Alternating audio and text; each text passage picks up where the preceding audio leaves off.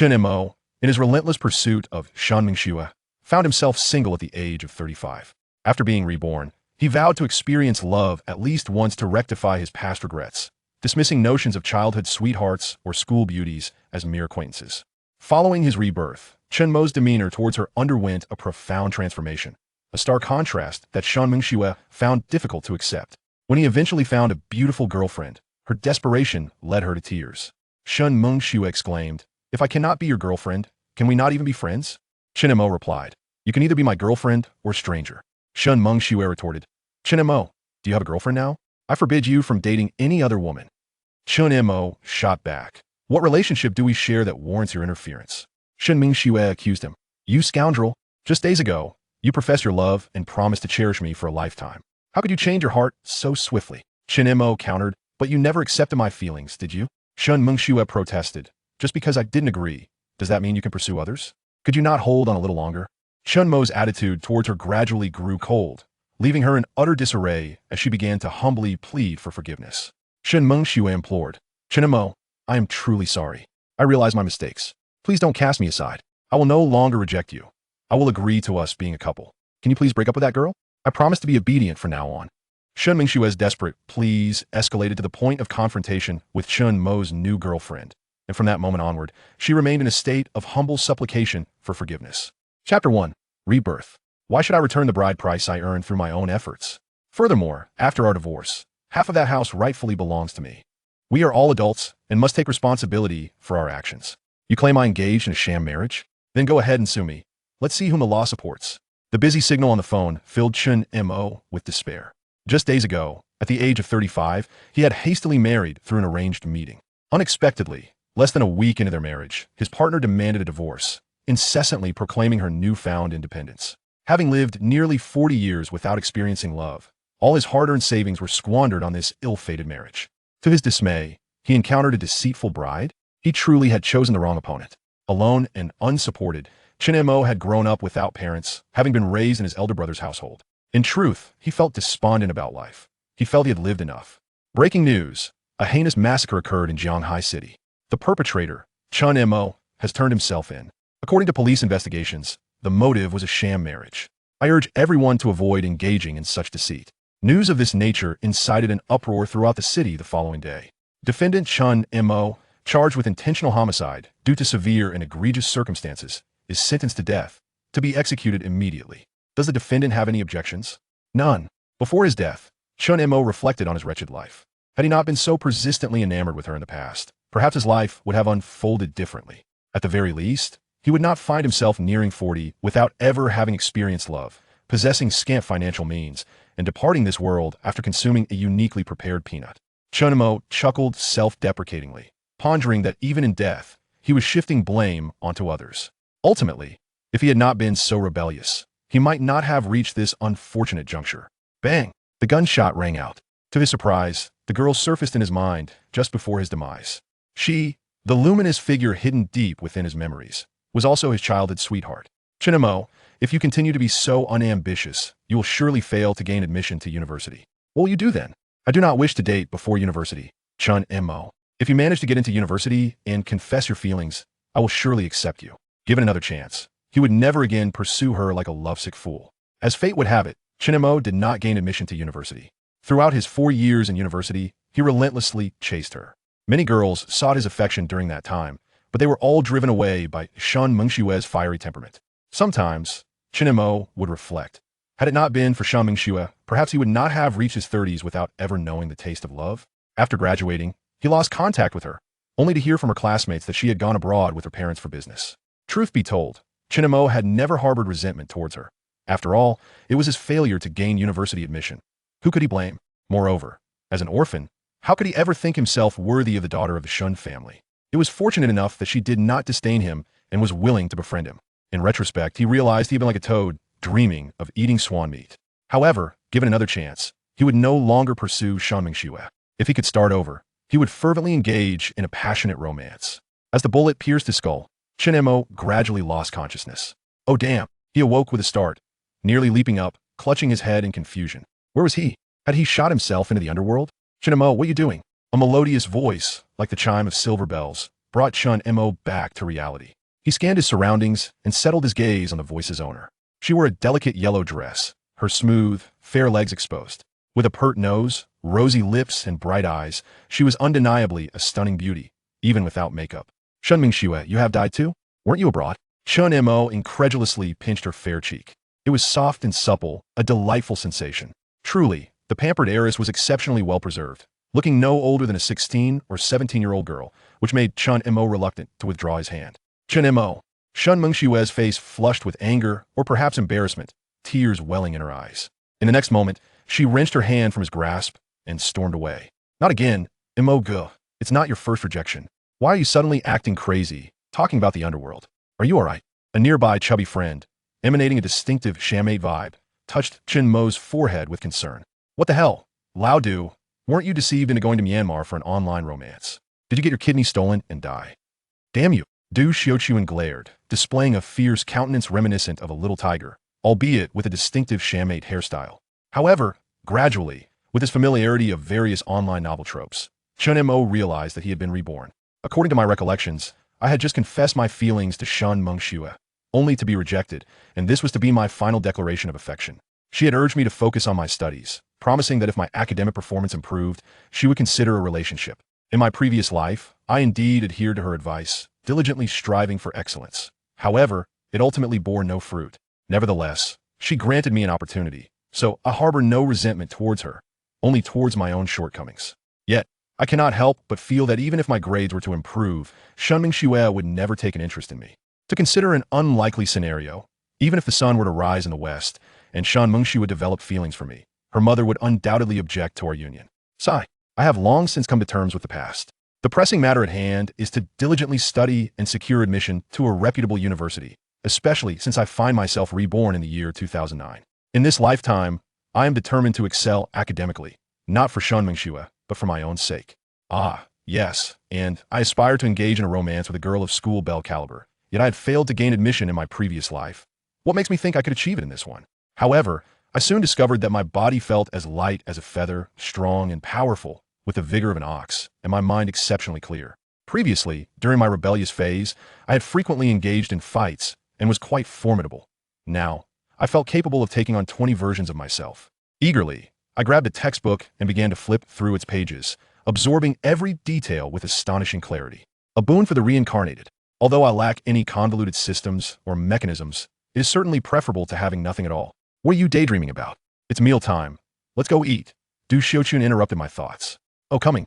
Du Xiaochuan is my only friend apart from Shen Mengxue. Having lost my parents at a young age and raised by my biological brother, I developed a rather reclusive personality, resulting in a scarcity of friendships.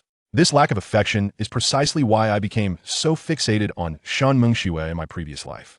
Sigh, Mo Ge, look over there, Du Xiaochuan said, pointing toward the tumultuous crowd as we made our way to the cafeteria. I followed his gaze. You excel in your studies, don't you? And you are quite beautiful, aren't you? A group of unruly girls surrounded a frail girl, mercilessly pummeling her. At that moment, the girl curled up in a corner, shielding her head with her hands, her once pristine uniform now marred with dirt and covered in footprints. I recognized the girl being bullied. Chapter 2. The Bullied School Beauty, a Rescue at Hand. He recognized the girl.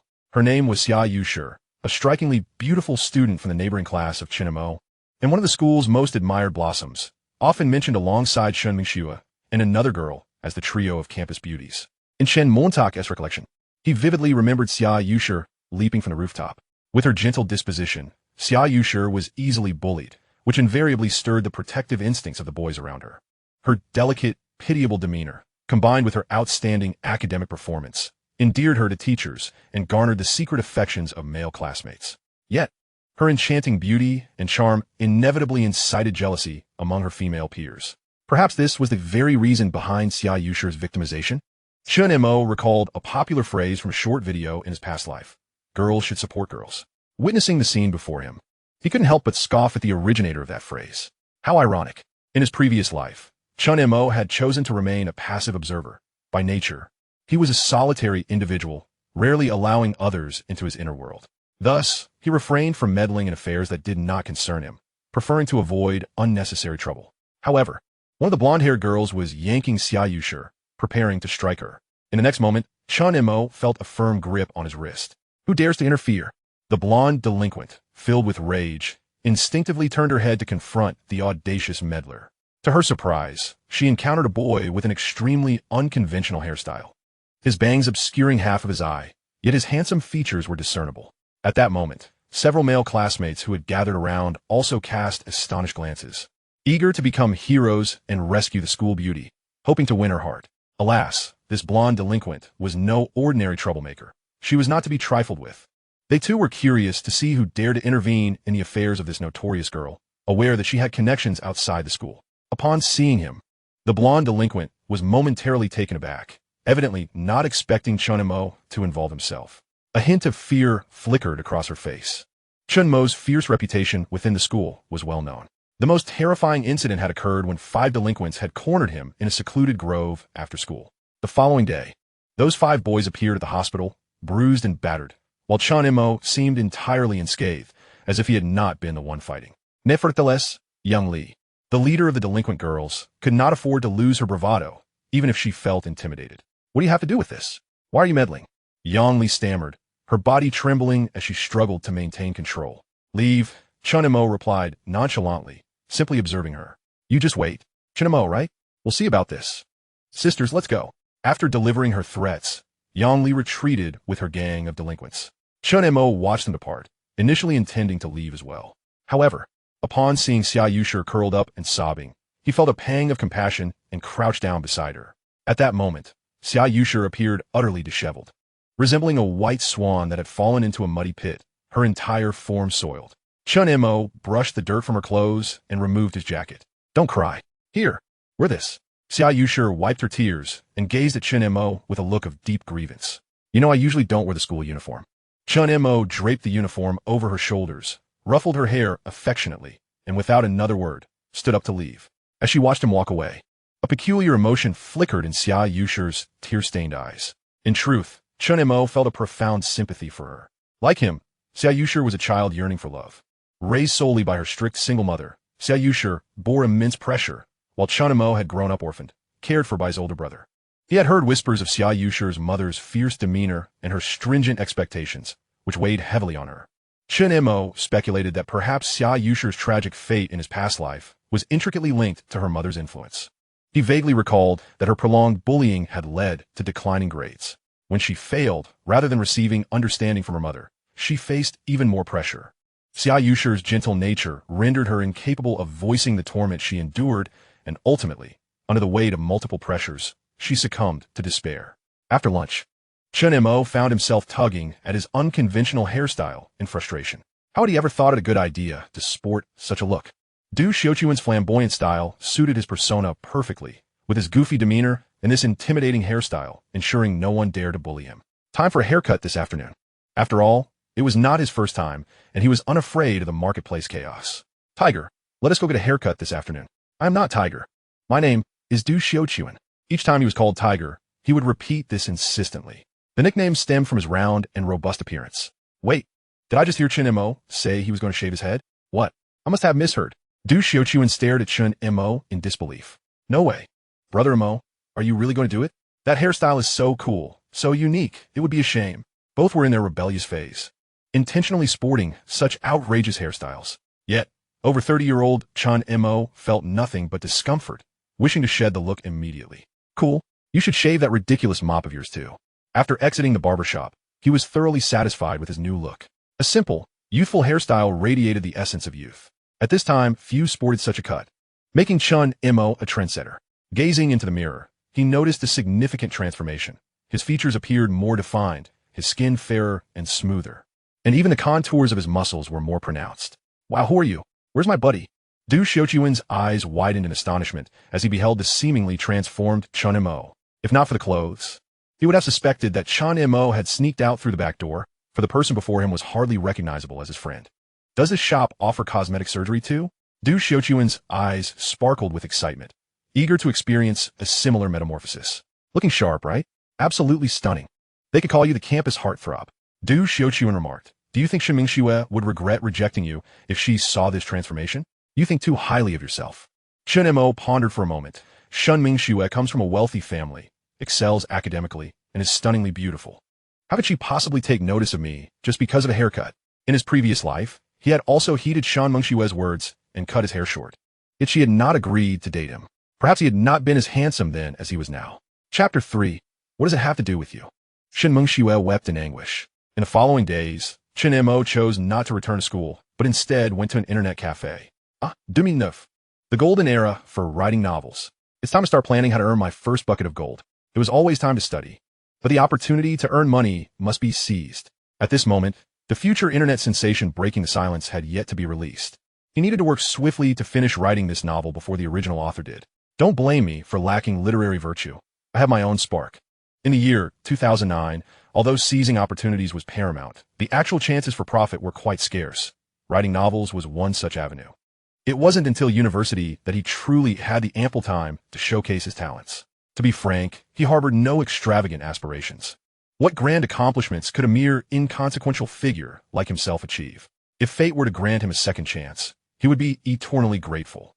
He sought little more than to find a beautiful girlfriend and embark on a romantic relationship, utilizing the disparities in information to attain financial freedom and, ultimately, to indulge in a life of leisure. Finally, he envisioned graduating from university, marrying, and leading a tranquil existence for the latter half of his life. Before long, as he no longer had to conjure original ideas and was already privy to the plot of the novel, coupled with the clarity of mind and extraordinary memory afforded by his rebirth, he penned an astonishing 20,000 words in a single afternoon. As dusk settled, Chen Mo stood up and stretched. Just as he was about to log off, his QQ flashed twice, indicating a new message. It was from Shen Mengxue. Dreaming of snow. Why didn't you come to class today? Grieving love. What is it to you? Sure enough, after sending that message, silence ensued from her end. Shen Mengxue was nearly beside herself with rage. How could he display such an attitude? Was it truly so outrageous to have rejected his confession? Had she not given him ample opportunity? She had promised him that once she was admitted to university, she would consider him. Moreover, was she not acting in his best interest? How could he respond in such a manner? If it weren't for their childhood bond, she would hardly bother with him. Dreaming of snow. I'm done with you. After sending that message, Shen Mengxue gazed smugly at the screen. Knowing full well that Chen Mo would inevitably come to apologize, this tactic had worked countless times before. Whenever she declared she would no longer engage with him, he would invariably seek her forgiveness. However, his response was simply, grieving love. Oh. Shen Mengxue was genuinely brought to tears, her eyes brimming with unshed tears, although Chen Mo, separated by the screen, could not see her distress. After publishing the novel he had written, Chen Mo logged off and returned home. His parents had left each of their sons a house. Initially, Chen Mo lived with his elder brother, but due to years of rebellion, he had willingly moved out, relishing the allure of solitary living. Yet, upon relocating, he found himself engulfed by loneliness. At this point, returning home was no longer an option. In truth, during his childhood, he had said many hurtful things to his brother out of ignorance. He had believed that his lack of parental care was his brother's fault. Why did other children have loving parents while he was the neglected child? Thus, when conflict arose, others had their families to defend them, while he had no one. Chen Mo was born when his parents were already advanced in age, with Chen Ming being 12 years his senior. As a result, Chen Ming had raised him. Looking back now, he realized that the pain of losing their parents was not his alone to bear. The following morning, Chen Mo had not attended school yesterday, and with today's absence, one might wonder if he had been so disheartened by rejection that he considered ending his life. It was plausible. Stop talking nonsense. This isn't the first time he faced rejection, one classmate remarked. In the classroom, peers cast glances at Chen Mo's empty seat, chattering incessantly. It was not the first time Chen Mo had confessed to Shen Mengxue, nor was it the first time he had faced rejection. Yet, his absence yesterday was peculiar. Don't speculate. Skipping class isn't new for Chen Mo. However, the timing was uncanny. Just after being spurned, he hadn't shown up. Alas, who could blame him? A toad yearning for a swan. How could the illustrious Shen Mengxue ever look his way? Exactly. Not only Shen Mengxue, but even I wouldn't give him a second glance. Just look at his eccentric style and unrefined demeanor. Who among you dares to speak ill of him in his presence? Du Xiaochuan slammed his hand on the desk, chastising the gossipers. What of it? We've spoken the truth. Chen Mo is just a toad dreaming of a swan, Xie Ting scoffed. With a plain appearance marred by acne, Xie Ting typically dressed stylishly. Yet at school, she was bound to her uniform. She could be considered one of Shen Mengxue's few confidants, always offering her counsel. In truth, when Chen Mo first confessed, Shen Mengxue had considered accepting. However, Xie Ting had warned her, men are creatures that do not cherish what comes too easily. You must not acquiesce. Thus, Shen Mengxue had repeatedly turned him down. Her intentions were not to protect Shen Mengxue. Rather, it was her envy that fueled her disdain for Chen Mo's unwavering devotion. Why should Shen Mengxue, with her beauty, affluent background, and stellar academic performance, attract the admiration of all the boys in school, while Xie, with her plain features, languished in the shadows as a mere accessory to Shen Mengxue? If an app called Little Uncle Hong existed, she would surely post a photo of Shen Mengxue, claiming it as her own, accompanied by fanciful captions, hoping to deceive. Fortunately, Chen Mo was merely a nonconformist, academically lacking, unmotivated, and prone to altercations. Otherwise, Xie would have been driven to madness with jealousy. Shen Mengxue's eyes seemed to brim with ink. Lost in a daze, her thoughts adrift. What is it to you? Oh, those 6 succinct words kept her awake all night. As she listened to her classmates' discussions, her irritation deepened, a surge of agitation prompting her to claw at her hair in frustration. Just as Shen Mengxue was engulfed in turmoil, the classroom erupted with excitement. A strikingly handsome boy entered, his hair styled in a fluffy, warm manner that radiated youthful energy. Chen Mo, already handsome, had developed a fitness habit. Now, with the benefits of rebirth and a touch of grooming, he had ascended to the level of a campus heartthrob. Who is that? He is so handsome. Hey dude, you're in the wrong class. This is class 8 of senior year. How did he end up in Chen Mo's seat? Is he here looking for him? Impossible. Chen Mo is so reclusive, he hardly has any friends. Many female classmates began to chatter excitedly, entirely failing to connect the dashing newcomer with the previously nonconformist Chen Mo. It was hardly surprising. He appeared to be an entirely different person, and most importantly, he donned a school uniform, which made it difficult for them to associate him with the former Chen Mo. Chapter 4. Is Chen Mo's transformation for the sake of pursuing you? However, once Chen Mo spoke, they could scarcely believe that this was indeed Chen Mo. His voice, rich and magnetic, made it impossible to mistake his identity. The shock and discomfort rippling through Xie were palpable. She seethed with jealousy, questioning why Shen Mengxue deserved such a handsome admirer. Shen Mengxue, wide-eyed, felt the clouds of doubt dissipate, her heart soaring with joy. What a surprise. You finally listened to my advice and got a haircut, encouraging him to study diligently. He donned his school uniform and slung his backpack over his shoulder today. It turned out that his absence from class yesterday was a step towards self-transformation. Shen Mengxue couldn't help but hum to herself, realizing that he was undeniably fond of her, making such a significant change for her sake. What was his attitude on QQ yesterday? Surely, it was meant to provoke her. A contradiction in words and feelings, that proud boy. Nevertheless, he would inevitably come to apologize to her. After a week of ignoring him, he would certainly come running to seek her forgiveness. Shen Mengxue sat in the third row, where most of the academically gifted students were positioned. At that moment, a female classmate in front of her turned around to strike up a conversation. Mengxue, how has Chen Mo changed so much? She was Yang Jiejia, a girl with shoulder-length hair and glasses, fitting the mold of the quintessential student. Is Chen Mo's transformation in pursuit of you? Shen Mengxue let out a smug hum, though she responded with a haughty demeanor. What he does is of no concern to me. Perhaps he has simply changed his ways. Yet, deep down, she felt a sense of joy. After all, he had made those remarks on QQ, and unless he came to apologize, she would not grant him forgiveness. Yang Jiejia had been seeking excuses to converse with Shen Mengxue, all the while glancing back at Chen Mo. After all, he truly looked quite handsome now. It was April, and a gentle breeze wafted through the window, rustling the sycamore trees outside, mingling with the recitations of classmates emanating from the teaching building. A sign hung beside the blackboard, inscribed with the words, "Be humble and patient. Cultivate self-discipline and resilience. Persevere to the end, and never give up." In addition, the sound of students writing and the authoritative voices of class teachers resonated throughout the room. Memorizing just one more word significantly increases your chances of scoring an extra point in the examination. 1 point may allow you to surpass thousands of competitors. 1 point could alter your destiny. Only by gaining admission to a reputable university will your years of hard work not go to waste, enabling you to secure a good job and rewrite your fate. Chen Mo sat in the last row, the quintessential troublesome student whom teachers dreaded. However, he was rather quiet, merely bowing his head to peruse comics and novels. This time, though, he had replaced all the comics and novels in his backpack with textbooks. When Chen Mo pulled out his books, the students in the back row were taken aback.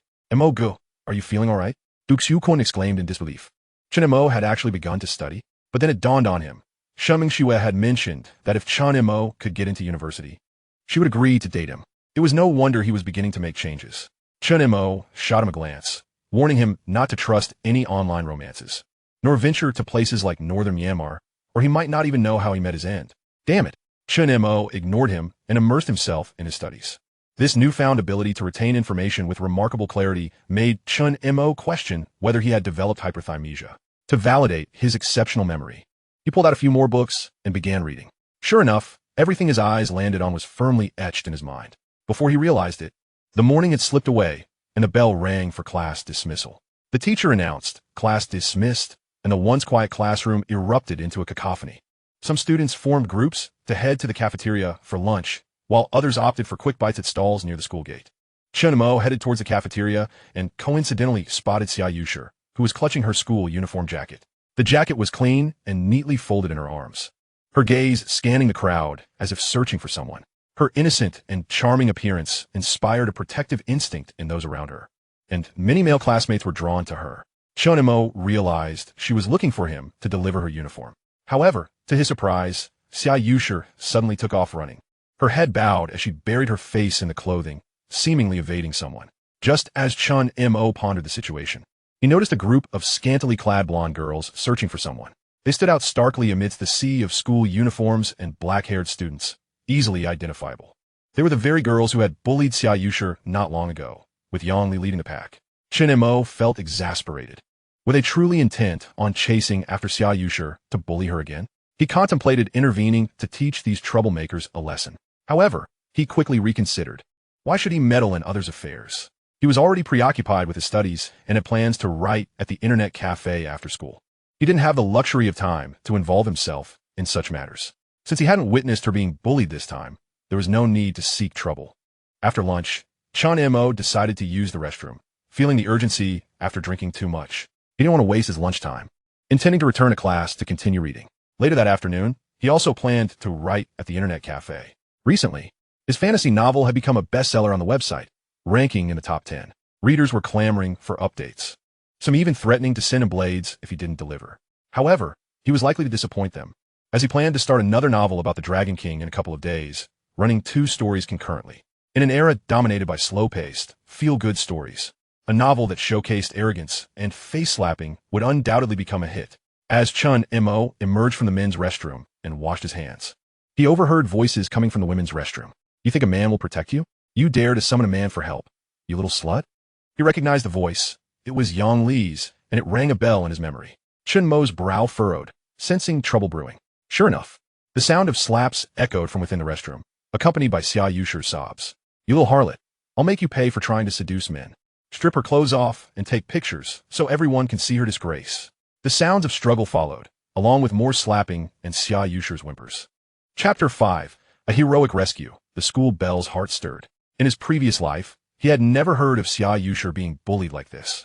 Could it be that his heroic rescue had only emboldened these troublemakers to escalate their bullying? Chen Mo felt a surge of anger. The reason these girls bullied others was simply out of jealousy, jealous of Xia Yusher's beauty, her understanding nature, and the affection she garnered from everyone. In contrast to Xia Yusher, these girls were completely the opposite. Due to their lack of looks, they sought to stand out with garish makeup, rebelling against teachers and parents, earning the disdain of all. While Chen Mo had also been rebellious in his previous life, he was fundamentally different from those who bullied others. At least he never harbored jealousy or bullied anyone. The truly pitiful ones were those who were bullied, having done nothing wrong yet treated as punching bags by these brutes. Bang! Chen Mo kicked open the door to the women's restroom. In the midst of the shocked gazes of onlookers, he strode boldly inside. Chen Mo cast a glance, only to see Xia Yusher still tightly clutching the school uniform jacket he had lent her, curled up in the corner of the restroom. Her hair was being yanked by one of the delinquent girls, while the others continued to tear at her clothing. She was covered in filthy mud, completely drenched, clearly having been splashed with water by Yang Li. The pitiful expression on Xia Yusher's face and the dim, hopeless gleam in her eyes stirred a pang of compassion in Chen Mo. "This is the girls' restroom. How dare you enter?" Yang Li exclaimed, lowering her phone, which she had intended to use to record the scene, her eyes aflame with anger. "Get out of here quickly. Do you want to be beaten as well?"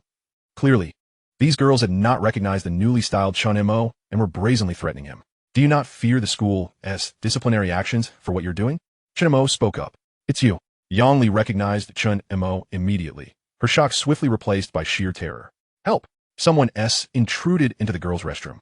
"There's a pervert." Seeing the murderous glint in Chen Mo's eyes, Yang Li suddenly began to scream at the top of her lungs. Get the hell out of here! Chen Mo slapped Yang Li across the face, silencing her. Indeed, it was true that she had a knack for bullying, having once taken on 5 without a scratch. With that single strike, Yang Li's face swelled. At that moment, a commotion erupted at the restroom door. Yang Li's loud cries had drawn a crowd. Many began to murmur amongst themselves. That handsome guy actually barged into the girls' restroom. How bizarre. But he is really handsome. Why would he do such a thing? It's a pity he is a pervert. Girls chattered excitedly. Are you two blind? Can't you see the girl being bullied inside? Clearly. He is a hero saving a damsel in distress. Once again, it's Yang Li. She is bullying Xia Yusher again. This is outrageous. The restroom was now packed with people, their chatter buzzing outside the door. Chen Mo, why do you meddle in others' affairs? We don't interfere with each other. So why help her? Yang Li, having been slapped, now cried out with indignation. Chen Mo was at a loss for words. Did you ever think about today when you were bullying others? The ones you torment are far more aggrieved than you. He had never been one to show mercy to such people. Chen Mo delivered a kick to Yang Li's abdomen, causing her to collapse. Standing over her, he spoke coldly. Who told you I'm meddling? Is protecting my girlfriend considered meddling? I warn you, if you dare bully my girlfriend again, I'll shove your head into a toilet. Chen Mo's intent was straightforward. By claiming Xia Yusher as his girlfriend, he ensured Yang Li would think twice before harassing her again. It also provided a noble pretext for his interference. He certainly couldn't admit it was due to his infatuation. What a disgraceful notion. This was about mutual assistance among classmates. They were already stripping her clothes for photos. What would Yang Li do next? He genuinely could not bear to see such a beautiful girl destroyed. Moreover, with Xia Yusher being so lovely, he had nothing to lose. Hearing Chen Mo's icy tone, images flooded Yang Li's mind, sending chills down her spine. If he truly pushed her head into the toilet, she might just wish for death. I understand, I'll never do it again, please spare me. At that moment, Xia Yusher's once dim eyes sparkled with newfound clarity and hope, gazing intently at Chen Mo's face, as if imprinting this image deeply in her heart. A seed named love was planted in her heart, taking root and sprouting. However, the outside world erupted in chaos. Xia Yusher actually has a boyfriend. When did Chen Mo and Xia Yusher become a couple? Some who knew them were astonished. Yet, they quickly accepted it. After all, Chen Mo had twice come to the rescue, so it was only reasonable he could win over the campus beauty. How enviable for this lad to have captured the heart of the goddess of the school.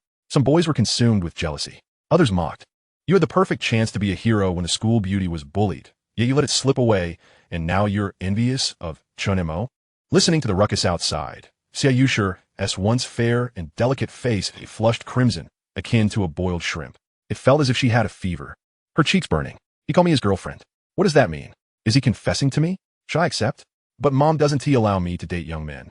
What should I do? A whirlwind of thoughts surged through Xia Yusher's mind, causing her heart to race as if she had just completed a 5,000-meter marathon.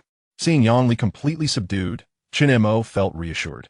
He slowly approached Xia Yusher, scooping her up in a princess carry. Since he had declared her his girlfriend, he naturally had to embody the role of a boyfriend. Let us skip class this afternoon. I'll take you home so you can shower and rest, he said, affectionately tousling her hair. Xia Yusher was momentarily stunned. Aside from her mother, no one had ever touched her head. Yet, since it was Chen Mo, she found herself surprisingly comfortable with the gesture, even enjoying it. She nodded obediently, cautiously stealing a glance at Chen Mo before burying her head in his embrace.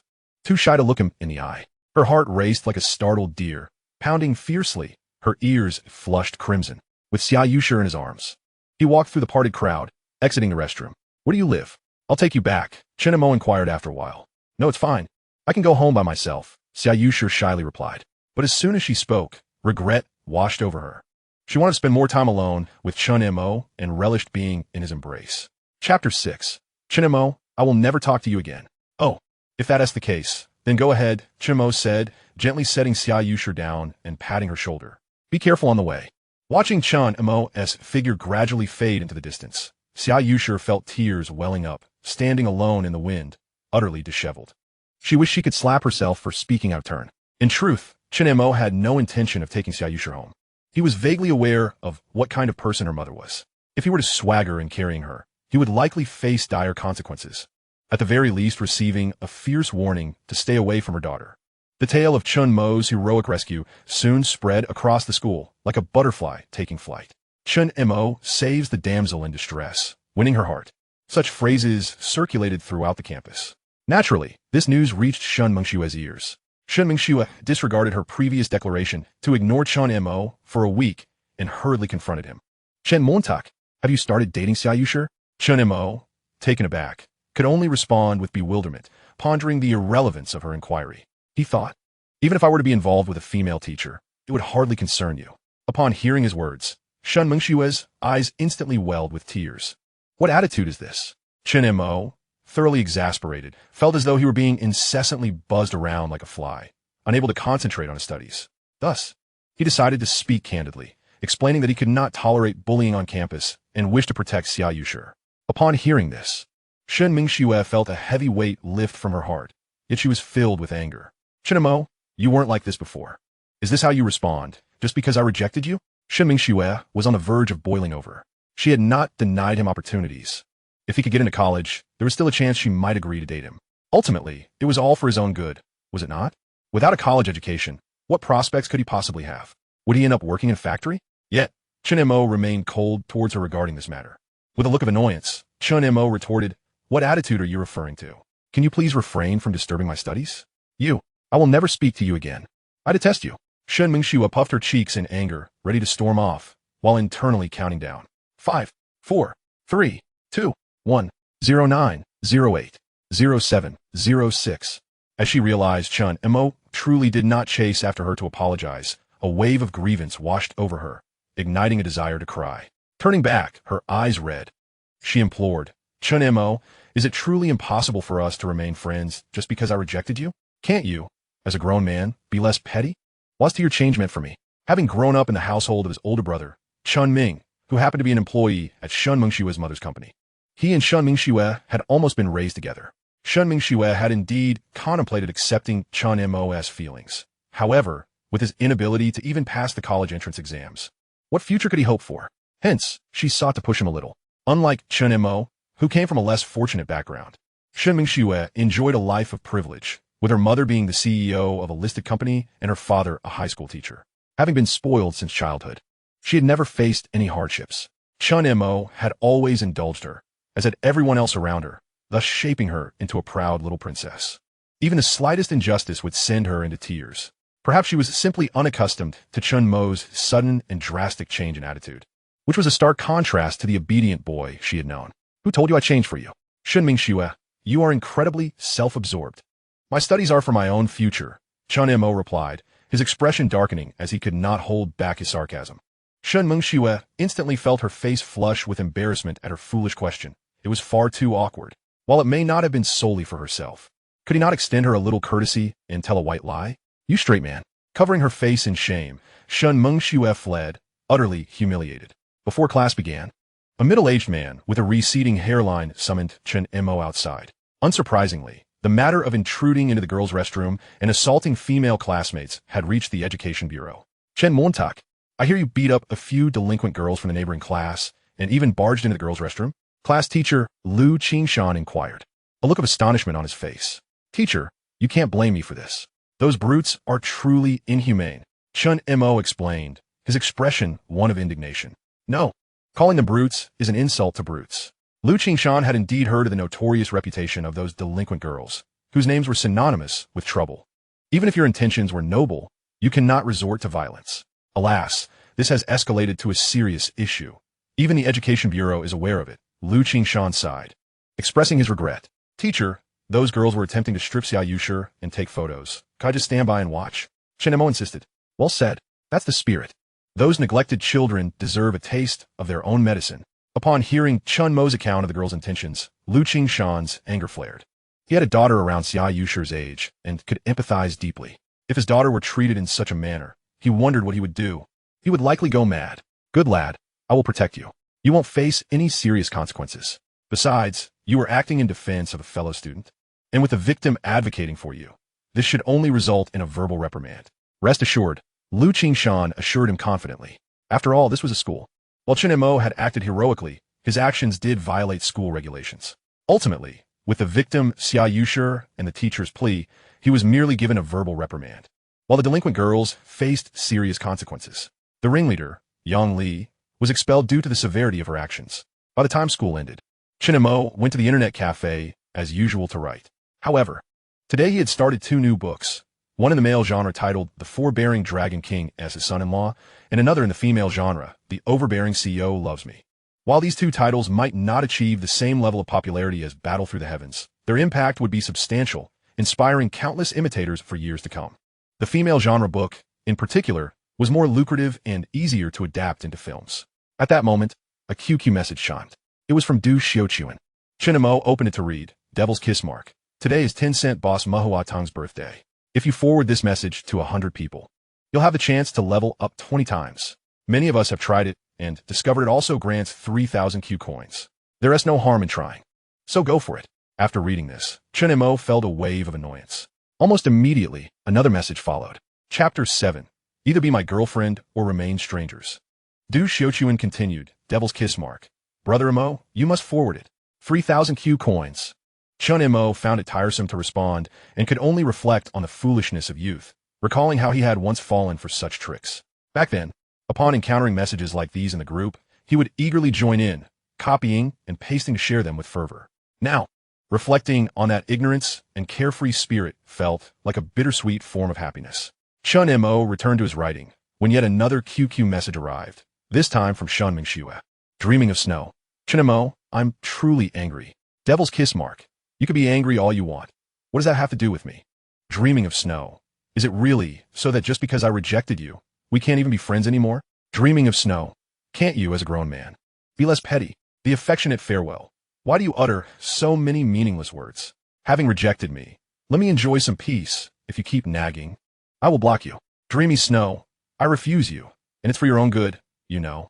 If I were to accept you, would you truly transform into a better person? Dreamy snow. Just because I have turned you down, does that mean we cannot even remain friends? Shen Mengxue felt a surge of frustration and was on the verge of tears upon seeing Chen Mo's threat to block her. She had only done it for his sake, yet he was so ungrateful. Moreover, she had not completely dismissed him. Wasn't that still an opportunity for him? And even if she did refuse him, after all those years of growing up together, could their bond truly dissolve just because of her rejection?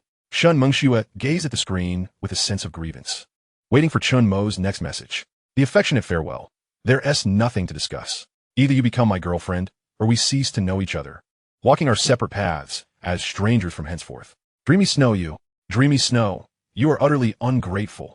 If you wish to be despondent, so be it. It has nothing to do with me. Feel free to block me. After uttering these words, Shen Mengxue's QQ avatar turned black, clearly indicating she had gone offline. Chen Mo welcomed the tranquility and settled in to write before heading home to sleep. Following the heroic rescue, Chen Mo became increasingly renowned within the school. Although he already had a decent reputation, with his nonconformist style and his unwavering admiration for Shen Mengxue, his prowess in fights had garnered him a certain aura. Now, having rescued the pure school beauty, he had transformed into a striking young man, and his fame spread throughout the school. Even Du Xiuquan occasionally teased Xia Yushi with affectionate calls, causing her cheeks to flush and leaving her flustered. Such rumors nearly brought Shen Mengxue to tears. Although she understood that Chen Mo had merely acted out of goodwill in saving Xia Yushi, their relationship was not as the gossip suggested.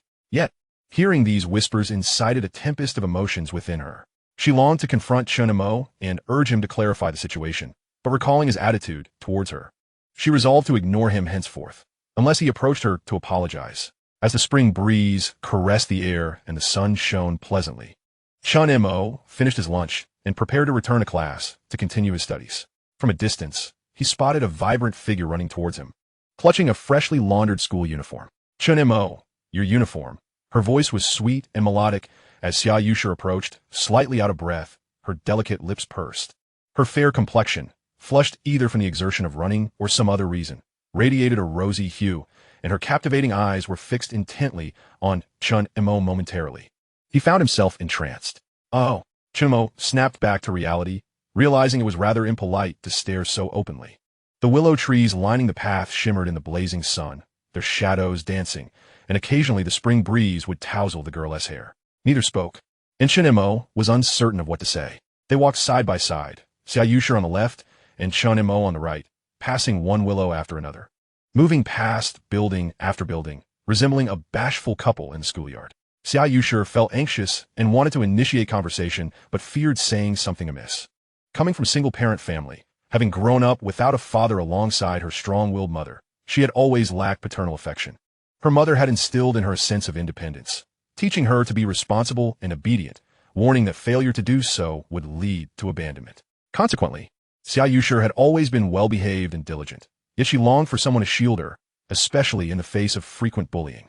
Even without Yang Li's torment, the covetous gazes of certain male classmates filled her with dread, as if she were merely prey to be hunted. Deprived of a father's love and with a domineering mother, Xia Yushi had always relied on herself for protection. She never imagined that a boy would one day come to her rescue. Yet, on the most desperate day of her life, this boy appeared, stirring something within her adolescent heart. Finally, Xia Yushi spoke. "Thank you for saving me."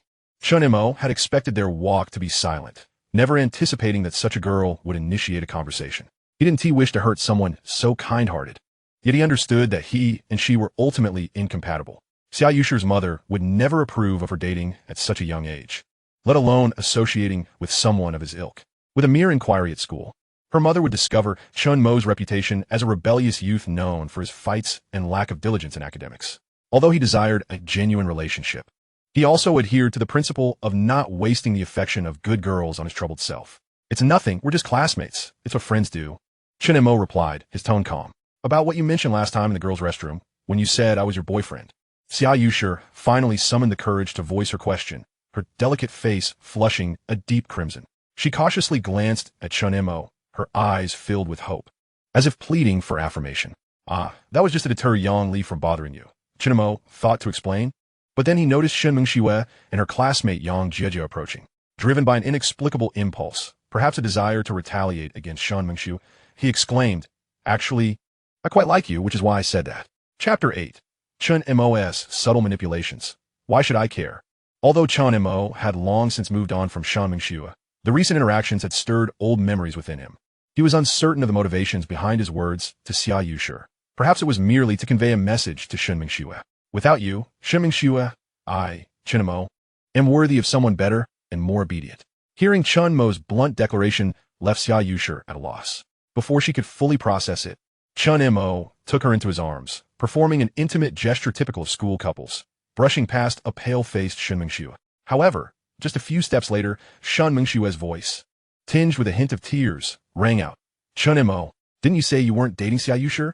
Chen Mo turned around, only to find Shen Mengxue's eyes glistening with tears, her expression defiant as she stared at him, while Yang Jieji urged her to calm down. That was a lie, and besides, who I date is none of your business. You're not my mother," Chen Mo shrugged, exasperated. "I don't care. You're not allowed to date anyone else." Shen Mengxue glared furiously at Chen Mo. Xia Yushi, having never witnessed such a scene, stood silently behind, utterly bewildered. "I say, Shen Mengxue, you're being far too nosy. I do not converse with others. Must I engage with you?" Shen Mengxue exclaimed, her anger palpable yet her retort stifled. "Chen Mo, you are forbidden from indulging in early romance. Your brother has nurtured you to this point for you to chase after love." Shen Mengxue felt a wave of grievance wash over her, though she could not pinpoint its origin. The commotion attracted a crowd of onlookers. Yang Jieji, sensing the escalating situation, forcibly attempted to drag Shen Mengxue away. "Do not concern yourself with me. I must clarify things with Chen Mo regarding his romantic pursuits," Shen Mengxue protested, struggling to break free and seek Chen Mo. However, Chen Mo, noticing the increasing number of spectators drawn to the scene, hastily took Summer Yushi and fled. Yang Jieji managed to pull Shen Mengxue to the shelter of a nearby building, speaking in hushed tones. "Mengxue, you must remain composed. You are on the verge of falling into his trap." Shen Mengxue, bewildered, wiped away the tears from her eyes, her voice trembling. "What trap?" Yang Jieji explained. "Look at your current state and recall what just transpired.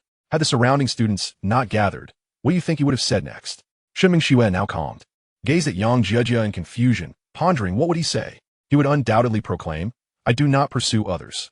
Will you engage with me?" And in your previous state, it is likely you would have acquiesced. Shen Mengxue, realizing the implications, listened intently to Yang Jieji's insights. "My sister once shared wisdom regarding such scenarios. Chen Mo's actions today embody the principle of desire to capture by letting go." Yang Jieji's sister often shares her insights on romantic matters, making her quite knowledgeable. This is a tactic commonly employed by scoundrels. "Mengxue, consider this. Chen Mo has harbored feelings for you for years. Do you think he can simply stop liking you? When you rejected his confession, you urged him to study diligently and enhance his image before you would consider him. And now, he is transforming himself and striving for improvement, aligning with your expectations. Shen Mengxue fell into contemplation. But that girl is so beautiful. Is Chen Mo truly employing such tactics? Shen Mengxue found herself conflicted. Oh dear, you are naive. Chen Mo has grown up alongside you. How long has he known that girl? The bond you share with Chen Mo is far deeper than any connection he could have with Summer Yusher. You have already stepped into his snare. Your jealousy and sorrow have compelled you to seek him, which only fulfills his desires. Though he feigns indifference, he is undoubtedly thrilled at your reaction. Had I not cautioned you, would you not have continued pursuing him, allowing him to manipulate you? Shen Mengxue reflected deeply, realizing the truth in Yang Jiejia's words. Indeed, her emotions and subsequent actions were precisely as Yang Jiejia had articulated. So that's it. Chen Mo is truly crossing the line. While Shen Mengxue voiced her grievances, inwardly she felt a rush of satisfaction, recognizing that Chen Mo was toying with others' emotions to incite her jealousy. How wicked. Henceforth, you must ignore Chen Mo and await his apology. Meanwhile, Chen Mo remained oblivious to their musings. As he conversed with Summer Yusher, their rapport blossomed, and they grew increasingly familiar with one another. Walking side by side, Summer Yusher's delicate, fair fingers subtly brushed against Chen Mo's. He understood her intentions, feeling a mix of confusion and intrigue. Summer Yusher, her cheeks flushed, leaned closer to him. Despite having lived 30 years, Chen Mo had never experienced romance, leaving him at a loss in such circumstances, especially in the presence of such an innocent and pure girl. In his previous life, he had learned to play the guitar to win Shen Mengxue's affection, believing it would be effortless to woo those less virtuous. As they strolled, they arrived at the classroom. Summer Yusher lingered at the door, reluctant to part as she watched Chen Mo enter. Noticing her gaze, Chen Mo turned to look back. But Summer Yusher's demeanor abruptly shifted to one of fluster as she quickly averted her eyes and entered the classroom. During dismissal, a classmate approached Shen Mengxue, remarking, "Mengxue, Chen Mo has changed quite dramatically for you lately. Look at him, diligently studying even after school." Shen Mengxue, with a haughty demeanor, packed her bag and retorted, "He may do as he pleases. His studies are his own, not for me." Despite her words, a sense of pride swelled within her, her lips curling into a smile. "Unless he ranks in the top 10 in the next exam, I will not consider him." "Oh, it seems you truly have no interest in dating Chen Mo." The classmate replied, bemused. Who doesn't he know that Chen Mo's grades are among the lowest? Expecting him to place in the top 10 is indeed asking the impossible. Like having Hawking race bolt, there's virtually no chance of victory. Unbeknownst to them, Chen Mo had finished reading, closed his textbook, and prepared to leave. Stretching, he felt the fatigue of a day spent studying. His prodigious memory had allowed him to retain almost everything from his textbooks, including key points from lectures. As most classmates had already departed, only Chen Mo remained. Just as he exited the classroom, a voice called out to him. "Hey, Chen Montak." He turned to see a strikingly beautiful girl clad in tight jeans and knee-high boots, her knitted top accentuating her slender waist. In a sea of uniforms, her outfit was undeniably eye-catching. Most notably, her beauty was breathtaking, a visage akin to an angel paired with a figure reminiscent of a temptress. The sun was setting at 5 o'clock, casting a warm glow across the hallway, creating an almost artistic tableau as Chen Mo and the girl locked eyes. Chapter 9. Deal with this kid. Who are you? Chen Mo inquired, perplexed as he scrutinized the stunning girl before him. Despite his remarkable memory, he could not recall ever having met anyone quite like her. Neither in this life nor the last. "I am Qin Xia. Let's make each other's acquaintance," she introduced herself. While Chen Mo did not recognize her personally, he had heard her name. She was famously known as the school's stunning beauty. Many boys had fought over her affection, though her reputation was somewhat tarnished. Her mother was notorious for her promiscuity. Perhaps influenced by her mother, Qin Xia, despite her young age, adorned herself flamboyantly, resembling a vibrant rose. Unlike some more literary names, she embodied a fiery, alluring essence. Qin Xia exuded confidence in her charm, her gaze fixed on Chen Mo, eager to witness his flustered reaction at being approached by such a captivating beauty. She mused that Chen Mo must be struck dumb with excitement at her attention. "No need. I do not befriend those of questionable character," Chen Mo replied, his distaste for her name evident. He was aware of the rumors surrounding Qin Xia, most of which pertained to her mother's scandalous past. Whispers suggested that she came from a single-parent household, raised by a mother who had been abandoned by her father due to infidelity. It is rumored that Qin Xia's mother is promiscuous, leveraging her beauty to seduce men, which is how she managed to raise Chen Xie in affluence. Otherwise, how could a woman without any means of earning a living possibly raise Chen Xie to such a stage? The classmates in school, either envious or infatuated with Chen Xie, have inquired about her mother, yet none have succeeded in uncovering the nature of Chen Xie's work. It is unclear where these rumors originated. Chen Mo speculated that they might have been maliciously spread by those jealous girls or boys who wished to ruin Chen Xie for not being able to possess her. He turned to leave. Chen Xie never anticipated that Chen Mo would adopt such an attitude. She had envisioned various scenarios where Chen Mo might excitedly fall at her feet or perhaps become flustered and shy. However, she never expected him to not only refuse to befriend her, but also to imply that she was lacking in decorum. Chen Xie was momentarily stunned, but she quickly regained her composure, demanding, "Who are you calling indecent? You stop right there." "Yes, there are indeed individuals at school who spread rumors about me out of jealousy, and some suitors who, unable to win my affection, resort to slandering me. But can you blame me for that? On what grounds do you accuse me of being improper?" Chen Xie was nearly infuriated. She initially approached, hoping to learn more about the recent heroic act at school, only to be met with accusations of impropriety. "Is this how one speaks to a stranger?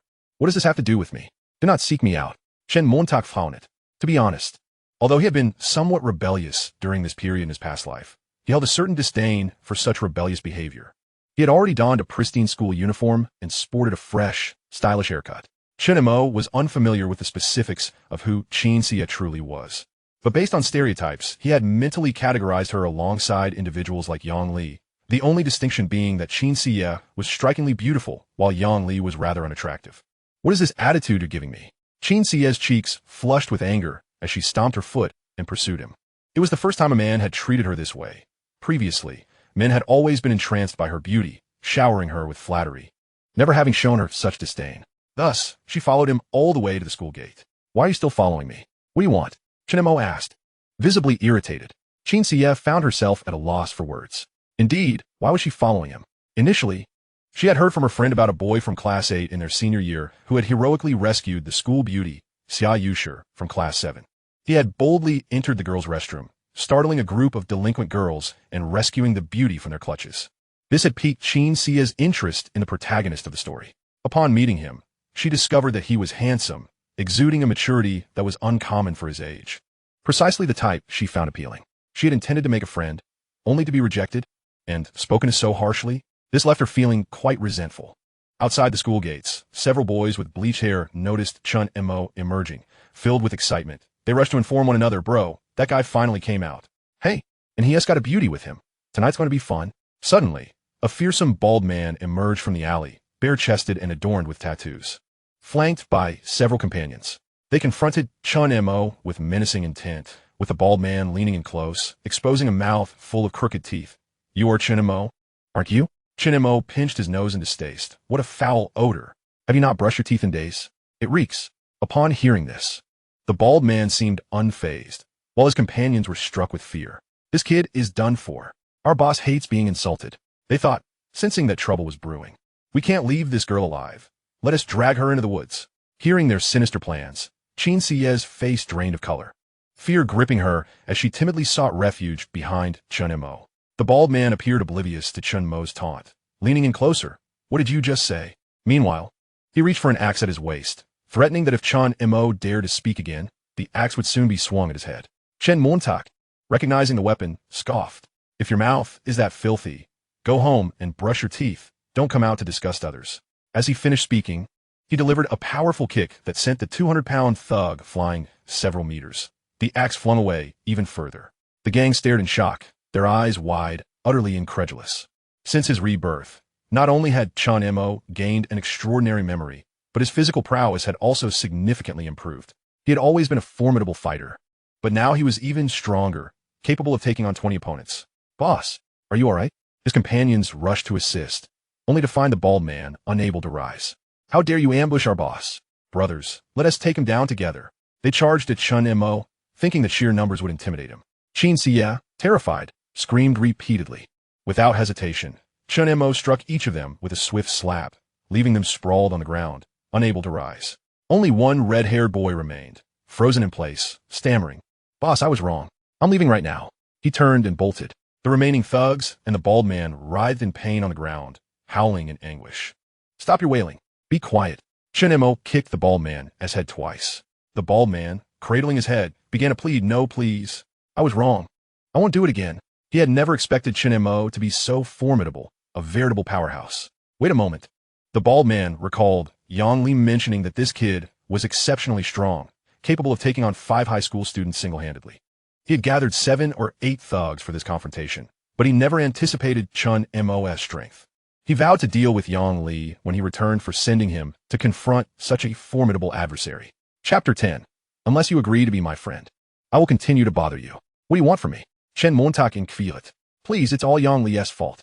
She paid me to deal with you. The bald man pleaded, now on his knees, drenched in cold sweat, genuinely terrified. I had no idea you were this strong. If I had known, I wouldn't have dared to trouble you. Just let me go, please. The bald man looked at Chen Mo's clean, handsome face and felt a chill run down his spine, overwhelmed by the pressure. You mean to say that if I'm not as strong as you, you'll beat me up, right? Chen Mo fixed his gaze on the bald man. Indeed. Oh no, that is not right. You're my father. There is no way I could ever strike my father. The bald-headed boy felt an overwhelming sense of dread as he was fixed with a glare. Do not ever return to this school. If I see you again, you shall receive a beating every time, Chen Mo declared sternly. Get lost. You're an eyesore here. He added, Thank you, Dad. Thank you, Dad.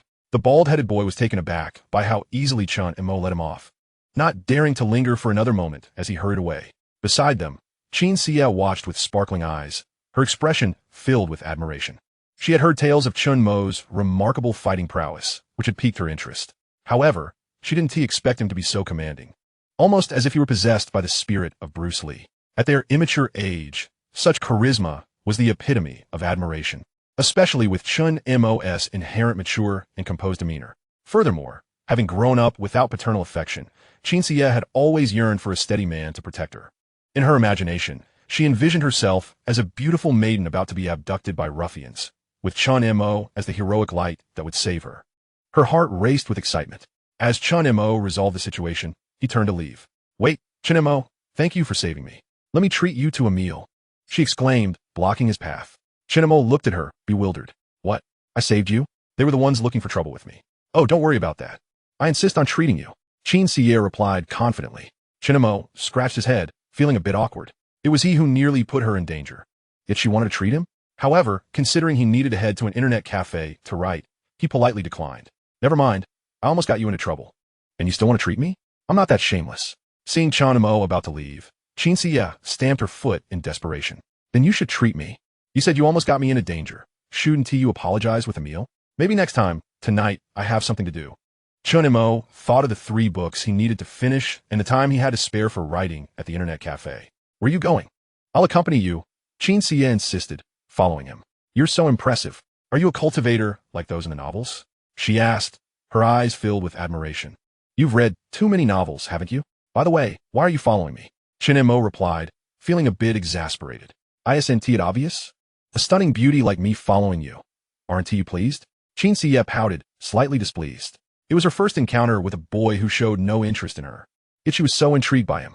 As they walked, Qin Xie trailed after Chen Mo like a shadow, peppering him with questions.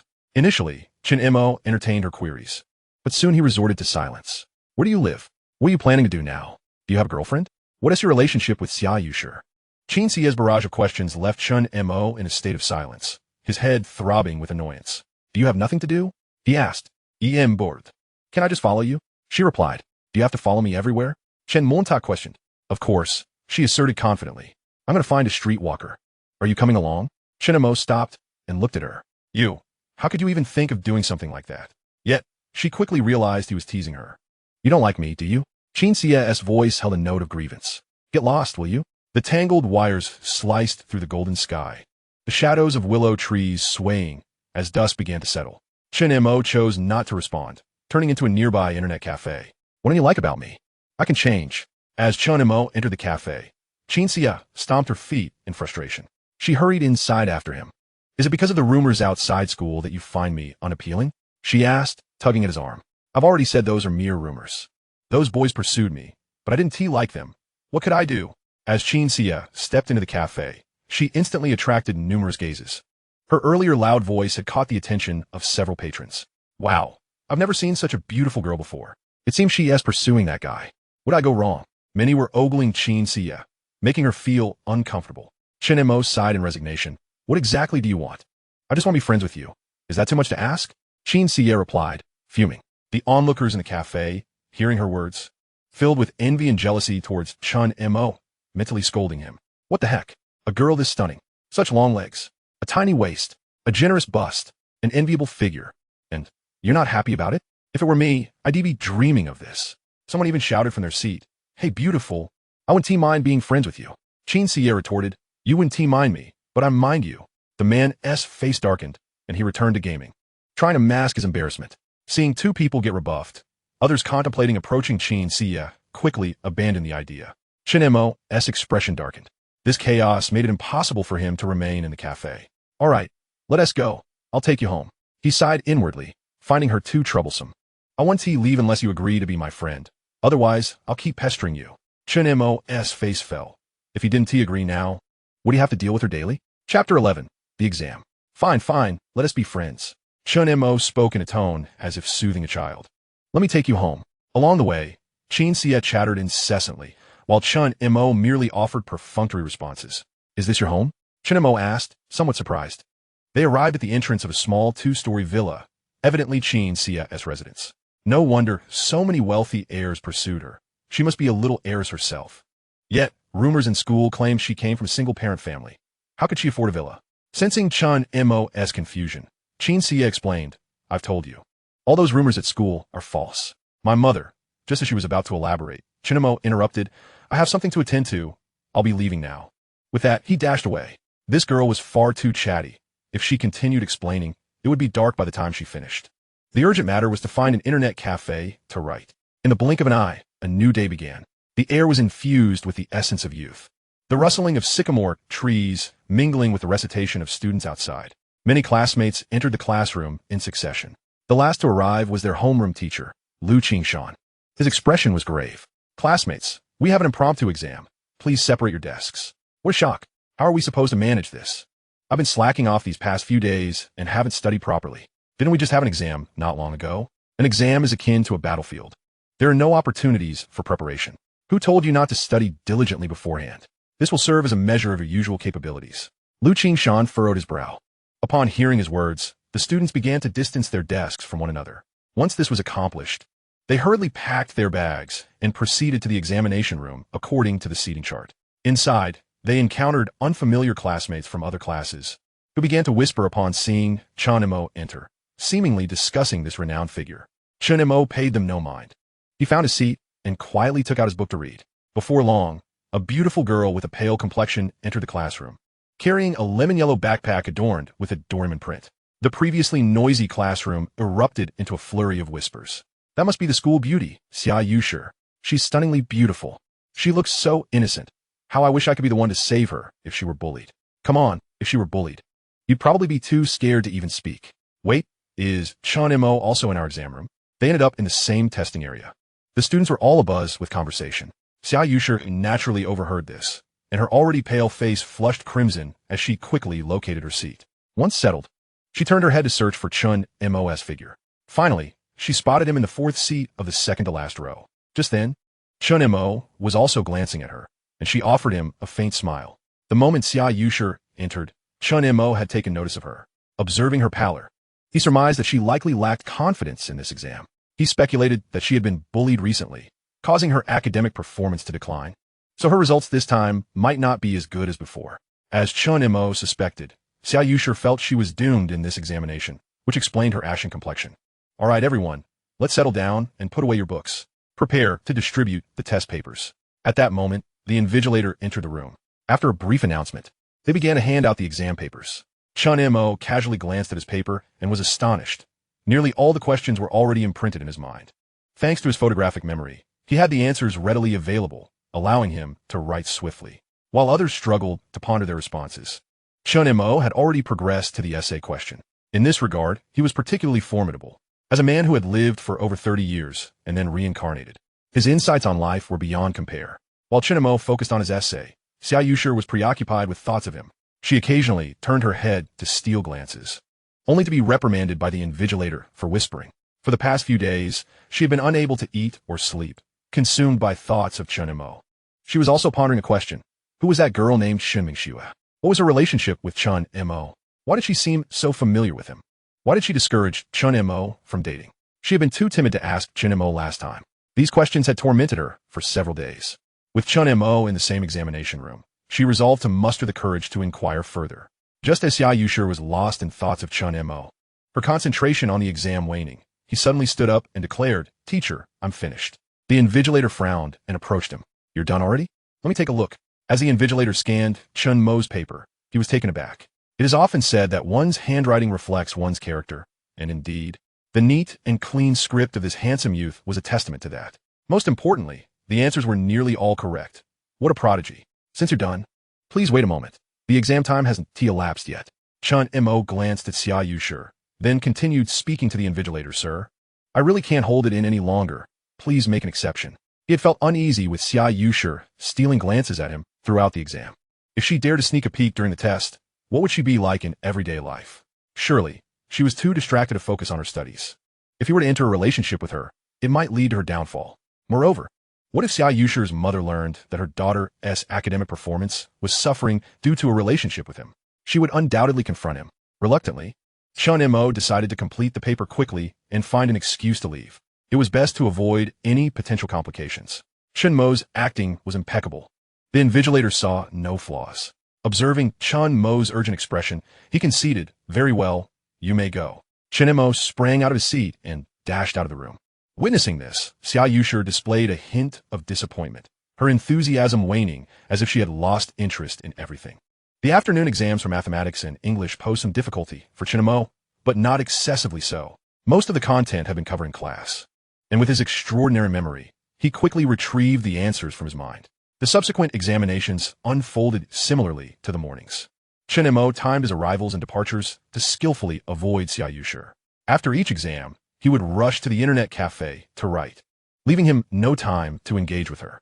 Shopta Tvedva, Chen Montak. Why did you block me? Days passed in the blink of an eye. The popularity of his 3 novels had secured them all within the top 20 on the Tomato literature rankings. Fans flooded the comment section with remarks. Wow, this author is releasing 3 books at once, each of a different genre. How terrifying. To quote a line from the author's work, it's simply astonishing. Author, who is the official pairing for Xiao Huohua? Please don't create a harem and let the male lead attract so many female companions. Author, why is the male lead in this son-in-law story so cowardly? It's driving me insane. Can he stop enduring? Hey, you can't deny that while he may be cowardly, it certainly keeps things interesting. In an instant, a wave swept through the online literature community, with male and female demographics both embracing the son-in-law and domineering CEO trends. During this golden age when online literature had yet to diversify, the emergence of these 2 genres was quite novel. The heat of these works began to soar. As the founder of these 2 major genres, Chen Mo had risen to prominence online. Numerous comments expressed admiration. This author, Chen Xiao, is truly a talent. Many began to speculate. Could it be that this author had traveled from the future? Launching 2 major genres simultaneously, authors who wrote about reincarnation and time travel jokingly suggested that perhaps this author was indeed a time traveler. Even those who typically did not read online literature had heard of the pseudonym Chen Xiao and gradually became intrigued by this figure. The explosive popularity of both genres, coupled with discussion surrounding the author's true identity, propelled the name Chen Xiao into the limelight. Even some readers left comments below, instructing Chen Mo on how to write. Author, I believe you should kill off the female lead sooner. This way, the book will undoubtedly achieve legendary status. Just trust my judgment, you won't go wrong. After garnering enough tears from the readers at the climax, let Xiao Huohua ascend to the throne as the emperor before resurrecting the female lead. Reading through these cacophonous comments, Chen Mo felt a wave of frustration wash over him. Unsure of how to respond, he had chosen this pen name quite simply, being the second born in his family, with his elder brother named Chen Ming. He became known as Chun Jia Xiao. Upon seeing a comment from a user named Huang Jiasan Xiao, suggesting he kill off the female lead, Chen Mo couldn't help but twitch his lips. Such a plot twist would surely earn him the ire of readers. Would he really have the male lead resurrect? My beloved, word for word, just a thought made him cringe. 3 of his books were on the verge of being listed for a paid model, and by next month, he anticipated a handsome income from the royalties and tips combined. With that money, he could buy a computer from the electronics market. allowing him to write at home with greater convenience. With sufficient initial capital, he could even explore investment opportunities. Just then, his QQ window quivered. A message from Shen Mengxue had arrived. Meng in the dream. Chen Mo, why aren't you responding to my messages?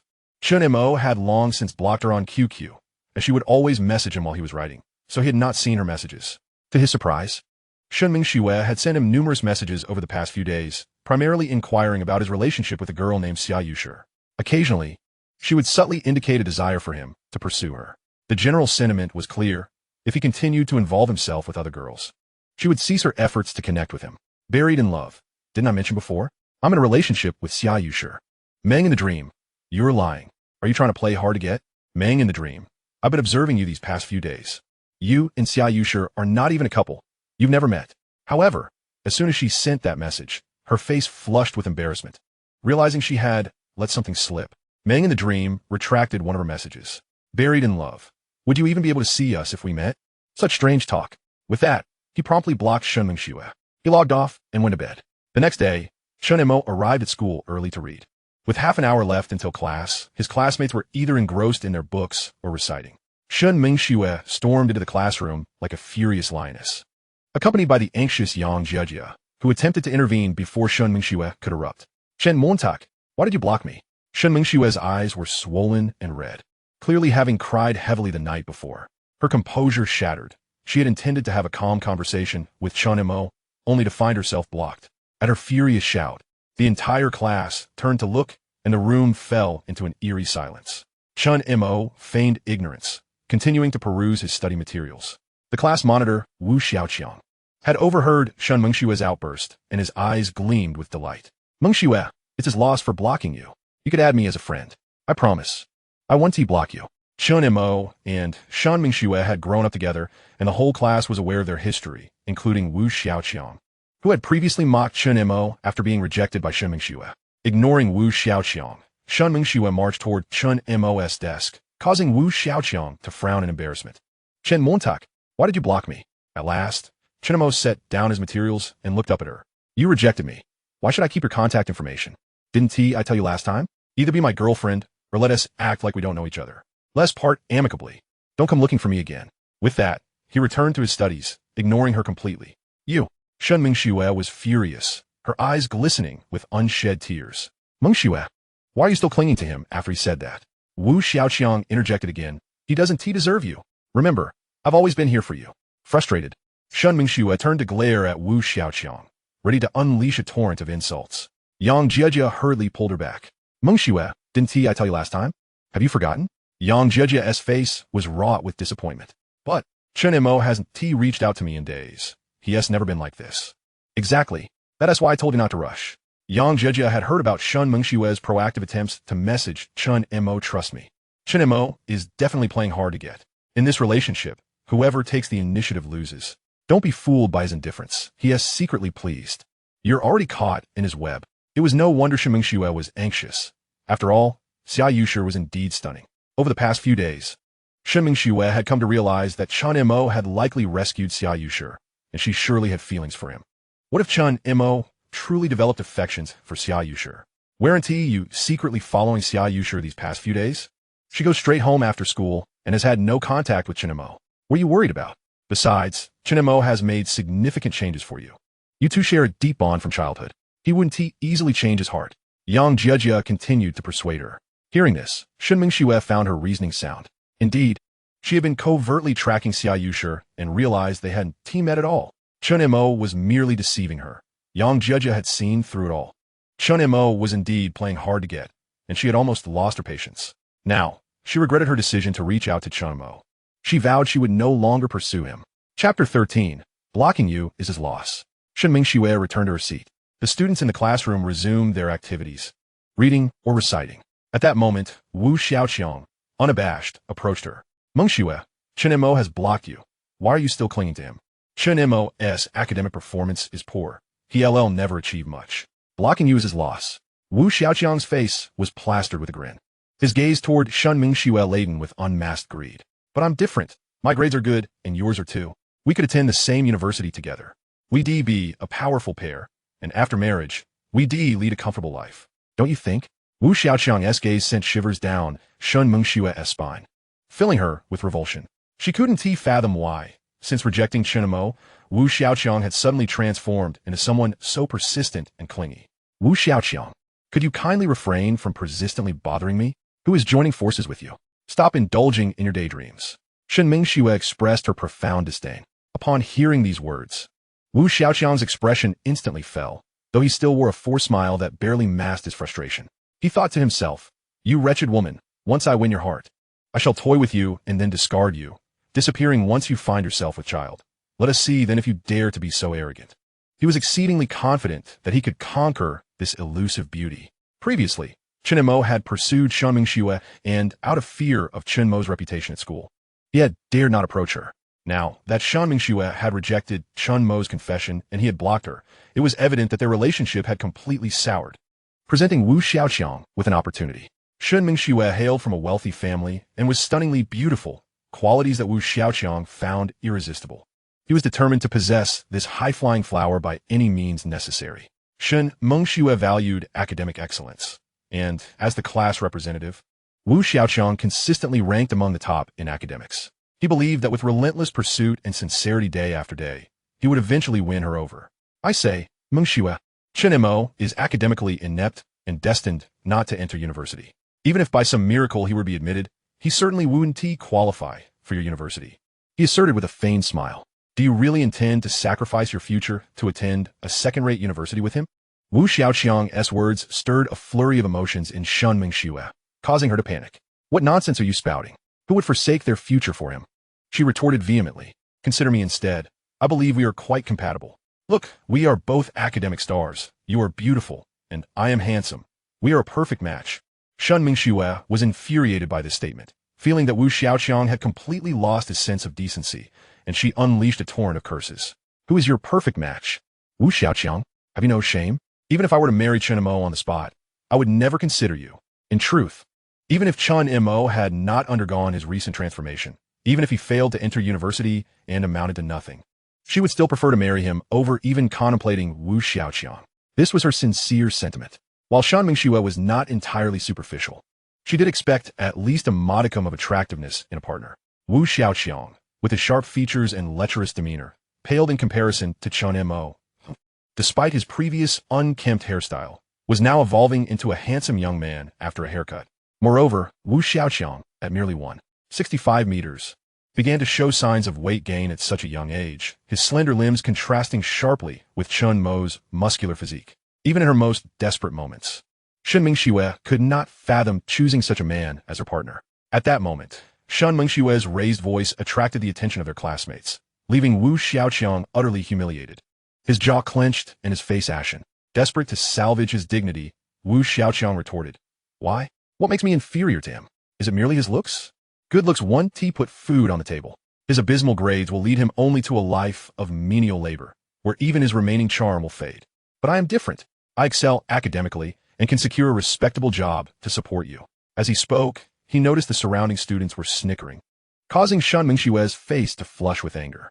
She had intended to continue berating him, but found herself forced to swallow her frustration and ignore him. Just then, their homeroom teacher, Lu Qingshan, sporting a receding hairline and holding a thermos, entered the classroom. With a couple of light coughs, the class fell silent, and Wu Xiaoqiang was compelled to return to his seat. He had intended to boast about having parents, which already put him ahead of Chen Mo. But upon seeing the teacher, he refrained. The exam results were about to be announced, and a palpable tension enveloped the classroom. Today, our class has produced a dark horse. Someone who has truly impressed me. You all ought to learn from him. Lu Qingshan teased, his smile unwavering as he cast a significant glance in Shen Mo's direction. A dark horse? What could that possibly mean? Seeing the teacher so pleased, the students speculated whether someone had indeed placed in the top 10. Stop guessing. Our class has 3 students who made it into the top 20. Lu Qingshan exclaimed. 3? The students widened their eyes in disbelief, all speculating who the third student might be. Historically, only 1 or 2 students ever broke into the top 20, with Shen Mengxue often being the only one. The revelation that 3 had done so this time was astonishing. Many speculated it could be Yang Jejia, who ranked 3rd in class. Regardless of their curiosity, Lu Qingshan remained tight-lipped, simply distributing the exam papers. As expected, Shen Mengxue ranked within the top 20, securing 2nd place in the class. while Wu Xiaoqiang also made the top 20, landing third. The curiosity intensified as to who the dark horse could be. Someone who had surpassed Shen Mengxue to take the top spot in the class. I must commend someone who has truly impressed me. All of you should learn from him. Lu Qingshan announced mysteriously. That would be Chen Mo, our class's greatest dark horse, who not only achieved first place in class, but also sixth in the grade. Upon hearing this, the entire class was left in disbelief, their faces a tapestry of astonishment as they turned to observe Chen Mo, their expressions ranging from shock to awe. What? Chen Mo ranked first in class? Sixth in the grade? This can't be true. He has always been at the bottom. The name Chen Mo was familiar to them, yet in this context, it felt entirely foreign. Sixth in the grade? Those words were recognizable, but together they seemed inconceivable. Chen Mo, notorious for his poor performance, was now being heralded as a top achiever? Not far away, Du Xiuqian gaped, eyes wide, pointing incredulously at Chen Mo, his expression akin to seeing a ghost. This was utterly ridiculous. Had he somehow cheated? Chen Mo himself was somewhat surprised by his performance, not expecting such a result. Despite having dedicated himself to studying diligently in recent days and utilizing his remarkable memory to absorb information efficiently, he had not anticipated achieving such a high score, given his previously shaky foundation. Rising from his seat, he approached the podium to collect his exam paper. Well done. You truly are my student. Strive for first place next time.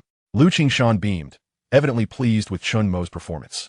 Chen Mo managed a modest chuckle, acknowledging, "It was merely luck. I did my best."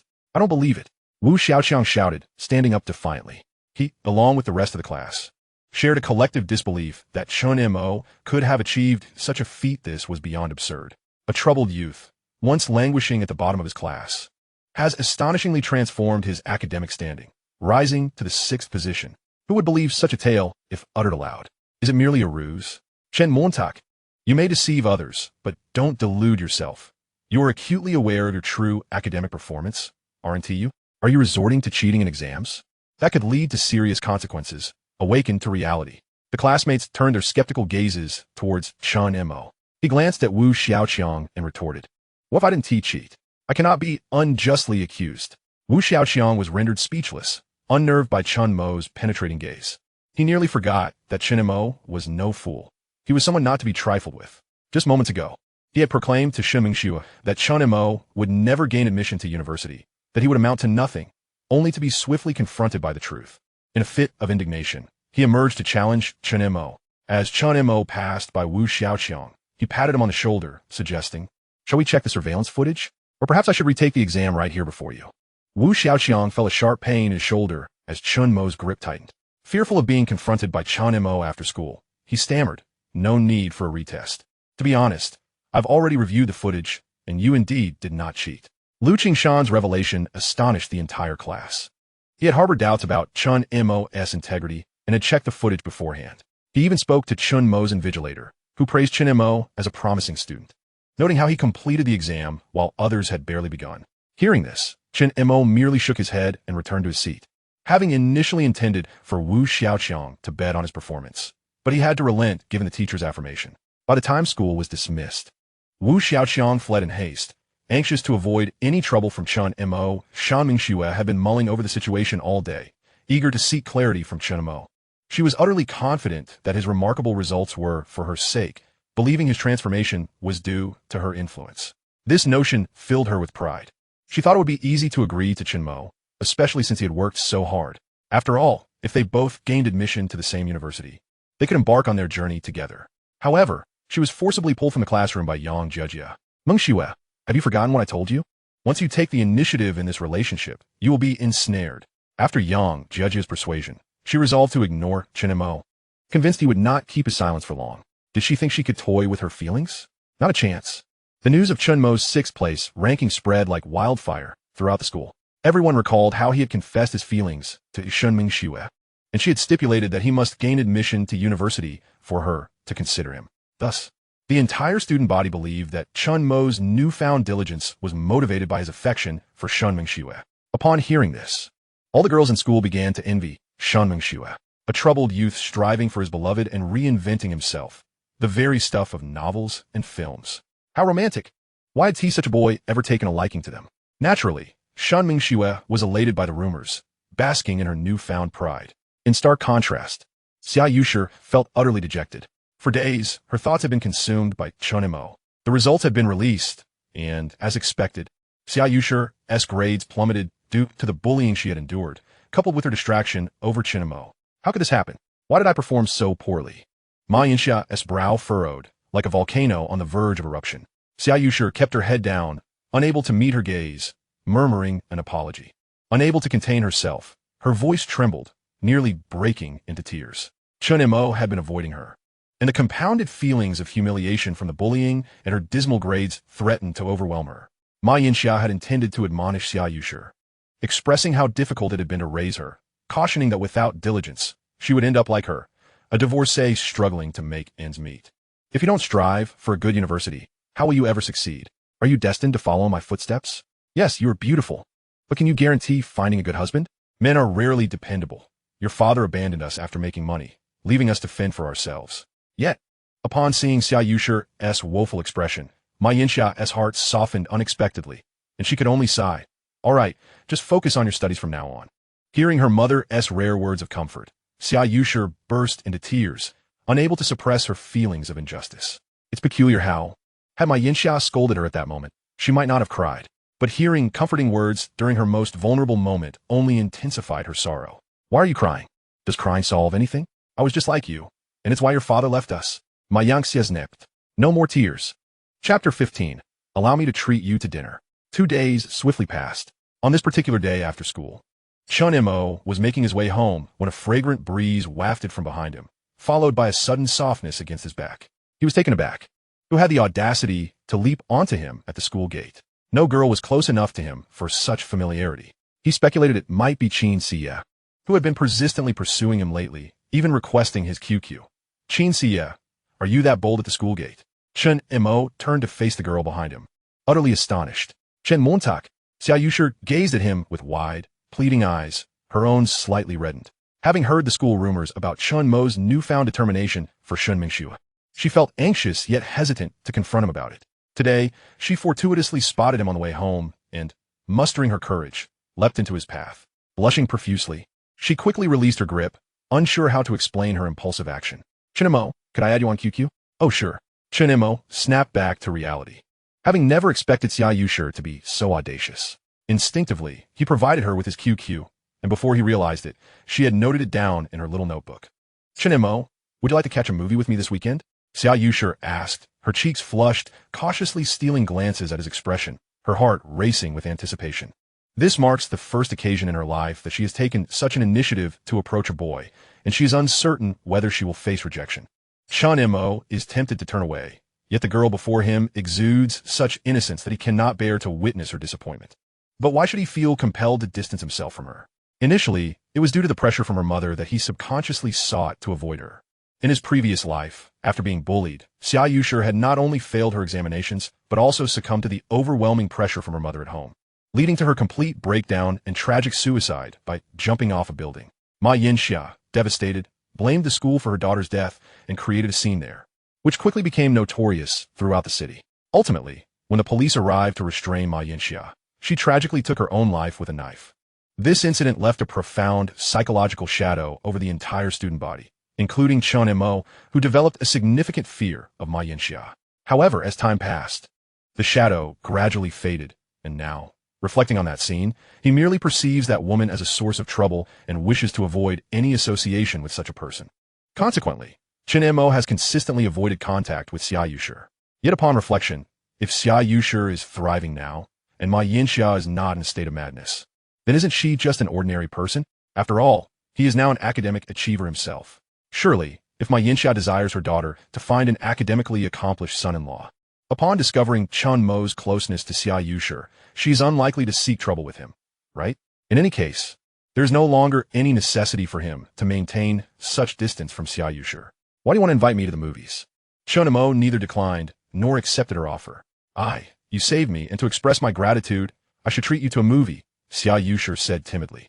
Chen Mo fell into contemplation, aware of Xia Yusher's family circumstances, coming from a single-parent household and living quite frugally. She typically brought her own lunch from home or returned home to eat, although her situation was not dire enough to resort to eating only plain buns and pickles. In an era where the average income was quite low, Going to the movies was a considerable luxury. Perhaps not, Xia Yusher. My act of saving you was not motivated by such superficial reasons.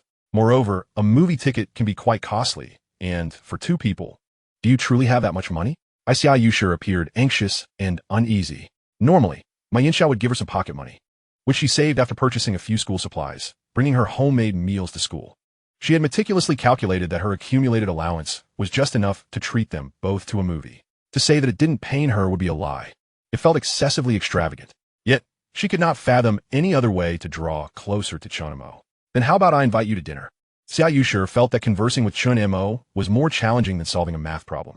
In mathematics, selecting the correct formula would yield a solution. But when speaking with Chen Mo, there was no definitive answer. She had to rack her brain for the most appropriate response. She was determined not to say anything that might provoke his disdain. Chen Mo remained silent. Is that not acceptable? She felt her eyes welling up. Of course it is. Xia Yusher smiled, her enchanting eyes slightly curving, a hint of shyness gracing her face. However, as we are both students, dining out may be a tad extravagant. How about we go to the market to buy some ingredients, and you can come to my house to cook for me? I would love to sample the culinary skills of the school belle. Huh? Xia Yusher felt a wave of emotion, surprised by Chen Mo's gentle thoughtfulness. However, today was certainly not feasible. They agreed to meet on the weekend, with Xia Yusher promising to buy the ingredients and come to Chen Mo's home to cook for him. As time passed and dusk began to settle, Chen Mo bid her farewell and returned home. With Chen Mo's response, the clouds of despair in Xia Yusher's heart dissipated, and even her motivation for studying began to rekindle. The emotions within her were indescribably subtle, akin to a person on the brink of starvation suddenly feasting upon a lavish spread of delectable dishes, or like someone on the verge of freezing, finding solace in a warm, inviting hot spring. This sensation was extraordinarily delightful, and Xia Yusher's heart fluttered in response. Chapter 16. Xia, I genuinely like you. Today, Chen Mo was in exceptionally good spirits. This was not merely because Xia Yusher was coming to his house to cook for him, but rather because he had finally received his manuscript payment. The results of his 3 books had been released, and they were astonishingly successful. The total payment, combined with various bonuses, amounted to a staggering 100,000 yuan. In this year of 2009, where the average income hovered around 1 or 2,000 yuan, earning such an amount in a month was an absurdity that no one would believe. Thus, Chen Mo promptly ventured to the electronics market, spending over 1,000 yuan on a brand new computer. He was relieved that he would no longer have to frequent internet cafes to write. Once he set up the computer and logged on to QQ, he received a new friend request. Blossoms of Wealth requested to add you as a friend. Staring at the profile of a female user with a peony flower as her avatar, Chen Mo was momentarily baffled. Even in this era, such a username and avatar seemed rather outdated. Upon accepting the friend request, he received a message. Blossoms of Wealth. Chen Mo, who are you? Grave of Love. I am Xia Yusher. Chen Mo's expression darkened. Why would such a beautiful girl choose such a dreadful name and avatar? What poor taste. However, another message arrived. Blossoms of Wealth. Chen Mo, this is my mother's QQ account. She no longer uses it, so she gave it to me. This was Xia Yusher's first time using QQ, and she was quite unfamiliar with it. On the other side of the screen, Xia Yusher, nervously sitting in front of an exceptionally outdated computer, appeared distressed, unsure of how to initiate conversation. This ancient computer had been purchased at a low price by Ma Yinxia from a recycling center and had only been barely repaired for use. As most students were using computers for research and studies, Ma Yinxia naturally did not wish to fall behind. Otherwise, she would not have bought a computer for her daughter. Blossoms of Wealth. Chen Mo, what dishes do you like to eat? Grave of Love. I'm fine with anything. You could just make a few dishes you're good at. Blossoms of Wealth. Do you like braised pork? Xia Yusher typically prepared inexpensive vegetables, and to be honest, she had never made braised pork before. Yet, she felt that opting for mere cheap vegetables would be inappropriate, so she began searching online for tutorials on how to prepare braised pork. Chen Mo did not reply. He had fully immersed himself in his money-making endeavors. As a reborn individual, the quickest way to earn money was through stock trading. With nearly 98,000 yuan in cash, he could engage in short-term trading, doubling his investment in a single day, netting over 90,000 yuan. Thus, his principal had approached nearly 190,000 yuan, nearing 200,000. If he continued to double his earnings daily, in less than a week, he could reach 1 million. Naturally, this was contingent on favorable circumstances. He could not recklessly invest all his funds into the market. He had to incur some losses as well, lest he openly reveal his ability to predict market fluctuations. With everything in order, it was now 10 o'clock at night. At this moment, Chen Mo discovered that Xia Yusher had sent him 2 or 3 messages. Perhaps realizing that he had not replied, she ceased her attempts to communicate. Chen Mo speculated that she might have been concerned about disturbing him. The QQ app indicated that Xia Yushi was still online. Zong AI Jianai de Guirun. I apologize, I just fell asleep and didn't see your messages. Song oi shinidi guirin, I quite like braised pork.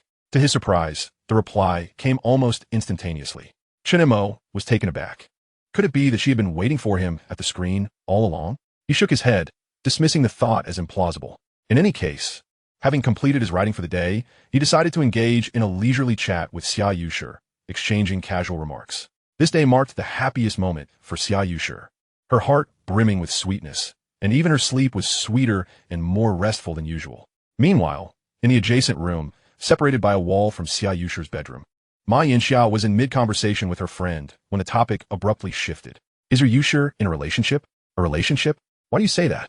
Ma Yushi hasn't mentioned anything to me. Ma Yinxia's expression darkened upon hearing this.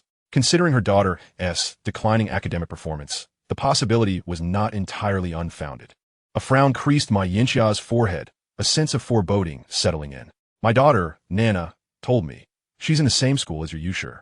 Nana said that your Yushi has been rumored to be involved with a student named Chen Mo. That Chen Mo was no good, often idle and unruly. Frequently engaging in fights, many students feared him. You must have heard about this, right? Oh dear, I must tell you, Yinxia. This child cannot be allowed to engage in early romance. You must investigate this at school. The voice on the other end deepened Ma Yinxia's frown. Xia Yushi was always obedient and thoughtful, never divulging any matters concerning her school life. She kept everything to herself, not wanting to burden Ma Yinxia. Thus, she was unaware of any happenings at school. Had it not been for her friend's phone call, she would still be oblivious to her daughter's romantic involvement. Anger surged within her. No wonder her academic performance had plummeted. Xia Yushi, you dare to engage in early romance? And you dare to hide it from me? Suppressing her fury, Ma Yinxia resisted the urge to storm into Xia Yushi's room and confront her. She resolved to inquire at school the following day before formulating a plan. The next day, Chen Mo attended class as usual. Today, Shen Mengxue was behaving unusually, casting glances at him repeatedly. Whenever Chen Mo turned to look, she would swiftly avert her gaze. She had even chosen to style her hair in the twin ponytails she had previously disliked. After class, she deliberately passed by Chen Mo's side, her fragrance lingering in the air, yet when he looked at her, she would huff and turn her head away. Chen Mo was perplexed, unsure of her intentions. However, he recalled that in his previous life, he had suggested that Shen Mengxue try twin ponytails, believing it suited her best. He had never seen her wear them before, but this time it was a rare sight. Yet, having lived a second life, his aesthetic had evolved. Witnessing the hairstyle he once longed to see now elicited little emotion. Finally, after school, Chen Mo hurried home to continue his writing. Just as he stepped out of the classroom, a striking figure rushed toward him.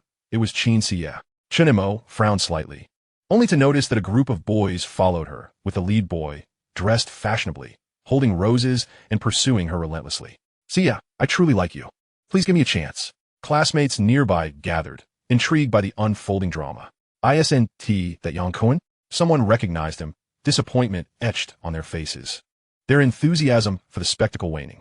This guy was the brother of Yang Li, infamous in school, both siblings notorious for their misdeeds, often bullying classmates under the protection of outside influences.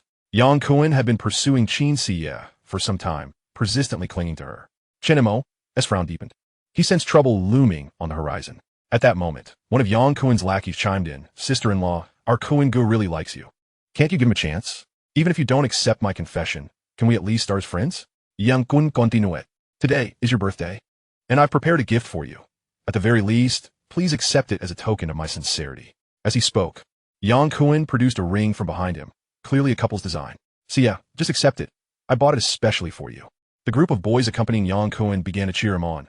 Sister-in-law, just accept it. Kun go work part-time for half a month to buy this. Chen Mo glanced at the ring, recognizing it as a cheap trinket sold at street stalls for a few bucks. Only those naive enough would believe it to be of significant value. Suddenly, Qin Xie turned around, angrily interrupting Yang Kun. Yang Kun, we're not that close. Don't call me Xie. Also, that ring is obviously a couple's design. Are you trying to fool me? Yang Kun's face flickered with barely concealed anger. But he quickly masked it with a calm demeanor, replaced by a hint of panic. In his mind, he thought, this wretched girl, once I win you over, I'll tire of you and cast you aside. However, he knew better than to confront her openly. In the next moment, Qin Xie grabbed Chen Mo's arm and pulled it toward her chest. Yang Kuan, please stop pestering me. I'm afraid my boyfriend will misunderstand. With that, her displeasure vanished, replaced by a sweet smile as she rested her head on Chen Mo's shoulder. This scene left the onlooking classmates dumbfounded. When did Chen Mo become entangled with Qin Xie? They marveled at his audacity, first pursuing the school beauty Shen, then rumored with Xia Yushi, and now embroiled with the most beautiful girl, Qin Xie. The envy and jealousy among the classmates were palpable. Yang Kuan stood frozen, his face ashen, as though he had just been humiliated. He scrutinized Chen Mo, fully aware of his reputation as a prominent figure in school. Are you Xie's boyfriend? Yang Kuan hissed through clenched teeth. Don't get it twisted. I'm not. She came onto me. Chen Mo shrugged nonchalantly. You. Qin Xie stomped her foot in frustration, wanted to pinch Chen Mo, but refraining for fear of angering him. As Chen Mo openly denied their relationship, Yang Kuan's disdainful laughter echoed in his mind. In school, rumors of Chen Mo being a formidable figure circulated widely. To Yang Kuan, he seemed nothing more than a coward pretending to be tough in front of a crowd. Keep your distance from Xie. Otherwise, you'll face the consequences, Yang Kuan warned, his gaze icy. And if I don't? Chen Mo let out a cold laugh, pulling Qin Xie directly into his embrace. What a joke. Did he truly think he was some mere plaything? He merely wished to avoid any misconceptions regarding his relationship with Qin Xie. However, with Yang Kuan being so unappreciative, it was time to provoke him a little. Normally carefree, Qin Xie blushed at that moment, resembling a delicate young girl as she nestled against Chen Mo. Remove your filthy hands, Yang Kuan shouted, pointing at him. Before Chen Mo could respond, Qin Xie interjected, Yang Kuan, be quiet. My husband can hold me however he pleases. As she spoke, she planted a gentle kiss on Chen Mo's cheek. This scene infuriated Yang Kuan, causing his body to tremble with rage. He felt as though he had been publicly humiliated. Listen here, I warn you, you are unworthy of being with Xie. If you don't stay away from her, you'd better watch your back once you leave the campus. Yang Kuan dismissed Chen Mo entirely. No matter how tough Chen Mo thought he was, once outside the school gate, he would have to contend with Yang Kuan's older brother, a notorious thug. The first time Yang Kuan had accompanied his brother and laid eyes on that bald man, he had been petrified by his fierce demeanor. The man had an axe strapped to his waist, a grim reminder of the blood it had likely spilled. Don't say I didn't warn you. If I see you near Xie again, you won't know how you met your end once you're outside. After uttering this threat, Yang Kuan departed with his gang, leaving Chen Mo bewildered. What a fool, Chen Mo thought, feeling a mix of concern and disbelief. Yang Kuan had just made it clear that his threats were serious. Rumor had it he was acquainted with some dangerous individuals outside of school, members of a notorious gang known as the Axe Gang. Chen Mo's heart sank. This Qin Xie truly was a source of trouble. This woman had dragged him into a perilous situation. At this moment, the onlookers began to disperse, though some classmates couldn't help but worry for Chen Mo. Today, Qin Xie wore a fitted sweater that accentuated her curvaceous figure, paired with shorts and white sneakers that revealed her slender, porcelain legs. Playfully blinking her eyes at Chen Mo, she said, I'm sorry for causing you trouble. Yet, she seemed entirely unperturbed. After all, she had witnessed Chen Mo's fighting prowess firsthand. Observing Qin Xie's innocent demeanor as she clung to him, Chen Mo couldn't help but feel exasperated. If it weren't for this girl, he wouldn't have gotten himself into this mess. He withdrew the arm she had wrapped around and coldly remarked, Are you using me as a human shield? Hee, I would never use you that way. I genuinely like you, Qin Xie replied, once again wrapping her arms around his waist. Last time I nearly got you attacked by those thugs. And this time you're treating me like a shield. We're even now. Don't come looking for me again. It's too much trouble. The notion that Qin Xie liked him struck Chen Mo as utterly ridiculous. Though he couldn't discern her motives, they had only met twice. How could a girl as stunning as her possibly harbor feelings for him? He hadn't quite reached the level of arrogance to believe that a school beauty would fall for him at first sight. Qin Xie, on the other hand, had assumed they had already established something. After all, Chen Mo had clarified their relationship in front of everyone moments ago. Panic set in, and she hurried after him. Wait, are you upset? What would I be upset about? Chen Mo replied, perplexed. Qin Xie anxiously grasped his hand. I'm sorry. I shouldn't have used you as a shield. Can you forgive me, please? Her tone was sweet and pleading, her eyes wide and innocent as she gazed at him. I'm not upset. It's just that we barely know each other. We've only met twice, and you keep pursuing me. Hearing this, Qin Xie grew agitated. Is there something about me that makes you dislike me so much? Can't we start as friends? You're wonderful. I don't dislike you, Chen Mo replied. Then why do you resist spending time with me? There are countless suitors who would line up to chase me, so why treat me this way? Qin Xie pressed. Is it because of Shen Mengxue, And Xia Yushi? Do you think I'm inferior to them? She demanded. I'm just as beautiful, and my figure surpasses theirs. Is there something about me you dislike? I can change. Her voice trembled with urgency, nearly brought to tears. As Chen Mo remained silent, she grew desperate. Is it because of Shen Mengxue? Do you still harbor feelings for her? She rejected you, so why cling to her? I'm far more attractive than she is. And I would bring you more prestige, she insisted. Chen Mo knew all about his own situation without needing to inquire. He was aware that Shen Mengxue had spurned his advances, and he found her utterly unworthy of his affection. As for Xia Yushi, he thought little of her as well, just a shy, innocent girl, too timid to make the first move. He had never even considered a romantic connection between her and himself. Chen Mo continued walking without responding. Do you think I'm some disreputable woman? Chen Xia asked, her eyes glistening with unshed tears. Chen Mo, please believe me. I'm not the person you think I am. Those rumors are the result of jealousy from others at school. Ziying, Chen Mengxue mocked. You're so beautiful and have no shortage of admirers. Why are you fixated on me? Chen Mo, I genuinely like you. I'm serious. Will you be my boyfriend? Chen Xia refused to give up, trailing after him. We're not suited for each other, Chen Mo insisted. Let us try dating for a while. How will we know if we're incompatible unless we give it a chance? Just one opportunity, please? If it doesn't work out, you can break up with me later. Chen Mo quickened his pace, while Chen Xia kept up behind him. He felt a headache coming on, finding the situation increasingly troublesome. He had already been flirting with Xia Yushi, and now Chen Xia was clinging to him. If he didn't cut ties with her, wouldn't that make him a scoundrel? Yet, it was no easy task to shake off such a beautiful girl. As they reached the school gate, the sky darkened progressively. Chen Mo, will you walk me home? I'm afraid of the dark. If you're afraid of the dark, why didn't you leave school earlier instead of pestering me? Don't you worry that I might encounter bad people? Please walk me home.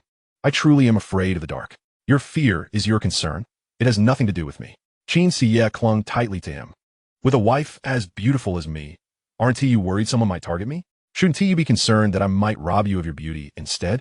I'm not afraid. Come at me if you dare, she declared boldly, puffing out her chest in defiance. By this time, they had exited the school grounds. Just as Chen Mo was about to make a lewd gesture to frighten Chen Xia, a voice called out to him. Excuse me, are you Chen Mo? Upon hearing the voice of a middle-aged woman he did not recognize, Chen Mo turned, puzzled, in the direction of the sound. A middle-aged woman fixed a stern gaze upon me. I am Chen Mo, and who might you be? The darkness had already descended, and Ma Yinxia stood in the shadow of a street lamp, rendering her features somewhat indistinct. I am the mother of Xia Yushi. Recently, there have been rumors circulating at school suggesting that you and my daughter are involved in a romantic relationship. Is there any truth to this? Upon confirming that the man before her was indeed Chen Mo, Ma Yinxia's tone turned hostile, her expression darkening considerably. A sense of foreboding washed over me. Indeed, it seemed that what one fears often comes to pass. At that moment, I clearly discerned the woman's visage, which bore an uncanny resemblance to the memory I held of Xia Yushi's mother. Although the Ma Yinxia of my recollections appeared like a madwoman, her hair white and her face haggard, the present-day version seemed less worn, with her hair still dark. In hindsight, it was likely that Ma Yinxia had aged overnight after Xia Yushi's tragic demise. I glanced at Chen Xia beside me. Perhaps it would be best to confess the truth. Chen Xia had been incessantly pursuing me. This presented a perfect opportunity. By admitting it now, I could effectively disillusion Chen Xia. In this timeline, where Xia Yushi remained alive, Ma Yinxia seemed like a reasonable person, seemingly amenable to conversation. After all, I was currently excelling academically and possessed a handsome appearance.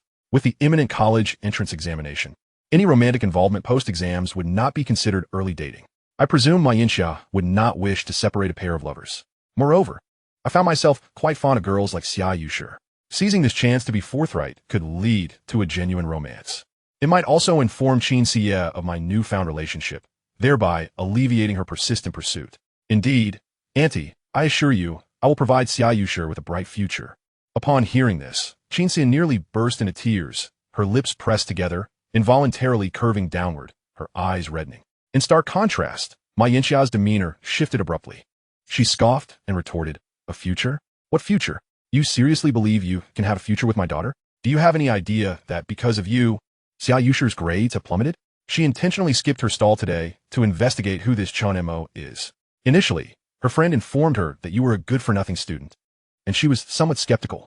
After all, my daughter is exceptionally sensible. She would never choose such a person. However, the more I inquired, the angrier I became. Fighting, defying teachers, ranking at the bottom of the class, and obsessively pursuing a girl who had recently rejected you. Do you even realize what kind of person you are? Do you resemble a student at all? You harassed my daughter after being turned down by another girl? Ma Yinxiao was genuinely livid. Deep down, she believed that her daughter had been ensnared by this brash young man through unscrupulous means. Otherwise, how could Xia Yushi possibly harbor feelings for someone like him? After being rejected, he turned his attention to her daughter. It was clear to her that he was no good, incapable of being faithful in love. Ma Yinxia despised such individuals, as she herself had been abandoned by Xia's father in a similar manner. I furrowed my brow. The situation seemed to diverge from my expectations. Annie, I deeply regret Xia Yushi's declining grades, but this matter seems unrelated to me. I intended to explain that her academic struggles stemmed from bullying at school. However, before I could articulate my thoughts, Ma Yinxia's furious interruption cut me off. Unrelated? How can you even utter such words? How can you be so shameless and brazen? I couldn't help but frown. Ma Yinxia continued, do you have any manners? Are you even aware of your own worth? Could you refrain from bringing misfortune upon my daughter? Xia Yushi is pure and kind-hearted. She has no idea what filthy tricks you have used to deceive her. I have inquired about you. You're an orphan, correct? It's no wonder you lack upbringing. Without parents to guide you, it's no surprise your mind is so twisted, resorting to underhanded tactics to ensnare my daughter. You and Xia Yushi inhabit entirely different worlds, you know? My daughter aims to attend a prestigious university, stepping into a broader world. Given her beauty, countless exceptional young men will pursue her in college. Meanwhile, you may not even gain admission to university, destined to remain in this small, decrepit county. You will never see her again. You cannot offer her a promising future.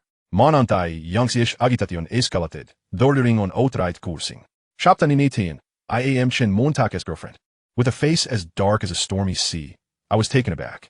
Had I not been reborn, such harsh words would have provoked me to retaliate with equal fervor, unleashing a torrent of invective upon her. Had I still been the old Chen Mo, hearing her accusations of having no parents and lacking manners would have incited me to retaliate physically, landing a punishing blow upon this scornful woman. Yet, having lived for over 30 years, I found myself devoid of such impulses. There was no need. I merely needed to distance myself from such individuals.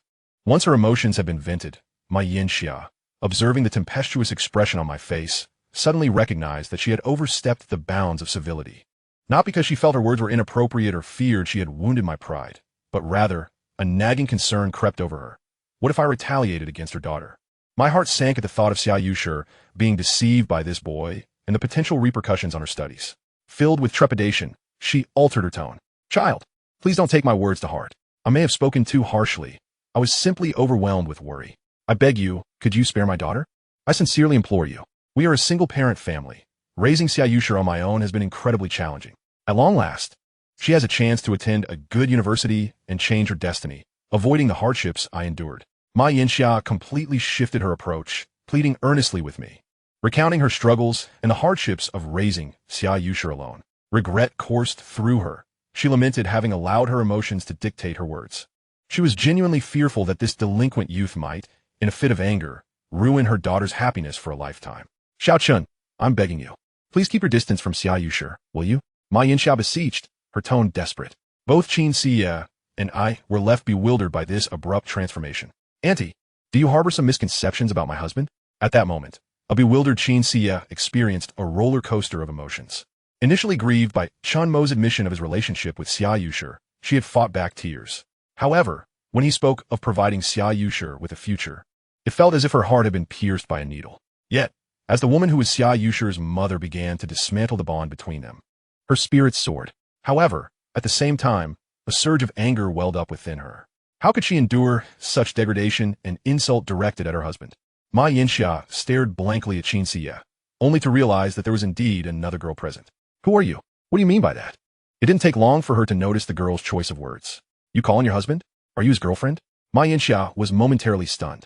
What was the situation here? But her astonishment quickly morphed into fury. Was it possible that this scoundrel was playing both sides? It was evident that he was no good. Fortunately, she had come to investigate, or else her daughter's lifelong happiness would have been shattered. Indeed, I am Chen Mo's girlfriend, Qin Xie declared sweetly, linking her arm with Chen Mo's. You might not know, but my husband has no relationship with your daughter, Xia Yushi. As a mother, how could you be unaware that your daughter has been bullied at school, yet you come here to criticize the savior of your daughter without discernment? Qin Xie's voice dripped with sarcasm. What? My Yushi has been bullied? Savior? What does that mean? Ma Yinxiao was taken aback. The situation was entirely beyond her expectations. She had never anticipated such a response. The reason your precious daughter's grades have declined is due to being bullied at school. My husband, seeing your daughter's plight, stepped in to rescue her. It is laughable that you, as a mother, remain oblivious to this, yet you lash out at the one who saved your daughter. Qin Xie mocked. Moreover, your daughter and my husband have nothing between them. It is merely a one-sided infatuation from your daughter. My husband is with me. So how could he possibly be interested in your daughter? My husband has no interest in your daughter's meager figure. What are you saying? Ma Yinxia's anger flared as she heard such humiliation directed at her daughter. You should consider this. My husband has a beautiful girlfriend like me. How could he possibly be attracted to your daughter? Is your daughter more beautiful than me? Or does she possess a better figure or family background? Ma Yinxiao was seething with rage, but found herself unable to retort. She could only suppress her anger and ask, then why did this young man initially admit to a relationship with you, sure? Qin Xie giggled. Isn't it because he was worried your daughter might do something drastic? As I mentioned before, your daughter has an unrequited love for my husband. He has a kind heart, and, considering Xia Yusher's recent bullying, he has been reluctant to reject her in order to spare her feelings. Yet you, Auntie, have come here to push your luck. Isn't that right, darling? Qin Xie smiled playfully, tightening her grip on Chen Mo's arm. Ma Yinxiao looked at Chen Mo, seeking confirmation. Chen Mo nodded. That's correct. What nonsense are you spouting? My daughter could never have unrequited feelings for him. You just said my daughter was bullied.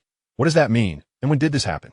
Ma Yinxiao was infuriated and ready to confront the homeroom teacher, but it was growing dark, and the teacher had likely gone home, leaving her with no choice but to relent. Thus, you are an incompetent mother, completely unaware that your daughter is being bullied by delinquent girls at school. Qin Xie continued her mockery. Furthermore, you come here to question me without understanding the situation. Why didn't you ask your daughter before coming? Why didn't you bring her along? Ma Yinxiao was left speechless, her face stiffening. If what Qin Xie said was true, then she had no grounds to argue. Instead of expressing gratitude towards the one who saved her daughter, she had lashed out with harsh words, and even her thick skin felt a pang of guilt. By the way, I forgot to mention that my husband ranked 6th in the year for his recent exams. Your daughter, who is naturally dull, can only achieve good grades through hard work, while my husband is a genius who turned his grades around in less than a month. He is also quite handsome, and your daughter simply does not measure up to him. You should manage your daughter better and ensure she stops pursuing my husband, Qin Xie said, linking her arm with Chen Mo's. Darling, take me home. Chapter 20. All characters are over 18. There are certain words that Chen Mo himself truly cannot utter. Qin Xie's actions undoubtedly did him a tremendous favor. Let us go, darling. Qin Xie cooed, nearly draping herself over Chen Mo as she feigned fear of the dark. Chen Mo nodded, taking her hand and walking away. Ma Yinxia stood frozen in place, unsure of what to say, her heart a tumult of emotions. If what this girl said was indeed accurate, then Chen Mo was not a delinquent youth at all, but rather a brilliant student, ranking 6th in the year and having saved her daughter. If that were the case, had she just jeopardized her daughter's lifelong happiness? Ma Yinxia's face turned pale, regret flooding her heart. Yet as she glanced at the affectionate figures of the two, her brows furrowed in discontent. No, a delinquent was still a delinquent. No matter how good his grades, he remained a bad boy. Ma Yinxiao reasoned that since Chen Mo already had a girlfriend, his pursuit of her daughter indicated he was not of good character. She had indeed saved her daughter. Furthermore, as they exchanged such intimate gestures, where was the semblance of a student? Look at that girl, dressed so flamboyantly. She hardly resembled a student. This would not do. She needed to return home and have a serious talk with her daughter, ensuring she had no thoughts of early romance, and certainly did not become entangled with someone like Shen Mo. How did I perform just now, darling? Qin Xie playfully winked, turning to look at Chen Mo frankly. If Qin Xie had not been there, Chen Mo would have felt quite embarrassed. Had he not uttered that line about giving Xia Yusher a future, handling the situation would have been much smoother. At least the things Qin Xie said were not words he could have expressed. But at that moment, he genuinely did not understand Ma Yinxiao's intentions. It was indeed a case of misunderstanding. Now reflecting on it, he found it somewhat awkward. You did well. You deserve praise, Chen Mo said, ruffling Qin Xie's hair. Qin Xie giggled, then jumped onto Chen Mo's back. Carry me home. Her silky hair brushed against Chen Mo, filling the air with a sweet fragrance as she rested her head on his shoulder, a smile gracing her face. Chen Mo's expression darkened. Get down. You had such a big hand in helping me. Aren't you going to reward me? Qin Xie said with a grin. That is quite a long way. If you make me carry you back, I'll surely be exhausted. Chen Mo replied, speechless. And haven't you heard that boys and girls should keep their distance? It's not appropriate for others to see us like this, Chen Mo added. I'm just a girl. Why should you, a grown man, be afraid? Chen Mengxue retorted. Chen Mo sighed in resignation, then lifted her by her thighs, supporting her as he moved forward. Chen Mengxue blushed. You. What are you doing? What is wrong? Where are you touching? Chen Mengxue's voice dropped to a whisper. Chen Mo realized he had miscalculated, yet his face remained impassive. Didn't you ask me to carry you? Or would you prefer get down? Chen Mengxue fell silent. After walking for what felt like an eternity, they reached a bridge, and the sky had completely darkened. Fortunately, the streetlights illuminated the path, preventing them from being engulfed in darkness. Chen Mo set her down. You can get off now, right? Chen Mengxue was light, and despite the long walk, Chen Mo suddenly felt no fatigue. After his rebirth, Shen Mo experienced an extraordinary enhancement in his physical abilities. It was not fatigue that prompted him to set Chen Mengxue down. Rather, it was the incessant nudging of her presence against him. To spare himself from embarrassment, Chen Mo hastily released her. Chen Mo, are you suffering from kidney deficiency? You can't even handle my light weight, Chen Mengxue quipped as she was lowered to the ground. What? Shall I book a hotel for you to test it out? Chen Mo shot her a glare. You rogue. Despite Chen Mengxue's bold and carefree demeanor, daring to get close to Chen Mo, she was still an inexperienced girl when it came to such topics. As silence enveloped them, Chen Mo was disinterested in initiating conversation. After a while, Chen Mengxue regained her composure and leaned closer to Chen Mo, asking, Hey, Chen Mo, are you in love with me? You're quite full of yourself, aren't you? Chen Mengxue chuckled. If you're not in love with me, why did you mention taking me to a hotel? Chen Mengxue probed, gazing into his eyes. Would you go? Chen Mengxue replied. I would never. Chen Mengxue huffed. Moments later, with unwavering determination, Chen Mengxue fixed her gaze upon Shen Mo and earnestly stated, Chen Mo, I'm serious. I truly like you. Why don't we give being together a try? If you won't even accompany me to a hotel, what makes you think I would consider dating you? Shen Mo retorted with equal seriousness. Chen Mengxue's face flushed with anger as she stamped her foot, saying, Why are you so impatient? Shouldn't we take things step by step? At least we should spend a month together before discussing that. The latter part of her sentence was barely audible, her face burning with embarrassment. Chen Mo paused, taken aback. He had been joking until now. He did not expect her to take it seriously and contemplate such matters with such gravity. For a moment, he was at a loss for words. Did this girl truly harbor feelings for him? Perhaps we should focus on our studies for now, Chen Mo suggested. Chen Mengxue burst into laughter. What is so funny? Chen Mo queried, puzzled. Nothing much. It's just your serious expression is quite amusing. I never imagined you would be against early romance. She giggled, covering her mouth.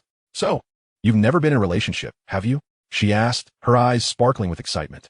Chen Mo contemplated, realizing that he indeed had not experienced romance.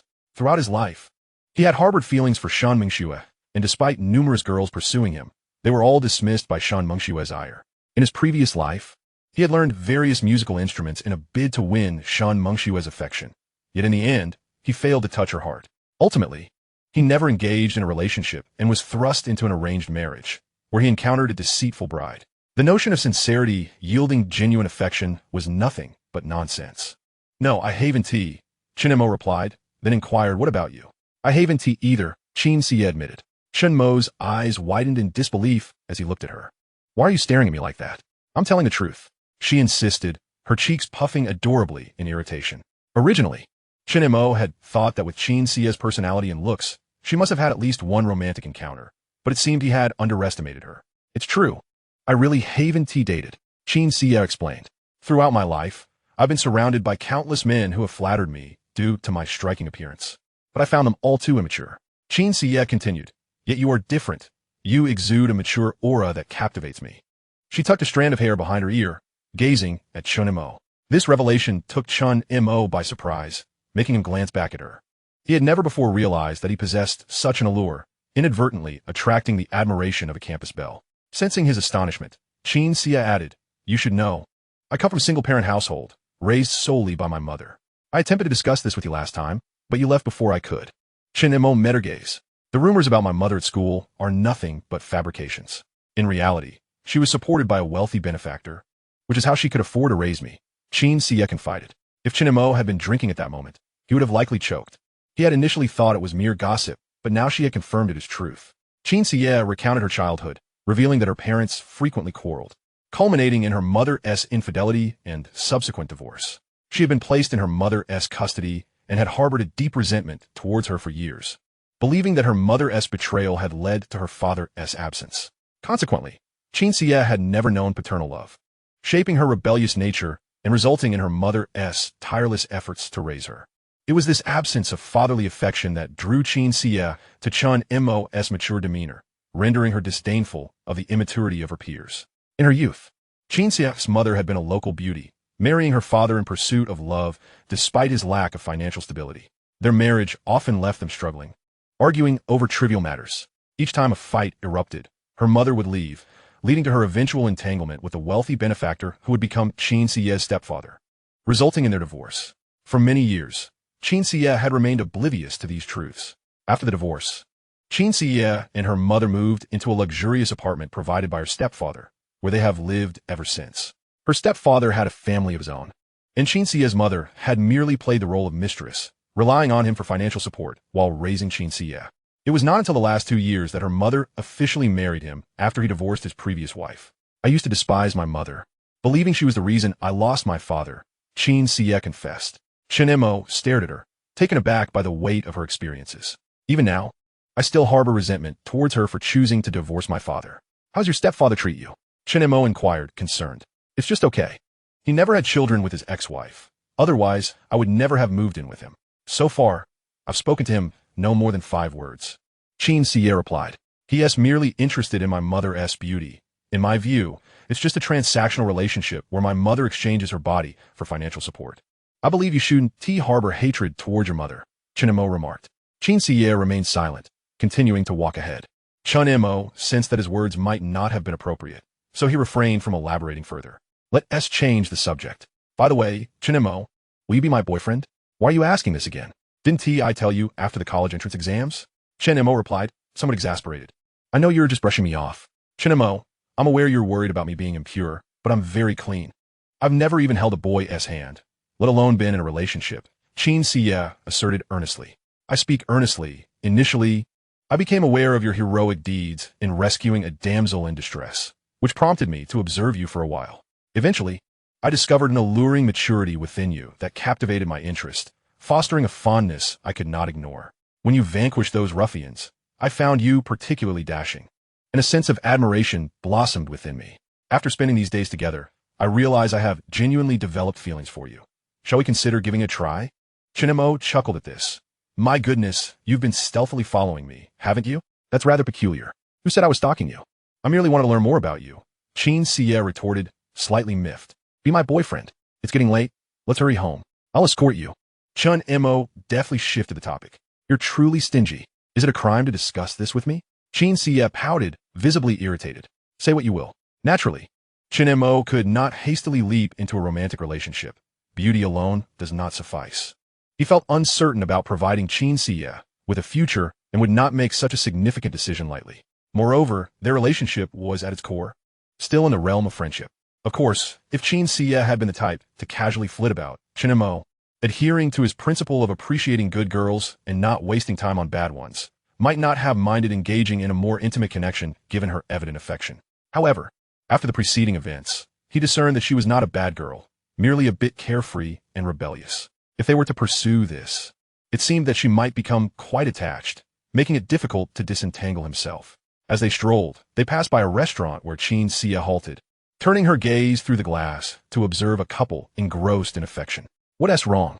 Chen Mo, noticing she had fallen behind, turned to her with curiosity. Oh, nothing. Just happened to see my stepfather, she replied nonchalantly.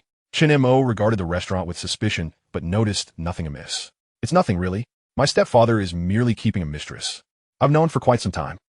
In truth, Chen Xie felt relatively indifferent, as it hardly concerned her. Yet, an unsettling premonition lingered. She sensed that this wealthy man might divorce her mother, but it mattered little. At worst, she could move out. Chen Mo looked at her with concern, hesitating as if he wanted to say something. What's wrong? Are you worried about me? Be my boyfriend. You're certainly seizing every opportunity, Chen Mo replied. A frown etched on his face. We haven't even started university. It's not the right time for romance. Come now, I'm already 18. The law recognizes me as an adult. Why shouldn't I be allowed to date? Some people our age already have children. Indeed, some engage in reckless behavior, becoming pregnant and dropping out of school. Chen Mo reflected, having encountered many such cases. The more he witnessed, the more he was determined not to become one of those irresponsible individuals, ruining lives for a moment's pleasure without taking precautions. Shaking his head, he realized he was straying off topic. Before he knew it, they had arrived at the quaint villa they had visited previously.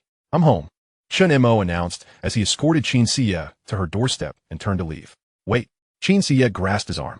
Chen Mo turned back, puzzled. He saw her pouting, eyes closed, leaning in with an expression that beseeched a kiss. "What are you doing?" "That's rather distasteful." "How rude. Where's the offense?" "I help you immensely today." "Isn't a kiss warranted?" she asserted, as if it were the most natural thing in the world. In her mind, they would inevitably become lovers. So what was the harm in kissing her future husband? "Thank you for your help today. Let me treat you to a meal sometime." "Really?" "Absolutely." Chapter 22. Is Chen Mo jealous? Upon returning home, Chen Mo settled at his newly acquired computer, typing away while managing his stock investments. By day's end, his funds had doubled, nearing 200,000. At that moment, he checked his QQ messages, finding numerous notifications. His elder brother, Chen Ming, had inquired whether his living expenses were running low and when he would come to collect more.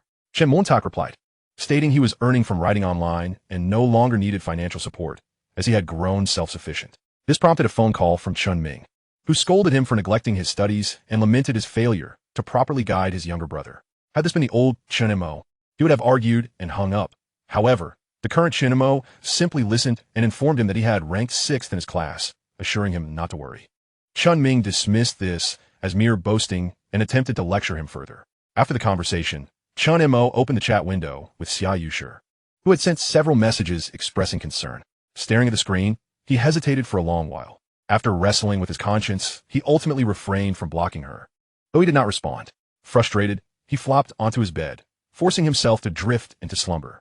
The following morning, as Chen Mo approached the classroom, he spotted Ma Yinxia dragging a tear-streaked Xia Yushi toward the office, her demeanor resembling that of someone seeking retribution. Chen Mo felt a twinge of worry. In reality, Ma Yinxia had not mentioned seeking out Chen Mo the previous evening. She had only inquired about bullying incidents. Now, she hastily brought Xia Yushi to seek justice. Chen Mo surmised that even if Ma Yinxia caused a ruckus, it would be futile. The matter had already been resolved, and the school had expelled the bullies. Any further outcry would only serve as an outlet for her pent-up frustration. Once seated, Chen Mo noticed Shen Mengxue staring intently at him. "What's wrong? Is there something on my face?" he asked, bemused. "Why are you staring at me?" His classmate, Yang Jiejia, promptly turned Shen Mengxue's face away. "Hey, Mengxue, what did I tell you? Have you forgotten?" Shen Mengxue felt a swell of emotion, on the verge of tears. "But it's been a month. Chen Mo hasn't made any effort to reach out to me. Jiejia, should I take the initiative to approach Chen Mo? He clearly has feelings for me and will surely confess again, especially after his impressive exam results." After Chen Mo had ranked 6th in the class, the shock it brought her was indescribable. She felt an overwhelming sense of pride, convinced that his newfound diligence was motivated by her.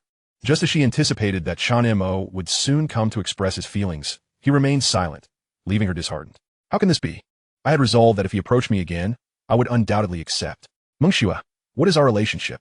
Would I ever harm you? Trust me, Chen Mo will undoubtedly be unable to contain himself and come looking for you. If you approach him first, you will find yourself in a passive position within this relationship.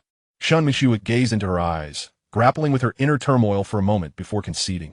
All right, I believe you. It's merely a few days of patience. I can endure until graduation.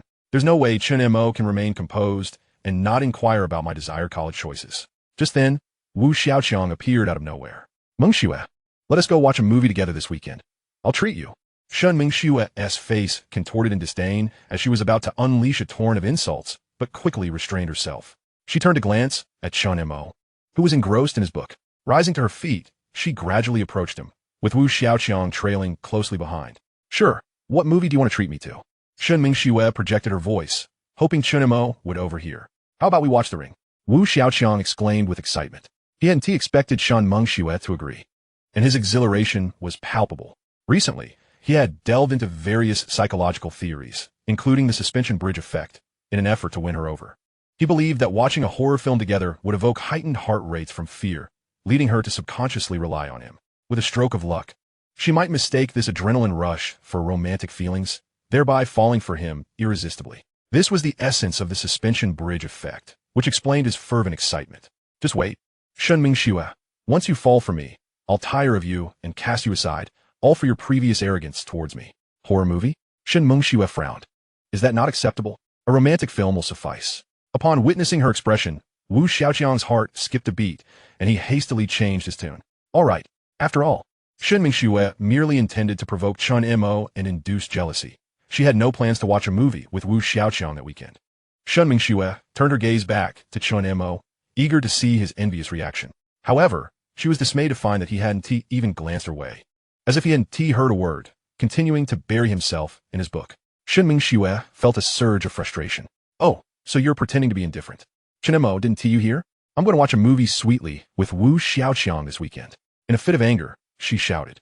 Nearby, Yang Jejia rubbed her forehead, exuding a sense of helplessness. They had advised her not to initiate contact with Chen Mo, yet here she was doing just that. Chen Mo raised an eyebrow, a look of bewilderment crossing his face. Are you unwell? Why are you shouting so loudly? If you want to watch a movie, just go. His tone was flat, indicating his disinterest. Are you inviting me to the movies? Chen Mo rolled his eyes at the absurdity. If you two want to go, just go. There is no need to involve me. Chen Mo, you're being ridiculous. I'm inviting Mengxue to watch a movie. Why are you butting in? If you want to watch, buy your own ticket. Wu Xiaoqiang could no longer contain his irritation. But then, a thought struck him, and he smirked, his voice tinged with provocation. Hee. Chen Mo, you don't have any girl to accompany you to the movies, do you? I, on the other hand, have someone with me. Chen Mo shot a glare at Wu Xiaoqiang, furrowing his brows. This guy was simply asking for trouble. Wu Xiaoqiang, remember last time when I told you not to leave after school? This time, you want to escape. I'll be watching you. Chen Mo casually threatened him, intending to intimidate. Wu Xiaoqiang's face turned pale at the remark, and he fell silent. However, Shen Mengxue interpreted his words differently, believing that Chen Mo was angry and jealous. A sense of triumph bloomed within her, and she continued to taunt. Chen Mo, I want to allow you to bully Wu Xiaoqiang. Chapter 23. The First Encounter with Rivalry? Shen Mengxue's words were intended to provoke Chen Mo, but inadvertently led Wu Xiaoqiang to entertain fantasies. No way. Is my charm really that potent? The movie hasn't even started, and the campus beauty has already fallen for me. Wu Xiaoqiang was lost in his daydream. Chen Mo frowned. First of all, I'm not bullying Wu Xiaoqiang. I merely wish to engage in friendly conversation with him. Secondly, who do you think you are? Your interference is unwarranted. Chen Mo's impatience was palpable. Shen Mengxue was taken aback, her eyes welling with tears. This was the first time Chen Mo had ever spoken to her so harshly. How would he treat her this way when he supposedly liked her? Observing Shen Mengxue on the verge of tears, Wu Xiaoqiang seized the opportunity to comfort her without hesitation. Mengxue, let us not stoop to his level. After school, I'll treat you to a meal. Although Wu Xiaoqiang yearned to confront Shen Mo like a man, fear held him back. He couldn't help but feel smug. After all, Shen Mengxue was being scolded by Chen Mo because of him. He cast a triumphant glance at Shen Mo. Eat your words. Shen Mengxue shot a resentful glare at Wu Xiaoqiang, turning on her heel and returning to her seat, leaving Wu Xiaoqiang bewildered in her wake. If it weren't for Wu Xiaoqiang, Chen Mo would never have scolded her. Her hatred for him intensified. No, why would I be angry? He is the one who is rude to you. At that moment, Wu Xiaoqiang felt like a clown, wishing to express his indignation but lacking the courage, his frustration simmering within. In the following classes, Chen Mo noticed that each time the bell rang, Xia Yushi would linger outside their classroom, scanning the area in search of something. Chen Mo understood that she was looking for him. He recognized that there was no future between him and Xia Yushi. He didn't want to waste her time. Yet, he still didn't know how to approach the subject. While Xia Yushi continued to search for Chen Mo, Qin Xie brushed past her, entering the classroom. Today, Qin Xie was clad in a white blouse, the buttons straining against her figure, topped with a jacket, and paired with snug jeans that accentuated her alluring pear-shaped silhouette, making her incredibly eye-catching. She had made a special effort to present herself beautifully today, radiating more charm than ever. Instantly, all eyes in the classroom were drawn to Qin Xie. Wu Xiaoqiang's gaze was fixated on her, unable to look away, his eyes wandering slowly over her form. At that moment, a male classmate sitting beside him spoke up. Wow, who is that girl? She is stunning and has an incredible figure. You don't know the campus beauty? Qin Xie? Is that really her? I've heard the name before, but this is my first time seeing her in person. She is even more beautiful than Shen Mengxue and Xia Yushi. What is she doing in our class? It was as if they were drooling. Today, Qin Xie had dressed up to see Chen Mo traditionally. She had always been confident in her looks, never wearing makeup. But today, she had applied a light touch, enhancing her beauty. Wait, why is she heading in Chen Mo's direction? Could it be that she is here to find him? Indeed, she was. A nearby classmate had happened to witness Yang Kuan pursuing Qin Xie and using Chen Mo as a shield the last time he returned home late. Just as he was about to speak, Wu Xiaoqiang grew anxious. It is inconceivable that such a stunning beauty would seek out Chen Mo. Wu Xiaoqiang's eyes turned a shade of red with envy. Having just suffered humiliation at Chen Mo's hands, he harbored an intense loathing for him, naturally wishing that such exquisite beauty was not here for Chen Mo. Yet, amidst his despair and hatred, Qin Xie confidently approached Chen Mo's desk. "Chen Montak, treat me to dinner," she declared, taking hold of his hand without hesitation. The classmates around them were left in a state of shock. Qin Xie knew Chen Mo and even held his hand. This scene caused Wu Xiaoqiang's breath to hitch, his heart faltering as the flames of jealousy blazed within him. He felt an overwhelming sense of injustice.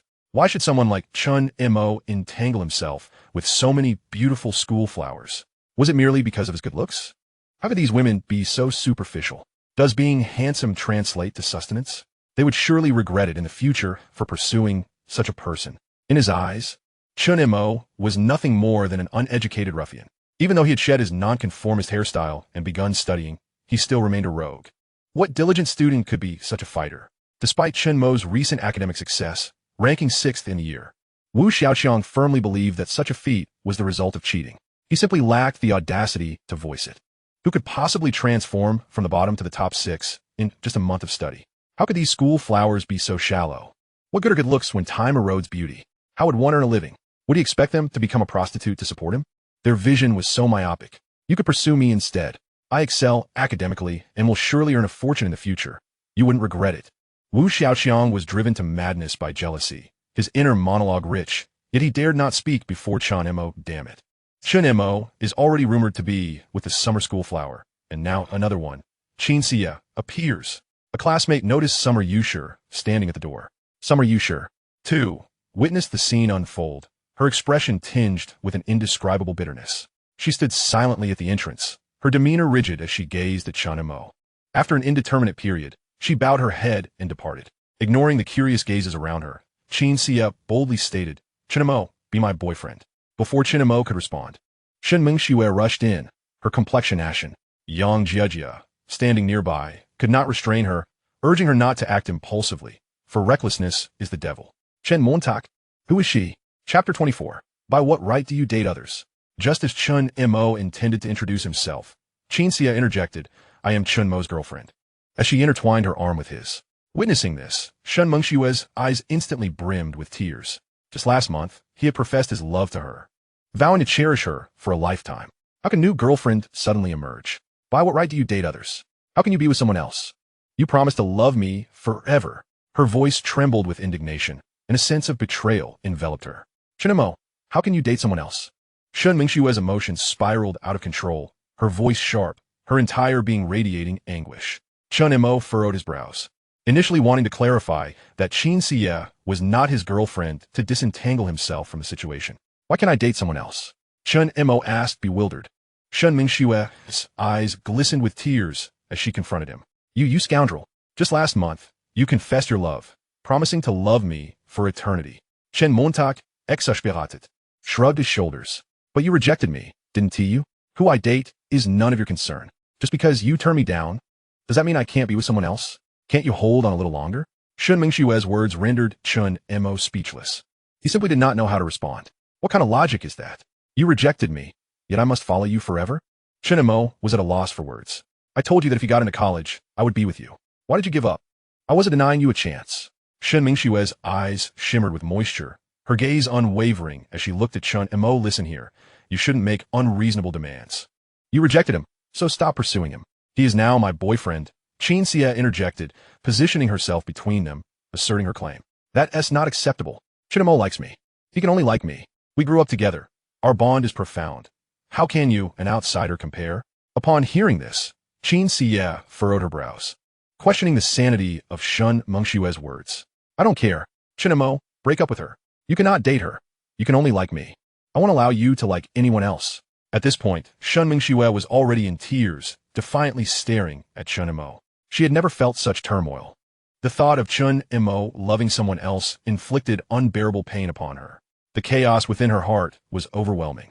Chen Mo, witnessing her distress, was left utterly flabbergasted. a million thoughts racing through his mind. Let us go. Weren't you the one who asked me to treat you to dinner? Chen Mo exclaimed, unable to bear the situation any longer, as he took Qin Siye by the hand and headed for the exit. Shen Mengxue, upon seeing this, attempted to follow, but Yang Jiejie quickly intervened, exerting all her strength to pull her back. The classmates who had been spectators finally came to their senses. The main characters had departed, leaving them in awe. They felt a mix of envy and admiration for Chen Mo. How dare he make Shen Mengxue cry? How is it possible that both school flowers are competing for his attention? Damn it, I'm so envious. Why ISNT at me? Dream Shui. Why put yourself through this? The line of boys who would pursue you could extend to the end of the earth.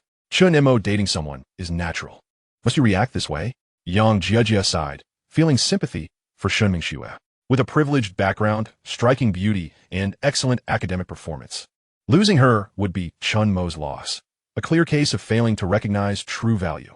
Jiejie, does Chen Mo not like me anymore? He is already with someone else. It feels like I've lost him completely. Shen Mengxue's voice trembled, her eyes red from crying. Yang Jiejie sighed once more. Then why did you reject him in the first place? Just as Yang Jiejie pondered how to comfort her, Wu Xiaoqiang suddenly jumped in. Mengxue, that scoundrel Chen Mo doesn't like you anymore. Consider me instead. Upon hearing this, Shen Mengxue, who had just begun to regain her composure, burst into tears once more. Yang Jiejie frowned. Wu Xiaoqiang, if you stay silent, no one will consider you mute. But I am speaking the truth. Chen Mo doesn't like her. So why cling on? Wu Xiaoqiang pressed.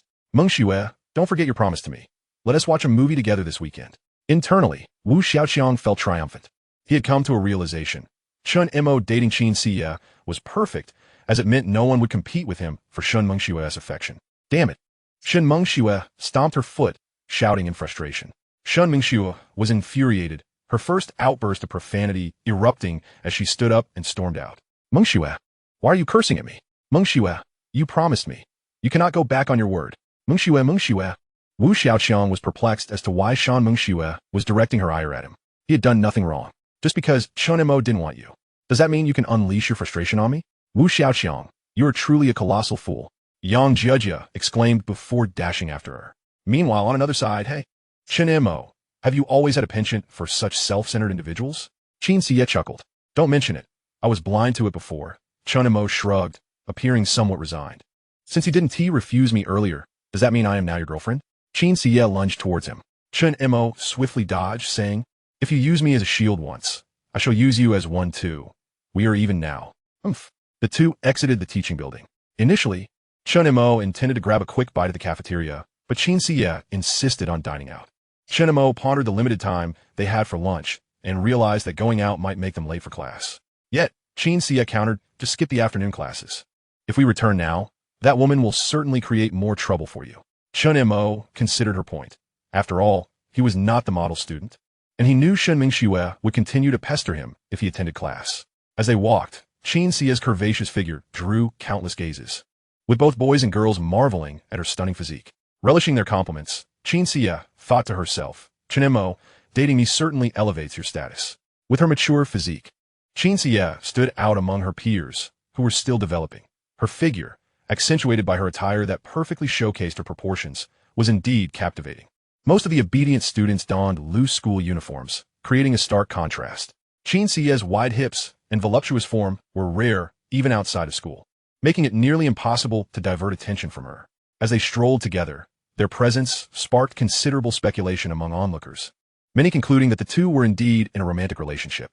Chen Mo, they're all talking about us. Qin Siye leaned closer, whispering teasingly in his ear. I'm not deaf, Chen Mo replied, trying to distance himself slightly, feeling flustered by her proximity. At his age, he found it challenging to resist such persistent temptations, fearing he might act foolishly. They're saying we are dating. Qin Siye leaned in again. Let them say what they wish. Their mouths are their own, he retorted. Then shall we make this charade a reality? Forget it. In chapter 25, they encountered Yang Kuan. Qin Siye was determined to pursue a relationship with Chen Mo. Truth be told, Chen Mo was indeed wavering, for Qin Siye was undeniably beautiful, her personality amiable, and their interactions felt effortless. Previously, he had harbored some bias against her.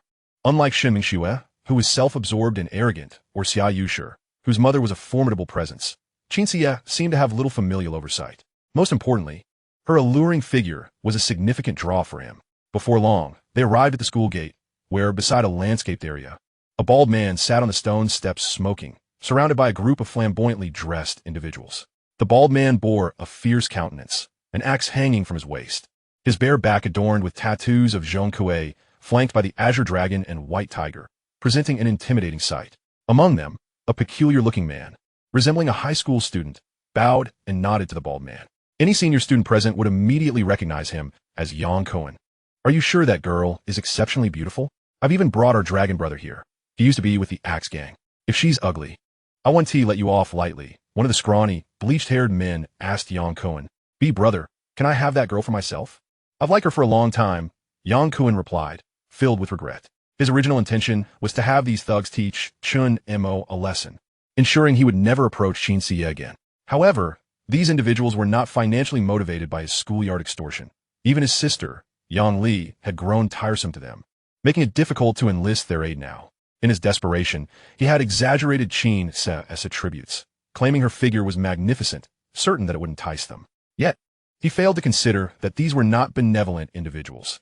If Chen Xie fell into their hands, her fate would be dire. You think you can bargain with us?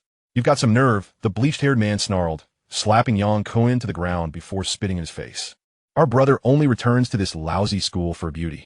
You think you can keep her? Remembering the humiliation he suffered last time at school, he kicked Yang Cohen, who was now groaning on the ground, and struck him again in a fit of rage. You idiot. Brother, please don't be angry. After you're done, can I have a turn? Yang Cohen, utterly humiliated, said internally. Yet, the thought of finally being able to toy with his dream goddess tempered his fury. The bald man took a deep drag from his cigarette, releasing a cloud of smoke, and extinguished the butt before rising, his ample girth jiggling as he stood. Last time at this wretched school was truly humiliating. Had you not mentioned a beauty of such caliber, I would never have returned.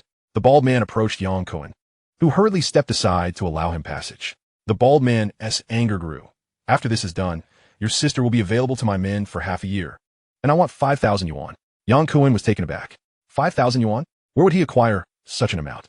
His parents' combined monthly salary barely reached 2,000, and the protection money he collected was a meager 100. Most students had little spending money, with only a few dimes to their names. He had often resorted to bullying those weaker than him to scrape together what he could, even coercing them to steal from their homes. F5,000? Brother, where am I supposed to get that kind of money? Yang Cohen stammered, fumbling. The bald man, incensed, unsheathed his axe, demanding, say that again? I don't see tonight. Even if it means exhausting his kidneys, he is determined to recover his losses as much as possible. However, the mere thought of Chen Xie's graceful figure alleviates much of his resentment, and he finds himself eagerly anticipating the evening. Chen Xie and Chen Mo are engaged in light-hearted conversation as they exit the school gates. After the recent events, Chen Mo's attitude toward her has noticeably improved. The bald man, upon spotting them, is taken aback. What? How is this devil here again? What a coincidence! In a panic, he dives into the greenery, thinking, if I can't see them, they can't see me. Chen Mo's ruthlessness has left a profound impression on him. The group of flamboyantly dressed individuals also turns pale at the sight of Chen Mo. They vividly recall how he had sent their leader flying with a single kick and left them nearly soiled with a mere slap. This is a formidable adversary. They hastily scatter, some hiding behind trees, others crouching low, while a few dart into an alley, and one even jumps into a garbage bin to conceal himself. Soon, only Yang Cohen remains, slumped in place. Big brother, what are you all doing? Yang Cohen is bewildered. At that moment, Chen Mo and Chen Xie approach the scene. Yang Cohen, Chen Xie recognizes him. Chen Mo, however, pinches his nose in disdain. What is that foul stench? He glances down at a puddle of yellow urine on the ground, then at Yang Cohen's groin area. Did you wet yourself? Yang Cohen grits his teeth in humiliation. Just you wait, today will be your demise, and you too, Chen Xie. With that, Yang Cohen cautiously approaches the greenery, urging, big brother, the target has appeared. You should come out. Chen Montauk, posit, leans in closer. You better be ready, you are finished. I'll call my big brother, and you're done for. And you, Chen Xie, tonight my big brother will bring people to have their way with you, capturing it all on camera, turning you into my plaything. Yang Cohen's expression is twisted with malice as he glares at Chen Xie. Chapter 26. You like straight men? I do too. Yang Cohen, what are you saying? Despite her typically carefree demeanor, Chen Xie, being a girl, finds it unbearable to be subjected to such crude insults. She immediately retaliates with a barrage of curses. Yang Cohen, unfazed, replies, curse all you want.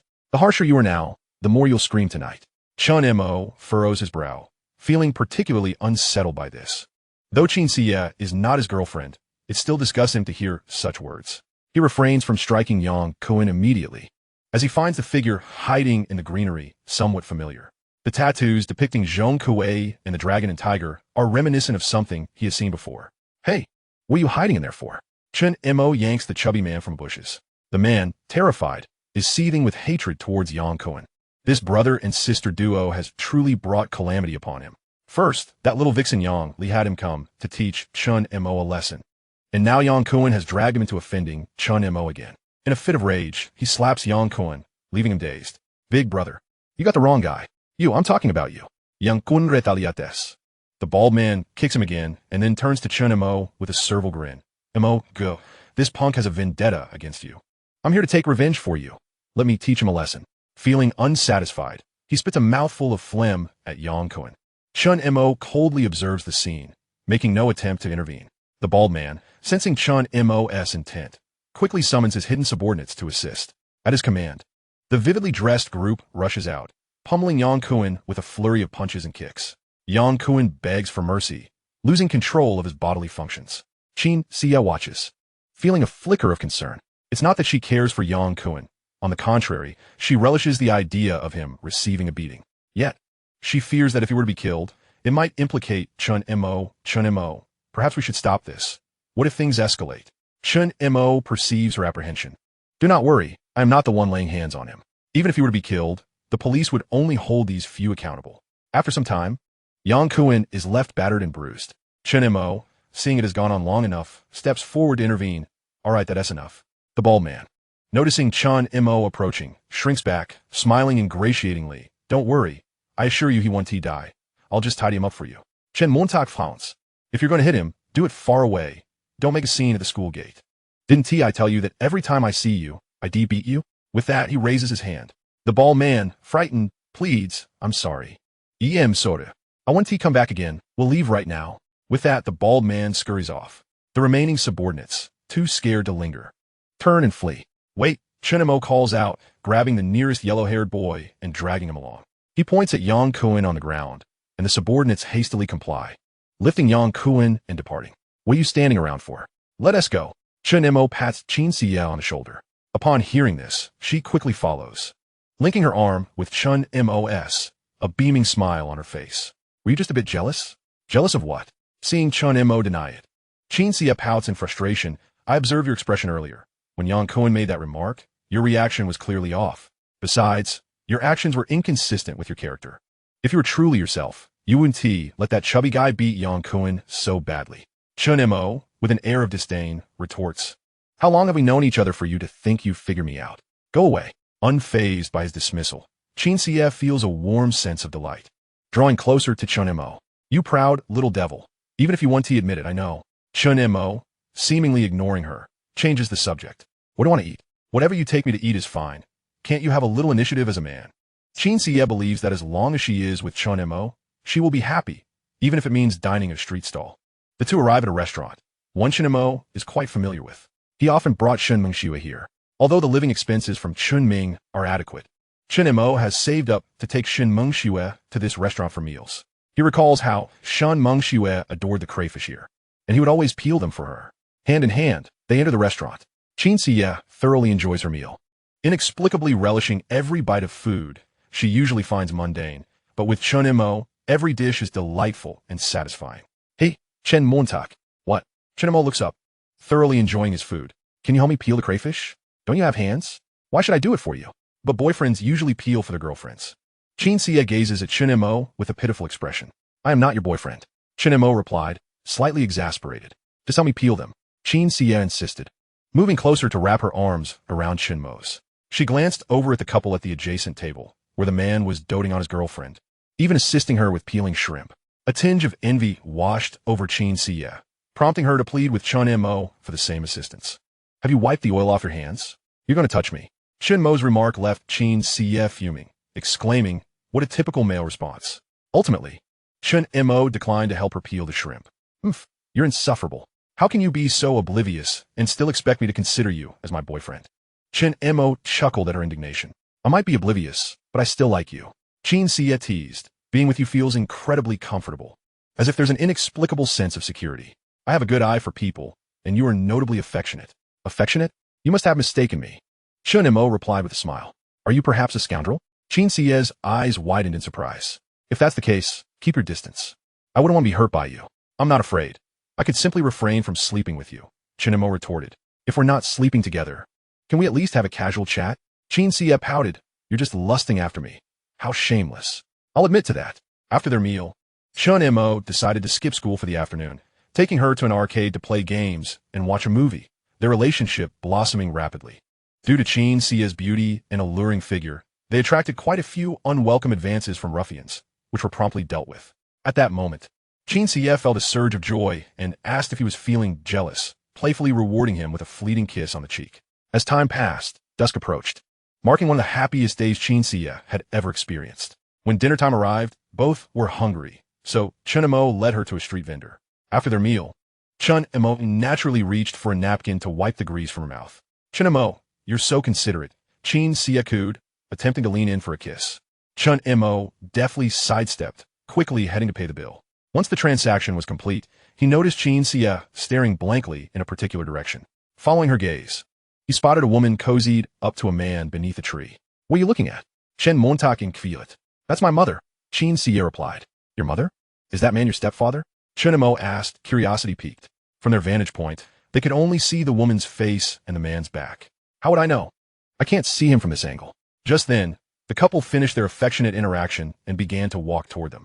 Chen Xie quickly ducked to the side, prompting Chen Mo to follow her into a nearby alley as he noticed her unusual expression.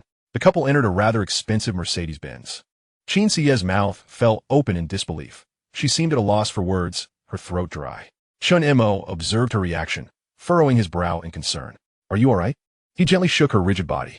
Finally, she came to her senses but remained silent. Chen Mo, still worried, watched as she suddenly embraced him, burying her head in his chest without uttering a word. Chen Mo felt warmth spread across his chest. Instinctively, he wanted to push her away, but her vulnerable demeanor tugged at his heartstrings, prompting him to gently stroke her hair in comfort. After a while, Chen Xie lifted her head and said, That is my mother, but that is not my stepfather. Chen Mo listened quietly, allowing her to share her feelings. My mother is cheating again, Chen Mo. What should I do? Her voice carried a note of distress. Chen Mo recalled the last time he had taken her home, noticing her stepfather with a mistress. He felt a pang of sympathy for her chaotic family situation. Both parents seemed to have found solace outside their marriage, and he doubted the family could hold together for much longer. Didn't your stepfather have a mistress last time? You didn't seem this upset then. He comforted her. Pat her back. This is different. They're both involved with others. They're definitely going to divorce, and if my mother leaves, what will I do alone? At that moment, Chen Xie felt abandoned, her eyes glistening with unshed tears, her whole demeanor radiating vulnerability. Though she often claimed to despise her mother and wished to distance herself from her, she realized her mother was her last remaining family. If her mother chose to abandon her, she would be left with nothing. Don't overthink it. They might not divorce. And even if they do, your mother will likely remarry and take you with her. No, they're definitely getting divorced, and this time my mother won't care about me. Chen Xie clung tightly to Chen Mo's waist, burying her head deeper into his embrace. I've treated my mother poorly all these years. She must despise me. She probably thinks I'm a burden, hindering her happiness. Now that I'm 18, she has no obligation to take care of me anymore. Unsure how to comfort her, Chen Mo simply held her close, allowing her to weep in his arms. After what felt like an eternity, Chen Xie finally released him, attempting to mask her distress with a facade of indifference. It's fine. I'll move out tonight and get used to living alone. Where do you plan to go? Chen Mo inquired skeptically. The apartment that fat man bought for my mother is in my name. I'll go back and pack my things. Chen Mo found himself relating to Chen Xie's situation. He had also moved out at a young age to live independently. Can you cook? Will you be able to take care of yourself? He asked as they walked. Are you worried about me? Then be my boyfriend and take care of me. Chen Xie looked at him with hopeful eyes. Sure, you can just move in with me. It's only me at home anyway, Chen Mo replied earnestly. Who would want to live with you, you rogue? Chen Xie's cheeks flushed as she turned her head away. However, she noted his mention of being alone at home, prompting her curiosity. It's just you at home? What about your parents? They're gone.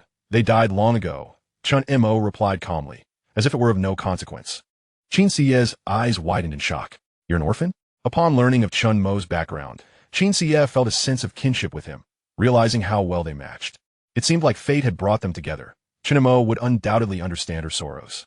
Thus, Qin Xie began to recount her grievances, her heart feeling lighter than before. During their conversation, Chen Mo gleaned some insights about her. He surmised that Qin Xie had lacked paternal affection since childhood, while he, being a reincarnated individual, possessed a maturity uncommon among his peers, which was likely why she had fallen for him so quickly.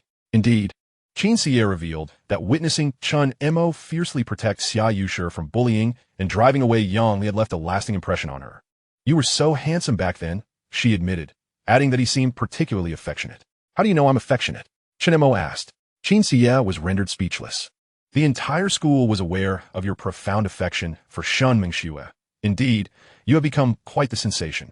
Chen Mo also shared numerous anecdotes about himself, which resonated with Qin Xie, further bridging the gap between them. They engaged in a lively exchange, walking beneath a street lamp when suddenly, Qin Xie halted. "Chen Montak." Chen Mo turned back, puzzled. At that very moment, he was taken aback as Qin Xie, on tiptoe, firmly cradled his head, preventing any escape. Her inexperienced tongue attempted to pry open his lips. The absurdity of being an elder man, besieged by an 18-year-old girl, was not lost on him. Such a scandalous act would surely be the talk of the town.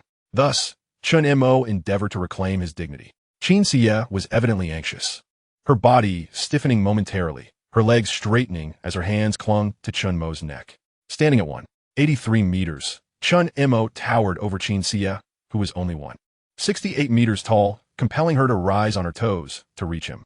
Chen Montak, being in the prime of his youth and having lived a celibate existence in his previous life, found it challenging to resist Qin Xie's persistent provocations. He leaned down to kiss her, but she instinctively broke free, her face flushed, stammering, "Chen Mo Yuiamli. Weren't you the one who asked me to be your girlfriend?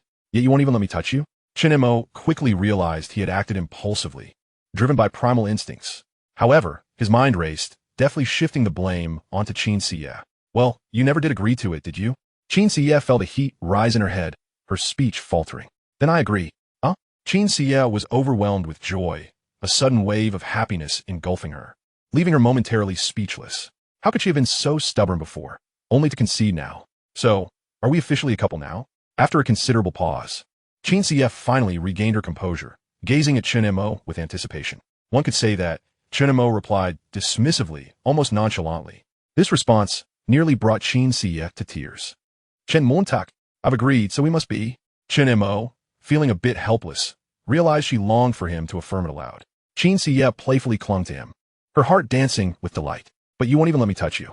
"Well, I wasn't prepared for that." "How annoying." Qin Xie leaped onto Chen Mo's back, her long, slender legs wrapping tightly around his waist, resembling a sloth clinging to a tree. Her body pressed against his back as she said, "You carry me. You truly have a bold heart. Are you not afraid I might enact justice right here?" "Oof. You must not bully me." Qin Xie's face flushed as she tightened her grip around him. "If you bully me, I shall crush you." Chen Mo retorted, "Just don't squeeze so hard. You're nearly breaking me." This made Qin Xie blush even more, burying her face in his shoulder. As Chen Mo carried Qin Xie toward her home, he occasionally pinched her legs, provoking playful protests from her. "Are you really going to move out?" Chen Mo inquired, adjusting her position slightly. "What other options do I have?" "I've long wished to leave," she replied. Chen Mo, still concerned, suggested, "Why not move in with me? I live alone, and I could take care of you." "How despicable. Are you genuinely looking to care for me? Or is there another motive?" Qin Xie teased, her voice barely above a whisper. "Where are your thoughts wandering?" "I truly wish to care for you, to cherish you for a lifetime."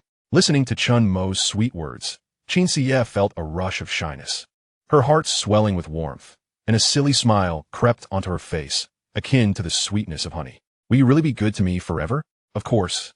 Chen Mo responded without hesitation. At least that was his current sentiment. He felt that he and Qin Xie were quite compatible. Her beauty and affectionate nature made him believe that perhaps they could share a lifetime together. Initially, he had planned to wait for the right moment to pursue a relationship, but circumstances had accelerated their connection. Seeing Qin Xie's vulnerable demeanor today stirred a protective instinct within him. Unbeknownst to them, they soon arrived near her new residence. Qin Xie reluctantly dismounted from Chen Mo's back. "Are you moving today? If so, I will wait here to help with your belongings." Qin Xie expressed her discomfort in staying at her current home for another day, urging Chen Mo to wait for her. Without looking back, she entered the house. After a while, she re-emerged with an assortment of luggage. Chen Xia's mother was preoccupied with another man, and her adoptive father was typically neglectful, allowing her to move out with ease. When they reached the apartment with their belongings, it was already nearing 9 o'clock. It had been years since Chen Xia had visited this place, her childhood home, and the emotions stirred within her were complex. Shen Mo assisted her in carrying her luggage upstairs and tidying up the room before preparing to leave when Chen Xia stopped him. "What's wrong?" She gazed at him with a forlorn expression, as if silently pleading for him to stay. "Could you not leave? I want you to stay and keep me company." Chen Xia's skin was so delicate it seemed it could yield to a mere touch. Now clad in her sleepwear, her pitiful appearance nearly destabilized Chen Mo's resolve. "If I stay, I fear I may lose control," he replied, turning down her invitation. Ignoring her pleas, he made his way back to his own small abode. By the time he arrived, it was nearly 10 o'clock. Chen Mo immediately opened his laptop to write. As he typed, a message notification popped up, shaking the screen. "Softcat, are you home? Grave love, I'm home." Chen Mo felt a twinge of embarrassment at his edgy online moniker, having not paid attention to it during prior conversations. In contrast, Chen Xia's username seemed relatively normal among his assortment of quirky ones, making him acutely aware of the absurdity of his choice. He promptly changed his username to "Silence is Golden." "Zufcat, Chen Montak, you promised to take care of me forever. You must indeed deceive me." On the other side of the screen, Chen Xia, clutching her first-generation iPhone, rolled around on her bed, her face flushed with excitement. "Silence is golden. I want to deceive you." Shortly thereafter, Chen Xia sent a cute emoji followed by 2 cheerful stickers. Chen Mo chose to ignore her, continuing his writing. Ding, ding, ding. The incessant notifications from QQ announcing messages from Chen Xia filled the air. "Softcat, Chen Mo, I'm so happy. I could burst with joy. Zufcat, Chen Montak. What you up to? Softcat, Chen Mo, why are you ignoring me?" As Chen Xia bombarded him with messages, an unusual feeling arose within Chen Mo. Before they had confirmed their relationship, she had persistently pursued him. Now that they had established their bond, a sense of insecurity seemed to envelop her. Particularly after sending several messages in succession without receiving a reply from Chen Mo, Chen Xia felt a twinge of annoyance. "Silence is golden. I am busy earning money to support you." Upon seeing Chen Mo's message, Chen Xia writhed in bed like a maggot, overwhelmed with joy. She then bombarded Chen Mo with a flurry of messages, inquiring about his ways of making money, complimenting him on his ability to study while earning. "Zufcat, Chen Montak, I miss you. Silence is golden." "Really? I just returned from your place." "Softcat, but I just can't help but miss you." "Silence is golden." "Well, take your time and miss me, then." Noticing the silence on his end, Chen Xia pouted in frustration. "Softcat, Chen Mo, do you boys enjoy looking at her legs? I'll send you a picture." Chen Mo opened the chat window and was met with an image showcasing 5 translucent, jade-like toes glistening under the light, alongside smooth, supple thighs exuding softness and elasticity. Chapter 29. How about I bear you a son? "Softcat, do you think it's pretty? Softcat, speak up. Tell me if it looks good. I have both white and black stockings. What do you want to see?" "Silence is golden. Please. Spare me the close-up of your stinky feet. I can smell them through the internet." Chen Xia, feeling indignant, retorted, "They're not stinky. Even if they were, you have no right to complain." With that, she donned a white thigh-high stocking on her left leg and a black one on her right, hastily recording a video to send to Chen Mo. As Chen Mo typed away, he saw the video from Chen Xia. Upon opening it, he was greeted with a first-person view of her voluptuous legs clad in contrasting stockings. The video, devoid of any foot exposure, indicated that Chen Xia seemed too bashful to show her feet after Chen Mo's previous remark. She swung her legs back and forth excitedly, her cheeks flushed with anticipation for Chen Mo's response. "Silence is golden. Why are you showing me this? Am I supposed to vent my anger on you?" Reading that message, Chen Xia felt elated. Despite her undeniable charm, it seemed to falter in Chen Mo's presence, as he often appeared disinterested, making her doubt her allure. Finally, she received a response, though she feigned annoyance. "Softcat, screw you, you rogue." After a while, silence fell again. Chen Montak resumed typing. Frustrated, Chen Xia initiated a voice call through QQ. Currently, Chen Mo had purchased a mobile phone, so he answered the call on his computer. "Why are we on a voice call?" Chen Mo asked. "I miss you." Chen Xia replied, hugging her knees. "Come on, I just came back from your place. But I really miss you." Hearing Chen Mo's voice, Chen Xia rolled around on her bed, her long, straight, fair legs flailing joyfully, unable to sleep due to her excitement. The suffocating pressure from her adoptive father's affair and her mother's infidelity threatened to shatter her family. And if it weren't for Chen Mo's companionship, she felt utterly lost. She believed she was entirely unwanted until she found solace in Chen Mo. At that moment, he became her emotional anchor, and the thought of losing him drove her to despair. Chen Mo pondered his words while continuing to type. Why are you silent? You're not chatting with other girls, are you? Qin Xie's voice trembled slightly. Why would I? I have such a beautiful girlfriend like you. Who could possibly tempt me away? Chen Mengxue, putting down his keyboard. Hearing Chen Mo praise her beauty filled Qin Xie with joy, though she feigned a haughty response. Humph, you better treat me well. You're not allowed to bully me. All right, I want to bully you. How about I pamper you like a daughter? Chen Mo spoke gently. Upon hearing this, the usually bold Qin Xie suddenly turned shy, playfully wriggling under the covers with glee. Noticing the sudden silence on the other end, Chen Mo felt a twinge of confusion. Why the silence? Should I not treat you like a daughter? As soon as he spoke, an urgent voice came back. No, I'm just too happy and excited. Then what should you call me if I treat you like a daughter? Chen Mo asked with newfound mischief. I should call you annoying, always taking advantage of me. Qin Xie quickly caught on, almost saying the words out loud, letting out a playful huff. With that, Chen Mo ceased typing and sat back in his chair, focusing entirely on their conversation. His sweet nothings frequently prompted Qin Xie to giggle, and he often painted a bright future that filled her with hope and anticipation. Qin Xie shared amusing anecdotes from her day, banishing her troubles and even forgetting about her family issues. Eventually, as their conversation dwindled, Chen Mo began outlining a vision for their future together. He proposed two plans. Either they both attend the same university in a different city, graduate, buy a home, and marry, with Qin Xie managing the household while he worked to provide for their family. Or they could marry and have children in their current city, where they each owned a home, alleviating the burden of mortgage payments, thus leading a blissful life together. Chen Mo assured her that regardless of the plan, they would rent a place together during college, sharing every season together, traveling in spring, enjoying the beach in summer, watching leaves fall in autumn, and building snowmen in winter. Qin Xie was swept away by these fantasies, feeling utterly elated at the thought of such a life. Darling, once we graduate, I want to have a son for you, but I want a daughter instead. Then I'll bear you a daughter. As Chen Mo continued to elaborate on their beautiful future, he found himself captivated by the vision he was creating. Initially, he hadn't aspired to live an extraordinary life after his rebirth. He merely wished to compensate for the romantic void of his past existence. Reflecting on their location, he realized it would eventually undergo redevelopment, potentially yielding a substantial compensation. Thus, Chen Mo shifted from mere daydreaming to concrete plans, stating he could purchase a house with a garden in the university city, where they could plant a peach tree and adopt a golden chinchilla cat. Qin Xie, brimming with excitement, eagerly contributed her thoughts. Chen Mo's charm and eloquence effortlessly ignited her enthusiasm for their prospective college life. Darling, she cooed, is everything you said true? I wish I could go to university with you right now. It's all true, I assure you. Darling, I truly, truly love you. I feel like if you ever decided to leave me, I wouldn't be able to go on living. Do not overthink. As long as you do not utter the words break up, I will never abandon you, my dear. HM, meeting you has truly been the most joyous event of my life thus far, and I am genuinely elated. Chapter 30, Are You Unwilling to See Me Now? The two of them exchanged sweet nothings until the wee hours of the night. Chen Mo glanced at the time. It was already 2 in the morning. He had not written a single word today. Would his readers not berate him? He dared not check the comment section for fear of criticism.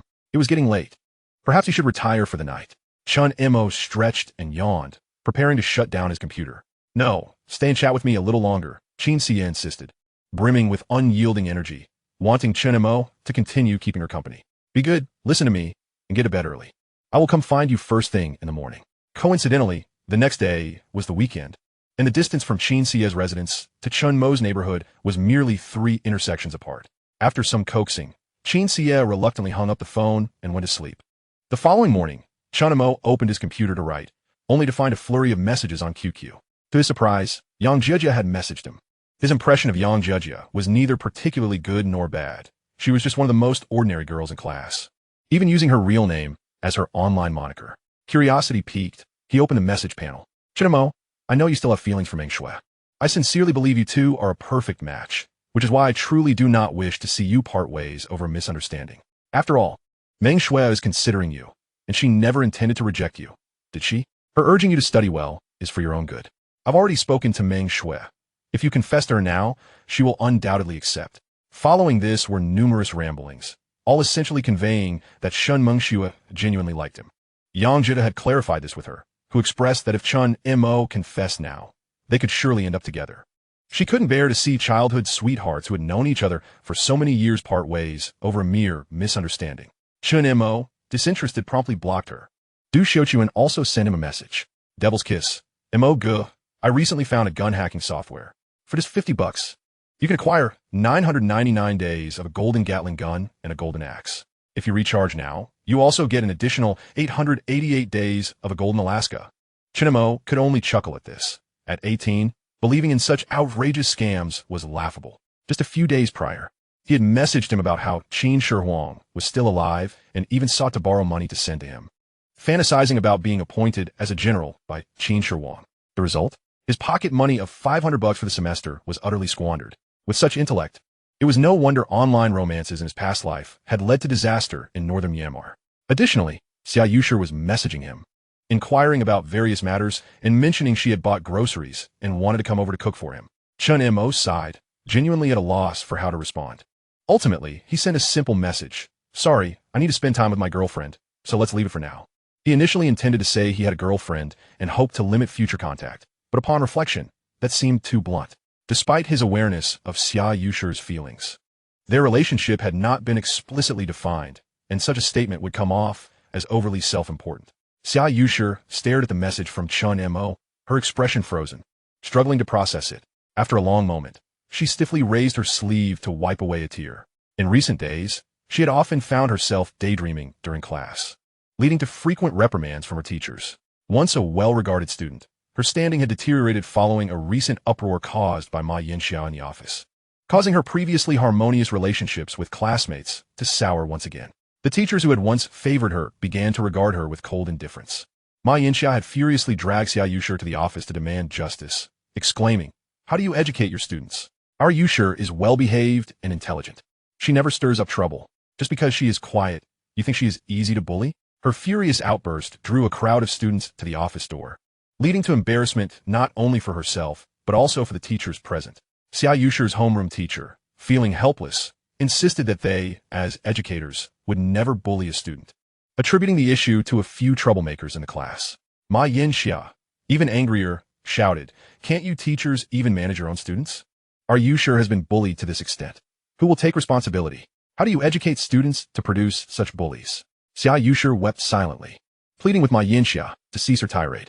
Observing Xia Yushi's distress only fueled Ma Yinxia's anger further, as she scolded, "Didn't you think to tell your family? Didn't you think to inform your teachers or school? Why are you so timid?" Even Lu Qingshan, who was grading papers in the office, could no longer remain silent and stepped up to mediate, saying, "Ma'am, we understand your feelings. The principal is taking this matter very seriously, and those involved will face appropriate consequences." Yet, Ma Yinxia continued to vent her frustrations, recalling the humiliation she suffered when confronting Chen Mo, unleashing her fury in the office. As a result, Xia Yushi found herself utterly isolated. Everyone was aware of her overbearing mother, making her classmates hesitate to approach her. Even those who secretly admired her withdrew their affections, while girls who once wanted to befriend her now avoided her as if she were a plague. Xia Yushi, who had been growing more outgoing, became even more withdrawn following this incident. Meanwhile, Chen Mo remained blissfully unaware of these developments. He was engrossed in monitoring stock trends while writing. His investments had multiplied several times, and he now possessed a substantial sum of 300,000.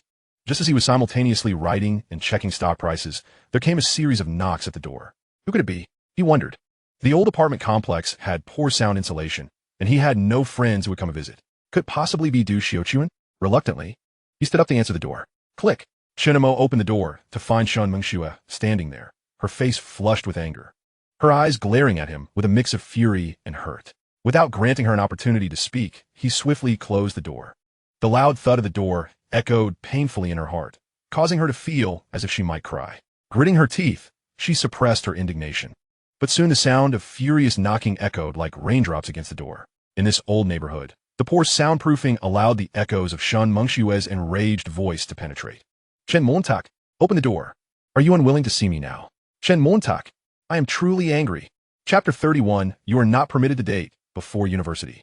The more Shen Mengxue thought about it, the angrier she became, her eyes reddening as she clenched her teeth and stamped her foot in frustration. How could one employ such tactics of feigned indifference? How could he still not understand? Given that Yang Zhejia had already made her feelings clear, she had already afforded him the opportunity. How could he behave in such a manner? She had personally come to find him. What more did he desire? If he were to confess his feelings to her once more, she would undoubtedly acquiesce. Chen Mengxue, with his dense intellect, simply could not comprehend. Chen Mengxue, this is your final chance. If you do not open the door now, I shall never acknowledge you again. Listening to Shen Mengxue's loud cries and the thundering knocks on the door, Chen Mo felt a deep sense of frustration wash over him, his mood utterly soured. After a lengthy period of shouting and knocking, perhaps weariness began to set in, and her voice grew softer. Chen Mo, at least please remove my QQ from your blacklist. Shen Mengxue's tone softened, a rare occurrence. Observing her gradual calmness, Chen Mo approached and opened the door, exuding a sense of resignation. What do you want from me? Detecting the coldness and distance in Chen Mo's voice, Shen Mengxue felt a pang of grievance. Was it truly necessary for him to act this way, simply because she had rejected his confession? Even if he was angry, after such a long period of silence. Surely he should be past it by now. Chen Mo remained firmly at the doorway, showing no intention of allowing her inside. I'm not angry. I merely believe there is no longer a necessity for us to maintain contact, he stated, reflecting on the fact that they had not seen each other for over a decade. The awkwardness of their relationship was palpable. Having been rejected, it would be best to sever ties cleanly. Upon hearing this, tears that had only just dried began to flow anew from Shen Mengxue's eyes. Chen Mengxue, you are being utterly unreasonable. How can you, a grown man, be so petty? Shen Mengxue wished to say more, but at that moment, a neighbor, sporting dark circles under his eyes, forcefully kicked the door open. What on earth is all this noise during the day? I refrained from saying anything earlier. What are you trying to keep everyone awake? Chen Mo felt mortified and quickly yanked Shen Mengxue inside, shutting the door behind him. Once inside, Shen Mengxue acted as if she had entered her own home, effortlessly grabbing a pink cup to fetch water from the dispenser. Chen Mo sighed deeply and directly inquired, "What do you want from me?" Shen Mengxue turned to him, her eyes reflecting her hurt, as if on the verge of tears. "I can't even come to your house anymore, can I?" Just last month, she had frequently visited his home, but after rejecting him, he had not reached out or sought her out. Even when she had compromised, he continued to play hard to get, which only deepened her sense of injustice. "If you continue like this, we won't be able to have a proper conversation." As she spoke, Chen Mo moved to open the door, intending to send her away. Shen Mengxue shot him a scornful glance, thinking to herself that she would not leave so easily. However, to her surprise, once the door was opened, Chen Mo walked directly toward her. "What are you doing?" she thought, a hint of panic rising within her. In the next moment, Chen Mo hoisted her onto his shoulder and marched toward the door. "Let me go. Chen Mo, you rogue. Put me down." He ignored her frantic attempts to push him away and placed her firmly outside, slamming the door shut once more. "Chen Mengxue, you jerk." Shen Mengxue began to cry again, and it was no surprise when the neighbor emerged again, visibly irritated. "What are you shouting about now?" Chen Mo held his head in despair as the sounds of Shen Mengxue arguing with the neighbor echoed outside. Typically, she was not one to be unreasonable, but the grievances she had suffered at Chen Mo's hands had pushed her to vent her frustrations on the neighbor. "Shen Mengxue, what on earth are you doing? This is so embarrassing." Chen Mo quickly stepped outside to apologize to the neighbor, swiftly pulling Shen Mengxue down the stairs. Once outside, she gazed at him with a pitiful expression. "What is it that you need from me?" Chen Mo, now quite annoyed, spoke with a hint of harshness. Shen Mengxue had never seen him so fierce, and her anger dissipated, leaving only tears welling in her eyes. "I just want you to take me off your blacklist." "Very well, as long as you promise not to send me incessant messages." Upon hearing this, Shen Mengxue felt a swell of sorrow. Is sending you messages now considered harassment? If you want to agree, then I'll take my leave. Wait, I want to send you so many messages, I promise. She whimpered, pouting her lips in a display of distress. Chen Mo nodded, ready to return upstairs. "Hold on." As he turned to leave, Shen Mengxue quickly grasped his sleeve. Chen Mo looked back in confusion. "You." Shen Mengxue hesitated, her cheeks flushed with embarrassment. Summoning her courage, she finally blurted, "Chen Mo, you're not allowed to date before university, or I will tell your brother." Noticing a slight change in his expression, she softened her tone. "We are both high school students. We should focus on our studies." At that moment, Shen Mengxue had lowered her head, her face red as she fidgeted with her fingers. "When we get to university, you must be joking, Shen Mengxue. My brother has never been able to control me." Chen Mo replied, pausing before continuing, "And rest assured, I will refrain from bothering you in the future, Miss Shen." With that, he flashed her a reassuring smile and gave a thumbs up before heading upstairs. Leaving Shen Mengxue frozen in place, the unfamiliarity of Miss Shen echoing in her mind.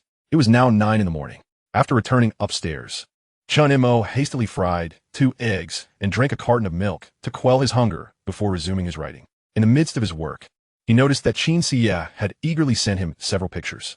Chen Mo's eyes widened in disbelief. Every image featured her feet. Before he could inquire further, she messaged him again. Soft cat, darling, I just took a bath and washed my feet 5 times. They don't smell at all. You can come over and check for yourself. Chen Mo was left speechless, slowly typing out the words crazy person. On the other end, Qin Xie, displeased by his response, pouted her lips. She then made her way to a full-length mirror in the living room and changed into a new outfit. She wore a fitted crop top that accentuated her slender waist, paired with snug denim shorts and white tights that hugged her thighs, emphasizing her curves. Feeling proud, Qin Xie posed seductively in front of the mirror, taking several selfies. Yet, she still felt something was amiss. Ultimately, she swapped the denim shorts for a tight-fitting miniskirt and lounged on the sofa in a provocative manner, snapping a few more pictures. After selecting her favorite, she sent it to Chen Mo. In the end, a line was added. Dearest, today is a safe period. This photograph, coupled with such a message, left little room for ambiguity. It was evident to anyone with a modicum of sense, including Chen Mo, what it implied. On the other end, Chen Mo's eyes widened in astonishment. Despite having encountered numerous beauties on a firebrand short video platform during his previous life abroad, Qin Xie stood out as a paragon of beauty. After all, no matter how exquisite one's figure or visage, there exists a ceiling of allure, where each possesses its unique charm. Although Qin Xie had already turned 18, he still managed to suppress his impulses. Unexpectedly, Qin Xie called him directly. Chen Mo answered without hesitation. He could hear her voice, tinged with a hint of melancholy, through the microphone. Given the clarity of her insinuation, he felt he was being rather dense. After a brief pause, Chen Mo continued, Qin Xie, my intention in pursuing this relationship is genuinely aimed at marriage. Thus, for our future, I must consider our academic standings. Your grades are average, but I hope we can strive to attend a university in the same city. Having witnessed the heartbreak of long-distance relationships in his past life, Chen Mo understood the sorrow that distance could bring, often leading to inevitable separations. A saying rings true. No amount of comforting words can compare to the shelter of an umbrella in the rain or a warm cup of brown sugar water during one's menstrual cycle. Each time he encountered stories of couples torn apart by distance, he felt a pang of regret. Therefore, if they could not end up in the same city, he would not hesitate to end the relationship. Nonetheless, he intended to base his final university application on Qin Xie's performance. He was no oracle, unable to predict her ultimate grades or influence her scores during the college entrance examination. Thus, the wisest course of action was for both to study diligently in hopes of attending the same institution. Chen Mo articulated the pros and cons clearly. Qin Xie was particularly touched, yet felt a tinge of grievance. But I miss your voice, tinged with a plaintive tone, sent a shiver down Chen Mo's spine. Then come visit me. I live in the same complex, Unit 2, 12th floor. Qin Xie's heart fluttered with joy as she hurriedly donned a more modest outfit and prepared herself to meet Chen Mo. 10 minutes later, the doorbell rang. As Chen Mo opened the door, Qin Xie leaped into his embrace, exclaiming, Darling, I missed you so much. With a swift motion, Chen Mo lifted her off the ground, carrying her into the bedroom. Darling, I'm hungry, she pouted, nuzzling her head against his chest. The kitchen is over there. Feel free to make something. Chen Mo pointed towards the open door leading to the kitchen, visible from the bedroom. But this is your home. Can't you cook for me, please? Qin Xie continued to whine playfully. Chen Mo remained unmoved, focusing intently on analyzing stock market trends on his computer. Oh, dear husband, I beg you. Qin Xie sprawled across Chen Mo's lap. Reluctantly, he found himself heading to the kitchen to prepare breakfast for her. Qin Xie lounged on the bed, her fitted top accentuating her slender waist perfectly. She wore a pair of light blue flare jeans that hugged her curvaceous figure tightly, the fabric straining against her ample hips. Her calves peeked out from beneath the jeans, clad in black stockings, with little white socks adorning her feet, which swung back and forth playfully. Through the open door, she could see Chen Mo busy frying eggs in the kitchen. Observing him heating milk, she sat up, turned around, and snapped a selfie that captured both her face and Chen Mo in action. With a swift motion, she uploaded the photo to her QQ space, captioning it, My husband is so wonderful. He cooks for me. Once posted, it set QQ space ablaze with notifications. Almost immediately, comments and likes poured in. When did Xie get a boyfriend? Goddess, please tell me this isn't real. Who is this man? I want to kill him. Goddess, are you being deceived by a bad man? My feelings for you are sincere. Break up with him. Isn't that Chen Mo? Unaware of the stir he had caused, Chen Mo approached for the plate. What are you looking at? He gently placed the dish on the table and handed her the warm milk. Thank you, darling. Hee hee. You're the best, Chen Xie chimed, her voice sweet and melodious, evoking an irresistible charm. She immediately sat up and planted a kiss on Chen Mo's cheek. As Chen Mo resumed his focus on the computer, Chen Xie, sprawled on the bed, enjoyed her breakfast while watching him work. Her legs, clad in black stockings, kicked playfully as she observed him with curiosity. Darling, what are you doing? She inquired, her eyes filled with wonder. I'm devising ways to earn money to support you. Chen Mo replied earnestly, turning to face her. What I told you before was not mere empty promises. I genuinely wish to provide for your future, cherishing you as if you were my own daughter. Yet, all this requires financial backing, as each step towards the future I envision necessitates funding. Chen Xie was momentarily taken aback, her eyes welling with tears. She dove into Chen Mo's embrace, nuzzling her head against his chin. The scent of her shampoo mingled with the sweet aroma of youth enveloped him. Darling, what's wrong? I truly like you, more than I can express. She suddenly confessed, before settling quietly in his arms. Chen Mo, sitting on the bed with one arm around her while manipulating the mouse with the other, found his previous focus on the computer waning.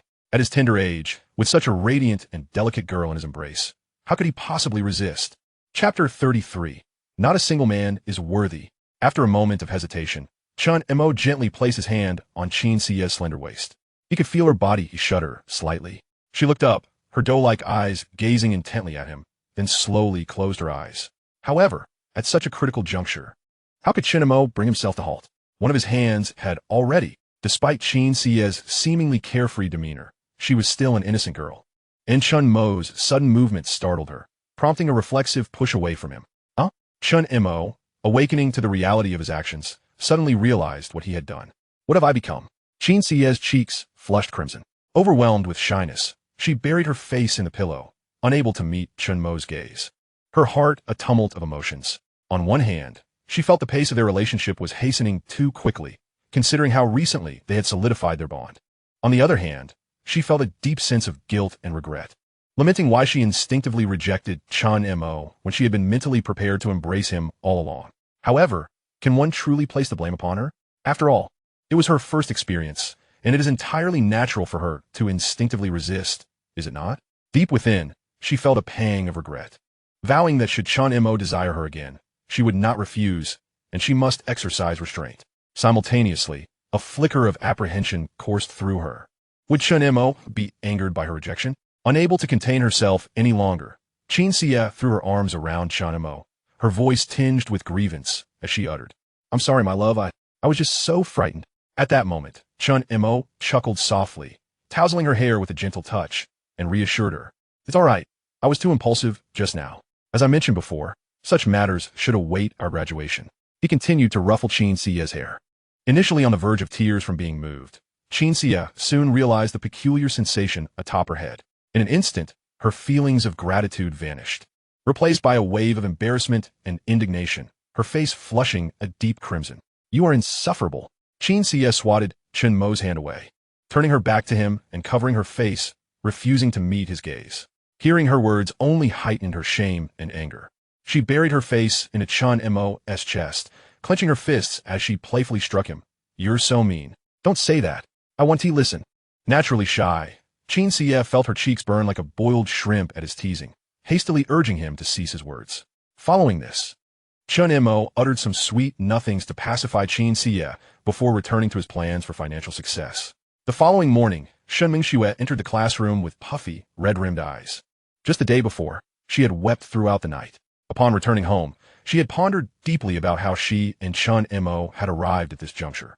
Hadn't she merely rejected him once, urging him to focus on his studies? Moreover, despite her refusal, she had not turned him away entirely, having promised that if he studied diligently and gained admission to Tianhai University, she would certainly accept him. Why then was he so ungrateful? The Chen Mo of you was not like this. He had once catered to her every whim, as if he would pluck the stars from the heavens to present to her. He had once cherished her so deeply that it seemed he would carve open his chest to offer his heart. How had he transformed into this cold figure? Was it merely due to her singular rejection? The more she thought, the more aggrieved she became, and tears threatened to spill anew. Shen Mengxue's disheveled appearance did not go unnoticed by her classmates, who whispered among themselves, speculating about her distress. What happened to the illustrious Shen? Why are her eyes so red? Isn't it obvious? She must have been upset by Chen Mo. Wow. Who would have thought that the celebrated Shen would cry over a man? How enviable. If only Shen Mengxue were crying for me. No, if I were in her shoes, I would cherish her with my life. For each tear she shed, I would strike myself in anguish. The classmates silently cursed Chen Mo thousands of times, their hearts brimming with envy and resentment.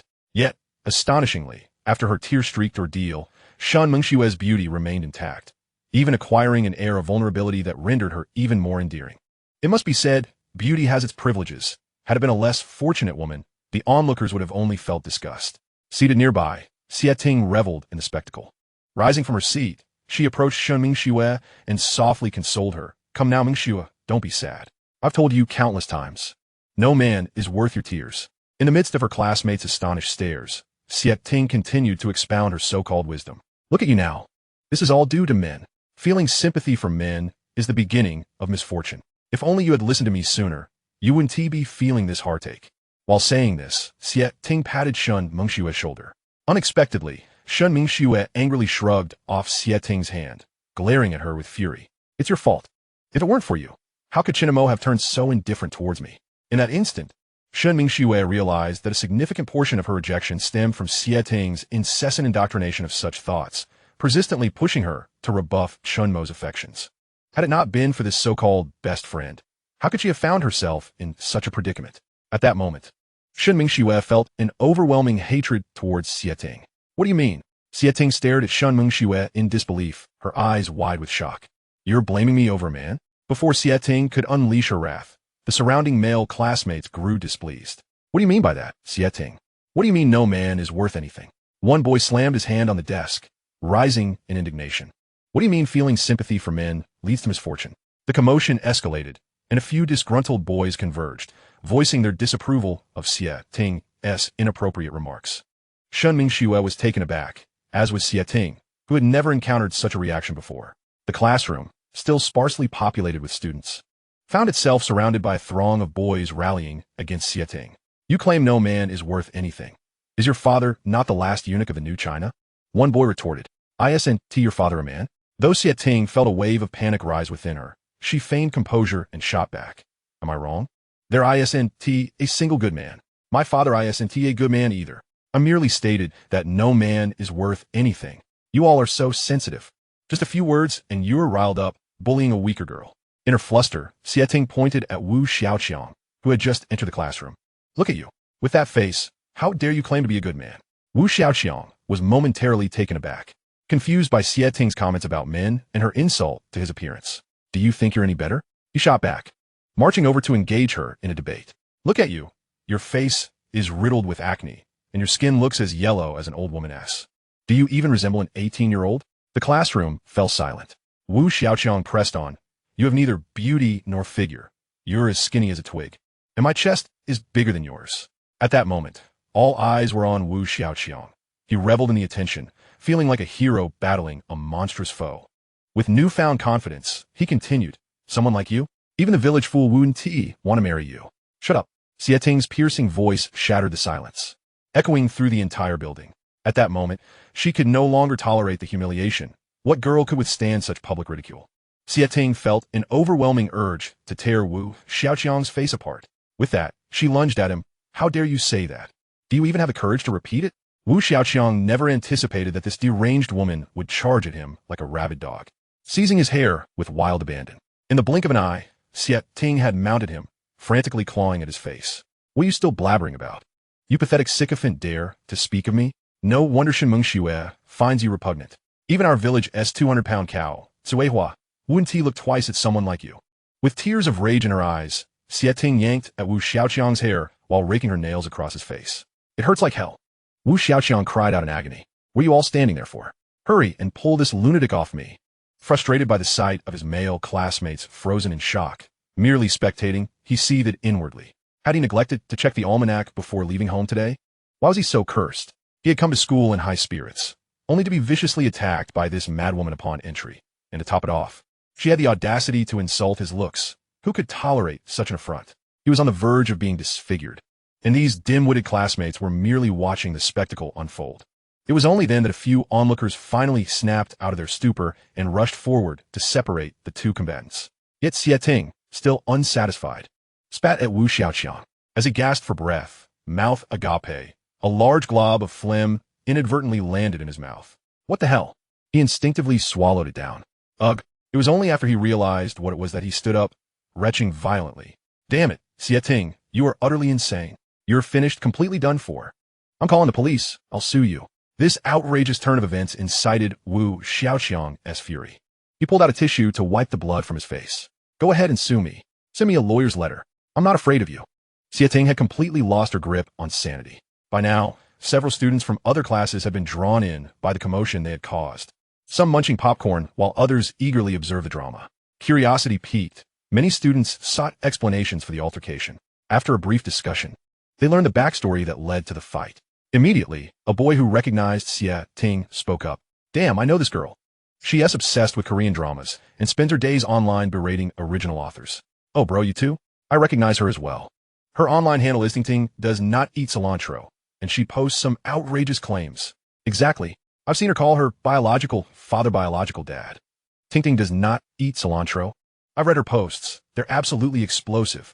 She said that just thinking about having her biological dad's chromosomes makes her feel filthy, and she wants to undergo surgery to remove them. What?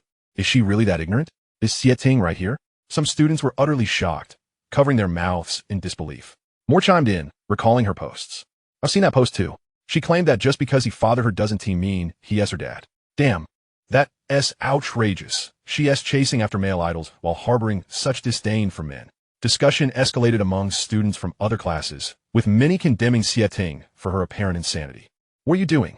What's happening here? Just as the students from other classes were preparing to join the fray against Xie Ting, the homeroom teacher arrived with school officials to disperse the crowd. What is going on?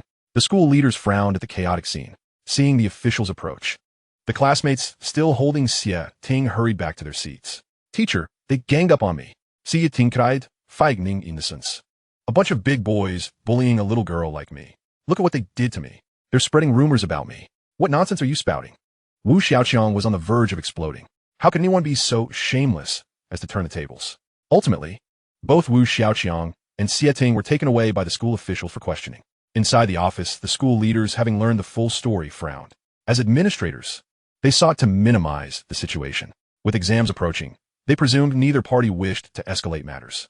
Let us have you both apologize to each other, and we'll consider this matter resolved.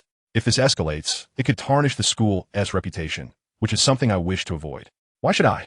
Wu Xiaoqiang roared, feeling tears well in his eyes. He pointed to his ravaged face. How could a young man in the prime of his youth be disfigured? And an apology be deemed sufficient? Moreover, a mutual apology? What had he done to warrant one? Xie Ting crossed her arms, turning away with a scoff. Why are you being so petty? Can't you just let it go? Besides, setting facts aside, aren't you at fault too? Upon hearing this, Wu Xiaoqiang's face turned a shade of fury. You. Chapter 35. The Impending Chaos. You despicable creature. Wu Xiaoqiang. What do you think this place is? This is the office. Please maintain some decorum. Teacher, look at him.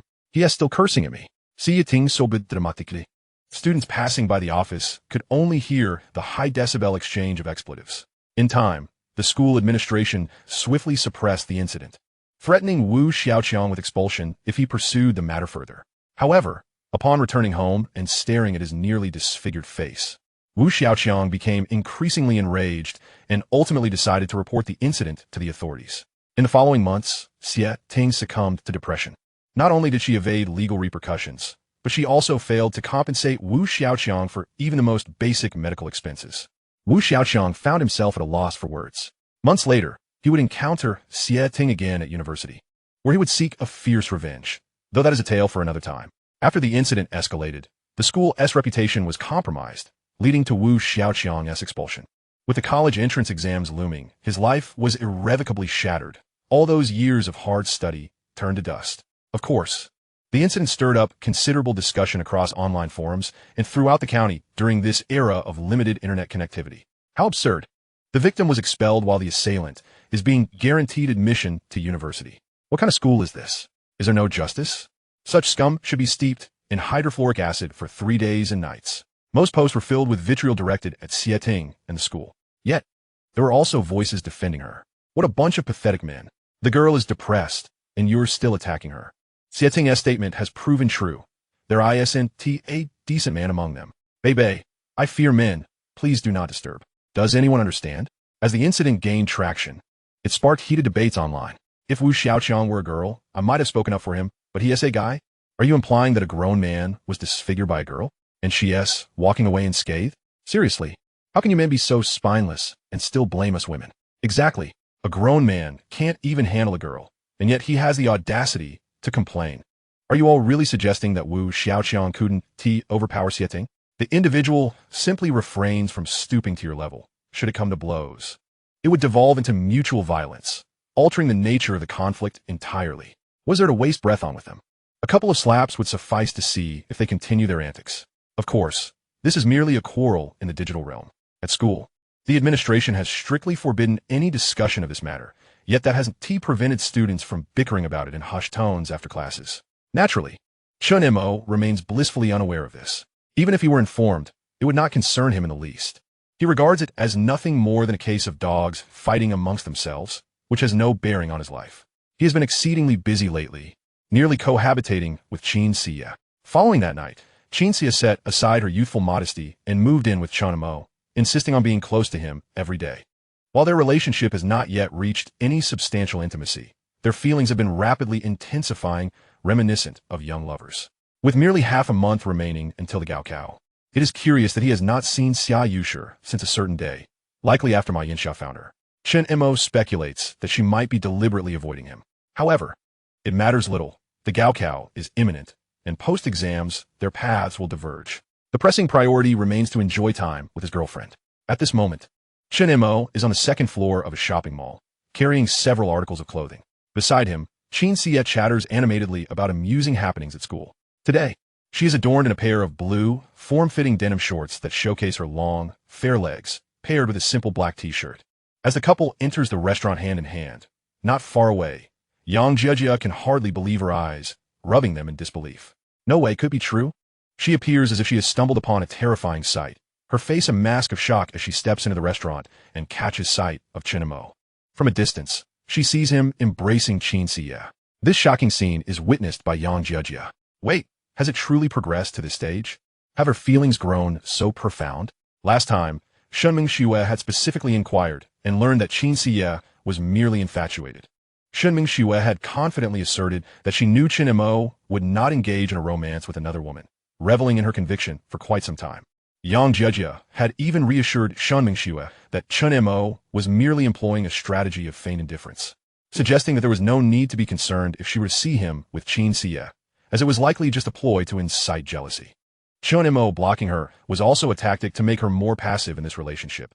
Typically, the one who is more submissive in a romance ends up suffering more. Thus, Mengxue, you must never initiate contact with him again. I refuse to believe he can ignore you indefinitely. After all, you two are childhood friends. Yang Jiejia forward to Shen Mengxue. Yet, when did her home get robbed? Wouldn't Shen Mengxue despise her for this? Yang Jiejia gazes at the screen, displaying Shen Mengxue's contact number, her thumb hovering indecisively over the call button, unsure of how to explain this situation to her. Beep beep beep. Hello, Jiejia? Mengxue, there's something I need to tell you.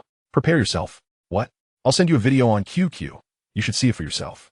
After much deliberation, Yang Jiejia sends the video she had just surreptitiously recorded, showing Chen Mo kissing Chen Xie. On the other end, Shen Mengxue is utterly taken aback.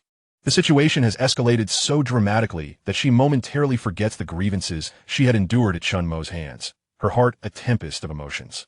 Thus, she refrains from bothering him in the following days. Then she views the video Yang Jiejia sent. Instantly, her eyes well up with tears as she exclaims over the phone, "Where are you right now?" She intends to catch him in the act. How could Chen Mo, of all people, dare to engage in such behavior behind her back? She hasn't been so intimate with him. That vile, jealous wretch. Their plans have been set, yet now her home has been invaded. Chen Mengxue, oblivious to the fact that he has been filmed, is lost in his own world. Ugh. Chen Xie's eyes widen. You scoundrel. I know you're just bullying me. She turns her head away from Chen Mo, her cheeks flushed like a ripe apple. Although they have begun living together, Chen Mo has consistently maintained a respectful distance, refraining from crossing any boundaries. They have only recently begun their relationship, and Chen Xie's thoughts are consumed by Chen Mo. She wishes to cling to him at every possible moment. With a bashful smile, she continues to be affectionate towards him. In a quiet corner of the restaurant, where patrons are few, no one seems to notice the couple sharing tender moments. Chapter 36. You promised you would love me for a lifetime. Seizing the opportunity with fewer onlookers, Chen Xie nestles deeper into Chen Mo's embrace. Darling, I adore you so much. I feel as though I cannot bear to be apart from you. I long to be with you forever. Chen Mo gently ruffles her hair, reassuring her, rest assured. As long as you do not leave me, I shall never abandon you. Chen Xie lifts her head, teasingly asking, are you merely after my body? Will you cast me aside afterward? Chen Mo playfully flicks her forehead, exclaiming, what are you thinking? If it were as you say, I would have already taken you. Why wait? Chen Xie pouts from the mild sting, but her heart swells with sweetness. Outside the restaurant, Yang Jiejia paces nervously. Jiejia, where are they? Suddenly, Shen Mengxue bursts forth, her eyes red and wearing slippers. This scene undoubtedly draws the attention of numerous onlookers. After all, it is not every day one sees a stunning beauty running in slippers with tears in her eyes. It is a rarity. The seasoned onlookers sense that something significant is unfolding. Mengxue, please remain calm. If there is an issue, we can find a quiet place to discuss it. Yang Jiejia, aware of the growing crowd, instinctively steps into the role of peacemaker. Just then, Shen Mengxue catches sight of Chen Mo, engrossed in his phone in the corner through the glass door. She surveys the area, noting the absence of Chen Xie, and in a fit of rage, she pushes through the glass door and confronts Chen Mo directly.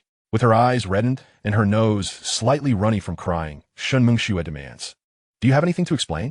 Brandishing her phone to reveal the video Yang Jiejia had captured, confusion etches itself onto Chen Mo's face. How dare you kiss another woman? You've never kissed me. Shen Mengxue stubbornly wipes away her tears, attempting to compose herself. Her words send shockwaves through the gathered crowd, stirring the male onlookers to vehemently criticize Chen Mo. What the hell? How can you cheat on such a beautiful girlfriend? They lament, if I had such a stunning girlfriend, I would cherish her as if she were a precious gem, terrified of losing her. How could you be so thoughtless? Their envy mingles with resentment, wishing that Shen Mengxue were their girlfriend, as they fantasize about the joy of being with such a beauty. As Shen Mengxue publicly accuses him, Chen Mo is left to ponder his next words, feeling utterly humiliated. It seems that the two of us have no connection, does it? In what capacity could I possibly kiss you? It appears that you have no say in whether I kiss my own girlfriend, does it? No connection? Chen Montak. How could such unfeeling words escape the lips of someone whose heart once beat at 37 degrees? Shen Mengxue seemed deeply wounded by this remark, her expression turning icy. Just a few months ago, you confessed your feelings to me. Moreover, we have been childhood friends for over a decade. You were well aware that it was merely a few months ago. Chen Mo shrugged his shoulders, somewhat exasperated. If you refuse to accept me, do you also forbid me from seeking a partner? I am now 18. Who will be responsible if I remain without a wife in the future?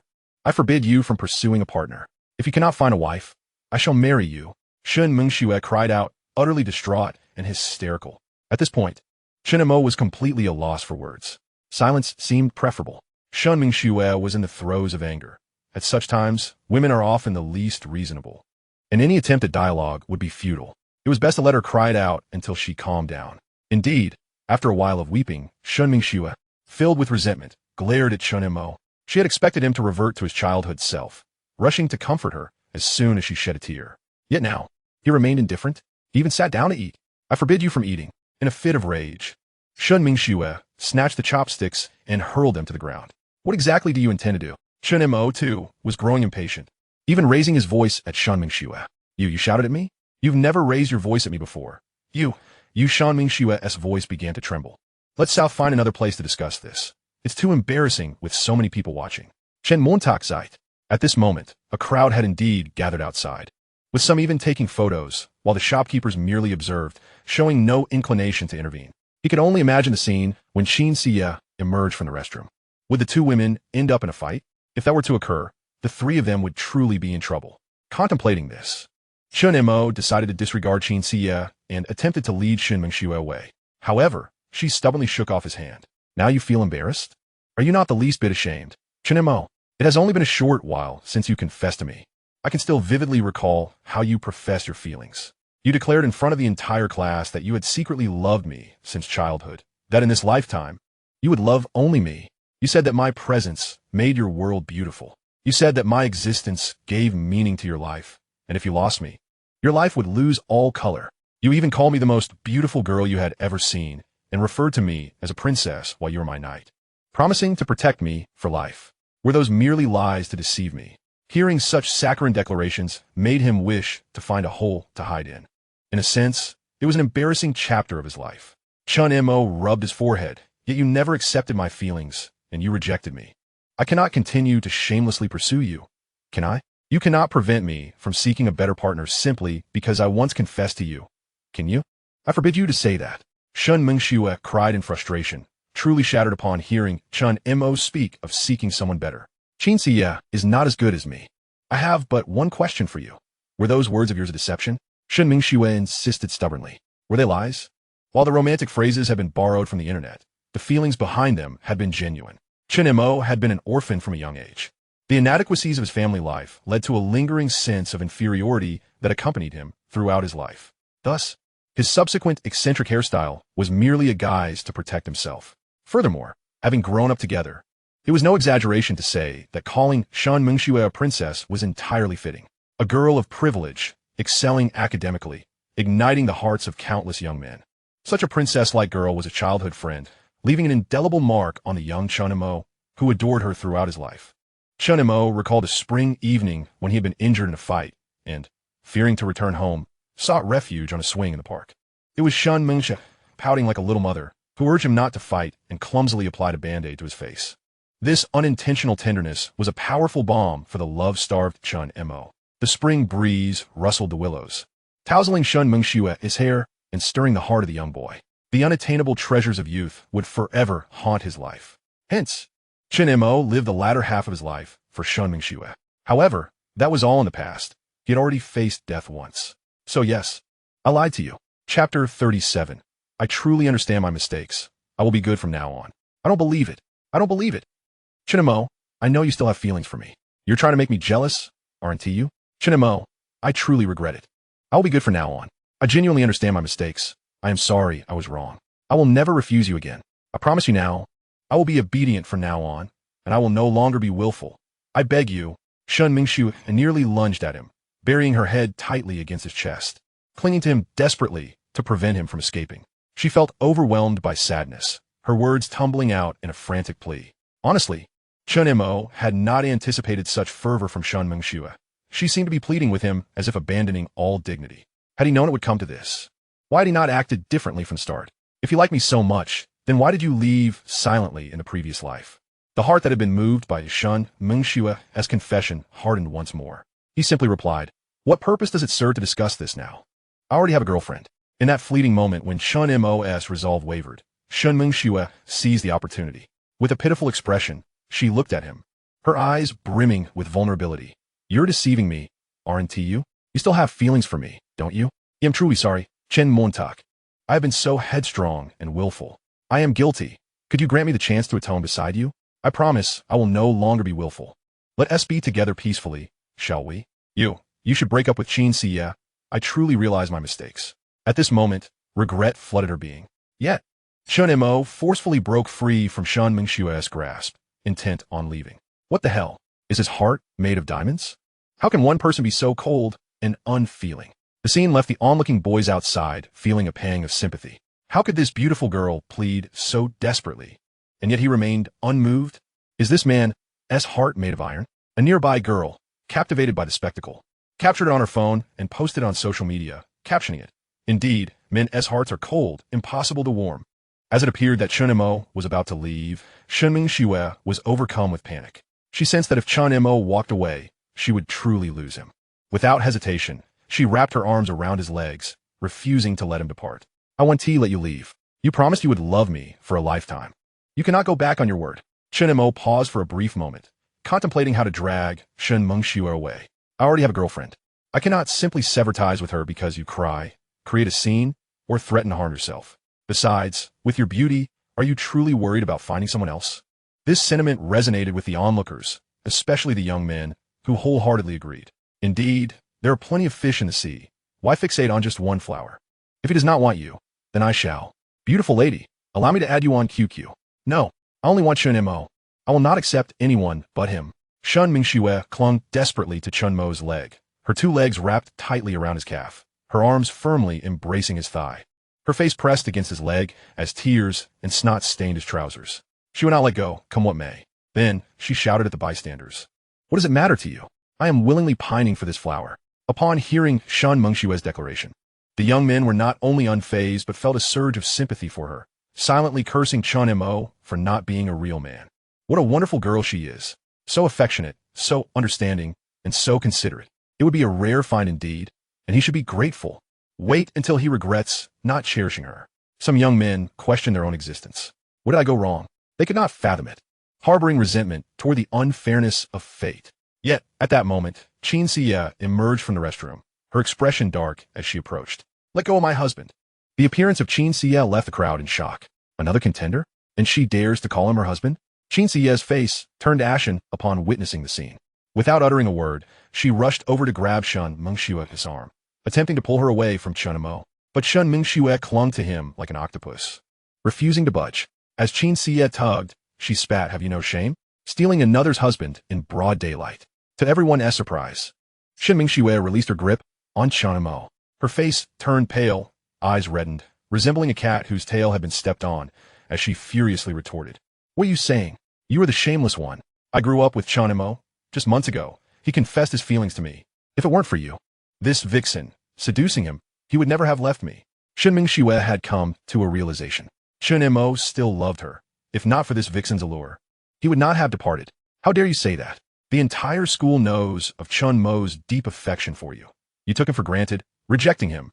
Chen Xie sneered, finding Shen Mengxue's reasoning absurd. Now that Chen Mo had found new love, were you jealous? Regretful? Chen Xie mocked, admitted. You never truly liked Chen Mo. You simply cannot bear the thought of losing what you once possessed. You're lying. You're lying. You're lying. Return Chen Mo to me. Shen Mengxue's eyes glistened with anger as she glared at Chen Xie. If I were Chen Mo, I would never choose you. Flat as a board. Chen Xie then proudly puffed up her well-endowed chest, casting a disdainful glance at Shen Mengxue. Truth be told, Shen Mengxue was not lacking in that department either, but comparisons brought about pain. Shen Mengxue trembled with rage, her complexion pale. She could no longer endure it. How could this shameless woman snatch away another S-man and act so brazenly? Shen Mengxue now truly wished to claw Chen Xie's face. Thus she lunged forward, aiming to grasp at Chen Xie's prominent bosom. Shameless woman. Take that. Take that. Chen Xie never anticipated that this madwoman would attack outright. The pain from being grabbed made her yelp. Let go, that hurts. Chen Xie retaliated by yanking Shen Mengxue's hair. The two were now locked in a bizarre stalemate, one gripping the other's bosom while the other held onto the other's hair. Chapter 38. The fight erupts. Stop this at once. Chen Mo interjected, his expression grim as he forcefully separated the two. He found himself most troubled by women's quarrels. He had not known how to intervene. Now that they were fighting, he had no choice but to step in. Meanwhile, Yang Jiejie, who had been observing from the sidelines, could no longer remain passive. Initially, she had intended for Shen Mengxue to handle matters herself, as it was not her place to interfere. However, seeing the two on the brink of a brawl, she felt compelled to help, lest Shen Mengxue be bullied. Shameless woman, is this how you snatch Shen Mo from me? I will pull you down. Shen Mengxue had completely lost her reason, aiming to viciously grab at Chen Xie's ample bosom. But that was not all. She seized one with each hand and yanked fiercely. Chen Xie cried out in pain. You are a lunatic, she retaliated, pulling Shen Mengxue's hair while simultaneously trying to tear her clothes. In the sweltering summer, Shen Mengxue was already dressed lightly. As Chen Xie made to rip her clothing, Shen Mengxue quickly released her grip on the other's bosom. Chen Mo and Yang Jiejie forcefully pulled the two apart. You two, stop this at once. Chen Mo's face was ashen as he could no longer contain his frustration. Honey, she attacked me first. I was merely defending myself. Chen Xie protested, feeling somewhat aggrieved. At this moment, Yang Jiejie was filled with regret. She wished she could slap herself. Why had she messaged Shen Mengxue to come over? Now, all four were left humiliated. She should have pretended not to see. She should not have sent that message. Why was she meddling? Mengxue, Tom Dawan, Yang Jiejie Chonsolet. At that moment, the onlookers were in an uproar. What charm did this man possess? How could he incite two goddess-like beauties to fight over him? Good heavens, where did I go wrong? Why was fate so unjust? These two goddesses would be a dream come true, and yet he alone claimed both. Some speculated that Chen Mo might be a rich second-generation heir, but even that seemed implausible. Was it merely his handsome looks? I am not lacking in that regard. Am I? Many were enviously shedding tears. Chen Mo, with Shen Mengxue in tears, gazed at him imploringly. As he softly comforted Qin Xie, she too longed for his affection. Thus, she cast a pitiful, pleading look at him, reminiscent of an injured kitten yearning for its owner's touch. Finally, her silent plea seemed to have been acknowledged. As Chen Mo spoke, Shen Mengxue, you have gone too far today. His expression was cold. You can treat me however you wish, but Xie is innocent. Yet, this response felt more hurtful than silence. Shen Mengxue seemed to freeze, unable to shed another tear. It was as though she had forgotten how to cry, her mind echoing only Chen Mo's words. Before she knew it, Chen Mo and Qin Xie's figures had vanished from the restaurant, and the onlookers had dispersed. Mengxue? Mengxue, hold on. As she snapped back to reality, Yang Jiejia's anxious voice reached her ears. Shen Mengxue's gaze was devoid of luster, her heart feeling hollow. How detestable! It was all that madwoman's fault for ruining her date with her husband. Qin Xie pouted in dissatisfaction. Chen Mo's expression was impassive, lost in his thoughts. She was upset. A kiss was the only remedy. Qin Xie blinked her large, captivating eyes and pouted, seeking affection. However, to her surprise, Chen Mo merely flicked her forehead. Ouch! Why did you do that? Hey, can I even ask for a kiss? Qin Xie complained, her tone tinged with displeasure. You can ask for a kiss, but not in front of so many people. I'd rather not have them witness my wife being affectionate. Chen Mo replied, affectionately ruffling Qin Xie's hair. Hee with her head tousled. Qin Xie's mood noticeably brightened, her steps transforming into a playful skip. Just moments ago, she feared Chen Mo was angry. After all, it was her first time showcasing her fierce side. She had worried that her assertiveness might drive him away. Yet, the reality proved her fears unfounded. Her husband was the best. Without hesitation, Qin Xie leaped onto Chen Mo, planting a kiss on his cheek. Her anxiety stemmed from a deep-seated fear of losing him. Her affection for Chen Mo was profound. The thought of life without him felt unbearable. Initially, her pursuit of Chen Mo arose from the disillusionment with other boys, who were either selfish, timid, or cowardly. Without exception, a gaggle of immature youths. But Chen Mo was different. He was handsome, exuded a mature aura, and naturally provided a sense of security. Upon discovering that Chen Mo, too, craved love, she felt an uncanny resemblance between them, believing they were truly meant for one another. As the campus belle, Qin Xie was undoubtedly pursued by a throng of admirers, including several wealthy heirs in science. Yet, she regarded them merely as opportunists, unable to offer her a promising future. Her instincts proved correct. Chen Mo could indeed provide her with a future, one that he had meticulously planned. He was tirelessly working on writing novels and investing in stocks to achieve their shared aspirations. In that moment, Qin Xie felt like the happiest woman in the world. Mengxue, after you go upstairs, take a shower and have a good sleep. Don't overthink things, Yang Jieji said, her expression filled with concern as she watched Shen Mengxue. Shen Mengxue, with a vacant stare, mechanically nodded in response. Under Yang Jieji's worried gaze, she walked into the room like a soulless being. You're back? Li Shuiyan, who was in the kitchen chopping cucumbers, casually inquired. Li Shuiyan was Chen Mo's brother, Chen Ming's superior, an indomitable career woman. Her exceptional capabilities led her to desire her daughter to marry into an even better family. After all, with such beauty and intellect, her daughter deserved nothing less. She was determined to prevent her daughter from associating with any unsuitable boys. In her vision, her daughter should marry into a family worth billions. What if her naive daughter were to be deceived by some unknown ruffian? However, given her good relationship with Chen Mo's parents during their lifetimes, she couldn't overtly drive him away from her daughter. Thus, she continually instilled in her daughter the belief that she must marry a good man, one from a respectable family, even if it wasn't a wealthy one. She warned her to be wary of those who lacked wealth, education, and parental guidance. Li Shuiyan placed the freshly prepared dish on the dining table. Chapter 39, Ma Yinxia comes knocking. What's wrong, Mengxue? Li Shuiyan furrowed her brow, observing her daughter, who appeared utterly dejected, as if she had lost her soul. Her daughter usually wouldn't be so impolite as to ignore her. Mengxue, tell me, has someone bullied you? Seeing her daughter's forlorn expression, Li Shuiyan quickly deduced that Shen Mengxue must have been wronged.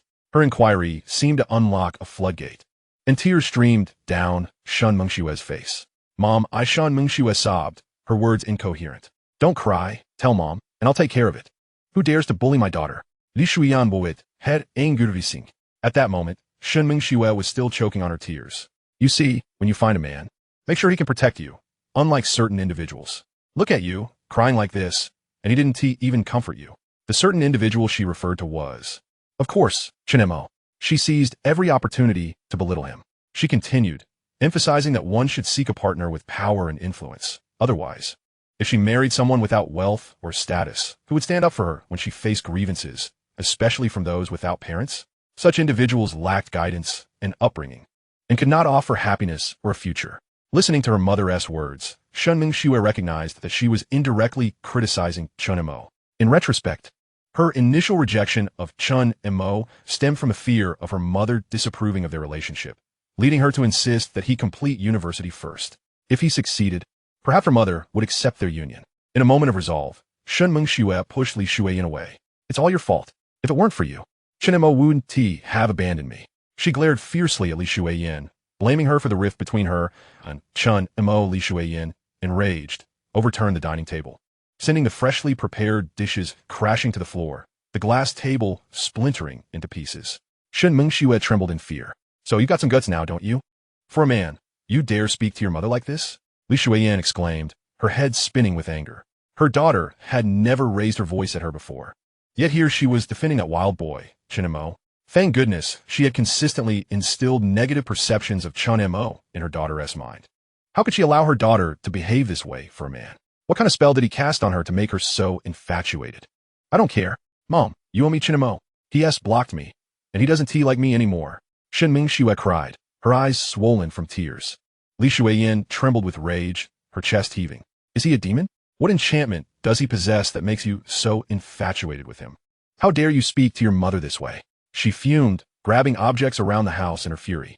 Originally, I believed that my daughter, under the influence of my thoughts, had long since lost her affection for that Chen Mo.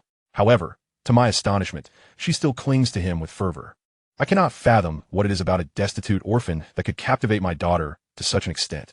Shen Mengxue continued to sob uncontrollably, repeatedly lamenting. You owe me Chen Mo. Am I no longer in your thoughts? How can we continue living like this? What is so remarkable about Chen Mo that you're so desperate for him? I provide for your every need, food, clothing, and shelter, yet you repay me in this manner. You are enamored with him, are you? What future can he possibly offer you? He relies entirely on me for his sustenance.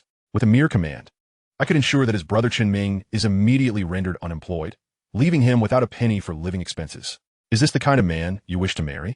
Go ahead, marry him. I won't stand in your way. You can live together in that dilapidated little house, struggling with the mundane responsibilities of life, becoming nothing more than a weary housewife. I shall no longer concern myself with you. Go. Marry him now. Shen Mengxue, tears streaming down her face, retreated to her room and slammed the door shut with a resounding bang, locking it behind her. Meanwhile, Li Shuiyin stood at the door, kicking the wooden barrier and continuing her tirade. On the other side, Chen Mo remained blissfully unaware of the turmoil, enjoying a leisurely stroll with Qin Xie. Does it still hurt? He cast a pointed glance at Qin Xie's chest, which had turned a shade of crimson. Qin Xie's face flushed instantly. You naughty rogue, she retorted, playfully punching him twice on the chest. If it still hurts, I can help you with a massage. For once, Chen Mo indulged in a bit of playful banter, teasing Qin Xie, whose cheeks were now a delightful shade of pink. The two, a perfect match, exchanged flirtatious banter that evoked envy from those around them. Qin Xie, linking her arm through Chen Mo's, chattered incessantly. Eventually, they settled onto a bench in the park, where Qin Xie nestled comfortably in Chen Mo's embrace, relishing the moment. At that very instant, a familiar yet unfamiliar figure shattered their tranquility. Both were taken aback, instantly recognizing the newcomer. Qin Xie's expression shifted dramatically, her demeanor darkening as she regarded the visitor. A little Chen, do you remember me? I am Xia Yusher's mother. The woman before them was the very one who had previously urged Chen Mo to distance himself from Xia Yusher. Chen Mo, of course, remembered her, but was curious about her intentions. I recall you, Andy. What brings you here? Qin Xie instinctively positioned herself protectively in front of Chen Mo. Auntie, rest assured, Chen Mo has not harassed your daughter during this time. He is with me now, and I will keep a watchful eye on him. She harbored no fondness for the middle-aged woman, vividly recalling how she had once scolded her husband. Hearing this, Ma Yinxia felt a pang of regret for her earlier harshness. Little Chen, I admit I spoke rather harshly before. I apologize. Chen Mo remained indifferent, showing no sign of acknowledgement. Ma Yinxia, visibly distressed, hesitated before speaking. Little Chen, could you perhaps visit Yusher? At this, Qin Xie erupted in anger. Andy, what do you mean? Initially, you came to berate Chen Mo without understanding the situation, insisting he stay away from Xia Yushi. And now that we are in a confirmed relationship, what are you implying? Do you intend to come between us? Don't think your age grants you the authority to manipulate us. We won't fall for that. Qin Xie's words were harsh, but Ma Yinxia knew she was at fault and hurriedly clarified, No, you misunderstand. I am genuinely grateful to Chen Mo for saving my daughter. My previous actions were misguided. Please, believe me, I am not here to interfere. In the wake of this, Ma Yinxia hastily divulged her purpose for visiting. Ever since she informed Xia Yushi about her encounter with Chen Mo, her daughter had unexpectedly erupted into a fierce argument. Normally, Xia Yushi was docile, timid in her interactions. Yet that day, she had expressed an uncommon ferocity. Since then, she had locked herself away, refusing to eat, drink, or attend school. Ma Yinxia was now engulfed by fear. She had only one daughter. What would she do if anything happened to her? Thus, she sought Chen Mo's help, hoping he could persuade Xia Yushi. Little Chen, could you please speak to Yushi? Chen Mo replied, Annie, I fear that Xia Yushi locking herself away is not due to me. To be frank, my relationship with her is minimal. I merely intervened when I witnessed her being bullied. We have no significant connection. It is likely this has led to rumors at school suggesting we are romantically involved. Her seclusion might stem from your parenting approach, and I'm afraid I cannot assist you in this matter. Ultimately, he had no ties to Xia Yushi, and now that he had a girlfriend, his intervention would be futile. As he grasped Qin Xie's hand and turned to leave, Ma Yinxia pleaded, Little Chen, please don't go. I am truly at my wit's end. Seeing Chen Mo about to depart, she panicked and knelt before him. Little Chen, I am begging you. I only have this one daughter. If anything happens to her, I cannot bear to live. Chen Mo quickly helped her to her feet, urging her to remain calm. Ma Yinxia was genuinely terrified, fearing her daughter might do something reckless. She recounted how, on the day she mentioned seeking Chen Mo, Xia Yushi had burst into tears, glaring at her with anger for the first time. This had ignited Ma Yinxia's frustration, and after days of declining academic performance, she erupted like a volcano. What kind of look is that? Am I harming you by insisting you study? Am I forbidding you from dating prematurely for your own good? How could I have raised such an ungrateful child? Your grades are plummeting. How will you get into college? What will you do then? Will you end up like me, selling goods on the street? You might as well date someone worthwhile. Look at the kind of person you've chosen.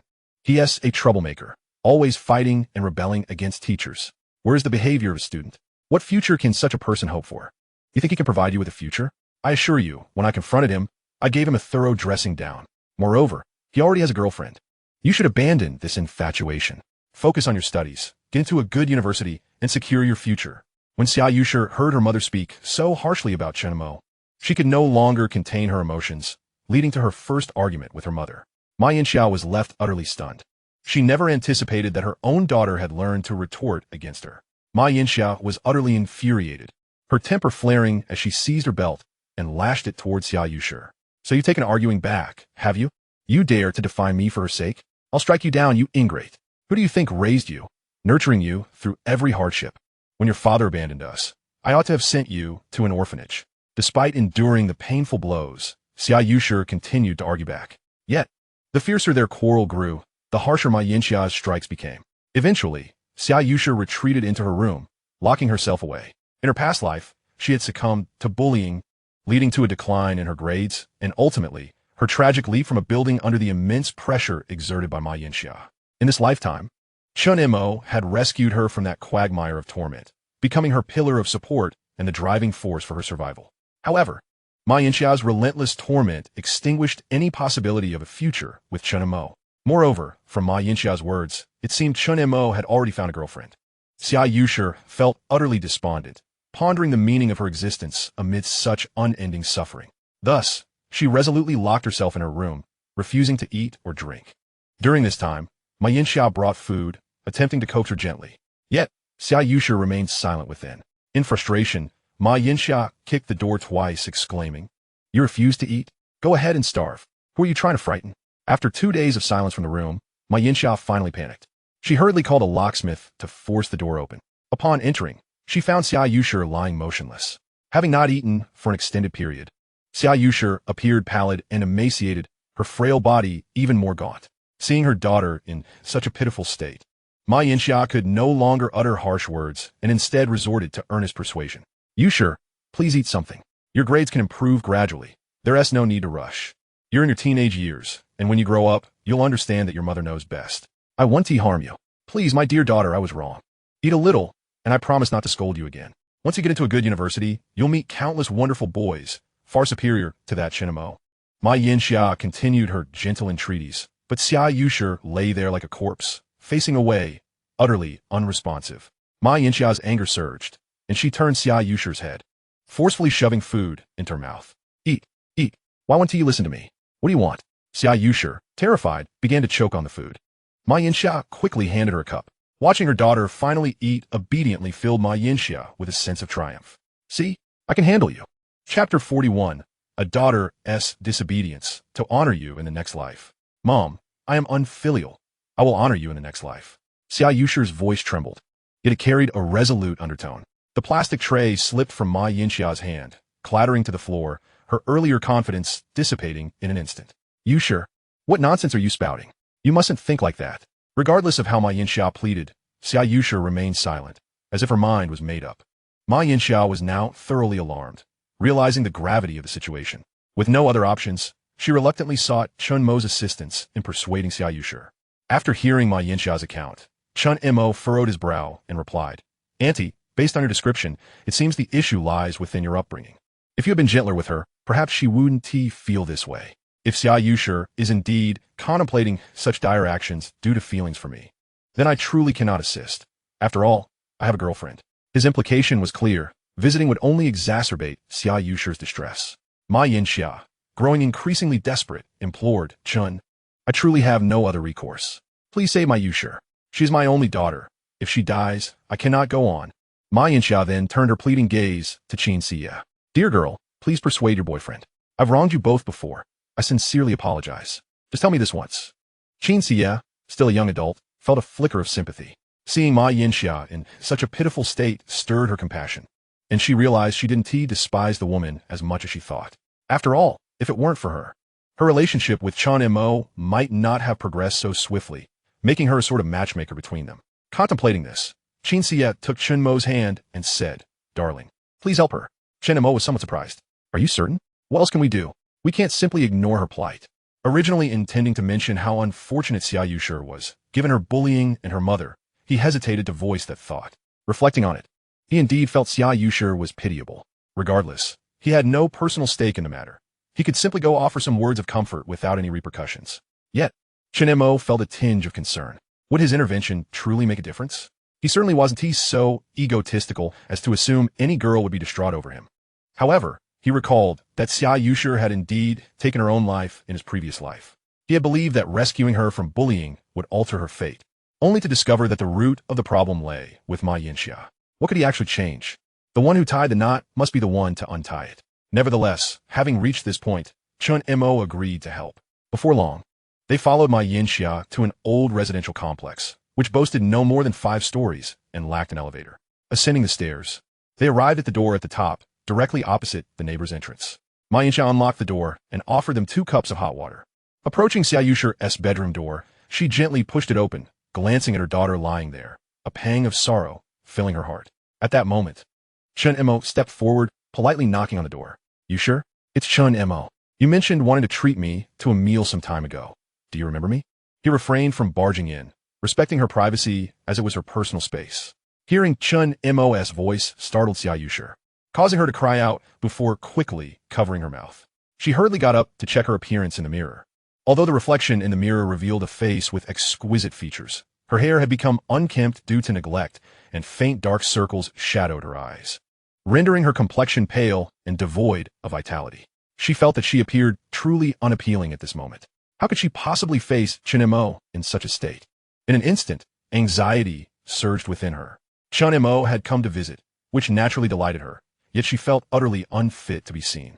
Just as she was engulfed in her turmoil, Ma Yinxia opened the door and ushered Chen Mo inside, saying, Little Chen, you two take your time to chat. Annie will go prepare some food. Chen Xia, who had intended to follow, was stopped by Ma Yinxia, who insisted, Dear girl, let them be alone for a while. If you go in now, I'm afraid that little Chen won't be able to focus on comforting my daughter. What did it mean that he wouldn't be able to focus?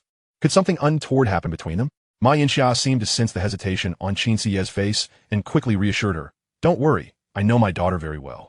She would never steal someone else's boyfriend. Besides, you're right here, just a wall apart. Are you afraid something might happen? Seeing the earnest expression on Ma Yinxia's face, Chen Mengxue relented. After all, she would remain just outside the door, ready to intervene at the first sign of trouble. Content that Chen Mengxue would indeed wait outside. Ma Yinxia proceeded to the kitchen.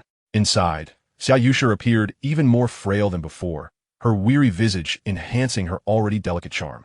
Chen Mo, you've come to see me, she said, her face lighting up at the mention of their earlier conversation about a meal that had been postponed. Please take a seat. Xia Yusher hurriedly tidied the bed and pulled Chen Mo down beside her. I've heard my mother said some rather unpleasant things to you. I'm truly sorry, and I apologize on her behalf.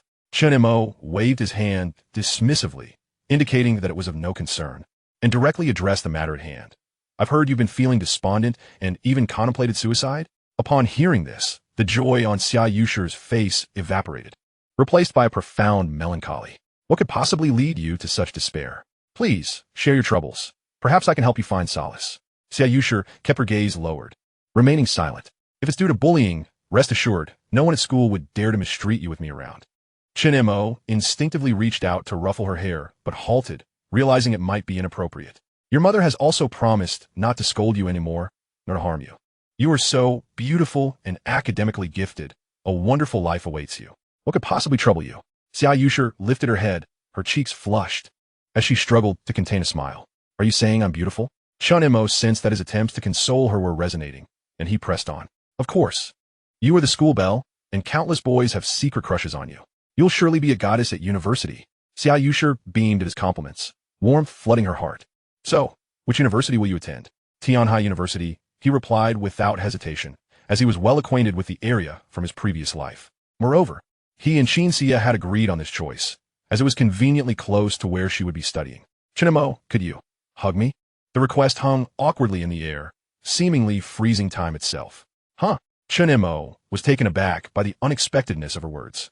The earnestness on Xia Yusher's bashful face suggested she meant it. Why? He inquired. Xia Yusher stammered, her face growing even redder, struggling to articulate her feelings. In an unguarded moment, she had revealed her inner thoughts, and now, unable to retract her words, she boldly confessed.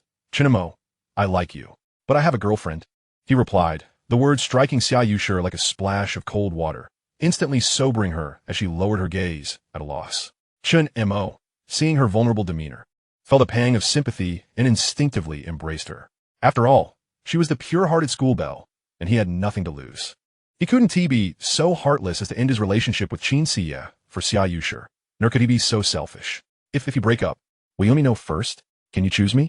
Xia Yusher recognized the audacity of her words, yet her affection for Chen Mo was overwhelming. She had unconsciously come to rely on him as her emotional anchor, her reason to continue living. With her heart laid bare, she felt a flicker of hope that Chen Mo would not completely dismiss her feelings. Focus on your studies for now, and perhaps we will be classmates in the future. Who knows what tomorrow holds? If I find myself single, I might just pursue you, he said, feeling his own cheeks heat at the boldness of his statement. It was a rather audacious thing to say, almost implying that he viewed her as a backup. This was unfair to Chen Mengxue and rather self-centered of him. Was he being too conceited, assuming that she would willingly accept such a role? Embarrassment washed over him as he glanced at Xia Yusher, whose clear eyes sparkled with excitement. Perhaps he had misjudged the situation. Outside the door, Chen Mengxue anxiously pressed her ear against the wood, wishing she could meld into the wall to hear their conversation more clearly. Was the soundproofing of the door truly that effective? Or were they discussing in there? Suddenly, the door creaked open, and Chen Mengxue stumbled forward, colliding into Chen Mo's arms. What are you doing? He asked, with an awkward laugh. She scratched her head and quickly offered an excuse. I was just checking the door's quality. Chen Mo, well aware of her intentions, chose not to comment. Eager to change the subject, Chen Mengxue turned to Xia Yusher inside. Hi, Yusher, do you remember me? Huh? Xia Yusher was unfamiliar with Chen Mengxue, and the awkwardness hung in the air as she struggled to find words. Simultaneously, she felt a twinge of guilt for being in the room just moments ago. She felt like a villain. Unfazed, Chen Mengxue entered and warmly engaged with Xia Yusher, offering her comfort. At that moment, Ma Yinxia emerged from the kitchen with steaming dishes. Annie, Yusher is feeling much better now and has promised she won't dwell on dark thoughts anymore. Can we leave now? Ma Yinxia smiled. Oh, you're leaving so soon? Why not stay for dinner first? No. Annie, we've already eaten, Chen Mo politely declined. Taking Chen Mengxue by the hand, as they bid farewell.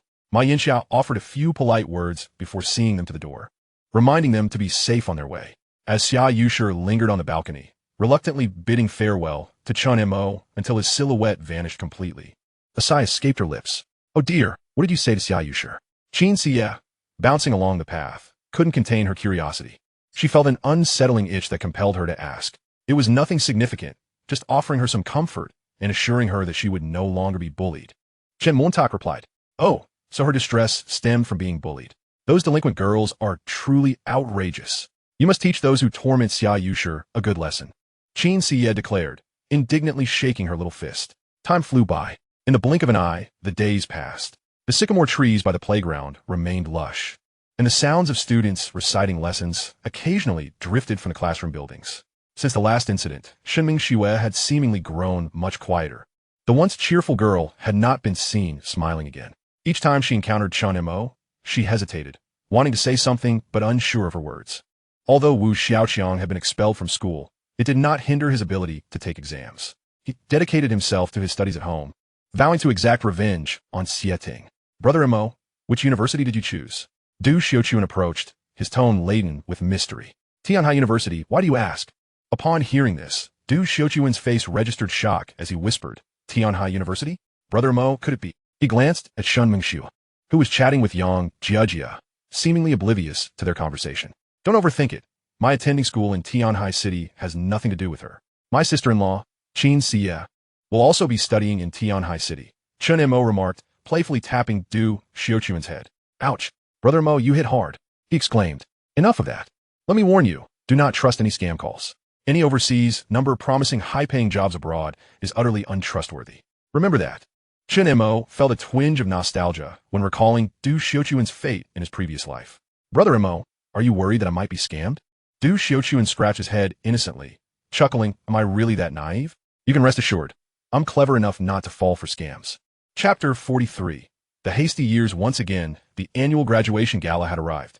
Many younger students gazed enviously at the seniors, who had endured the most arduous phase of their lives while the younger ones were just beginning theirs. At every school event, the speeches delivered by the school leaders were invariably tedious and monotonous. This occasion was no exception. Dear students, to spare you all from wasting time, I'll keep it brief. The principal began, his words seemingly endless, prompting many students to fight off sleep as the performances finally commenced. However, such events were typically half-hearted affairs, as students prioritized their studies over rehearsals. Only those who naturally possessed talent took to the stage to showcase their skills. Seizing the rare opportunity to shine, Chen Mo was determined not to miss his chance. It wasn't that he craved the spotlight. Rather, a reborn individual should not be a mere imitator. It would be foolish to forego the chance to earn money. Thus, Chen Mo chose to perform the hasty years. He selected this song due to his exceptional familiarity with it. Whether on piano or guitar, he could accompany himself while singing. In his past life, he had often used this song to woo girls. This was a detail even Qin Xie was unaware of. All she knew was that he would be performing a guitar piece at the graduation gala. Time flowed unceasingly. After Du Xiaoqian concluded his rendition of Love Even If Dead, he hurriedly exited the stage. His singing skills were, to put it mildly, merely a supporting act. Chen Mo was next in line. The audience's highest remark was one of admiration for his bravery.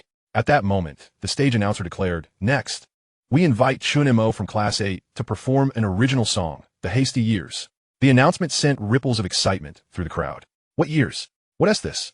An original song? Who is so audacious? Is someone joking? Wait, who is from Class 8? Shen Mengxue? I remember him as just a non-mainstream guy. He.S. writing an original song now. Non-mainstream and so impressive?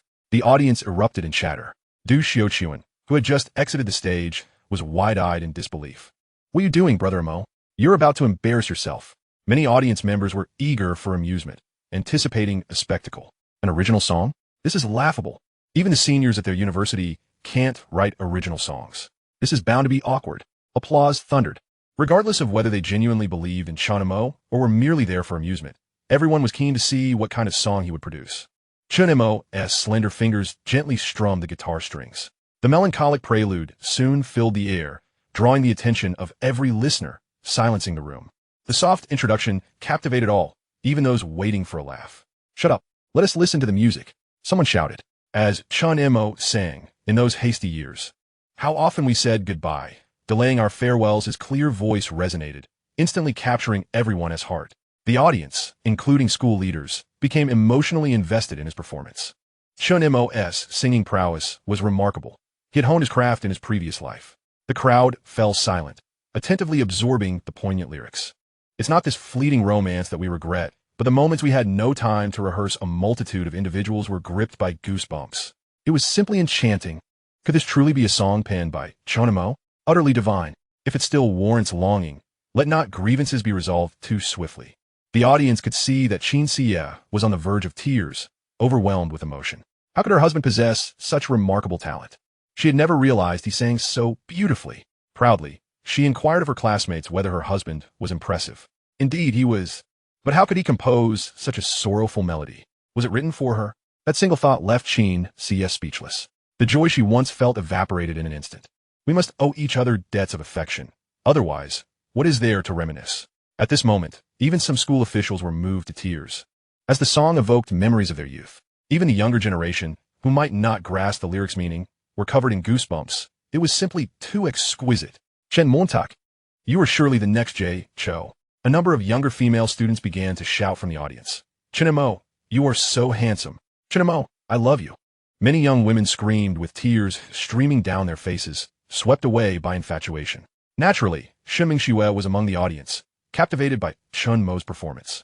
He looked so dashing while playing and singing. Yet, the more exceptional he appeared, the more her heart ached. She felt on the brink of despair. The once outstanding Chen Mo belonged to her, but she was filled with regret. As she pondered, tears began to flow anew. If heaven were to grant her a chance to start afresh, she would never refuse Chen Mo. She would treasure such a gem of a boy. Especially under the melancholic ambience of the music, it was all too easy to succumb to emotion. She felt as though she could not bear the pain any longer. She longed to escape this sorrowful place. Thus, she wiped her tears and prepared to leave. She truly did not wish to listen any longer. It would only deepen her sadness, making her yearn for Chen Mo even more, yet he was no longer hers. Just as she was about to rise and depart.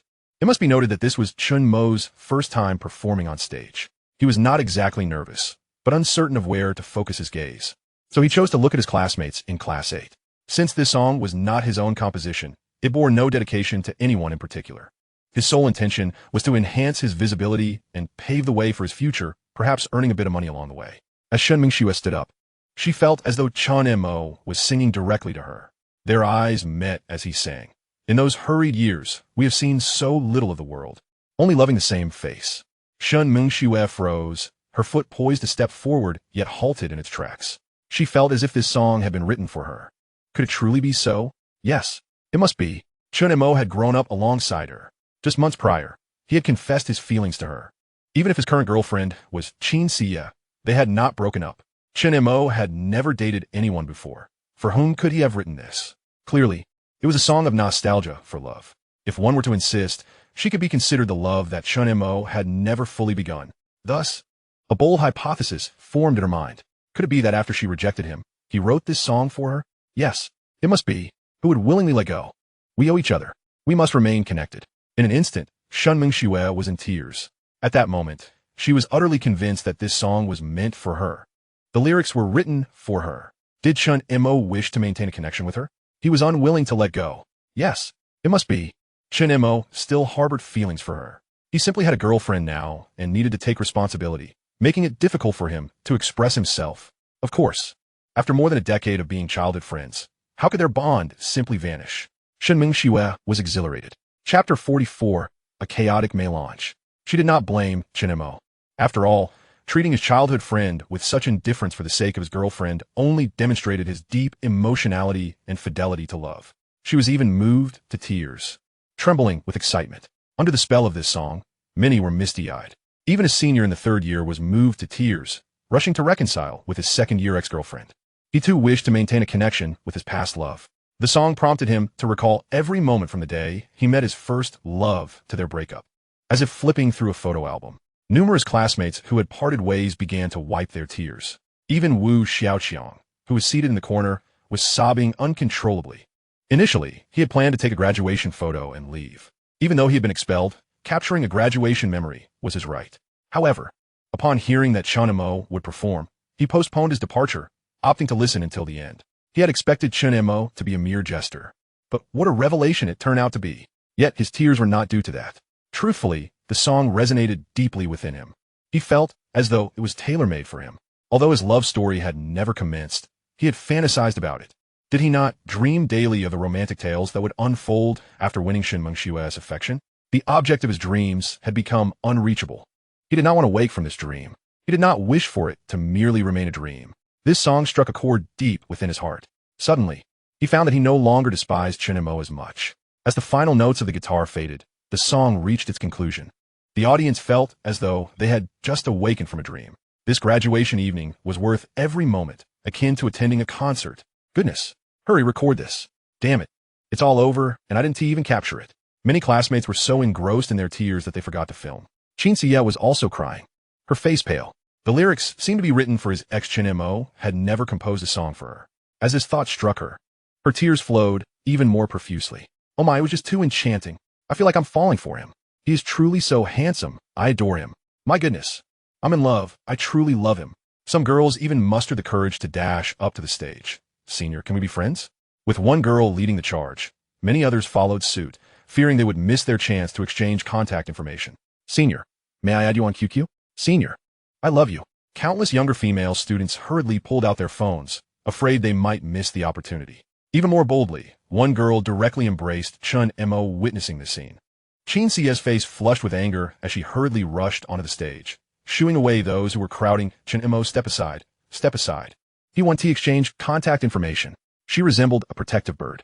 Anyone who dared to approach Chen Mo would find themselves forcefully pulled away by her. However, the sheer number of people quickly engulfed the stage, and many girls began to take advantage of the chaos to touch Chen Mo. Some even leaned in to kiss his face, while others ventured further below. Shen Mengxue stood helplessly at the foot of the stage and decided to dive into the fray. Meanwhile, Wu Xiaoqiang shouted amidst the tumultuous crowd, Shen Mengxue, where are you? I like you. At that moment, Wu Xiaoqiang was truly furious. He had intended to confess his feelings for Shen Mengxue in front of the entire school as soon as Chen Mo stepped off the stage, having already prepared some sappy lines. If you're a phlegm, then I am the spittoon. In his mind, as soon as the song ended, Shen Mengxue would be in a sentimental mood. How romantic and audacious it would be to confess in front of everyone. Which girl could possibly refuse? After all, Chen Mo's confession was merely in front of their class. Perhaps Shen Mengxue would agree. But now the stage was a complete mess. The school leaders were utterly baffled. This is sheer madness. What kind of conduct is this? Security. Security. The leaders called out, while even the security guards were bewildered, rushing to find Chen Mo to get his contact information. Shen Mengxue, I like you. Shen Montak, I really like you. Chen Xie, I like you. In an instant, the stage devolved into a cacophony of confessions. Naturally, the subsequent performances could not continue. Amidst the chaos, Chen Mo, the protagonist, had already taken Chen Xie's hand and slipped away. Once they exited the school gates, Chen Xie abruptly released Chen Mo's hand. Her face flushed with anger. Tell me, who is this song written for? Before Chen Mo could respond, she added, visibly displeased, is it for your childhood friend? At this point, Chen Mo was genuinely at a loss for words. As a mere copyist of literature, he had no ability to write songs. They were all penned by others. Thus, he reluctantly admitted that it was written for Shen Mengxue. Upon hearing Chen Mo's admission, Chen Xie was on the verge of tears. Do you still want to be with her, which is why you wrote that song? With no other option. Chen Mo fabricated a lie. I wrote this song out of sadness after she rejected me. That was ages ago. If I still wanted to be with her, I wouldn't have acted the way I did in the restaurant on the second floor of the mall. With this explanation, Chen Xie's emotions stabilized somewhat, though she remained somewhat irked. It better be true. I'm telling you, you are my man, and if you dare seek Shen Mengxue behind my back, I will break up with you. Chen Mo was truly at a loss for words and could only comfort her. After a considerable time of coaxing, Chen Xie finally cheered up. After all, she was still a young girl. A little reassurance was enough to sway her mood. Chen Xie leaped up and kissed Chen Mo, declaring it a reward for him. Chen Mo was left speechless. Is this a reward for me? It seems more like a reward for yourself. Nonetheless, he could not refuse. As Chen Xie's soft, pink lips were willingly offered to him. Chapter 45, Thunderous Applause. After their affectionate exchange, Chen Mo took her out for a meal. During their journey, Chen Xie received a phone call. However, upon seeing the caller ID, her expression instantly changed. She answered the call, and Chen Mo moved a bit farther away, respecting her privacy. Yet, Even from a distance, he could hear her angrily arguing on the phone. Do you even remember you have a daughter? Why do you care where I am or why haven't you returned home? I want to go back. It's none of your business who you remarry. I've already taken the college entrance examination. Although Chen Mo could not hear the other end of the conversation, it was evident that it was Chen Xie's mother calling. After a few moments of irritation, Chen Xie abruptly hung up. When the caller attempted to reach her again, she blocked the number and turned off her phone. However, after ending the call, she felt a wave of vulnerability wash over her, and tears began to stream down her cheeks. She felt wretched, having grown up with divorced parents, awarded to her mother by the court. She had always lacked a father's love, which led her to harbor resentment towards her mother. Because of this, she swore she would never become like her mother. Once she committed to a man, she would be with him for life, no matter how poor he might be. Seeing her cry, Chen Mo rushed over to comfort her. Chen Xie buried her head in his chest, sobbing, "Husband, you are all I have left." Her tears soaked his shirt as he gently patted her back. "It's okay. I'm here. I'm here," he reassured her. "Husband, I have decided on you. I will be with you for life. Even if you end up begging on the street, I'll stick by your side." Goodness, do you really view me as such a pitiful creature? Surely I wouldn't fall to that extent. Chen Mo chuckled inwardly. After all, what man wouldn't appreciate a devoted woman, especially one as beautiful as Chen Xie? For a moment, he felt he had truly found his soulmate. As Chen Mo remained silent, Chen Xie grew more anxious, feeling particularly insecure at that moment. She clutched him tightly, fearful that he might abandon her. "Chen Mo, if there comes a day when you no longer want me, I would rather die. I cannot live without you. Don't say such things. How could I ever abandon you?" Chen Mo enveloped her in his arms, softly comforting her. Chen Xie genuinely felt devoid of support. He was her only anchor. Hence, she was gripped by a fear of loss. If Chen Mo really did leave her for his childhood friend, she would die before him. Even as a ghost, she would remain by his side. Chen Mo consoled her. It's all right, it's all right. From now on, I will protect you. If no one wants you, I will." Chen Xie earnestly declared. "Chen Mo, I really like you so much. You're my first love. I adore you to the brink of madness. If one day you abandon me, I truly want to be able to go on living. That want to happen. I promise to protect you for a lifetime." Chen Mo replied with utmost sincerity. Then, he began to coax her as one would child. Chen Xie burst into laughter. "Do you treat me like a child?" "Of course. I've said before. I will dote on you like a daughter." Chen Mo chuckled. "Does that mean I should call you daddy?" Chen Xie teased playfully. "That's not out of the question. Just call me that a few times tonight," he replied mischievously. "Get lost, you rogue." Chen Xie blushed. Despite their playful banter, they had yet to engage in any substantial intimacy. "Husband, I truly wish to bear you a daughter," Chen Xie said, embracing Chen Mo. "All right then. I'll spoil both of you like daughters. You'll be the eldest daughter, and she'll be the youngest. How does that sound?" Thus, they continued their flirtatious exchange that evening. The two lay side by side, as usual, sharing the same bed. However, today, Chen Xie seemed to be burdened by an unusual heaviness in her heart, tossing and turning restlessly. Chen Mo inquired, "Are you still contemplating today's events?" "Yes," Chen Xie murmured, pressing her face against Chen Mo's chest, her tone tinged with a hint of grievance. Chen Mo wrapped her in his embrace, gently patting her back as he said, "Your stepfather has strayed as well, hasn't he? Perhaps your mother discovered this and preemptively sought another partner. If viewed through this lens, your mother might be acting in your best interest. After all, if your stepfather were to abandon you both, you would be left utterly vulnerable." Chen Xie paused, contemplating the perspective he offered. It was indeed a path she had never considered. Nevertheless, her disdain for infidelity remained unwavering. Upon reflection, she realized her aversion towards her mother stemmed from a subconscious belief that it was her actions that deprived her of a father's love during her childhood. Chen Mo felt a flush of embarrassment. Truly, he would say anything to comfort his girlfriend. "Thank you, dear," Chen Xie said, nuzzling closer into Chen Mo's embrace, wishing for him to hold her as she drifted into slumber. Suddenly, she furrowed her brows, her body writhing beneath the covers like a worm, as she peered out to investigate a peculiar sensation. "Ah, husband, you," she exclaimed, her cheeks instantly ablaze. "Haha, I can't contain it." Chen Mo scratched his head awkwardly. Though they usually slept on opposite sides of the bed to prevent any untoward incidents, today was an exception due to the circumstances. With his girlfriend in such distress, it would be unreasonable not to embrace her. After all, he was a young man, and such physiological responses were quite natural. With a bashful smile, Chen Xie playfully regarded Chen Mo. "Husband, you promised that once we graduate, we could." Soon, they became entwined in a passionate embrace. Chen Xie responding to his kisses with eyes shimmering like autumn waters. Chen Mo continued to kiss her, while Chen Xie clung tightly to him, occasionally emitting soft sounds of pleasure. Do you enjoy it? He asked. Yes, yes. Husband, I miss you, she replied breathlessly. Before long, Chen Xie was drenched in perspiration, her breath becoming delicate. Chen Mo mischievously withdrew his hand, displaying it for her to see. At just a glance, Chen Xie trembled, a deep crimson blooming on her face. With a teasing smile, Chen Mo asked, Can you guess what this is? How insufferable. As their intimacy deepened, they laid bare their true selves to one another. Chen Mo admired her with reverence, as Chen Xie playfully shielded herself from his gaze, saying, Stop it. Don't look. Perhaps it was the passion of the moment. But her voice held a sweet, lilting quality that drove Chen Mo to the brink of reason. The scene unfolded with fervor, resembling a tempestuous storm. The next morning, golden sunlight streamed through the window, illuminating the chaotic remnants of the previous night. Chen Mo stretched languidly, yawning as he felt a sense of clarity wash over him. He surveyed the disarray surrounding him, bewildered. What on earth happened here? Is this still my home?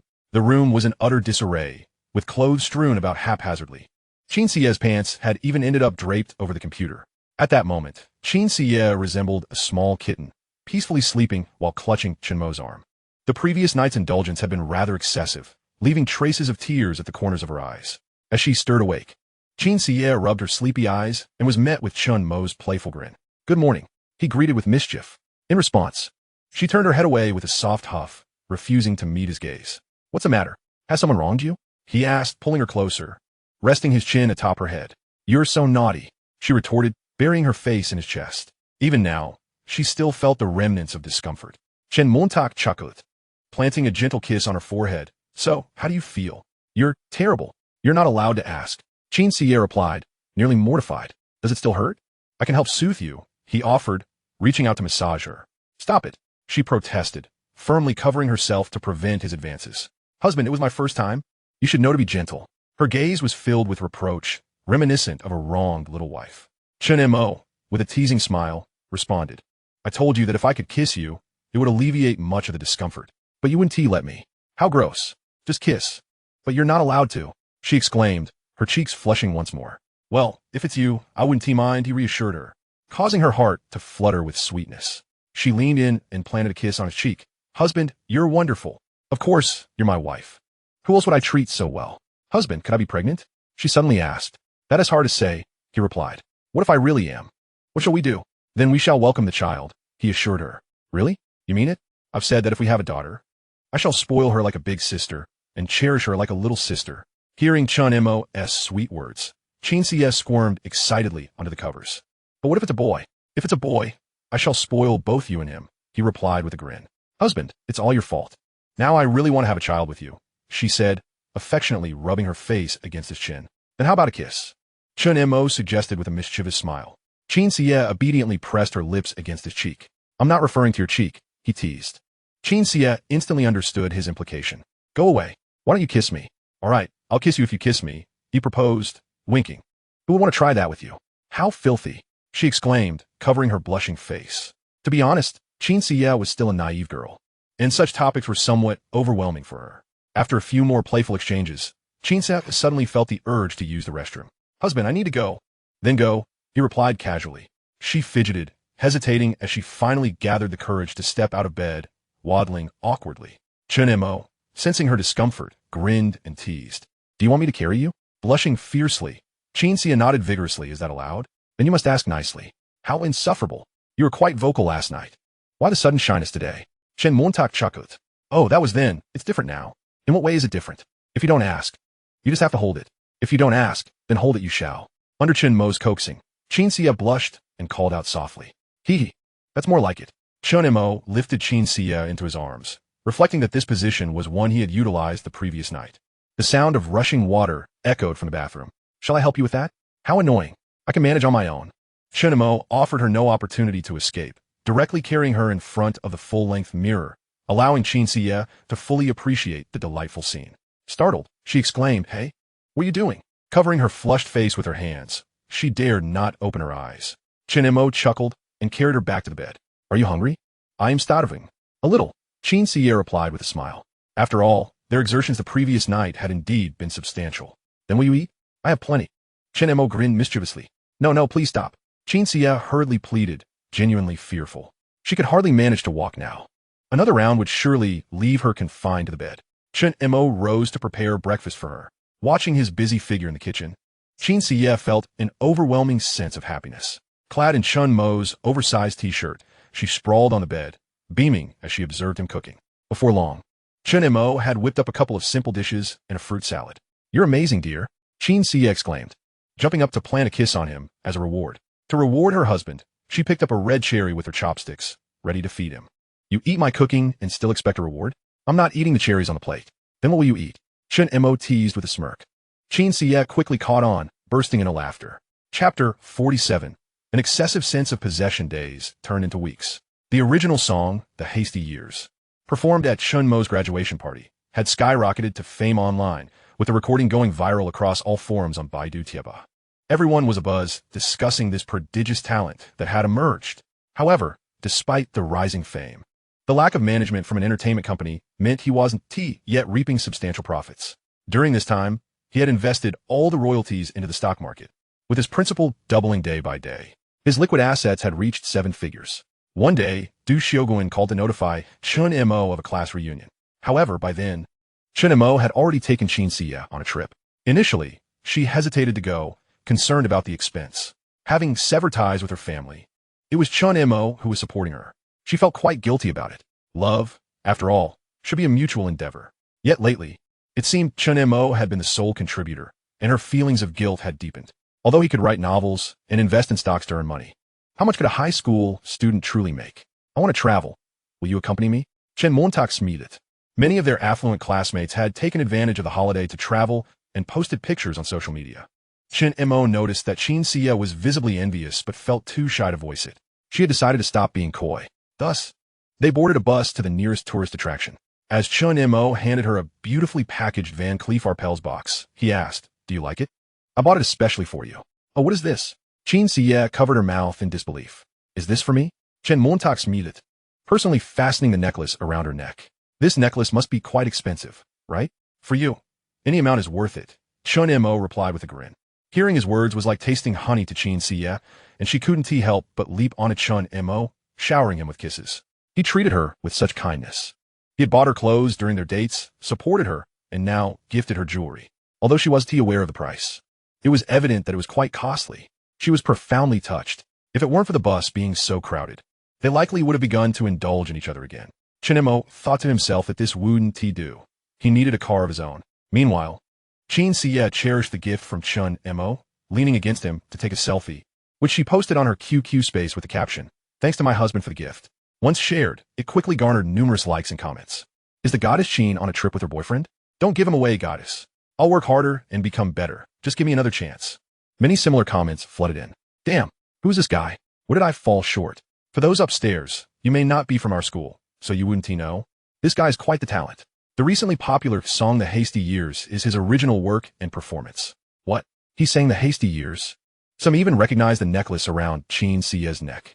Oh my, that's the latest necklace from Van Cleef Arpels. It's worth 30,000. What? 30,000? Are you kidding? Is he really that wealthy? Could he be some top-tier rich second generation? I'm so envious that Goddess Chen found such a wonderful boyfriend. Envy, envy, envy. The comments section was abuzz, but Chen Xie was oblivious to it all. After posting, she had already put her phone away. They had arrived at their destination, and the two checked into a hotel. At that moment, Du Xiaoguan called again. Mo Gu, are you coming to the reunion? I'm not going. I'm traveling with my wife. Oh, okay. No problem. I'll hang up then. After saying that, Chen Mo ended the call. Just as he hung up, the phone rang again. Hello? What now? Chen Mo, it's me. A female voice came from the other end. Oh, what is up? Chen Mo recognized the voice as Shen Mengxue. Are you able to attend the class reunion? The tone on the other end seemed to carry a note of pleading. I can't. I'm traveling. Chen Mo replied honestly. Well, the reunion can be postponed for 2 days. When will you be back? Everyone in the class is waiting for you.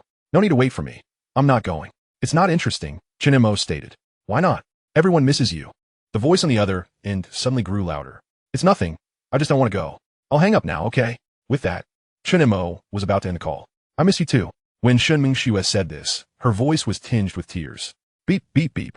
Chen Xie heard that I miss you too loud and clear, and her expression darkened. Your ex-girlfriend misses you again? What? Shen Mo sensed the shift in her tone and frowned.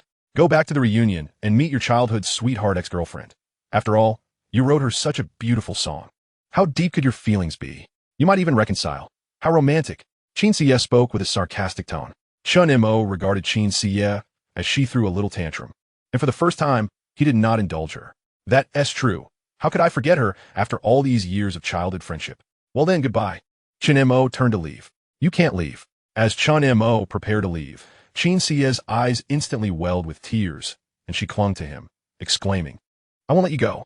Chen Mo, observing her sobbing against his chest, let out a resigned sigh. If I truly wished to pursue something with her, I would have already done so. It wouldn't have come to this. Chen Xie buried her head in Chen Mo's chest, her tears soaking his white shirt. I'm sorry, darling. I'm just afraid that you might not want me anymore. Indeed, Chen Xie's heart was conflicted. She was acutely aware that Shen Mo would never have anything with Shen Mengxue. Yet hearing Shen Mengxue express her longing stirred a tempest of jealousy within her. She simply desired to provoke Chen Mo into showing affection, to manifest his love for her. However, she also understood that such antics could ultimately drive him away. With her family turmoil still fresh, Chen Mo was all she had left.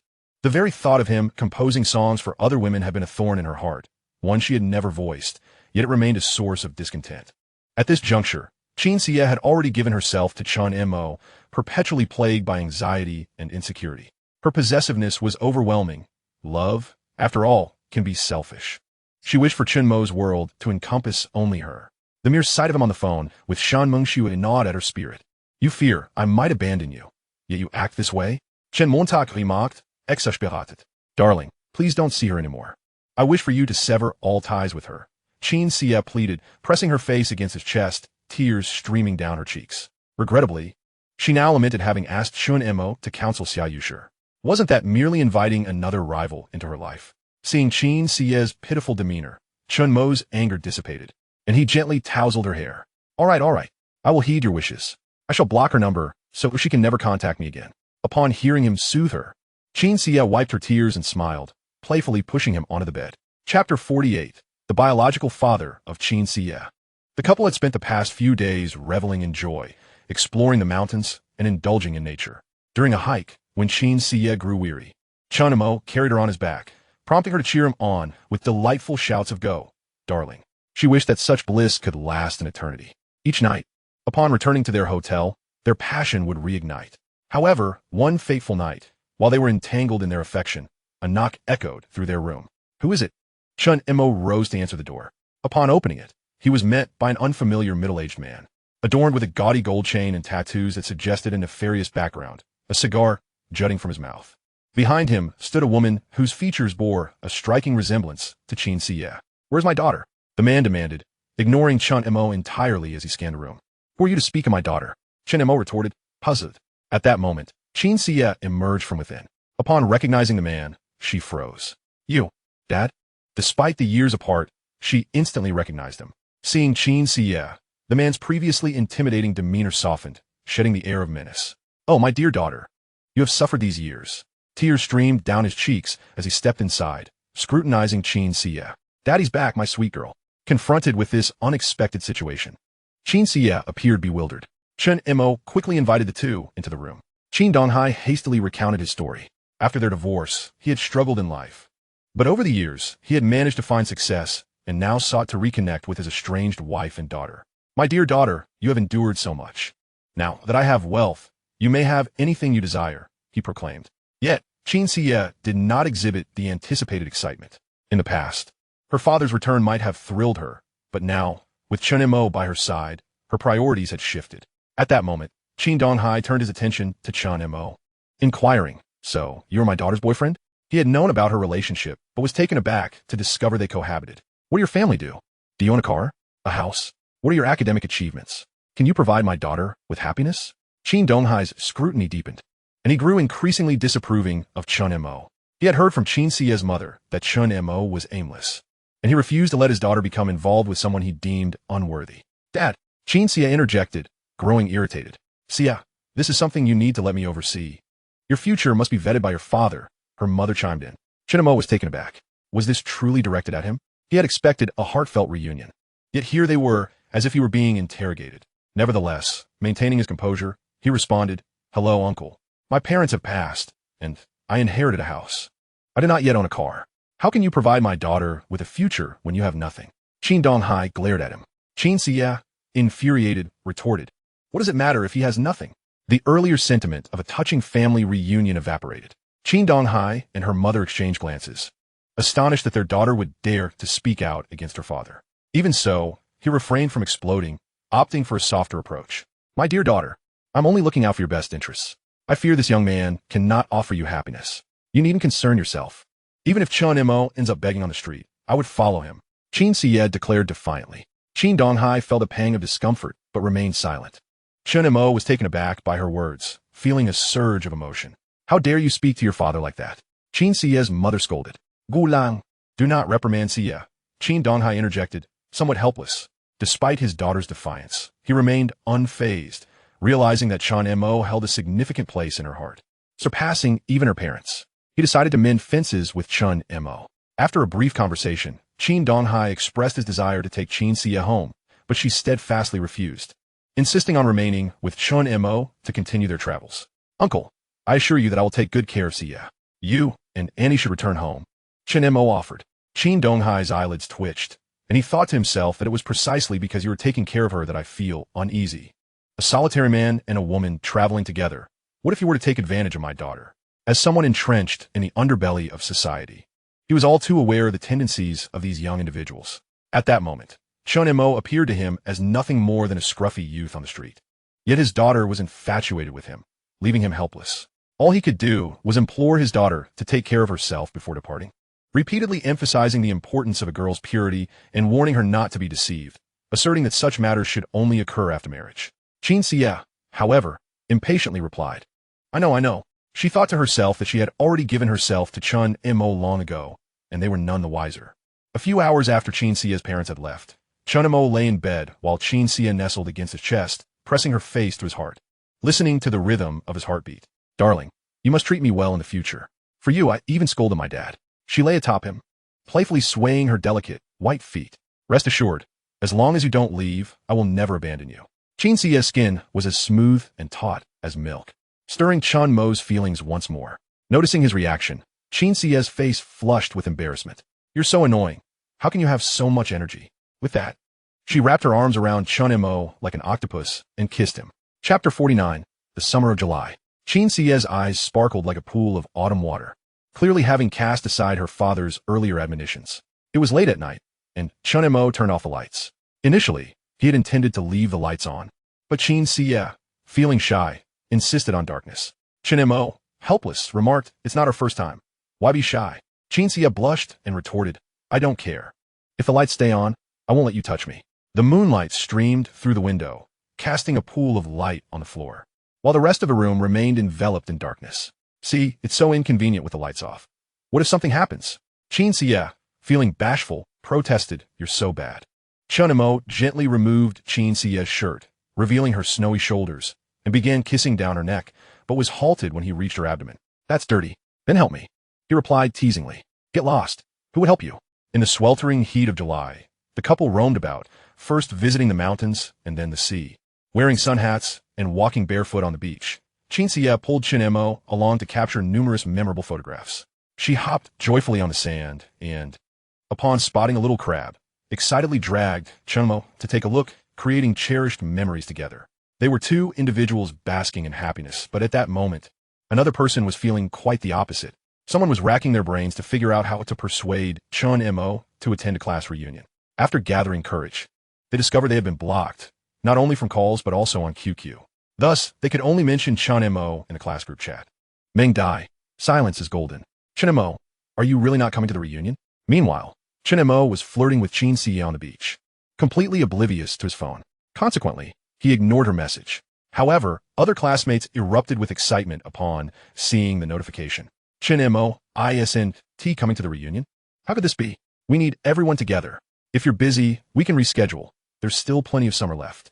Sighing, they lamented that this reunion would be the last chance to see their classmates before parting ways. "Chen Mo, are you really not coming?" Ever since Shen Mengxue tagged Chen Mo, The group chat buzzed with pleas for him to attend. Some classmates became so moved by their own words that they teared up. In truth, Chen Mo wasn't particularly close to anyone in the class. Although they had been classmates for 3 years, he had only one true friend, Du Xiuguan. Recently, however, Chen Mo had gained fame with the song in a hurry, making some classmates eager to curry favor with him, while others hoped to catch his eye.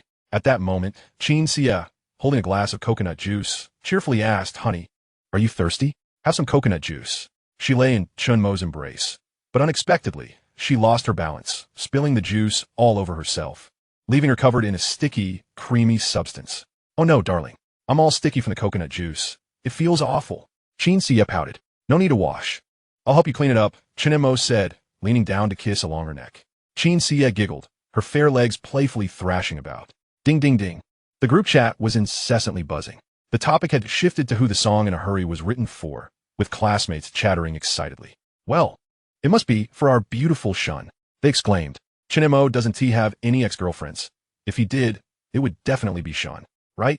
We've never heard of him dating anyone." Initially, Shen Mengxue blushed and denied it, suggesting perhaps Chen Mo had a girlfriend online. "Huh, he could never have an online relationship. Everyone in our class can see how he pursues you." "Exactly. It's obvious the song is meant for you. Who knows? Maybe Chen Mo is still thinking about you, but can't express it because of his girlfriend, Qin Xie. Just look at her. She seems like a little delinquent. Will he really like someone like that? He might dump her tomorrow." Upon reading these comments, Shen Mengxue ceased to deny anything. Her cheeks flushed as she quietly observed the lively discussion in the group. Meanwhile, Qin Xie, playfully teasing Chen Mo, heard his phone dinging incessantly. Curiously, she picked it up to take a look, and her anger flared upon reading the messages, particularly the one suggesting Chen Mo would dump her. She immediately tagged the person and unleashed a torrent of curses. Tomorrow your dad will dump your mom, and you'll be left completely alone." The group fell silent as they witnessed Chen Mo's account erupting in anger. No one dared to speak. As for the classmate who had been insulted, they were terrified. Having initially hoped to win Chen Mo's favor through Shen Mengxue, only to have flattered the wrong person. Watching Qin Xie furiously type away, Chen Mo leaned over, curious to inquire, "What are you chatting about?" Just as he leaned in, Qin Xie snapped a photo and sent it to the group. "Oh wow.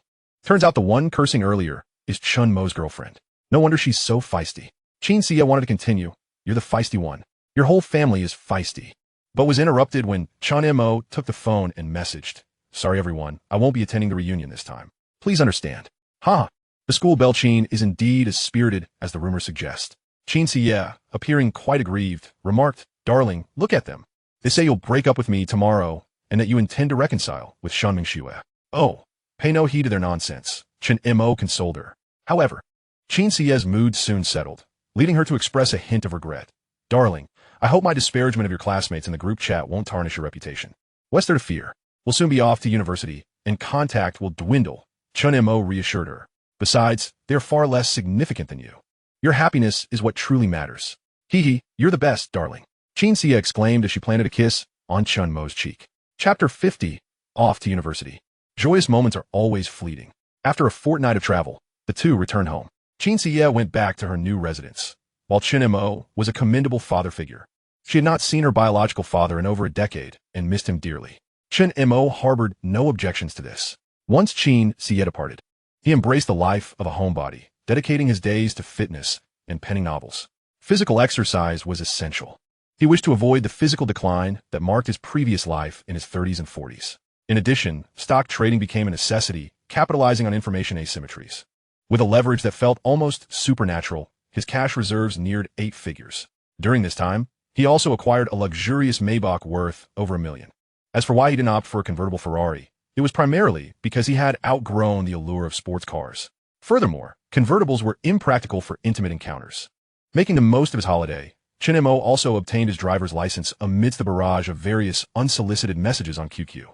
Ever since he penned the hit song in a hurry that year, dozens of strangers sought to add him as a friend daily, with many QQ contacts transforming into ardent admirers, inundating him with messages. Despite Qin Xie's relocation, she frequently visited him weekly. Thus, the days passed monotonously until the onset of the school season in September. Driving his Maybach, Chen Mo arrived at Qin Xie's new home. One must admit, fate had been kind to her. Her mother had remarried a modestly affluent man, and now her biological father had returned, surpassing expectations. Chen Xie's new abode was a lavishly decorated 3-story villa. Chen Mo parked by the roadside and called Chen Xie. Shortly, the front door swung open, and Chen Xie, along with Chen Donghai, emerged. Dressed in a white t-shirt and denim shorts, Chen Xie revealed her long, fair legs. "Hello, darling, where are you?" she called, scanning her surroundings. "Should I drive you both?" Chen Donghai inquired. Chen Mo rolled down the window. "Right here." "What?" Chen Xie and Chen Donghai exclaimed simultaneously. Chen Xie hurried over, circling the Maybach with unabashed delight. "Darling, is this your car?" While unfamiliar with the vehicle specifics, her excitement was evident. Chen Donghai, however, recognized its worth. "Kid, this is a Maybach worth over $1 million. How could you afford such a car?" he asked, astonishment written all over his face. Chen Mo replied candidly, "I earned it from writing 2 novels.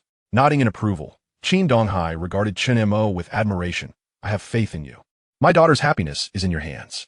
Before Chen Mo could respond, Chen Xie, having settled into the passenger seat, gazed at him wide-eyed, disbelief etched across her face. "Darling, this car costs over $1 million? You earn so much from writing novels?" She marveled, inspecting the Maybach's interior. "Just made a bit of money, nothing too extravagant." Chen Mo replied modestly. After Chen Donghai loaded the luggage into the trunk, Chen Mo drove onto the highway. Hours later, they arrived in Tianhai City. Chen Xie was enrolled at Tianhai Art School, a mere dozen kilometers from Chen Mo's Tianhai University. The art school was bustling with students dragging their suitcases during the peak of enrollment. It was a haven for handsome men and beautiful women, with every girl exhibiting flawless skin and enviable figures, all clad in the latest fashion. As Chen Mo cruised into the campus in his Maybach, he garnered numerous curious glances. While Chen Xie registered, several fashionably dressed young women approached him, attempting to strike up conversations, yet he politely declined each one. At present, he was intent on nurturing his relationship with Chen Xie, having no interest in other women. Upon Chen Xie's return from enrollment, she swiftly dismissed the unwanted advances of those troublesome women. After assisting her with her luggage to the dormitory, Chen Mo exchanged a few pleasantries with her roommates, advising Chen Xie to coexist harmoniously with them. Subsequently, he drove off to register at Tianhai University. After completing his enrollment, he headed to the designated dormitory with his suitcase.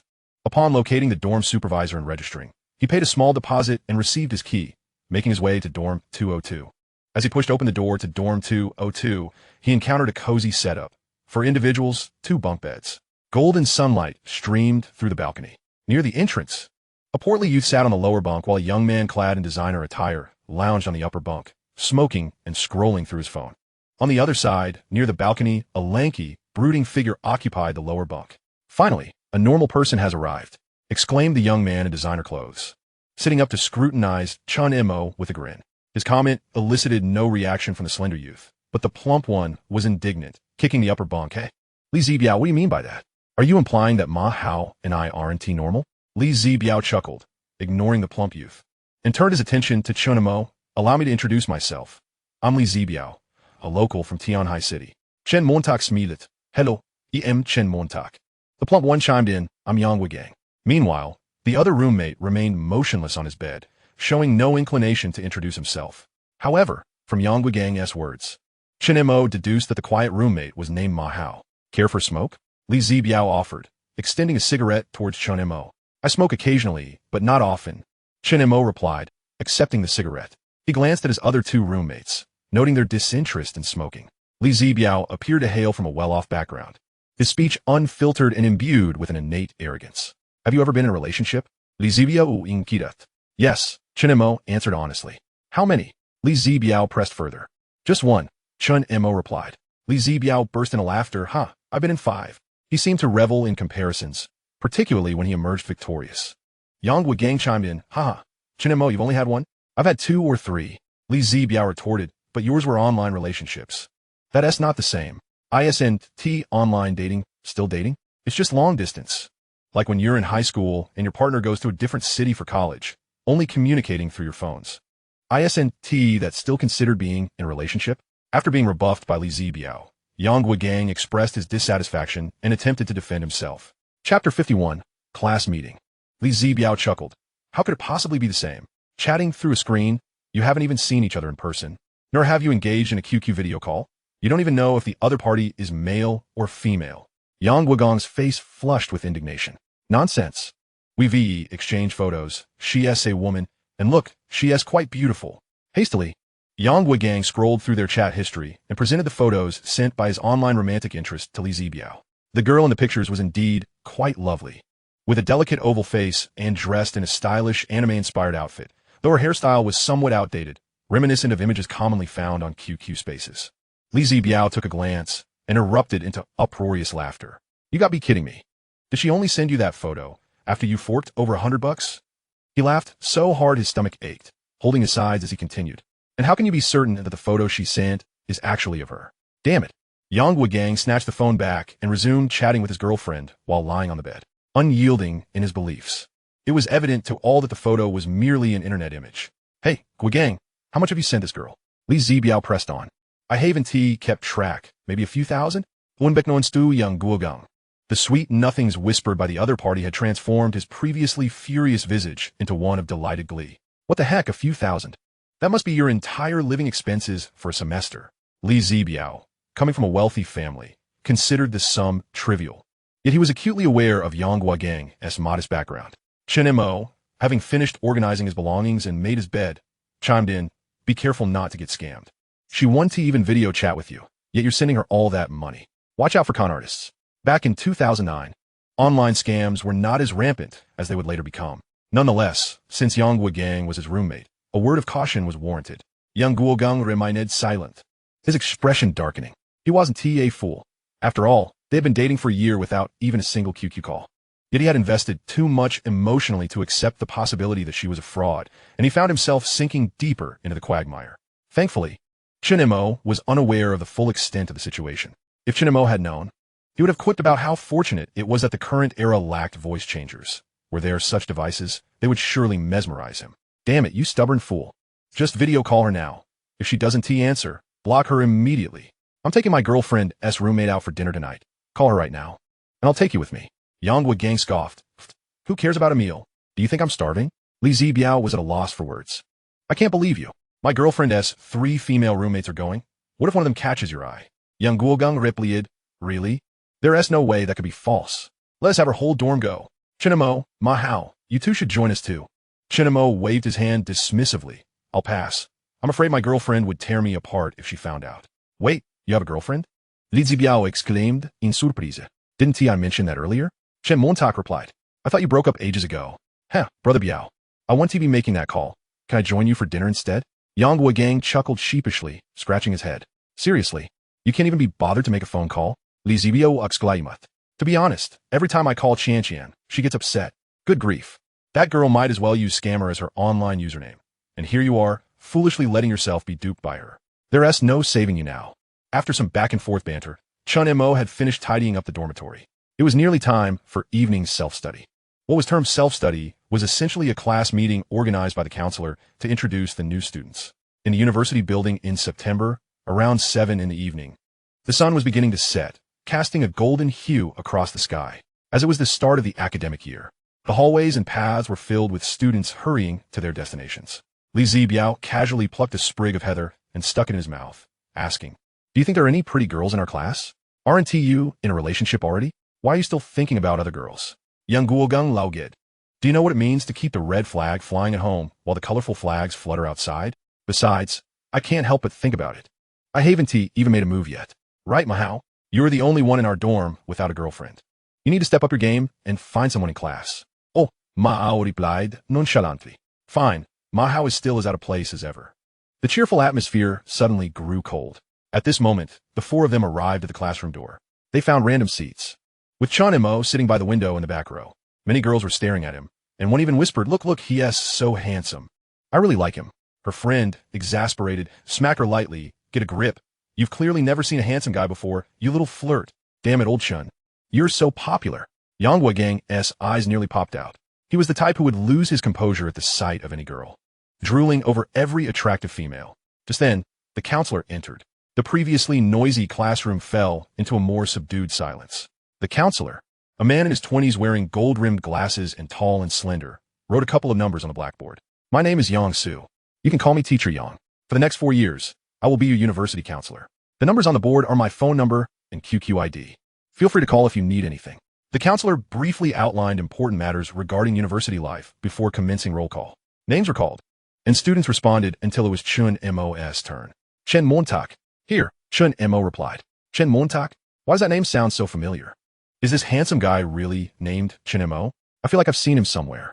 The classroom erupted in a buzz of conversation, especially among the girls. Oh, I remember now. The original singer of that viral song, Fleeting Years from July, is named Chen Mo. No wonder he looks so familiar. It's him. Oh my gosh.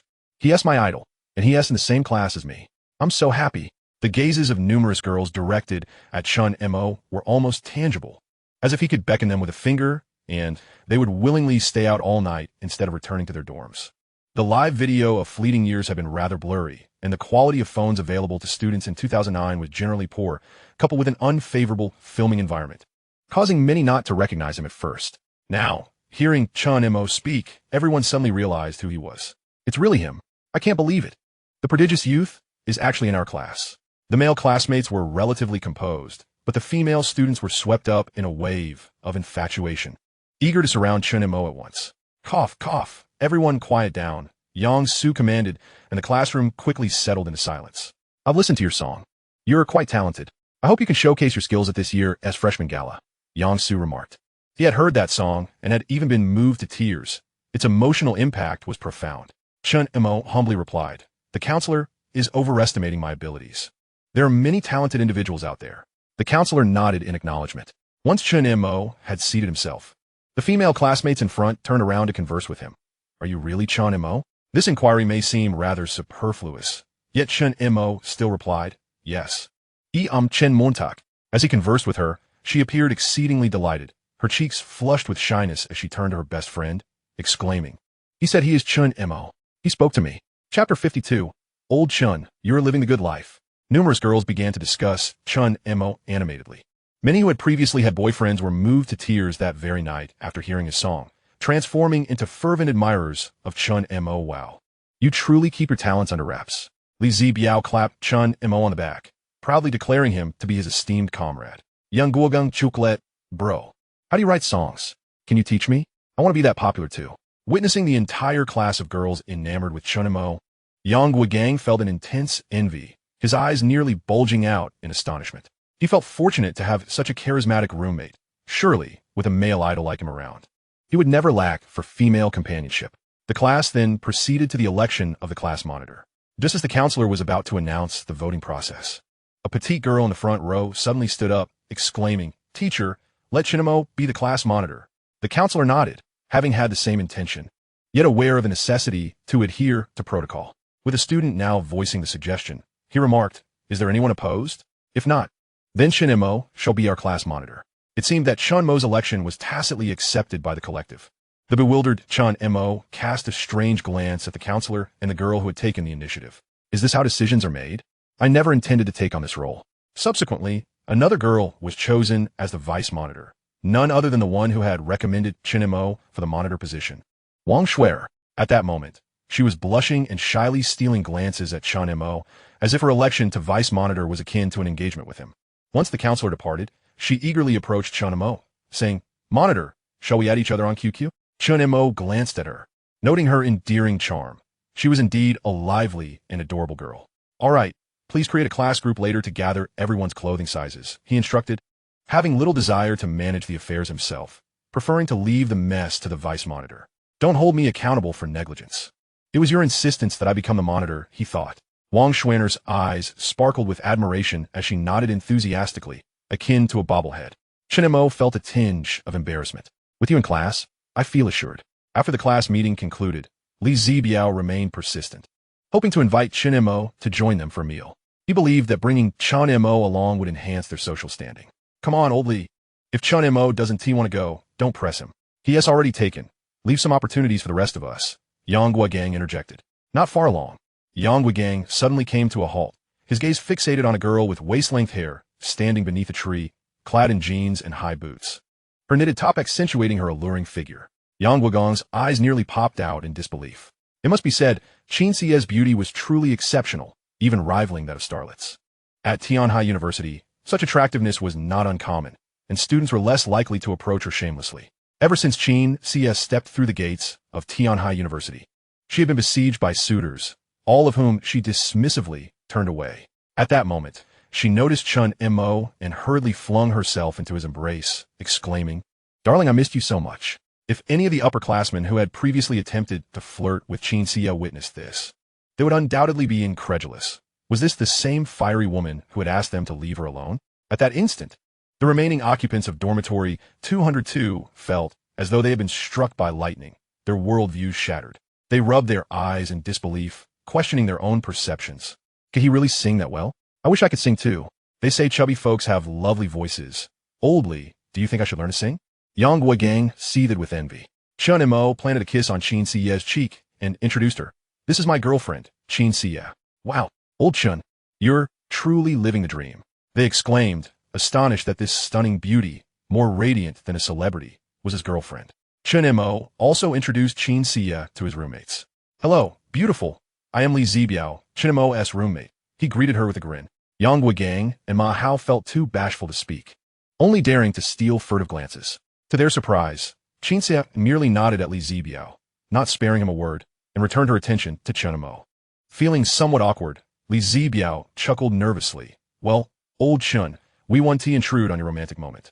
We three need to head out for a social gathering." Ha! He quickly made an excuse to leave, followed closely by Yang Guogang and Ma Hao. Once they had departed, Chen Xie tugged at Chen Mo, desiring a kiss. "Not now.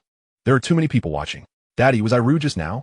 Chen Xie was unconcerned, leaping into Chen Mo's arms, burying her head into his shoulder, inhaling deeply as she relished the sense of security he provided. Despite numerous male and female classmates casting curious glances their way, she was undeterred, eager for the world to know that Chen Mo was hers.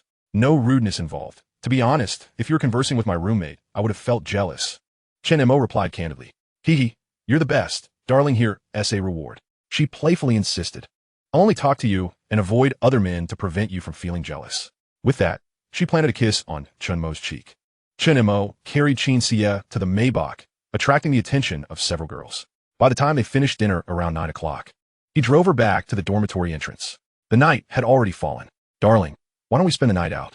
I missed you here so much." With that, Chen Xie lifted her shirt, guiding Chen Mo's hand beneath it. "Take your time thinking about it. The dormitory is closing soon. I must return," he replied. Chen Xie pouted in the passenger seat, playfully caressing Chen Mo's neck. "I just want to spend a little more time with you." At that moment, she crawled over from the passenger seat, wrapping her arms around Chen Mo's neck and resting her head against his shoulder. Chen Mo leaned down to kiss her gently, saying, "Be good. We're busy with the start of the semester. Once things settle down, I'll rent a place for us to live together, all right?" Chen Xie's face lit up with joy. "Really? Really? Then, darling, will you carry me back to the dorm?" "Sure, whatever you say." As they exited the Maybach, Chen Mo scooped her up in a princess carry, spinning her around a couple of times. Surprisingly, the sensation was dizzying. Numerous girls peered out of their windows, having noticed the Maybach earlier. Now, they were captivated by the sight of a handsome young man romantically carrying a beautiful girl into the dormitory, leaving them utterly envious. Alas, how I wish I could have such an exceptional boyfriend too. Chapter 53, Dormitory Life. The girls' dormitory. No boys allowed. The dormitory matron glared at Chen Mo with a fierce and unyielding expression. Chen Mo gently set Chen Xie down and kissed her softly on the lips, saying, "Darling, I must take my leave now." Oof. Chen Xie cast a dissatisfied glance at the dormitory matron. Yet, she quickly turned her gaze back to Chen Mo in a sweet and delicate manner. "Be careful on your journey, darling. Let us talk on the phone tonight." "All right. I'm off," Chen Mo replied as he climbed into his Maybach and sped away. Once Chen Mo departed, Chen Xie shot a look at the dormitory matron that seemed to bristle with animosity, her earlier sweetness evaporating entirely. "What are you staring at?" "I am merely performing my duties," the matron retorted, not offering her any kindness. With that, she locked the dormitory door and returned to her quarters. How shamelessly bold they are at such a young age, displaying affection at the dormitory entrance in broad daylight. Who among us hasn't been young? To flaunt romance in front of me. Chen Mo returned around 10 o'clock that evening, by which time all the residents of the dormitory were back. "Hi, Lao Jian. You won't believe it. Li Zibiao cracked me up. He said he took his girlfriend out to dinner, but they've only known each other for a few days. Yang Guogang Lao Gid Heartili. Come on, she'll eventually become my girlfriend, all right? Plus, we are both from Tianhai City. We are simply meant to be." Li Zibiao, slightly tipsy, flopped onto his bed, too lazy to move. "There are plenty of locals from Tianhai City at our school. Why don't you say they're all meant to be with you? Regardless, I'm smitten with her. She will be mine in due time. My family is well off." So if worst comes to worst, I'll just throw money at it, Li Zibiao boldly declared. Yang Wegang, intrigued, asked, "Old Li, what does your family do? Are you really that wealthy?" Upon mentioning this, Li Zibiao puffed up with pride. "My dad runs several factories and owns 3 properties in Kyoto. My monthly living expenses alone amount to 6,000. Wow, Old Li, your family is quite impressive. I only get 800 a month for living expenses." Young Guogung exclaimed, truly astonished. In 2009, some places had monthly wages of barely over 1,000. Yang Guogong's father was an ordinary factory worker, earning only 2,000 to 3,000 a month. The fact that Li Zibiao's living expenses equated to what his father earned in over 2 months left him utterly flabbergasted. You only have 800 a month for living expenses, and you're considering transferring a few thousand to that girl? Yang Guogong's face flushed with embarrassment. "I save where I can, but when it comes to spending, I don't hold back for my girlfriend." "Hold on, is she really your girlfriend?" "Who knows?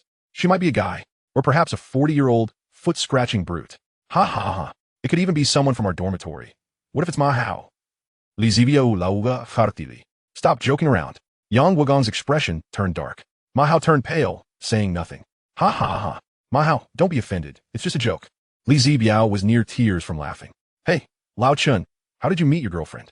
Li Zibiao shifted the conversation, piquing Yang Guogong's curiosity.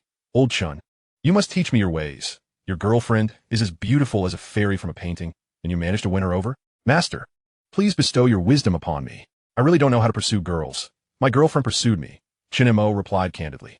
"Uft, if you want to teach, then forget it. Don't blow your own horn so loudly." Chen Mo smiled, but remained silent. Yang Guogang continued. "Damn it, Old Li, besides the one you fancy, one of her roommates is also exceptionally stunning." Li Zibiao concurred. "Oh, you're talking about the one with the surname Shen? She is indeed beautiful, but she is so arrogant." Li Zibiao burst into laughter, sitting up excitedly. "No way, old Yang. Have you taken a liking to her?"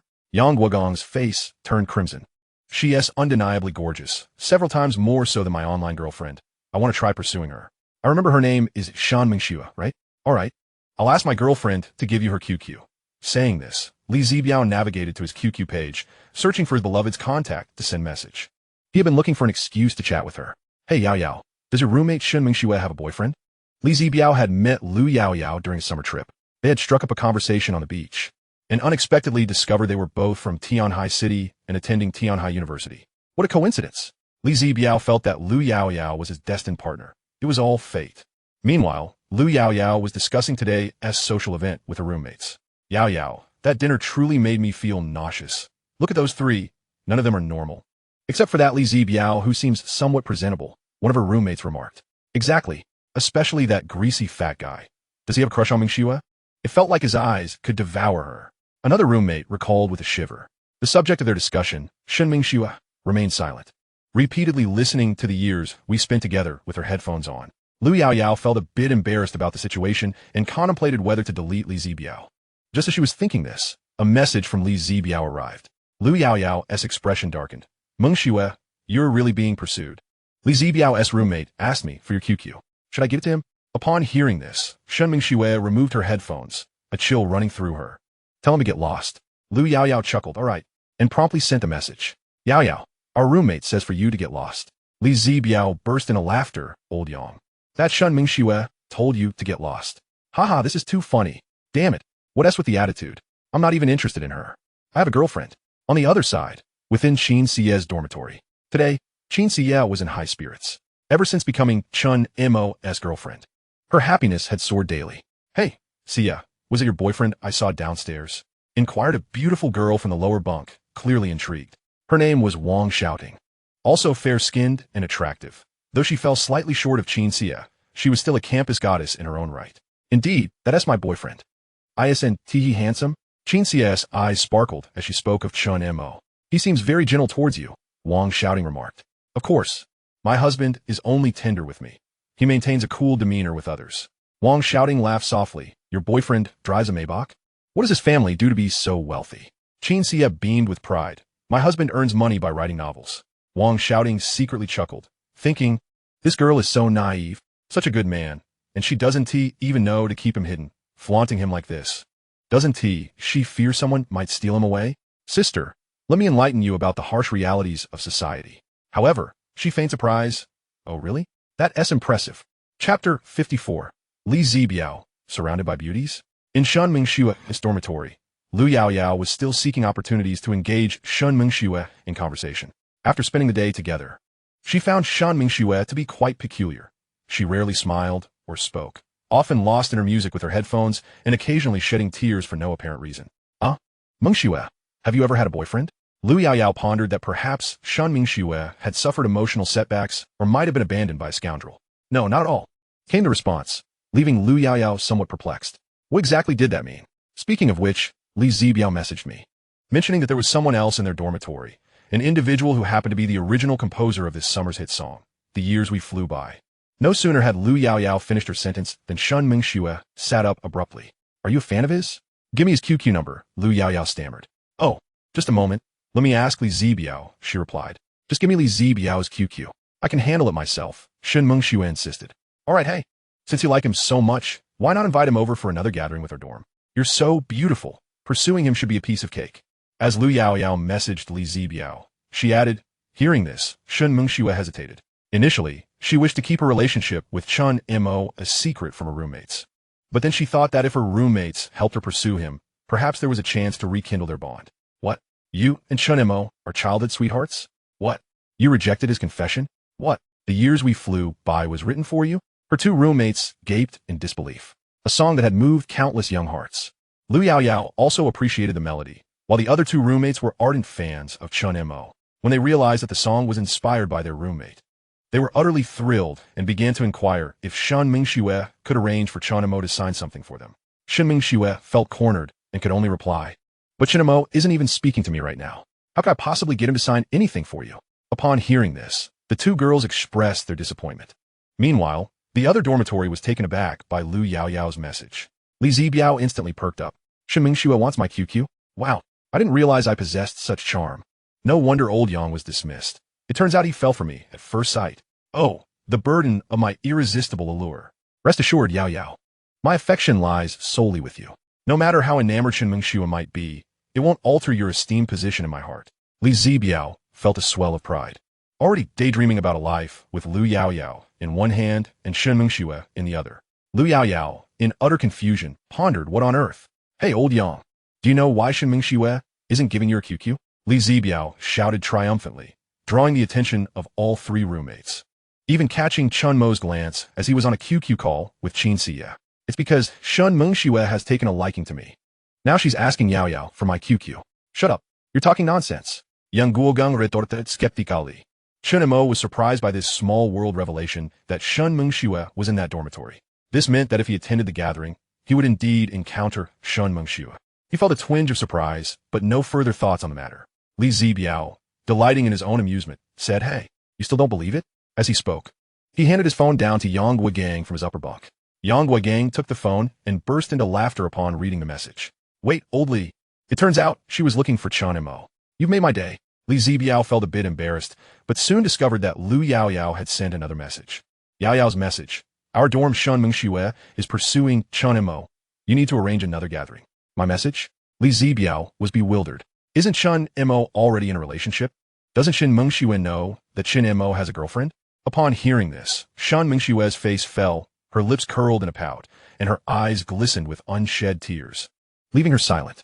Seeing her distress, Lu Yaoyao's imagination ran wild, concocting a story about Shen Mengxue being deceived by a scoundrel. Don't cry, Mengxue. Were you deceived by that scoundrel Chen Mo? That wretched man. Lu Yaoyao instinctively believed that if a girl was crying so heart-wrenchingly, it must be due to betrayal. Moreover, Shen Mengxue still desired to win him back? What a despicable man. He thinks he can mend a broken heart with a mere song? The other two roommates, witnessing Shen Mengxue's sorrow, felt compelled to console her. Lu Yaoyao could not comprehend why she would be so heartbroken over a man. There are plenty of fish in the sea. Mengxue, you are so beautiful. You could find someone far superior to that scoundrel anytime. I could introduce you to a rich heir. Shen Mengxue merely shook her head. I still read. No, I only want Chen Mo. I want no one else. Why cling to this? With your attributes, what kind of man wouldn't you be able to find? Lu Yaoyao was perplexed. No, if Chen Mo doesn't want me, then I shall never marry, Shen Mengxue declared stubbornly. This proclamation shattered Lu Yaoyao's worldview. Surely you jest. Yet, the more resolute Shen Mengxue became, the more convinced Lu Yaoyao was that Chen Mo was indeed a scoundrel. Feeling indignant for Shen Mengxue, Lu Yaoyao promptly messaged Li Zibiao. Yaoyao's message. The Chen Mo from your dorm is nothing but a scoundrel. Tell him he will never have children. Li Zibiao chuckled at the message. Unable to contain his laughter and relayed the message. Old Chen, Lu Yaoyao asked me to convey that you will never have children. Meanwhile, Chen Mo, still lying on his upper bunk talking to his girlfriend, furrowed his brow. Who is Lu Yaoyao? Do I know her? Tell her she will have 3 children. Li Zibiao laughed even harder, relaying Chen Mo's words back to Lu Yaoyao. Lu Yaoyao, now boiling with rage, retorted, tell him that his entire family will never have children. Li Zibiao snickered, delivering the message. Qin Xie, on the other hand, was displeased. Who would want to hear their boyfriend being berated, especially being called a scoundrel? She knew Chen Mo's character well enough and felt no concern for Lu Yaoyao's opinion. Tell her, what does it matter to her whether my boyfriend is a scoundrel or not? She isn't worthy enough to even hope for that. Li Zibiao stifled his laughter, continuing to relay the messages. Chen Mo found the entire situation absurd. Upon learning of the ongoing drama, Lu Yaoyao was seething with rage. Not only had she been insulted by a scoundrel, but also condemned by a scoundrel's accomplice. Li Zibiao continued to relay messages. Old Chen, and by the way, Lu Yaoyao said you two are like a pair of dogs. You aren't family and shouldn't enter the same door. Qin Xie, upon hearing this, was inclined to have Li Zibiao call the other party, eager to engage in a proper argument. Chen Mo quickly intervened, preventing the escalation of this farcical situation, assuring her that it was best to get some rest. Be good, darling, let us not stoop to her level. How about you go to bed early? Then she turned to Li Zibiao, saying, tell her to stop scolding. I truly feel she is quite deranged, and I don't even know her. Li Zibiao stifled a laugh, eager to relay the message, but Chen Mo continued, you're also being ridiculous. Stop relaying messages like a eunuch. If you two wish to chat, then chat. Why drag me into it? Chapter 56, Disregarding the Facts. Come on, Lao Chen. I have no topics to discuss with Yao Yao. It's rare for us to have something to talk about. Can you please help me out? Upon hearing this, Li Zibiao hurriedly implored Chen Montak. If you don't involve me, I'll have no talking points. I think you should give up, right now. You look just like a clown, Chen Mo retorted. What the heck? Lao Chen, that is too much. In truth, during their initial acquaintance, Li Zibiao had little to say to Lu Yaoyao. He persistently bombarded her with messages, but alas, she paid him no heed. Ironically, the more he pursued her, the more she seemed to avoid him. Li Zibiao, however, felt anything but foolish. He considered himself a genius. By utilizing Chen Mo as a topic, he not only snagged the chance to converse, but also circumvented the risk of the godlike Chen Mo competing for Lu Yaoyao as affections. At that moment, Lu Yaoyao sent him another message. Yao Yao, stay away from such people. Don't let them corrupt you. Li Zibiao, since the opportune moment had arrived, he began typing furiously, composing a lengthy message. Don't worry, Yao Yao. I am absolutely a devoted and earnest man who would never betray you. While Chen Mo might exhibit some questionable traits, I assure you that within a month of sharing a dorm with him, I will set him straight. After all, there is an old saying, one is influenced by one's companions. I believe my integrity will inspire him. Taking a deep breath, Li Zibiao continued, Yao Yao. I like you. I know I may not be worthy of you, but I will strive to treat you well. Even if better girls pursue me, my heart will only belong to you. Will you be my girlfriend? After sending the message, his heart raced with anticipation as he fixated on his phone screen. 1 minute passed. 2 minutes. 3 minutes. Lu Yaoyao, visibly upset, replied, what kind of person would dare insult me? Mengxue, how could you possibly like such a scoundrel? What? Yao Yao, did he insult you? At this moment, Chen Mo's image plummeted in the eyes of the other 2 dorm mates.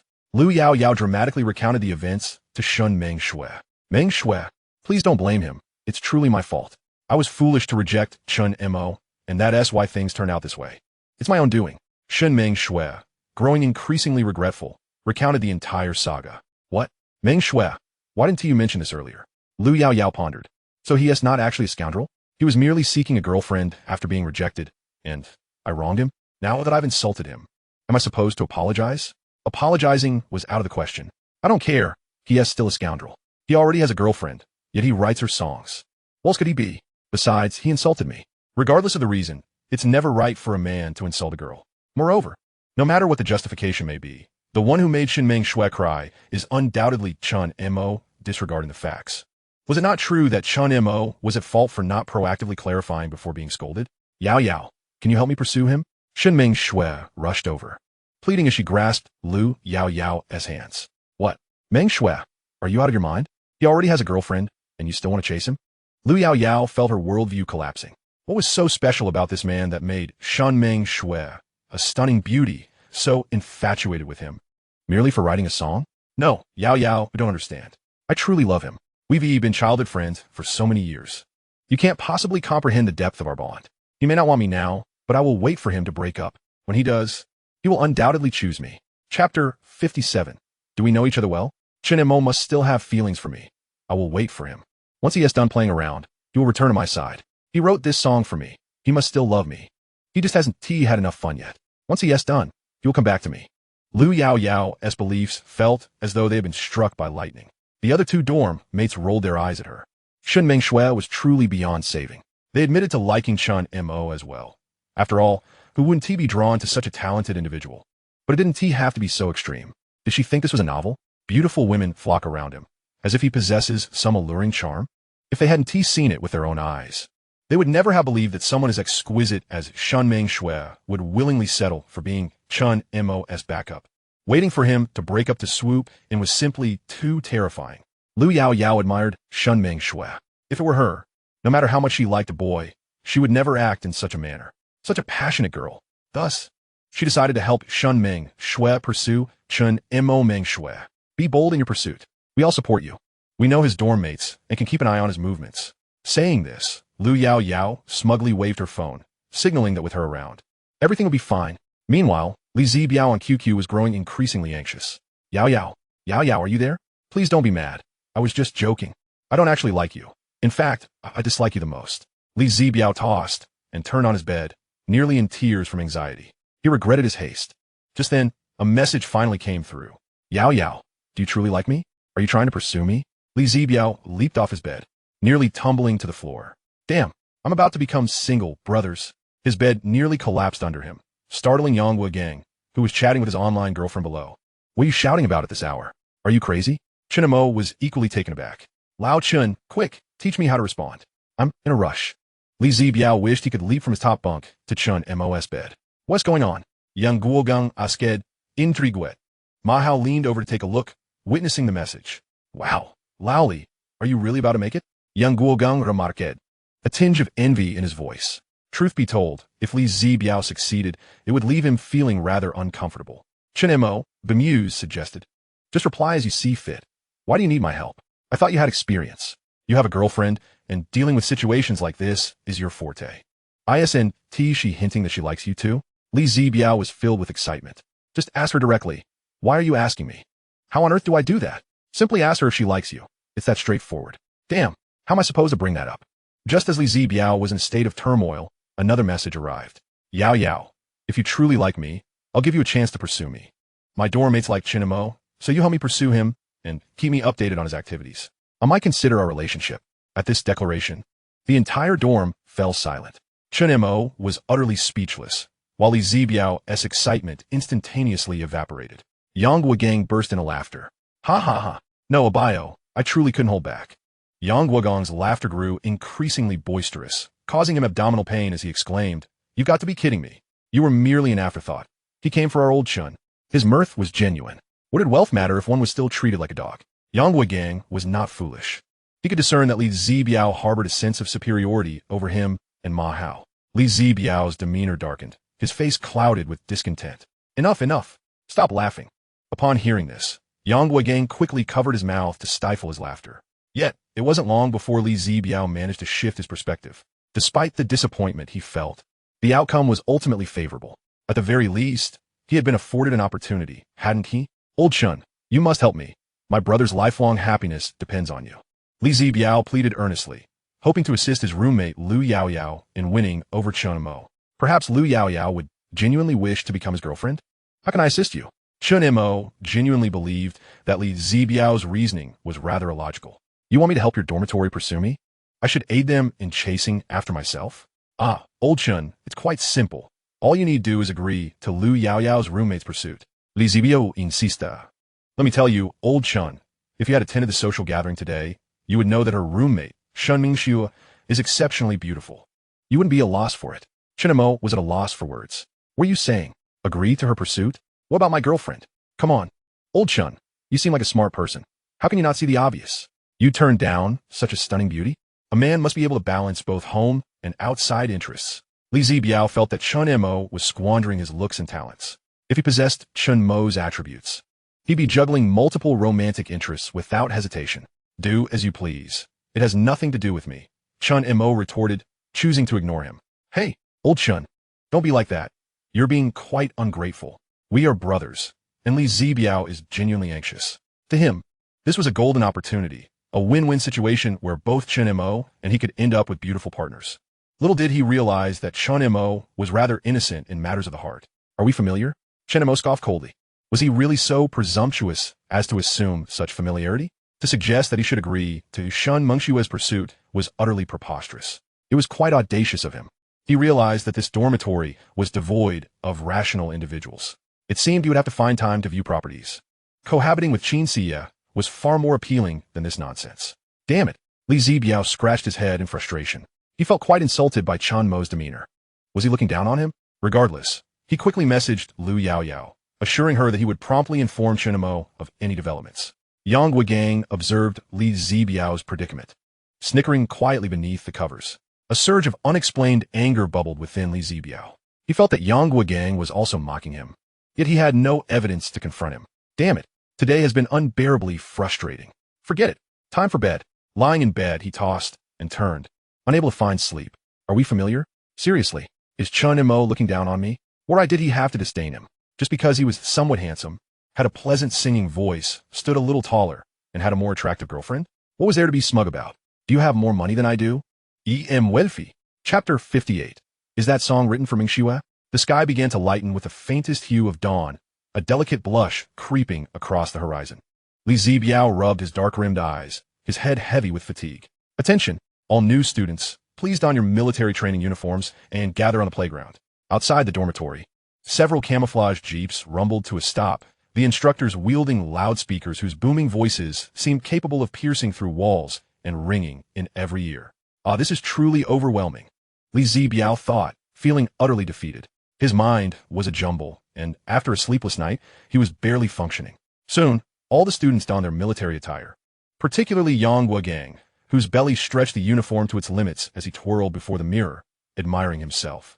Under the blazing sun, the sound of cicadas filled the air, and it felt as though the very atmosphere was warped by the heat. The playground was densely populated with students in camouflage, while the commanding officer delivered a lengthy speech, lamenting the importance of youth strength for national prosperity. The students beneath the sweltering sun were nearly at their breaking point. Some girls were on the verge of heat exhaustion. When will this end? I'm going to melt. Li Zibiao, already sleep-deprived and now standing at attention for so long without breakfast, felt himself nearing collapse. Third row. Fourth student, step forward. Huh, me? Li Zibiao glanced around, realizing he was indeed the one being called. Reluctantly, he stepped forward. 50 push-ups. Li Zibiao wisha. 50 push-ups?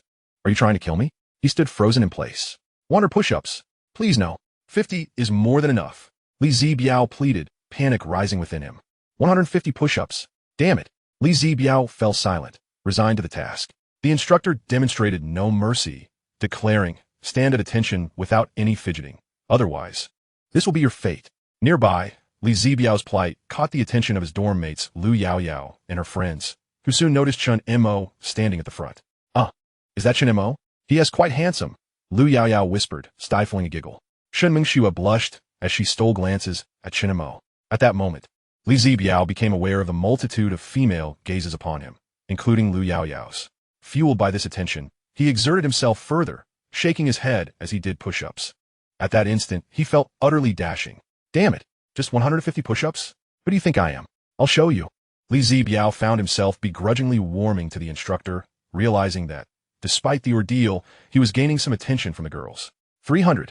Wait, no. Don't do this to me. By lunchtime, Li Zibiao was utterly spent. Damn it, I'm about to collapse. Consequently, he savored his meal more than anyone else. Damn that instructor. He is always targeting me. Li Zibiao scanned the area, confirming the instructor was nowhere in sight before unleashing a torrent of curses. What is he even doing here? Just collecting a paycheck. Good day, instructor, Yang Guigang said, his expression serious as he glanced behind Li Zibiao. Li Zibiao Stefanat. Instructor. I was just joking. Suddenly, Yang Guigang erupted into laughter. Li Zibiao quickly realized he had been played. Glancing back, he found nothing but empty space. You fatso, just wait. Meanwhile, Chen Mo was enjoying his meal while chatting with Qin Siye on his phone. At this moment, Lu Yaoyao and Shen Mengxue, accompanied by their entire dormitory, approached with their meal trays. Indeed, it was true. Li Zibiao had messaged to alert them. Chen Mo was still gnawing on a steamed bun when a fragrant breeze wafted toward him. Upon raising his head, he beheld two stunning beauties, along with two rather ordinary girls. Shen Mengxue needed no introduction. Chen Mo was already well acquainted with her.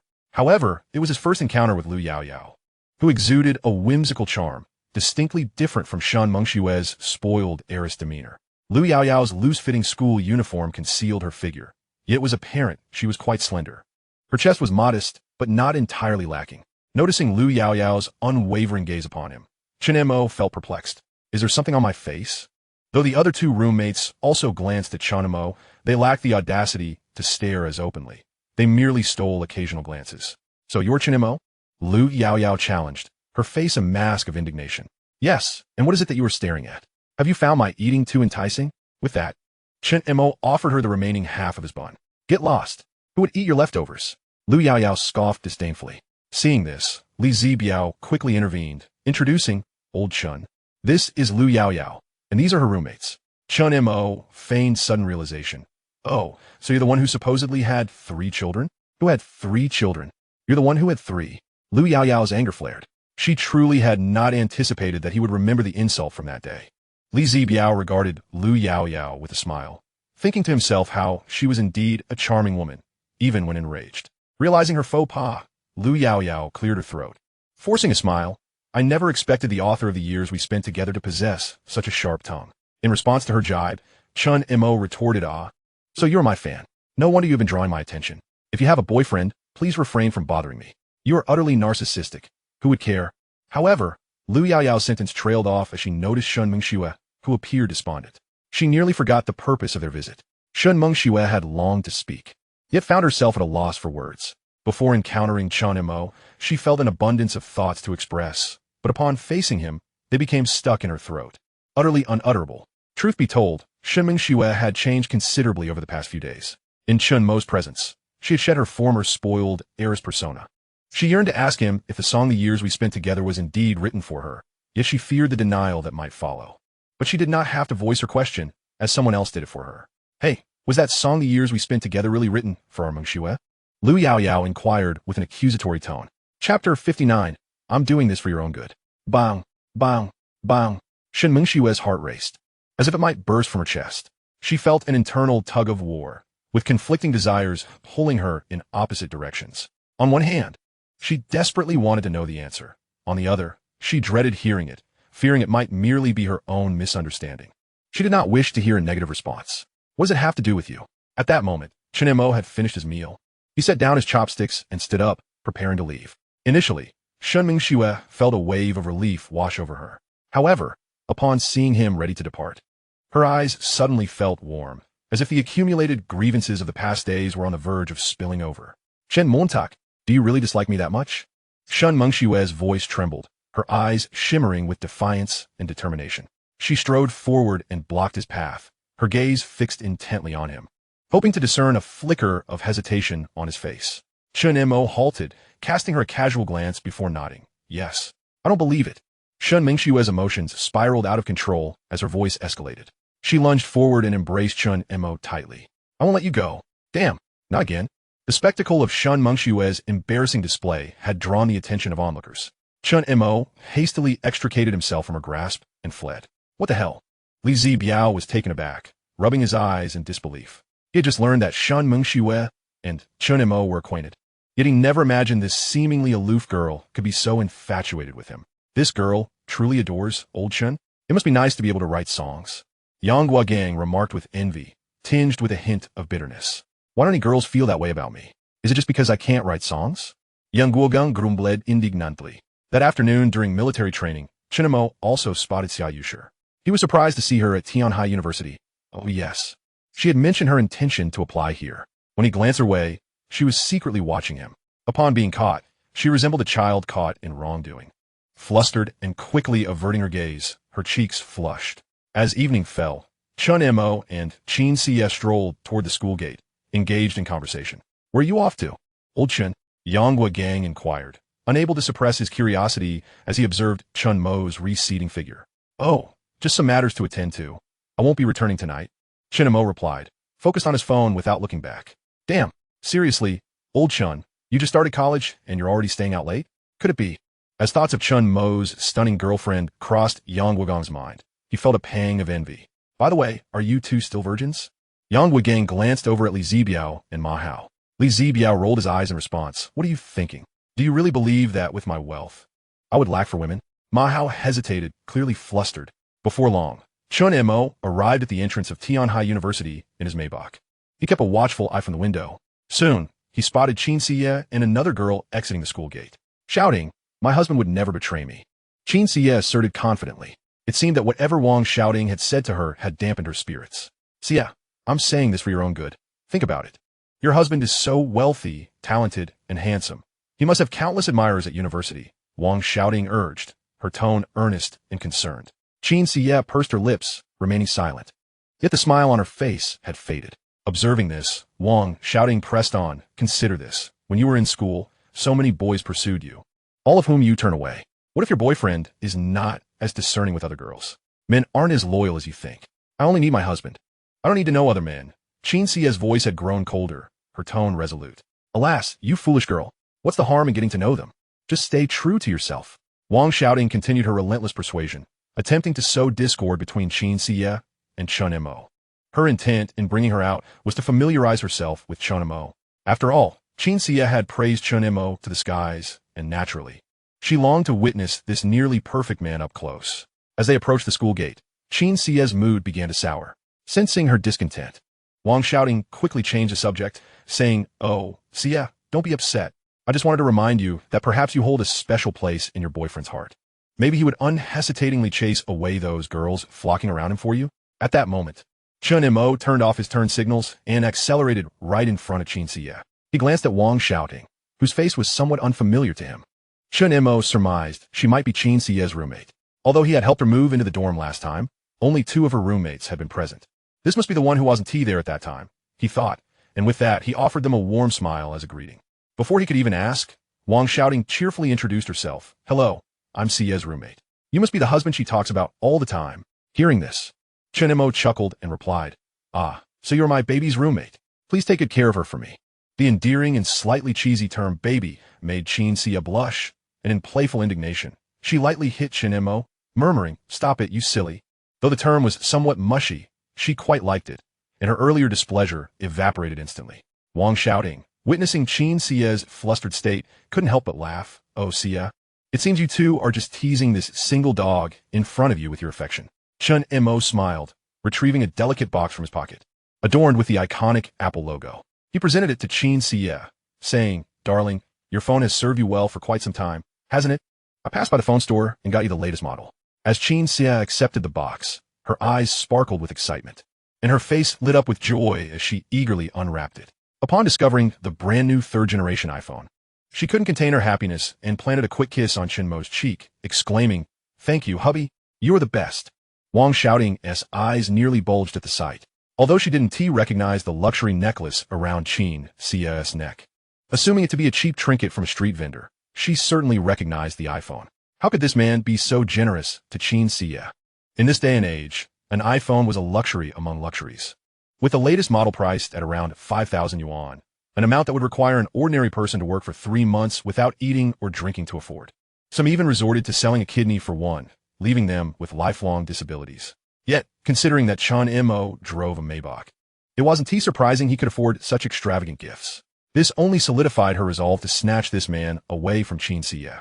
As Qin Siye delightedly admired her new phone, Wang Xiaoding, with a hint of jealousy, remarked, How long have you two been dating for you to gift her something so extravagant? Chen Mo pondered briefly before responding nonchalantly, About a month, I suppose. You've only been together for a month, and you're already giving her such an expensive gift? Wang Xiaoding could hardly believe it. She internally grumbled, almost blurting out, You might as well give that phone to me. I could date you too. But she ultimately swallowed her words, biting back her envy. Chen Mo seemed to pick up on the underlying tone of Wang Xiaoding's words and replied, somewhat displeased, What is wrong with giving a phone? Of course. I want to treat my girlfriend well. If I don't care for her, should I care for you? Wang Xiaoding was momentarily speechless, her mouth opening in surprise. But she could only awkwardly manage a single word. Hey hubby, love you. Qin Xie chimed in, her heart swelling with sweetness at Chen Mo's words. Particularly the phrase about treating his girlfriend well, which filled her with immense happiness. She tiptoed closer to Chen Mo's cheek, preparing to plant a kiss on him. Witnessing this, Wang Xiaoding felt an even deeper pang of jealousy. Suppressing her bitterness, she feigned calmness, stating, well, if it were me, I certainly wouldn't accept such an expensive gift. Relationships should be based on equality. If my boyfriend gave me something so valuable, I would definitely reciprocate with a gift of equal worth. Chapter 61. Isolated. Qin Xie frowned, casting an unhappy glance at Wang Xiaoding. What was this all about? Previously, during their chats in the dorm, Wang Xiaoding had not expressed such sentiments. She had always emphasized that it was only natural for men to spend money on women, even providing numerous examples to support her views. Yet now, after Chen Mo had just gifted her a new phone, she suddenly flipped her stance, claiming that relationships should be based on equality. Did she truly believe that? Was she deliberately trying to sow discord in front of her boyfriend? What was more concerning was Wang Xiaoding's insinuation about how she would respond to gifts from her own boyfriend, suggesting that love should be built on equal footing. What was she implying? Chen Mo felt uneasy under Wang Xiaoding's lingering gaze. Well, I wish you find a boyfriend you desire. After all, I love Xie, and I don't expect anything in return for my gifts to her. With that, Qin Xie slipped into the passenger seat, and Chen Mo pressed the accelerator, not bothering to consider whether she was Qin Xie's roommate. Though it was somewhat rude, her intentions were clear, and he saw no reason to treat her kindly. Inside the car, as Chen Mo drove, he remarked casually, your roommate's character leaves much to be desired. You should keep your distance from her. Upon hearing this, Qin Xie felt a pang in her heart, her eyes glistening with unshed tears as her voice trembled. I've already been isolated at school. Apart from my roommates, hardly anyone wants to befriend me. Her tone conveyed a sense of grievance and helplessness, tightening Chen Mo's chest. He furrowed his brow, his voice turning serious. What happened? Seeing that Qin Xie was on the verge of tears, he quickly sought to comfort her. Hubby, you haven't had any girls approach you at school, have you? Qin Xie didn't directly answer Chen Mo's question, but instead asked with a hint of anxiety in her tone. You have no idea how many boys I've turned down for you at school. Please don't interact with other girls. With her striking beauty, even among the students at Tian High Academy, she was a campus belle. Not only was she stunning, but her extraordinary demeanor and curvaceous figure also drew countless gazes as she walked through the campus. Whenever boys approached her, she would coldly decline, saying, sorry, I have a boyfriend. But some were undeterred, insisting, having a boyfriend doesn't matter. We can just be friends. Qin Xie would frown, her tone growing colder. I'm afraid my boyfriend might get jealous. Let us just leave it at that. Yet they persisted, don't be so cold. Your boyfriend won't find out. Faced with such relentless advances, Qin Xie would coolly retort, I've never encountered someone so shameless. With a face like that, you dare to flirt? I've already made my refusal clear, yet you continue to pester me. You ought to take a good look at yourself. With such a demeanor, it would be better for you to refrain from embarrassing yourself in public. The seniors who were reprimanded by her turned a deep shade of crimson, their faces ashen, ultimately retreating in humiliation. Consequently, Qin Xie's reputation at school was far from favorable. The boys dared not approach her, and those who did were swiftly dismissed. The girls, envious of her, deliberately ostracized her, and combined with her already tarnished reputation, only her dormitory companions were willing to associate with her. However, she remained unfazed. For having Chen Mo by her side was sufficient. She paid little mind to the trivialities around her. Chapter 62. How could I know if it stinks from just a photograph? It must be said that Qin Xie's feelings for Chen Mo were truly singular and unwavering. Her high school experiences linger vividly in her memory. During her most vulnerable moments, Chen Mo stood by her side as her pillar of support. Particularly after that fateful night where she surrendered herself to him, she found herself utterly captivated by him. Yet, she was also selfish. Love often bears a selfish nature, and her possessiveness was overwhelming, fearing that other girls might snatch Chen Mo away from her. Qin Xie exhibited two contrasting personas when faced with Chen Mo and other men. With Chen Mo, she was akin to an affectionate, clingy kitten, while in the presence of other men, she displayed one of two facades, either a haughty goddess or a brash, uncouth woman. Chen Mo, upon realizing the situation, felt a swell of emotion. One hand steering the wheel, while the other affectionately ruffled her hair. It was best to temper her temper when out and about. They would soon move out together. My husband is so good to me, Qin Xie chirped in a sweet, childlike voice, relishing in the adoration Chen Mo showered upon her. Were it not for the fact that he was driving, she would have longed to leap into his embrace and nuzzle against his chest, leaning against the seat. Her fingertips delicately glided over the back of Chen Mo's hand, her voice rich and sweet as honey. "Husband, I miss you," she cooed, gently grasping his right hand. "Darling, don't be mischievous. I'm driving." Chen Mo quickly withdrew his hand. The sudden movement stirred a tumult of emotions within him, momentarily distracting him from the road. "Oh, what are you doing? How dirty." Chen Mo smirked mischievously, casting her a sidelong glance. The blush on Chen Sie's cheeks deepened, resembling ripe cherries. She lightly punched Chen Mo's shoulder, her voice laced with playful annoyance. "You're so annoying." Following this, Chen Mo took her to a hotel. Once they arrived, he wasted no time in pinning her down. Her body sank into the plush bed, and his fingers gently parted hers, his touch tender, yet imbued with an insistent possessiveness. When his gaze fell upon her thighs, encased in sheer stockings, his breath hitched slightly. The stockings accentuated the contours of her skin, leaving faint imprints that rendered her exceptionally alluring. Her fair, luminous thighs glimmered under the warm light, resembling exquisite jade, rich with softness and elasticity. Unable to resist, Chen Mo reached out to squeeze them. They truly are elastic. Chen Sie's legs were indeed a sight to behold. Long, proportionate, and gracefully contoured. Not only pleasing to the eye, but also a delight to the touch. They would suffice to entertain Chen Mo for years. His gaze slid down her legs, finally resting on her feet. Her toes, translucent and glistening like finely carved white jade, shimmered softly in the light. Chen Sie's breathing became increasingly erratic. Her cheeks flushed with a rosy hue. She slightly turned her head, her voice tinged with embarrassment. "That's so annoying. Why do you keep staring at my feet?" Chen Mo chuckled mischievously and playfully tapped her fair thigh, producing a crisp sound. "Am I not allowed to admire my beautiful wife?" His tone was teasing, yet his eyes burned with an intensity that threatened to consume her. Chen Sie winced at the playful slap, letting out a soft yelp. She intended to voice her complaint, but upon hearing him praise her feet, she pouted. "But you said my feet were stinky and to keep them away. How can I know if they stink just from a photograph? Now I see. They smell quite delightful." "You're really a pervert," Chen Sie retorted, her cheeks blooming with embarrassment. Chapter 63. Can you not book a room with her? At that moment, Chen Mo's phone rang incessantly.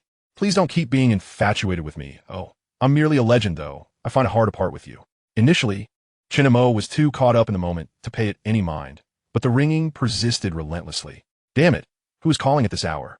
With some reluctance, he released Chen Sie's delicate ankle and impatiently reached for his phone, glancing at the unfamiliar number. He pressed the answer button. "Hello, who is this?" Chen Mo's voice was laced with annoyance. "Chen Mo, could you please refrain from booking a room with her? I can give you what you want too," came the anxious voice of Shen Mengxue from the other end. Her tone carried an undertone of desperation. "Mengxue, really?" The distant voice of Lu Yaoyao could be faintly heard in the background. Originally, Shen Mengxue was unaware of the situation, but after Li Zibiao informed Lu Yaoyao, the latter relayed the information to Shen Mengxue. She had always believed that Chen Mo and Chen Sie had yet to progress to that stage. Thus, she had not been in a rush. However, if they were to deepen their connection now, what chance would she have? Initially, she had planned to wait for Chen Mo to break up with Chen Sie before seamlessly stepping in. Seeing Shen Mengxue's name flash on his screen, Chen Mo's expression darkened. He had even blocked her number. Why was she so determined to borrow someone else's phone just to call him? Without a second thought, he blocked her again. "Who was that?" Chen Sie inquired, curiosity piqued. "Don't worry about it. Let us continue," Chen Mo replied, returning to their previous activity. On the other end of the line, Shen Mengxue clutched her phone, tears streaming down her face as she cried out, "Hello. Chen Montak. Chen Montak." The line went dead with a series of beeps. At that moment, Shen Mengxue's two roommates entered, having just returned from their showers, and were met with the sight before them. "What happened? What's wrong?" they hurriedly asked. With red-rimmed eyes, Shen Mengxue remained silent, drawing the curtain around her bed and burying her head in her cherished stuffed bear. She emitted no sound, her tears soaking into the fabric of the bear. "Is it again because of Chen Mo?" one roommate asked softly, her tone tinged with helplessness. Lu Yaoyao rubbed her temples and sighed. "Don't mention it. Mengxue has really had a rough time this time." The three roommates shared a silent understanding and refrained from approaching her to offer comfort, choosing instead to stand quietly by. They knew that at this moment, any consolation would only deepen Shen Mengxue's sorrow. It was better to let her find her own calm. As time slipped by, the dormitory's curfew approached. Slowly, Shen Mengxue rose from her bed, her eyes swollen from crying, traces of tears still visible on her cheeks. Seeing this, Lu Yaoyao quickly inquired with concern, "Mengxue, are you all right?" Shen Mengxue shook her head, remaining silent, merely reaching for the stuffed bear that had accompanied her for many years. She hesitated for a moment, casting a sideways glance at the bear. It was a birthday gift from Chen Mo on her 14th birthday, a present he had saved up for with his pocket money. The bear bore the scars of time. Whenever she felt unhappy or despondent, she always sought solace in the embrace of her beloved stuffed bear, the relaxed bear. If Chen Mo had been the one to provoke her ire, she would furiously pummel the bear or toss it onto the floor, denying it the comfort of her bed. With her lip bitten in frustration, she clutched the bear and stormed out of the dormitory without a backward glance. Just before the dormitory supervisor locked the doors, she angrily flung the bear into the trash bin. Standing there, tears streamed down her cheeks uncontrollably as her gaze fixated on the refuse. At that moment, the dorm supervisor called out, "Student, we are locking the doors. Please return." Reluctantly, Shen Mengxue turned back towards the dormitory, her steps heavy as if each was a struggle against her own heart. Upon reaching the common area, her heart suddenly tightened and fresh tears welled in her eyes. Biting her lip, she abruptly turned on her heels and hurried back to the trash bin. Her hand reached for the bear, but hesitated mid-air. "He has already blocked me, so why should I still yearn for him?" she murmured softly, a mix of self-mockery and anger lacing her tone. With gritted teeth, she spun around and stormed back to her dormitory. "What are you running back and forth for? Are you even throwing away the trash?" the dorm supervisor asked with a furrowed brow. "No, I want tea." Shen Mengxue quickly shook her head, her voice thick with emotion. "Then I will lock the door. You can throw away the trash tomorrow," the supervisor declared, clicking the lock into place. As the door locked shut, tears cascaded down Shen Mengxue's face silently. She stood beside the glass door, watching helplessly as the garbage truck slowly approached, collecting the contents of the bin. It felt as though her heart was being viciously wrenched, making it difficult to breathe. As the garbage truck receded into the distance, Shen Mengxue felt utterly drained, her expression vacant, akin to a soulless being. Mechanically, she pushed the door open and trudged back to her dormitory, each step laden with an overwhelming heaviness. Once back, she collapsed on her bed, neither crying nor making a sound, simply lying there as if all her emotions had been siphoned away. Lu Yaoyao, witnessing this heart-wrenching scene, felt an unbearable pang of sympathy and couldn't help but exclaim, "What a scoundrel Chen Mo is! Look at how he has wounded our Mengxue. This is simply outrageous." "Mengxue, don't be sad. I'll play some music for you." Her roommate quickly pulled out her phone to find a song. "Happy breakup, wish you happiness." "What a dreadful song. Change it immediately," Lu Yaoyao retorted angrily. Oh, later. I finally learned how to love." "Change it again." Shen Mengxue, already on the brink of despair, found herself angered to tears by the songs. She then buried her head beneath the covers. "In that fleeting year, how many times have we said, 'You did this on purpose, didn't you?' Stop playing." Lu Yaoyao hastily snatched the phone and silenced it. Chapter 64.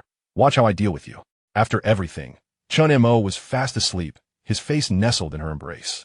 Qin Xie also held him close, cradling his head against her. When morning broke, Chen Mo was found wrapped around Qin Xie. Sunlight streamed onto his profile as he continued to slumber peacefully. Seeing him like this made Qin Xie chuckle softly.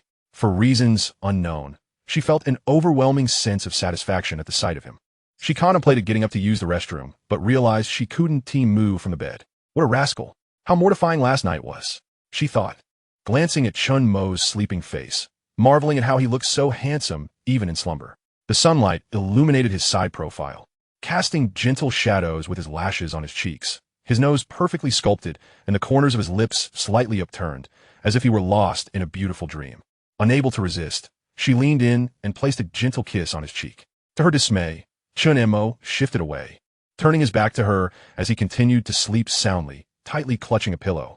Annoyed, Qin Xie pouted her rosy lips, feeling discontented. She didn't want him to turn away. She wished for him to continue holding her. She lifted her delicate arm, gently nudging Chen Mo, hoping to turn him around. But she feared waking him, moving cautiously. After several attempts, Chen Mo remained unperturbed, blissfully unaware of her efforts. Frustrated, Qin Xie decided to take matters into her own hands. Straddling Chen Mo and lying on the other side. Just as she settled down, he rolled over again, prompting Qin Xie to pout in irritation. "Oof." With her lips pressed together in annoyance, her eyes darted around until a clever idea struck her. She silently climbed out of bed, retrieved a pen from the bedside table, and with a mischievous smile, began doodling on Chen Mo's face. First, she drew a few whiskers, then adorned his forehead with a little turtle. Before she could finish, Chen Mo groggily opened his eyes. Upon noticing this, Qin Xie quickly covered her mouth, shaking with laughter, her eyes crescent-shaped like a mischievous kitten that had stolen a treat. Chen Mo rubbed his sleepy eyes, looking at her in confusion. What are you laughing about?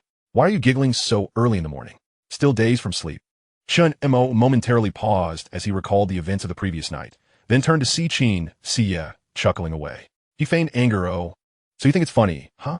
Just because I didn't deal with you last night, you dare to mock your husband? With that, he lunged towards her.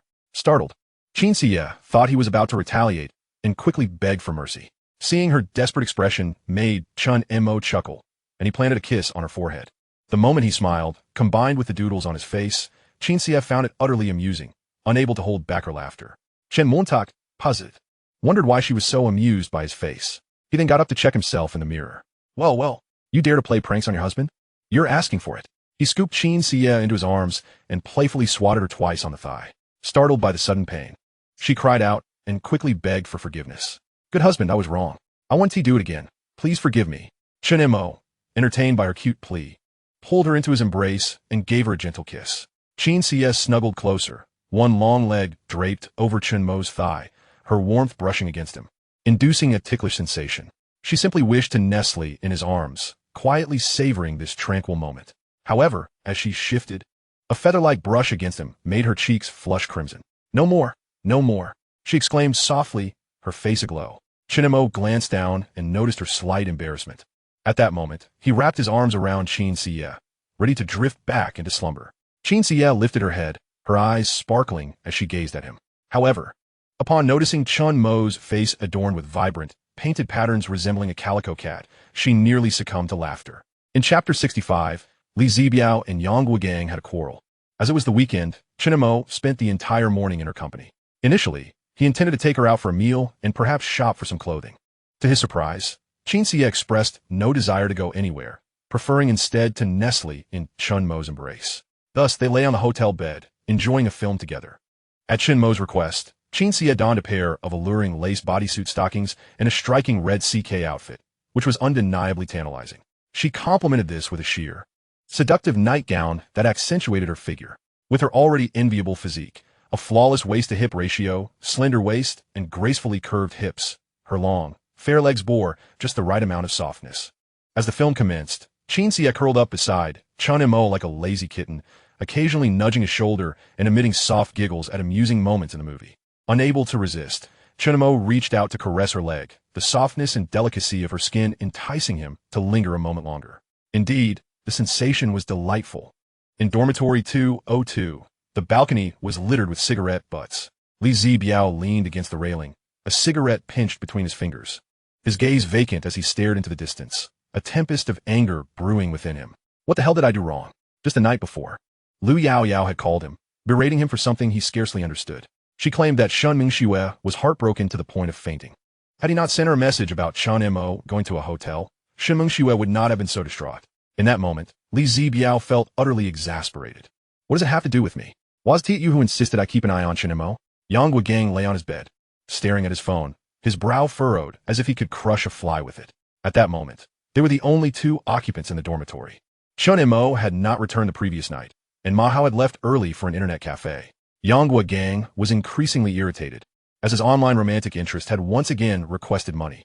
Yet, his pockets were emptier than his face. The term had just begun, and the funds he possessed barely sufficed for meals. Where was he to procure money for her? Would he conjure it in the restroom? Chen Mo and Li Zibiao had long warned him to be wary of scams. Although he had entertained doubts, he had pondered the situation.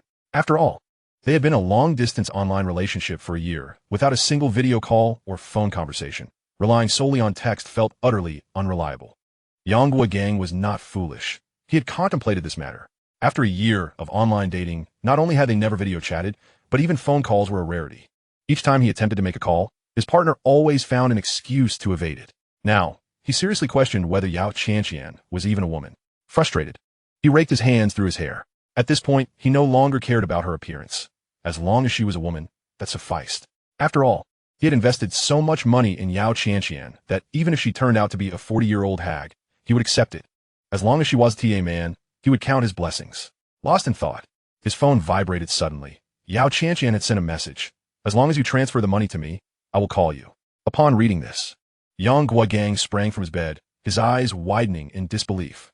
Could be true? He exclaimed excitedly. Ah Biao, my online girlfriend is going to call me. Quick, lend me 1,000 yuan. I promise to pay you back once I receive my allowance. At that moment, Li Zibiao returned from finishing his cigarette. His expression as dark as a pot's bottom. He was already in a foul mood, having been inexplicably scolded by Lu Yaoyao the previous night. And now he was seething with anger. Upon entering, he overheard the chubby guy preparing to send money to an online scammer while asking to borrow from him. Are you seriously going to send money to that scammer? And asking to borrow 1,000? Li Zibiao's voice was as cold as ice. Yang Guogang hastily defended himself. No. It's because Yao Qianqian's family is in crisis and urgently needs funds. She assured me that she would pay me back once she had the money. Damn it. Only you would believe such nonsense. Li Zibiao interrupted, his temper flaring. Do you really think that if you send her the money, she won't block you immediately? Hey, Biao, what are you implying? If you won't lend me the money, there's no need to get so worked up. Yang Guogong's expression darkened, his tone laced with dissatisfaction. You are utterly hopeless. I've told you time and again that she is a scammer, yet you refuse to listen. And now you come asking me to lend you money for her? Li Zibiao's frustration escalated, his voice rising.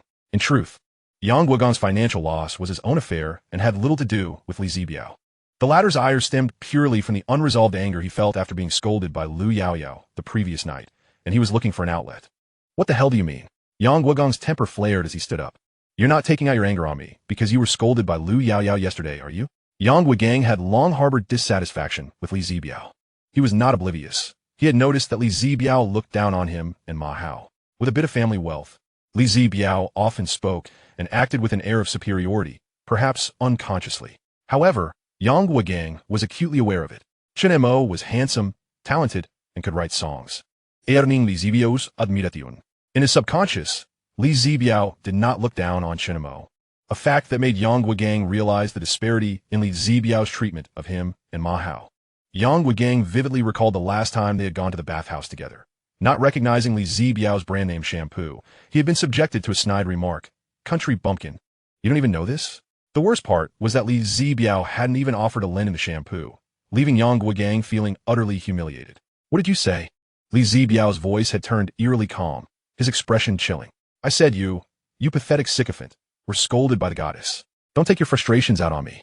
Yang Guogang showed that jabbing a finger at Li Zibiao. Damn it, you dare call me a sycophant? What makes you any better? Li Zibiao arupta, kicking over a nearby table in a fit of rage. You spent so much money on an online girlfriend without even a single phone call. And you don't even know if she is a man or a woman, yet you dare to criticize me? You fool, you're being played by a 40-something foot fetishist. And you have the audacity to lecture me? Yang Guogang was equally furious, stepping forward to glare at him. Say that again? You dare say Qianqian is a 40-year-old foot fetishist? That remark truly struck a nerve with Yang Guogang. He had indeed contemplated the possibility and entertained the suspicion that the person on the other side of the screen could be a middle-aged man. Just the thought sent shivers down his spine. He had often fantasized about Yao Qianqian at night, the tissues scattered around his bedside testament to his longing for her. Now, with Li Zibiao's words piercing through his fantasies, he felt as if he might explode with rage. I'm saying you're a fool, daily fantasizing about a foot fetishist while sending the money. If I were you, I would have already slammed my head against the wall. Yang Guogang, foiled by Anger, charged at Li Zibiao, and a brawl ensued between the two. Chapter 66, Guogang Gigi. They exchanged blows with reckless abandon, but Li Zibiao was no match for Yang Guogang. Despite being burdened with excess weight, which was the result of a diet rich in oil and sugar, Yang's layer of fat served as a natural armor, far superior to Li Zibiao's slender limbs. Before long, Li Zibiao found himself with a bruised and battered visage, clearly at a disadvantage. At that moment, the commotion attracted the attention of neighboring dormitory residents, who hastily rushed in. Upon entering, they were met with a chaotic scene. The room was in disarray, with tables askew and bedding strewn about as if a tempest had swept through. A few individuals quickly intervened, pulling the combatants apart while shouting, "What on earth is happening? Why are you fighting?" One of Yang Guogang's acquaintances, who typically shared a good rapport with him, immediately inquired. Yang's eyes were bloodshot, panting heavily with rage. He pointed at Li Zibiao and yelled, "What is this sycophant's problem? He takes out his frustrations on me just because he was humiliated in front of his goddess. He even insults me, claiming my online girlfriend is a 40-year-old foot fetishist." Upon hearing this, Li Zibiao erupted. "You're talking nonsense. This fatso insisted on borrowing money from me to send to his online scammer girlfriend. I told him she was a fraud, but he refused to believe me. Are you going to insult me again?" Yang Guogong's fury was palpable, his eyes nearly bulging out of their sockets as he rolled up his sleeves, ready to charge at Li Zibiao once more. Enough, enough. Stop fighting. Is it worth it to resort to violence over such trivial matters? Let's not damage our camaraderie. Yang Wei quickly stepped in, assuming the role of peacemaker. Breathing heavily, Yang Guigang suddenly turned to Yang Wei and said, Yang Wei, lend me 200 yuan. My girlfriend still needs 1,000 for her family's medical expenses, and I'm short 200. If you lend me the money, I'll repay you as soon as I receive my allowance.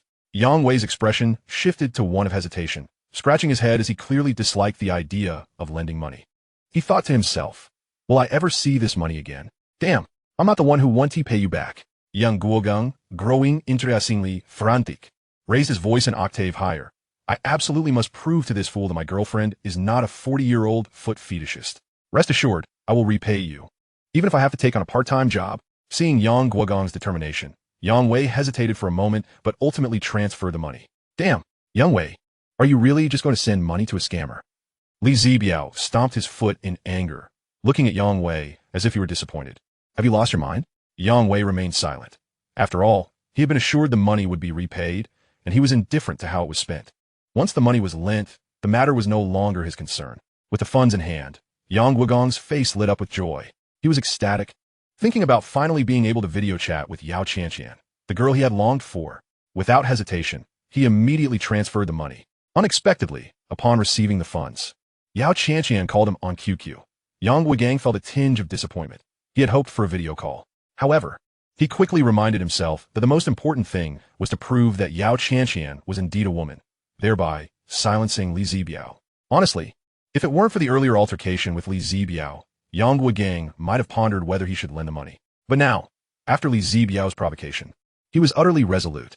He had a singular thought. This money must be lent. There was no alternative. He had to prove that his girlfriend was not a 40-year-old foot fetishist. Yang Guigang swiftly answered the call, his heart racing like a drum, holding his breath as he awaited a voice from the other end. Hello. Guigang Gigi, the voice on the line, was somewhat coy, perhaps overly so. Yet in the year 2009, adolescent boys were particularly enamored by such tones. Especially among the dormitory crowd. Upon hearing this voice, excitement erupted, and the room was filled with exuberant chatter. Wow, Guigang, that's impressive. What voice? Damn, I'm so envious of you.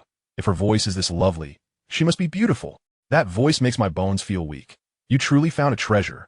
Yang Guigang himself was grinning from ear to ear, quickly responding, Baby, keep this money for your use. If it's not enough, I'll work part-time to earn more. Your family's medical needs are paramount. The sweet, syrupy voice from the other end replied, Thank you, Gigi, I have a few things to attend to, so I'll hang up for now. With that, the call ended abruptly. Yang Guigang wished to converse further, but the swift disconnection left him feeling somewhat regretful. Nonetheless, he soon triumphantly brandished his phone at Li Zibiao. Did you see that? Did you hear her? And you dare claim my girlfriend is a foot fetishist? Envy me, for my girlfriend is undoubtedly more beautiful than Lu Yao Yao. Yang Guigang beamed with pride, his heart bubbling with joy as he imagined holding hands with Yao Qianqian, flaunting their relationship before Li Zibiao. Li Zibiao let out a couple of derisive snorts. The call ended quicker than a fleeting moment, not a hint of a video. Is this all you have? He deliberately elongated his words, poking Yang Guogong's phone screen with his finger. Is this it? You could easily find some girl in an internet cafe to squeak out a few Gigi calls. 200 yuan could hire 8 of them. If you throw in 1,000 yuan, you could assemble a whole girl group. His words fell like a bucket of ice water in a hot oil pan, instantly silencing the dormitory, where only the sound of Yang Wei swallowing could be heard. Yang Guigang, clutching his phone, trembled with rage, his nails turning white. Chapter 67. Hee, darling, are you jealous? As Li Zibiao and Yang Guigang sparred. Elsewhere, Chen Mo was out shopping with Qin Xie. Today, Qin Xie donned a pink tank top that accentuated her figure, paired with snug blue jeans that perfectly outlined her voluptuous curves. She truly preferred to spend quiet moments with Chen Mo, even if it meant simply lounging on the couch in his embrace while watching a mundane movie. No matter how tedious the film might be, watching it with someone she cherished made the lackluster plot enjoyable. Yet, Chen Mo insisted on taking Qin Xie out shopping.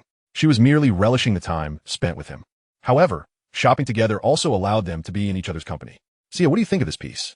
Chen Mo inquired, pointing at a designer jacket. Qin Xie glanced at the price tag, gasped, and quickly shook her head. It's too expensive. Let's skip it. Expensive? If you like it, try it on, Chen Mo insisted, instructing the sales clerk to retrieve the garment. Unable to resist his persistence, Chen Xie reluctantly tried it on. In the mirror, she appeared exceptionally refined, prompting the sales clerk to compliment her. "Miss, this outfit suits you perfectly. Your boyfriend has great taste." Chen Mo smiled and promptly paid with his card. By midday, he had already treated Chen Xie to several designer outfits, cosmetics, and a brand-name handbag. Although Chen Xie didn't ask for these, she was still delighted. For what girl wouldn't relish being pampered by the man she adored? She cherished the sensation of being cherished by her beloved. "Chen Mengxue, you indulge me far too much." Chen Xie linked her arm through his, gazing up at him with eyes brimming with joy. "Isn't it wonderful to pamper you?" Chen Mo affectionately tousled her hair, his smile radiating warmth. A wave of happiness washed over Chen Xie, making her feel like the luckiest girl in the world. She pulled out the latest Apple phone that Chen Mo had just gifted her and posed in front of the mirror, flashing a peace sign. Pouting, she snapped a selfie. In the background, Chen Mo was laboriously carrying shopping bags, resembling a diligent porter. "What you up to?" Chen Mo leaned in to inquire. "Oh, just capturing a moment for keepsake," Chen Xie replied coyly, her voice sweet enough to drip honey. "What's there to commemorate? If you like it, I'll take you shopping every day," Chen Mo remarked casually, as if discussing what to have for dinner. He indeed had the confidence. His recent stock trading had yielded substantial profits.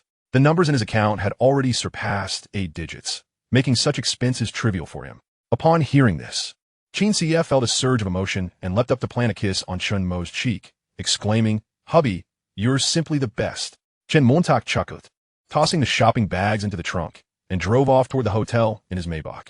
Inside the car, Chen Xie was engrossed in her phone, her fingers tapping away on the screen. "Who are you chatting with?" Chen Mo casually asked. "Hee, are you feeling jealous, darling?" Chen Xie lifted her head, grinning at him. "Who's jealous? I'm just asking," Chen Mo retorted, though he couldn't suppress the smirk at the corner of his lips. "Rest assured, darling, when those pesky boys at school try to flirt with me, I shoo them away. My heart belongs solely to you," Chen Xie declared, returning to her texting. She was editing her QQ space, juxtaposing her selfie with a sugary caption. "My treasure boy, I'm so fortunate to have met the best you when I was at my lowest. From now on, let us walk this journey together. Loving you is the most beautiful thing in my life." If Chen Mo were to read this caption, he would likely feel an overwhelming sense of awkwardness. But Chen Xie was indifferent, eager to let the world know just how remarkable her boyfriend was. Meanwhile, Wang Xiaoding had just returned to the dorm after a date with a senior. Unlike the fiery-tempered Chen Xie, Wang Xiaoding was regarded as a kind-hearted and understanding girl in the eyes of boys, while Chen Xie resorted to brash methods to chase away her suitors. Wang Xiaoding played the role of the innocent girl, graciously accepting every admirer with warmth. Thus, despite Chen Xie's superior beauty, Wang Xiaoding's reputation among boys was arguably better. The senior she had dated was one she had meticulously selected from a plethora of admirers, ambitious, handsome, and financially stable. At their university age, he already drove a car worth several thousand yuan, a significant luxury in 2009 when not every household owned a vehicle.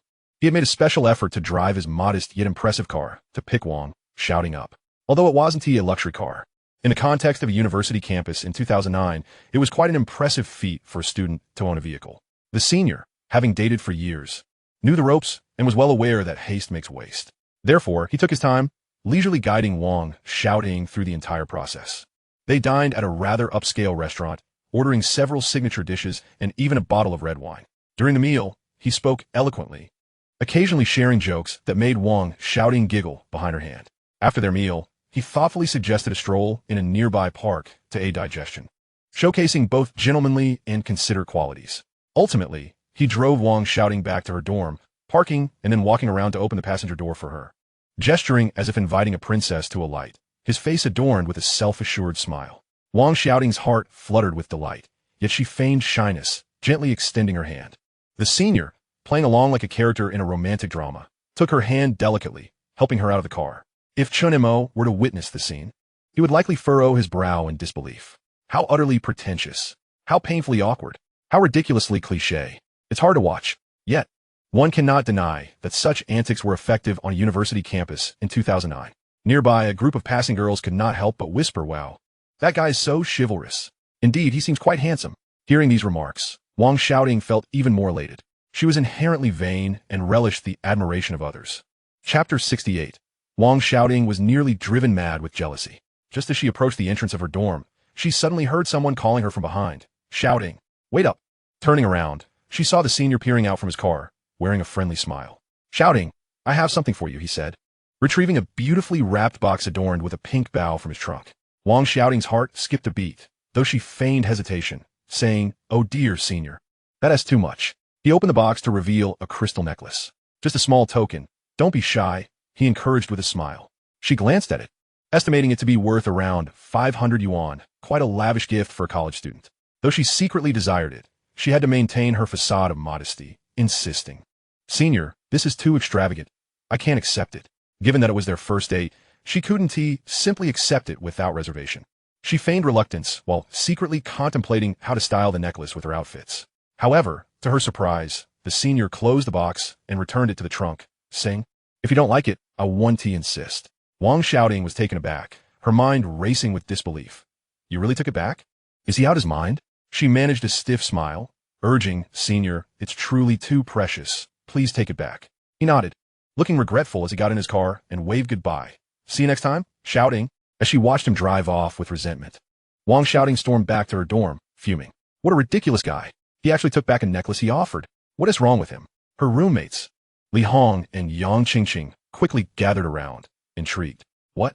Is that even possible? He could take back a gift after giving it? Wang Xiaoting, growing increasingly agitated, recounted the entire incident with embellishments. You say, how can a man so miserly even think about dating? He can't even spare a necklace. No wonder he'll be single for life. Li Hong chimed in with her disdain. Absolutely. Our Xiaoting is so beautiful. Yet he remains oblivious to the line of suitors willing to shower her with gifts. What a disgraceful man. Oh, Xiaoting, just look at the kind of boyfriend you've chosen. Li Hong exclaimed with indignation. Look at Xia's boyfriend, handsome and wealthy. It's truly baffling. Li Hong's bluntness, unfiltered and straightforward, often led her to speak without a second thought.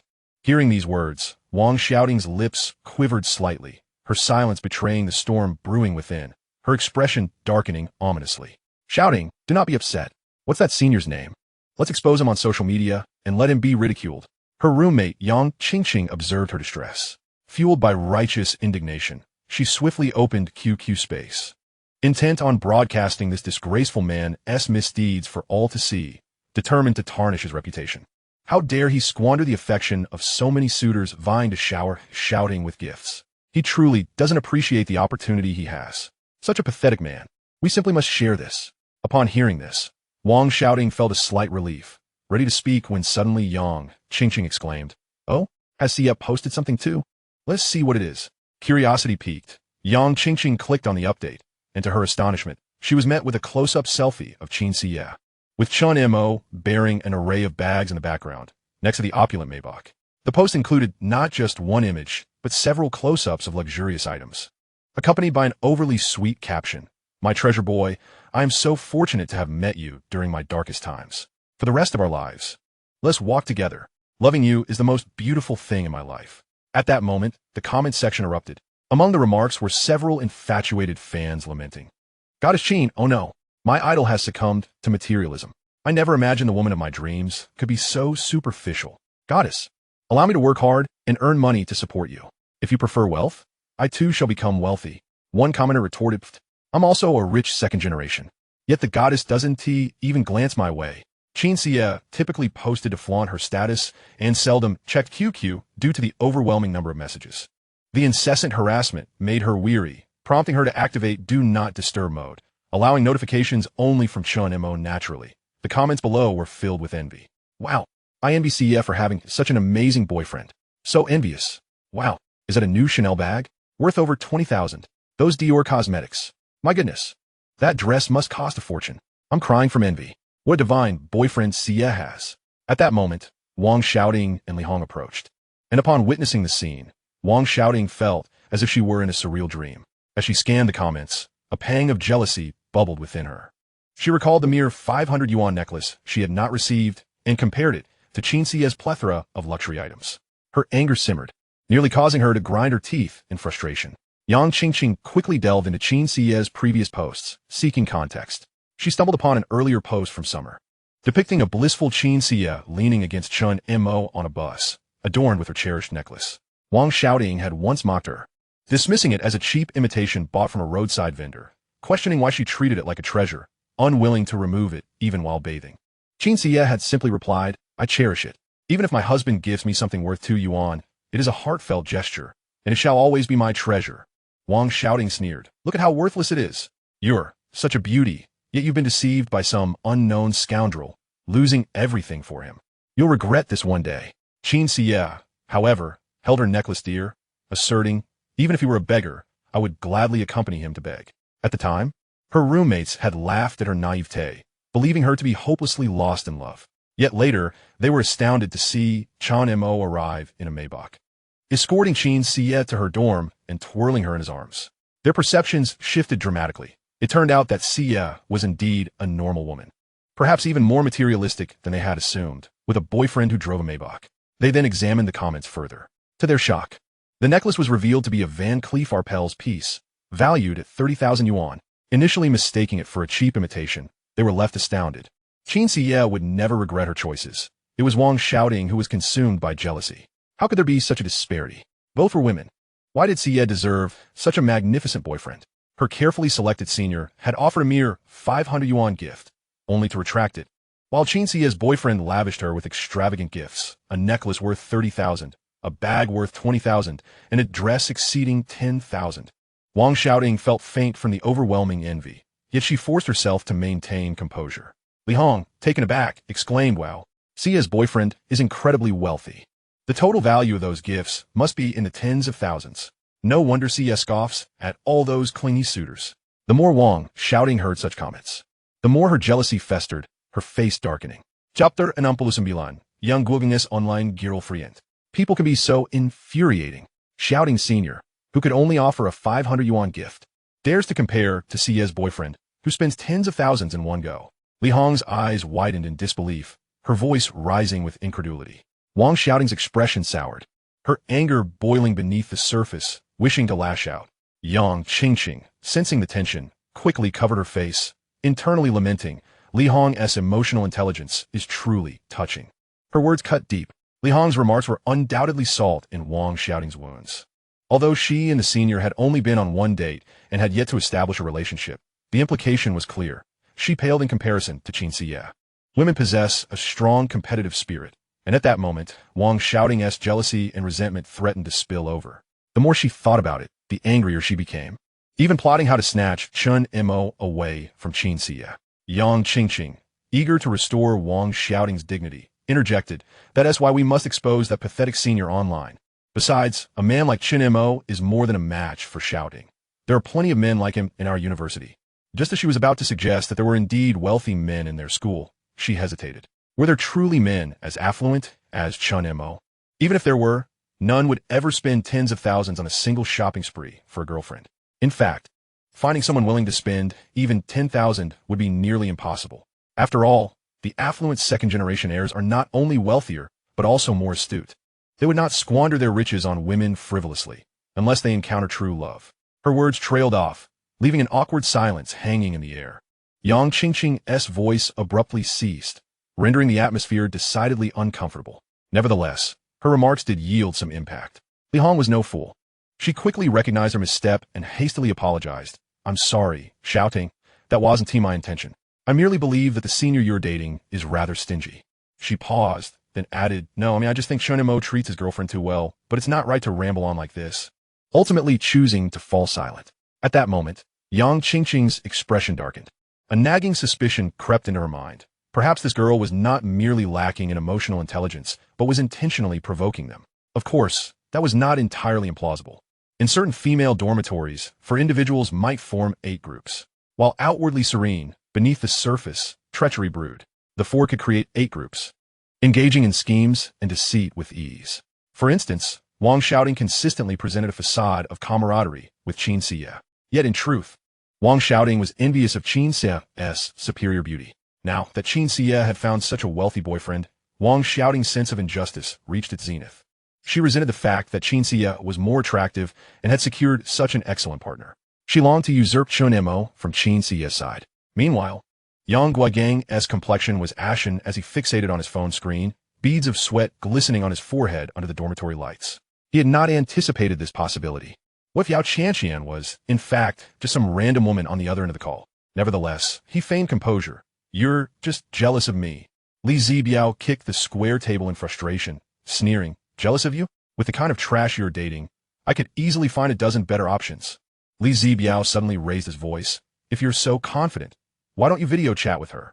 If she turns out to be a woman, I'll reimburse you for every penny you've sent her." Upon hearing that he would receive reimbursement, Yang Guogong's eyes lit up, the frost on his face melting away instantly. He was indeed in dire financial straits, unable even to afford instant noodles, and he quickly changed his demeanor. Rubbing his hands together as he leaned in, "Brother Biao, are you serious?" He was acutely aware of his financial predicament. He had already sent a total of 8,000 yuan to his online girlfriend, for Li Zibiao, that amounted to over a month's worth of living expenses. Of course, Li Zibiao pulled out his wallet, extracting 20 crisp bills and tossing them onto Yang Guogong's foul-smelling bed. "You need to video chat with her right now. Tell her that if she accepts, I'll send you 2,000 immediately. I'll cover it." Li Zibiao was unwavering in his belief that this so-called Yao Qianqian was certainly a man. Yang Guogang, trembling with excitement, hastily retrieved his phone. The screen was cracked like a spider's web, and he cautiously opened WeChat. "Brother Biao, I'm about to message Qianqian." He typed rapidly, "Qianqian, could you please accept a video call? I'll send you 2,000 right after." He even added a kiss emoji for good measure. Li Zibiao lit a cigarette, squinting at Yang Guogong's obsequious demeanor, feeling a wave of nausea wash over him. "Fatty, no wonder you can't find a girlfriend. You're just being scammed by some foot fetishist online." Suddenly, his phone vibrated, nearly causing Yang Guogang to drop it. Qianqian replied. He exclaimed, his voice rising in pitch. "She said she's not wearing makeup and can't accept a video call right now, but she'll be ready in half an hour." "Nonsense." Li Zibiao snatched the phone away. "You tell her if she doesn't accept the video call now, she won't see a single cent." Yang Guogang, in a frenzy, began to pace. "Brother Biao, please." Qianqian said she'll do it as soon as she's ready. "Ready?" "She's probably just finding someone to pose for her." Li Zibiao raturta coldly. "You need to meet her in person, or I won't give you a dime." After a brief moment of silence, Yang Guogang clenched his teeth and agreed. After all, he had been in an online relationship for a year without ever meeting face-to-face, and he was eager to see his online girlfriend. Seizing this opportunity to meet her seemed prudent. Soon, the half-hour mark arrived. Yang Guogang stared at his phone screen, his throat constricting. The atmosphere in the dormitory had grown tense. Not only Li Zibiao, but also Yang Wei and the others awaited in silence. His finger hovered over the video call button, hesitant to press it. "What are you hesitating for?" Li Zibiao, cigarette in mouth, urged. "Just do it." All right. Stop rushing me." Yang Guogang swallowed hard, his fingers trembling as though he had developed Parkinson's. "Hurry up, or even if your online girlfriend is a woman, I want to give you a cent." Li Zibiao snapat impatiently. With a determined bite of his lip, Yang Guogang pressed the screen firmly. The ringing tone of the video call echoed sharply in the still dormitory. His heart raced, pounding as if it might leap from his throat, palms slick with sweat, nearly slipping from his grasp. He was overwhelmed with excitement. Oh heavens, let her be a beauty, ideally, even more beautiful than Qin Xia. His imagination began to run wild. Qianqian would surely be a cute girl with waist-length hair, her voice sweet like honey, perhaps even shyly covering her face. In his mind, he envisioned walking hand in hand with Yao Qianqian across the university campus, with passing boys enviously remarking on how fortunate he was to have such a stunning girlfriend. They would stroll beneath a peach blossom tree, Yao Qianqian nestled contentedly in his embrace, and on a joyous occasion, he would take her to a hotel, where they would share their first time together. The more he imagined, the more exhilarated he became, feeling overwhelmingly fortunate. Pick up, he silently urged, his eyes fixed unwaveringly on the screen. The dormitory lights cast a glow on his shiny face, illuminating it with an eerie pallor. With a chime, the video connected. Startled, Yang Guogang nearly dropped his phone as he leaned in closer to the screen.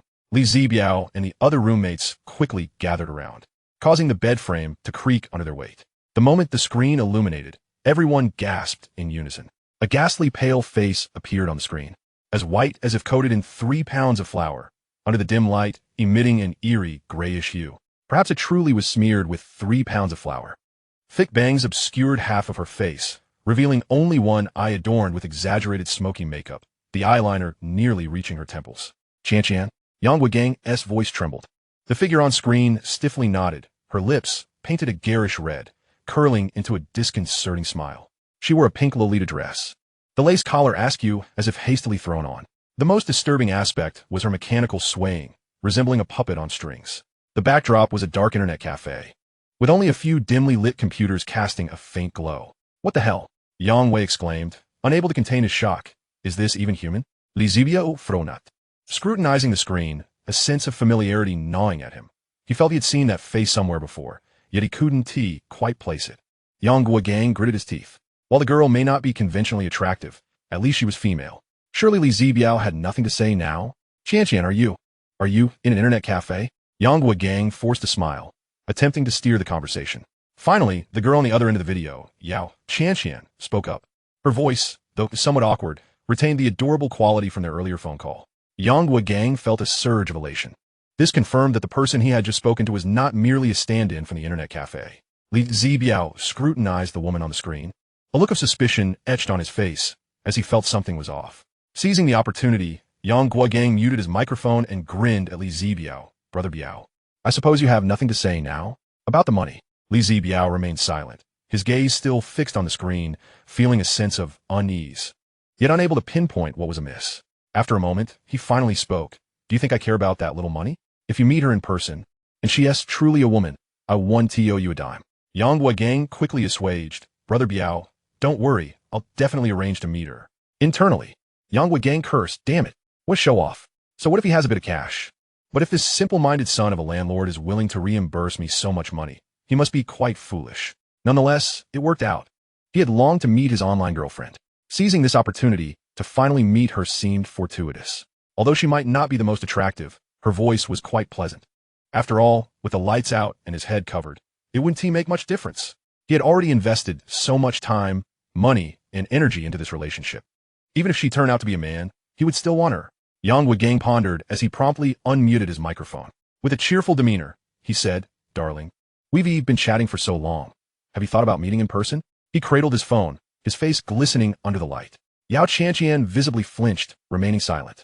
Yang Guogang's heart sank when he noticed, and he quickly added, Baby, as I mentioned earlier, I can transfer you 2,000 yuan after video call. It's actually my friend's money.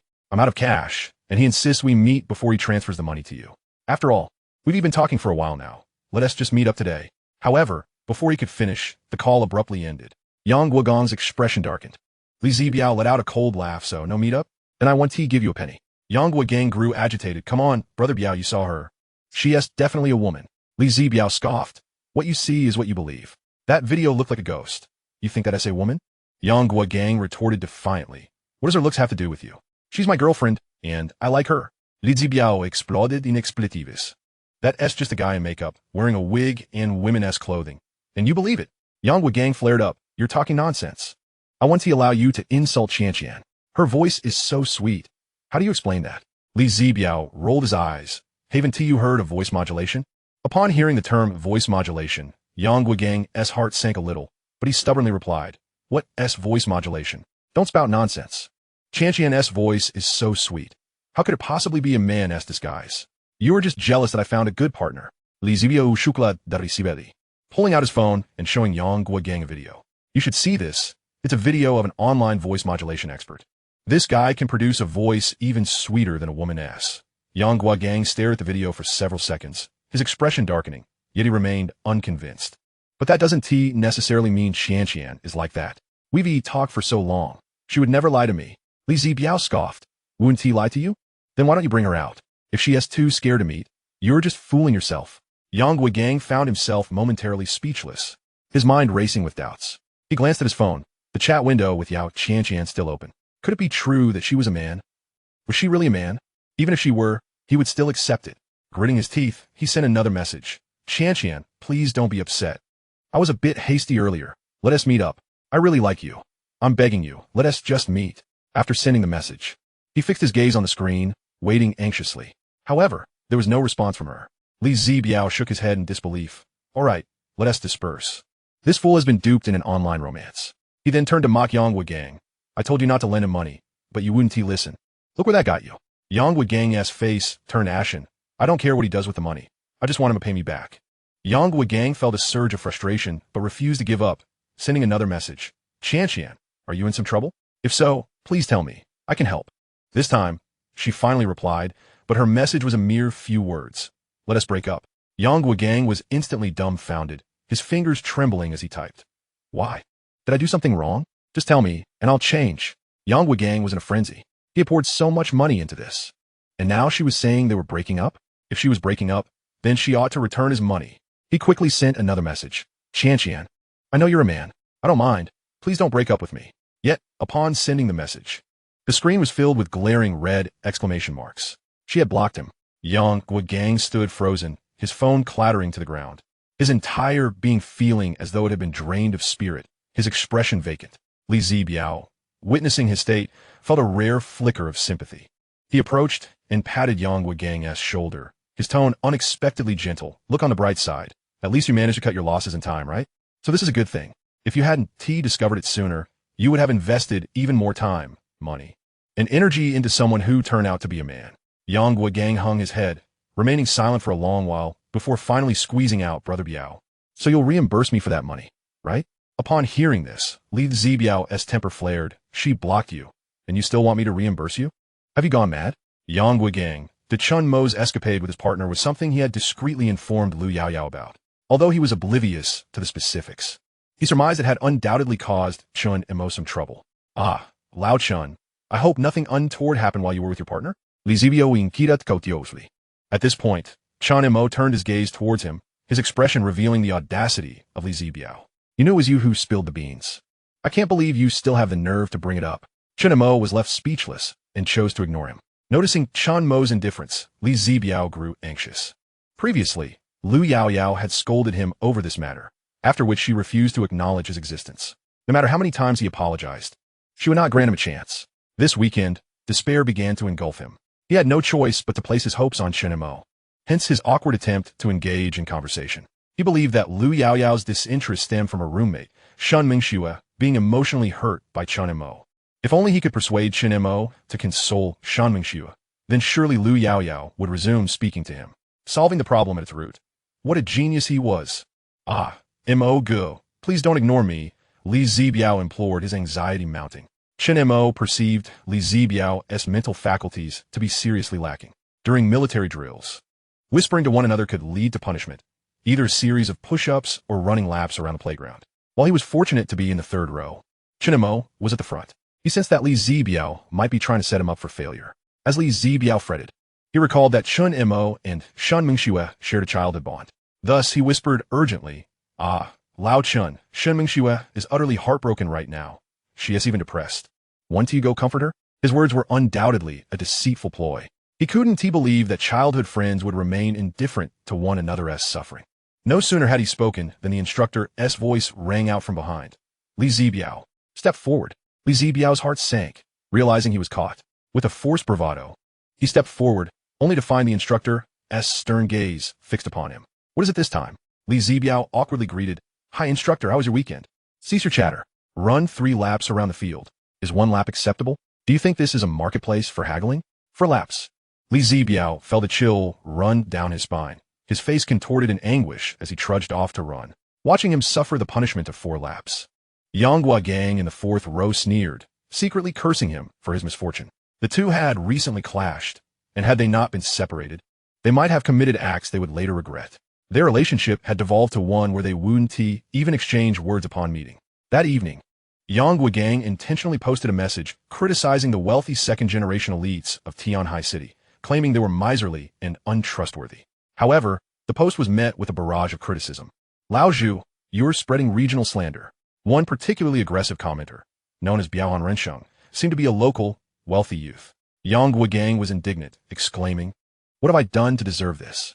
Why are you attacking me so viciously? This led to a heated exchange with Biaohan Rensheng that spiraled into hundreds of comments.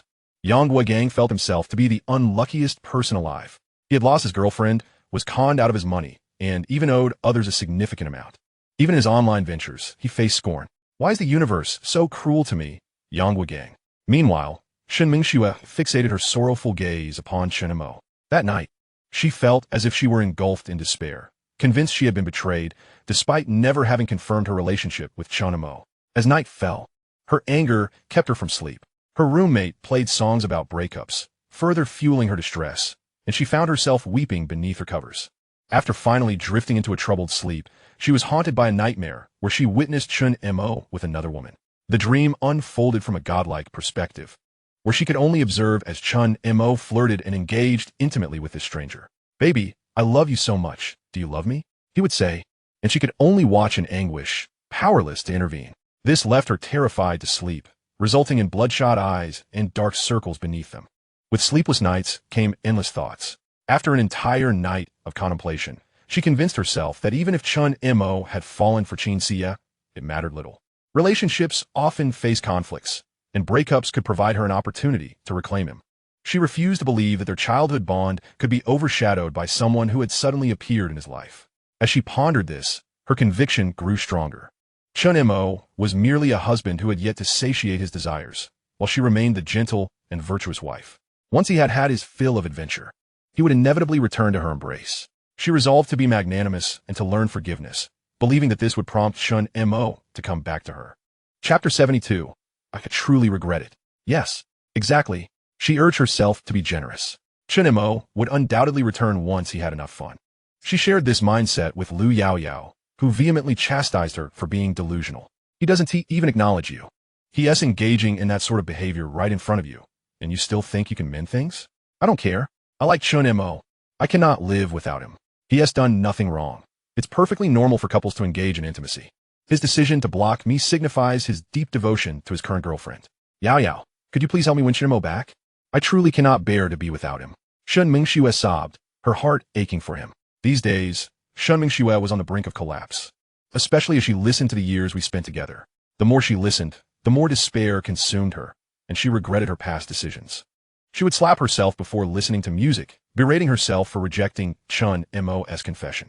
With these thoughts swirling in her mind, tears streamed down her face, her heart heavy with regret. Thus, she found herself weeping daily, burdened by her own mistakes, her refusal of Chen Mo's love. Thus, Chen Mo's actions with other women must be a form of self-punishment. Chen Mo continues to blame himself. The more she contemplates, the more tears she feels welling up. She is truly in anguish. No, wait, she has discovered a critical insight. The fact that Chen Mo is punishing himself indicates that he still harbors feelings for her. If he truly no longer cared, why would he subject himself to such torment? Moreover, Chen Mo even composed the song The Hasty Years for her. As she pondered this, a wave of joy overcame her, and she found herself weeping with happiness. She finally understood. Chen Mo must still care for her, still love her. If she could be magnanimous and accept these trials, surely Chen Mo would return to her side. Yes, it must be so. Finally, she could no longer maintain her composure. The once proud little princess had transformed into a humble little devotee. Lu Yaoyao gazed at her pitiable state with a sigh. How could such a beautiful girl as Mengxue be tormented to the brink of madness by that scoundrel? Chen Mo. The more Lu Yaoyao thought about it, the angrier she became. Our Mengxue is the campus belle. Chen Mo is utterly blind. Infuriated, Lu Yaoyao longed to confront the culprit, Chen Mo, observing Shen Mengxue's neurotic demeanor. She felt a mix of anger and sympathy, and sighed, Mengxue, wake up. That scoundrel does not see you at all right now. You cannot continue down this path. The more you do, the harder it will be to detach from him. You are so beautiful. What type of boyfriend can't you find? There are countless flowers in the world. Why fixate on just one? You deserve better. However, Shen Mengxue shook her head, tears streaming down her face. No, Jiao Yao. You don't understand. We've been childhood sweethearts for over a decade. I can't let go. I can't even imagine the pain of losing him. Every time I think of him marrying another woman, growing old with her, and living a happy life while I can only pass by as a stranger wishing him well, my heart feels as if it is being shredded by 1,000 blades, suffocating me. Yao Yao, I am truly in torment.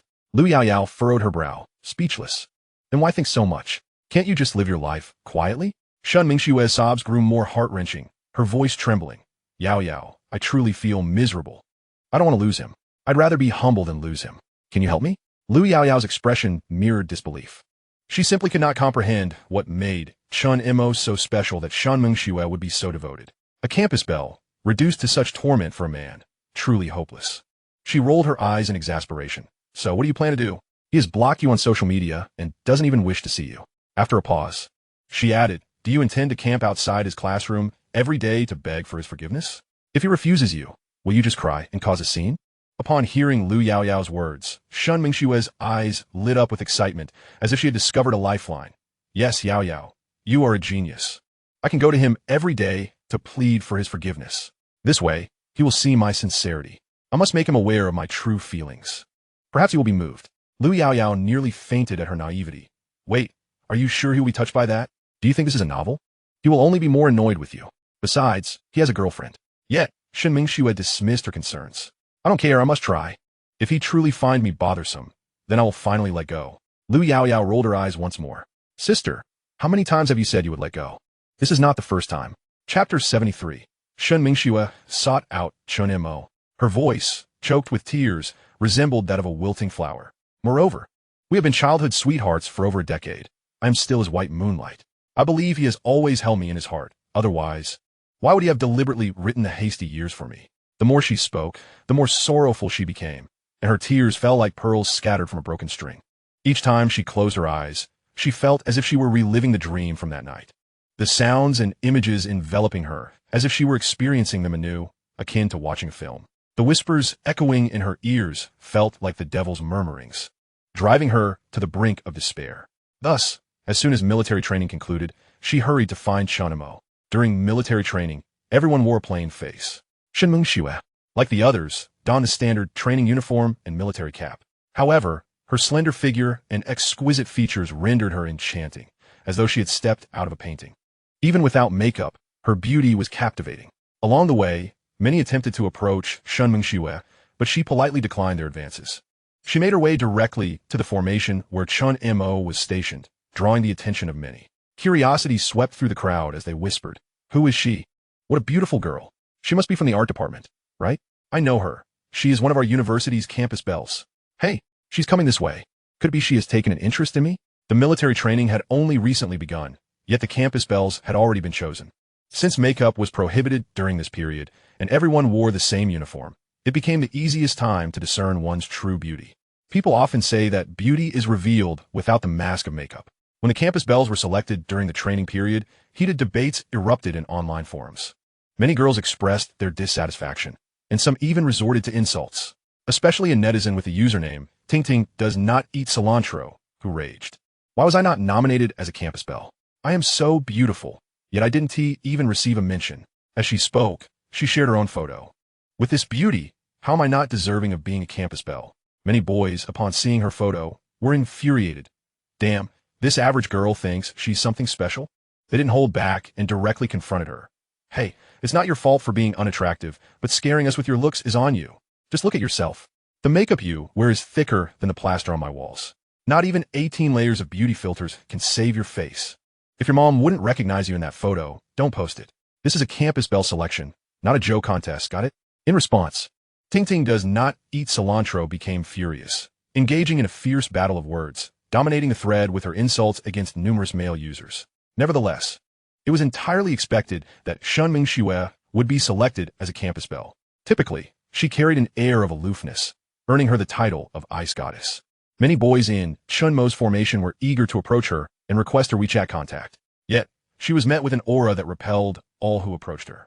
Shen Mengxue flitted about like a headless fly, searching for Chen Mo, but to no avail. Her anxiety escalated. In desperation, she approached Li Zibiao and called out, "Li Zibiao." Upon hearing the school bell utter his name, Li Zibiao was taken aback and hurried over, asking, "What's wrong?" Furrowing her brow, Shen Mengxue inquired, "Where did Chen Mo go?" "Oh, Chen Montak? He just went to the restroom." Li Zibiao scratched his head in response, nodding in acknowledgement. Shen Mengxue turned on her heel and made her way toward the boys' restroom without a second thought.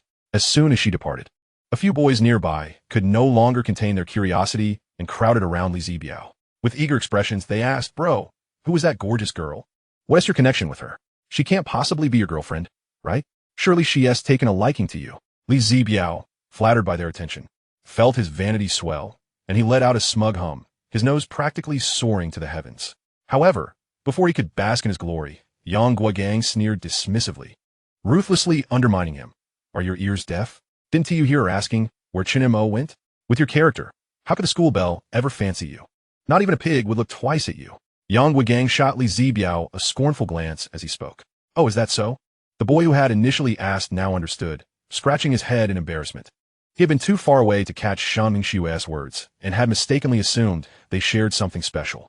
Li Zibiao, humiliated by Yang Guogang's remarks, felt his expression fall, anger boiling over as he cursed. "Who the hell are you talking to?" Yang Guogang, already harboring a grudge against Li Zibiao, felt his temper rise in retaliation. You fat fool, you deserve to get scammed out of thousands in an online romance. You expect me to reimburse you? Remember, even if I burned my money, I wouldn't give you a dime. What are you saying? Who got scammed? Li Zibiao's face turned green with anger. I'm talking about you, you fat pig. Don't you dare say Qian is a man. How dare a pathetic sycophant like you criticize me? Li Zibiao's rage intensified, his fists clenched tightly as he glared daggers at Yang Wegang. You poor loser. It's no wonder you can't find a partner. Yang Wegang shot back defiantly, his face flushed with indignation. You deserve to get duped out of a year's worth of living expenses in an online romance. Never even met the person. Yang Wegang, now equally enraged, retorted, You're the one acting like a lovesick puppy. Your goddess has been trampled on, and you still think you're special. Who says she has been trampled on? Li Zibiao stepped forward, his chest heaving with rage. Say that again. What is wrong with that? Your goddess has indeed been toyed with, and you're still here groveling. Yang Wegang pronounced each word with emphasis. Li Zibiao's mind exploded with fury, and he lunged forward. At that moment, Shen Mengxue was nearing the boys' restroom. Having just concluded military training, many students were rushing to the restroom or hurrying to the cafeteria. Amidst the chaos, Shen Mengxue appeared, donned in crisp military attire and sporting a long ponytail, a sheen of sweat gracing her face. Despite her bare face, she was breathtakingly beautiful. Many boys found their gaze transfixed upon her. As she approached the boys' restroom, whispers erupted among the crowd. Hey look, that girl is stunning. I know her. She asked the newly crowned school belle, Shen Mengxue. Why is she heading toward the boys' restroom? Surely she made a mistake, right? Ha. Ignoring the murmurs, Shen Mengxue confidently entered the boys' restroom. The boys inside, caught off guard by the sudden entrance of such a lovely girl, were momentarily stunned. Some were so startled that they lost their flow, their faces turning pale as they struggled with embarrassment. What the hell is happening? Exclaimed one boy, unable to comprehend the situation. Another, displaying signs of distress, clutched his groin, contorted in pain. Shen Mengxue scanned the restroom and finally spotted Chen Mo in the corner, fastening his belt. A look of delight spread across her face as she hurried over. Chen Mo, she called, her voice laced with joy and urgency. Holy crap! The boy next to Chen Mo, seeing Shen Mengxue rushing towards him, mistakenly thought she was interested in him. In his excitement, he turned abruptly, splattering another boy beside him. Dude, where are you aiming? The drenched boy fumed. Chen Mo stood there, utterly face-palming at the absurdity of the situation. This is the boys' restroom. Chen Mo, it's me. Shen Mengxue, as she said, now at a loss for words, unsure how to proceed. Let us step outside to talk. It's not appropriate here, Chen Mo suggested. No. Pull me off your blacklist first, or I want move. Shen Mengxue's stubbornness resurfaced. But as soon as the words left her mouth, regret washed over her. In the past, she could act spoiled, knowing Chen Mo would indulge her every whim. But things had changed. Chen Mo was no longer the obedient sycophant he once was. The tides had turned, and now it was her turn to feel the pinch. Chen Mo, she lamented, regretting her impulsive words. She was no longer the princess who could act out because of love. Indeed, upon hearing her demand, Chen Mo turned away without a glance. Then you can stay here. Wait, I'm sorry, Chen Mo, I was wrong. Please don't ignore me. Shen Mengxue panicked, quickly chasing after him. They exited the boys' restroom, followed closely by a throng of onlookers, some still in the midst of their business, hastily pulling up their pants to witness the commotion. Chen Mo found refuge beneath a tree. Shen Mengxue hurriedly trailed after him, her demeanor fraught with anxiety. What do you want? He asked. Why did you run into the boys' restroom? Shen Mengxue, her eyes red, stared at Chen Mo in silence, resembling a heartbroken woman abandoned by her lover. Chen Mo felt increasingly uncomfortable under her gaze. If you don't speak, I'm leaving, he warned, as the crowd continued to grow. Some even pulled out their phones to capture the scene. If he didn't leave soon, he would undoubtedly gain notoriety at university. Seeing him prepare to leave, Shen Mengxue panicked and grasped his arm, her voice trembling. Please don't go. Chen Mo, I was wrong. Please don't ignore me any longer. Her eyes brimmed with tears, cascading like broken pearls, her voice trembling as she spoke. I truly understand my mistakes. Would you be willing to extract me from your blacklist? Chen Mo, I am genuinely heartbroken. Shen Mengxue lowered her head, her shoulders quaking, tears spilling forth. She pondered the grievances of recent days, and in an instant, she was overcome with sorrow again, her face awash with tears. Why must she endure such misery? Not only did she witness the one she adored engaged in intimate acts with another woman, but she also dreamt of such scenes at night. Chen Mo, his brow furrowing even tighter. Please, stop crying. So many people are watching. Seeing that Chen Mo was finally willing to acknowledge her, she grasped onto this lifeline. hastily approaching him with tears still glistening on her cheeks, her voice thick with emotion. Chen Mo, I truly understand my mistakes. Will you forgive me? It was all my fault. My reckless nature drove you away. The more she spoke, the more frantic she became, tears streaming down her face, even her nose running. Her voice trembled violently. I really know I was wrong. Please don't ignore me any longer. I promise I won't be willful again. I will heed your every word. Chapter 75. We made a pact. Chen Mo gazed at her helpless demeanor and felt a twinge of exasperation. Can we please find somewhere else to talk? He noticed the gathering crowd had begun to record the scene on their phones, many murmuring among themselves. Wow, who is that guy? He is stunning. The school beauty is begging him so humbly. My heavens, what did I go wrong? Isn't he just slightly more handsome than me? As these whispers reached Chen Mo, he found himself at a loss for words. Then, someone recognized him. Wait, isn't he the creator of the years we spent together? The years we spent together? You mean he is the one who wrote that song? Is this girl his ex-girlfriend? Could it be that the song was written for her? Does she regret breaking up after hearing it and now seeks forgiveness? Why then does he refuse to forgive her? It's evident he is extremely disappointed in her. Perhaps he has already found another girlfriend. The crowd erupted in a frenzy of speculation, voices overlapping. Among them, Wu Xiaoqiang's eyes turned red with anger. When he heard Shen Mengxue had applied to Tianhai University, he studied hard, filling out all his applications for that very school. Once at university, he searched for her fervently. It was only in the school beauty selection that he finally spotted Shen Mengxue's name. He even asked his roommate to vote for her. Later, he got into an argument with a dorm mate and a netizen named Tingting, who disliked coriander. They argued for hours. Today, during military training, he finally saw Shen Mengxue, but she was humbly pleading with Chen Mo witnessing this scene. Wu Xiaoqiang felt his teeth grind in frustration. Goddess, why must you be so humble? What does Chen Mo have that is so special? Then please don't blacklist me. Shen Mengxue pleaded, her eyes full of hurt as she gazed at Chen Mo. All right, I won't blacklist you. Let South just leave this place. Chen Mo turned away and walked off. Shen Mengxue hurried to catch up with him. They arrived at a quieter spot, where Chen Mo asked her what she truly wanted. Shen Mengxue, with tear-filled eyes, looked at him and said, Chen Mo, I'm really suffering.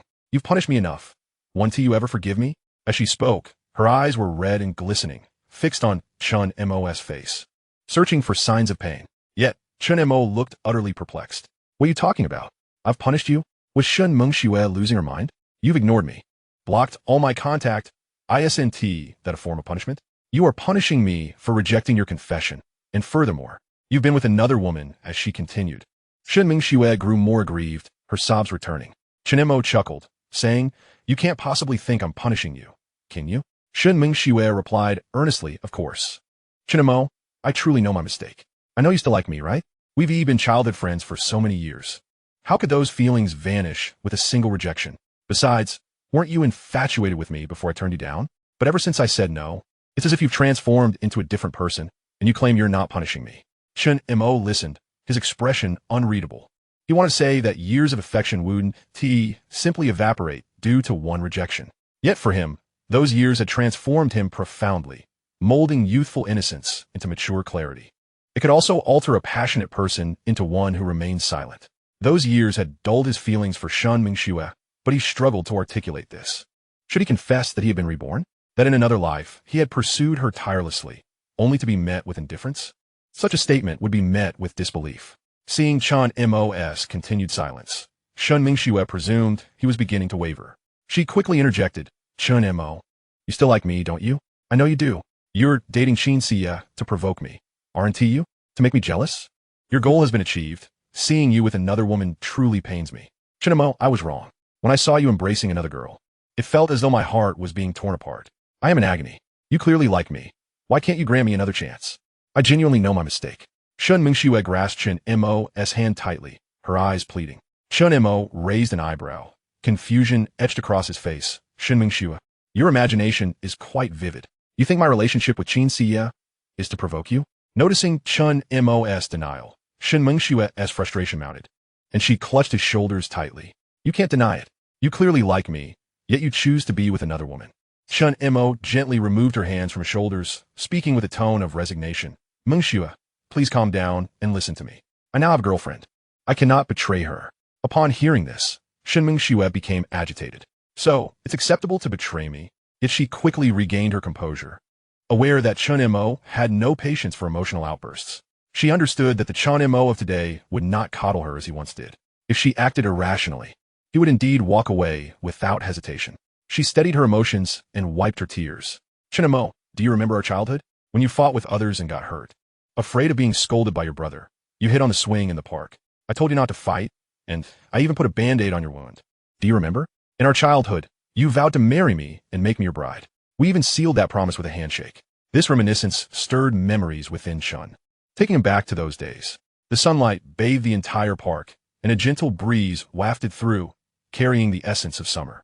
Shen Mengxue donned a delicate pink dress, adorned with embroidered flowers, resembling a princess stepped out from a fairy tale. Clutching a doll with a missing arm, she gently patted its back, humming a tuneless nursery rhyme. Chen Mo crouched nearby, wielding a piece of wood as if it were a spatula, clumsily stirring the air. He glanced up at Shen Mengxue and suddenly stood, brushing off the dust from his trousers, his expression unexpectedly earnest for a child. Mengxue, he called out, his voice somewhat raised, as if summoned by newfound courage. Mengxue looked up, blinking her eyes as dappled sunlight filtered through the leaves onto her face. I don't want to just play house. Chen Mo clenched his fists, his cheeks slightly flushed. When I grow up, I will definitely marry you. Chapter 76, People Change. Chen Mo became lost in his thoughts, his expression somewhat dazed. Seeing him lost in reverie, Shen Mengxue felt a flicker of hope, thinking perhaps he had finally softened. She was about to seize the moment to speak when Chen Mo interrupted. That was all in the past. We were just children then. No, it wasn't childishness. Chen Mo, you're lying to me, aren't you? Shen Mengxue's voice trembled, her demeanor akin to a frightened bird caught by a cat. The words we spoke as children were sincere, weren't they? Her voice quivered as her anxiety overwhelmed her. She attempted to grasp Chen Mo's sleeve, but her outstretched hand quickly retracted, fearing his disdain. Mengxue, please don't act this way. Chen Mo, taken aback by her distress, felt a pang of pity for her. Mengxue, she wept, her tears flowing freely. She yearned to reminisce about their childhood, hoping to rekindle his affection. But Chen Mo cut her off. Let the past remain in the past, shall we? People change, don't they? Both you and I have changed. It has been so many years. His words resonated not only for himself, but for Shen Mengxue as well. Indeed, they had made a promise to each other. But why? Why did she silently vanish? The answer lay in the fact that Shen Mengxue had changed too. Yet, through her tears, she pleaded, no, please don't let it go. Chen Mo, I beg you. Please don't change. Suddenly, as if struck by a revelation, she raised her head, her red-rimmed eyes fixated on Chen Mo's. Chen Montak, look into my eyes and tell me, do you truly have no feelings for me at all? And so, Chen Mo gazed in her eyes and replied, yes. I have no feelings left. I don't believe you. Shen Mengxue could no longer contain her emotions, collapsing into despair. You're lying to me, aren't you? I can see in your eyes, you're deceiving me. Chen Mo was left speechless. All words had been exhausted. What more could he say? If he declared he no longer liked her, she would not believe him. If he urged her to move on and find someone else, she would refuse, clinging to him. He felt on the verge of telling her to leave. However, they were childhood friends, and no deep-seated animosity existed between them. Ultimately, Shen Mengxue had not wronged him in any grave manner. Her refusal of his confession had merely stemmed from a desire to secure a better future for herself. In the end, she had not succeeded in even gaining admission to university. It was all for her own good. But then, for reasons unknown, she had vanished without a trace, leaving him unable to locate her again. Consequently, his feelings for her had gradually faded. Yet love lost is love lost. He now had a girlfriend, one he genuinely cherished. He could not betray his current girlfriend for the sake of Shen Mengxue. That would be unfair to Qin Siye. Mengxue, what if I were to lie? What if I still have feelings for you? Upon hearing this, Shen Mengxue was overwhelmed with joy, tears of happiness welling up in her eyes. She hastily wiped away her tears with her sleeve. So that means you. Before she could finish, Chen Mo interrupted. I already have a girlfriend. Even if I still harbor feelings for you, I must keep them buried deep within my heart. I truly love my current girlfriend, and I am dating her with the intention of marriage. Shen Mengxue's mouth opened in shock, the words she wished to say swallowed back, finding herself unable to voice anything. Chen Mo's words felt like a heavy yoke, leaving her utterly speechless. Chapter 77, I Will Be Your Mistress. Chen Mo noticed Shen Mengxue had fallen silent. At that moment, a gathering crowd began to converge, ready to witness the unfolding drama. Shen Mengxue, disregarding everything else, rushed forward and embraced Chen Mo's waist, burying her face in his back. Her voice breaking as she cried, Chen Mo, please don't leave me. I'll be your mistress, all right? Please don't abandon me. I cannot live without you. You promised, you said you would marry me. You cannot deceive me. We sealed our promise. Chen Mo was left exasperated by her desperate antics, especially with the growing crowd around them, their whispers buzzing in his ears like flies. Wu Xiaoxiang, having rushed to the scene, let out a gasp, his legs buckling as he knelt, helplessly witnessing the scene. Mengxue, Mengxue, he murmured. Shen Mengxue's sobs intensified, her voice trembling so much that it became nearly incomprehensible. I beg you, don't leave me. I truly like you so much. Please give me another chance. You still have feelings for me, don't you? I promise I will be better. Don't I compare favorably to Qin Xia? I can do better than her. Just give me one more chance. She felt an overwhelming intuition that if Chen Mo walked away this time, there would be no possibility of reconciliation. She might never again have the courage to approach him like this. If he left now, it would be as if he had completely passed through her life, merely a fleeting visitor. She did not want Chen Mo to be just a passerby in her life. The thought tormented her. Chen Mo gently pried her fingers from his clothing. After breaking free from her grasp, he turned to leave. The cameras were capturing every moment, and he had no desire to become the center of gossip in school before even completing his military training. After this, he could easily become synonymous with betrayal. He did not want that. Shen Mengxue continued to weep. She wept with such profound sorrow. Who among the netizens cares for the truth? When a beautiful woman cries, she is undoubtedly in the right. Soon, the entire internet will rally against the scoundrel Chen Mo. Who, then, can one turn to for reason? Yet, Shen Mengxue believed that Chen Mo was simply tired of her. She felt as though he wished to vanish entirely from her world. Panic ensued within her. She was unwilling to accept it. It felt as if a substantial part of her heart had been ruthlessly excavated. They were so close to a future together, transitioning from school uniforms to wedding gowns, from youthful tresses to silver strands. It should have been her nestled in Chen Mo's embrace, not Qin Xia. Why had she rejected him in the first place? The more she pondered, the more discontent she felt. It was the agonizing proximity to something desired, yet unattainable. This sensation was akin to being stranded at the most desolate point on earth, adrift in despair upon the sea. Just then, a ship passed by, and in a moment of joy, she swam with all her might toward it, almost grasping the vessel. Yet, the ship accelerated away. This feeling was not merely one of disappointment or pain. It was a collapse, a despairing disintegration, a despair so profound it made one wish for death. They had come so close, so tantalizingly near. Yet, Chen Mo was intent on disappearing from her life. As she watched him drift further away, she cried out, Chen Mo, please don't leave me. I'll kneel for you, just forgive me.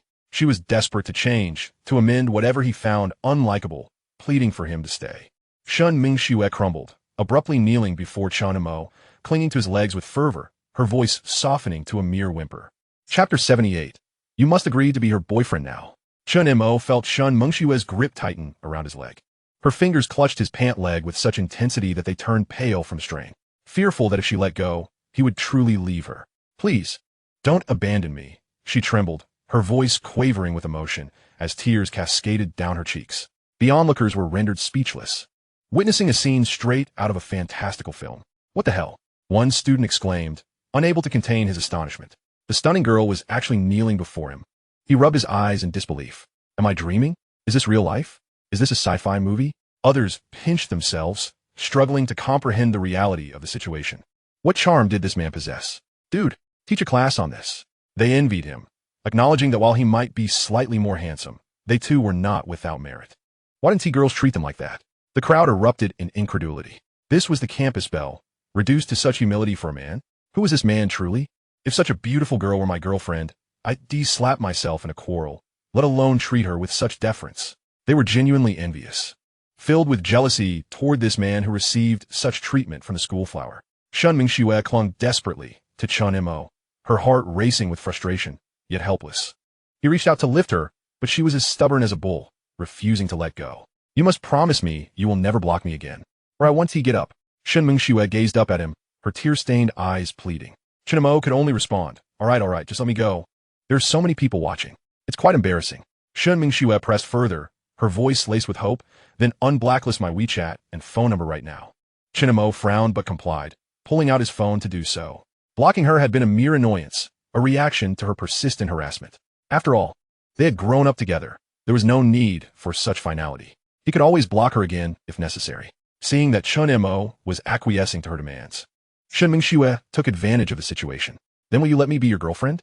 As she spoke, she wiped her tears, her eyes shimmering with hope, her voice trembling.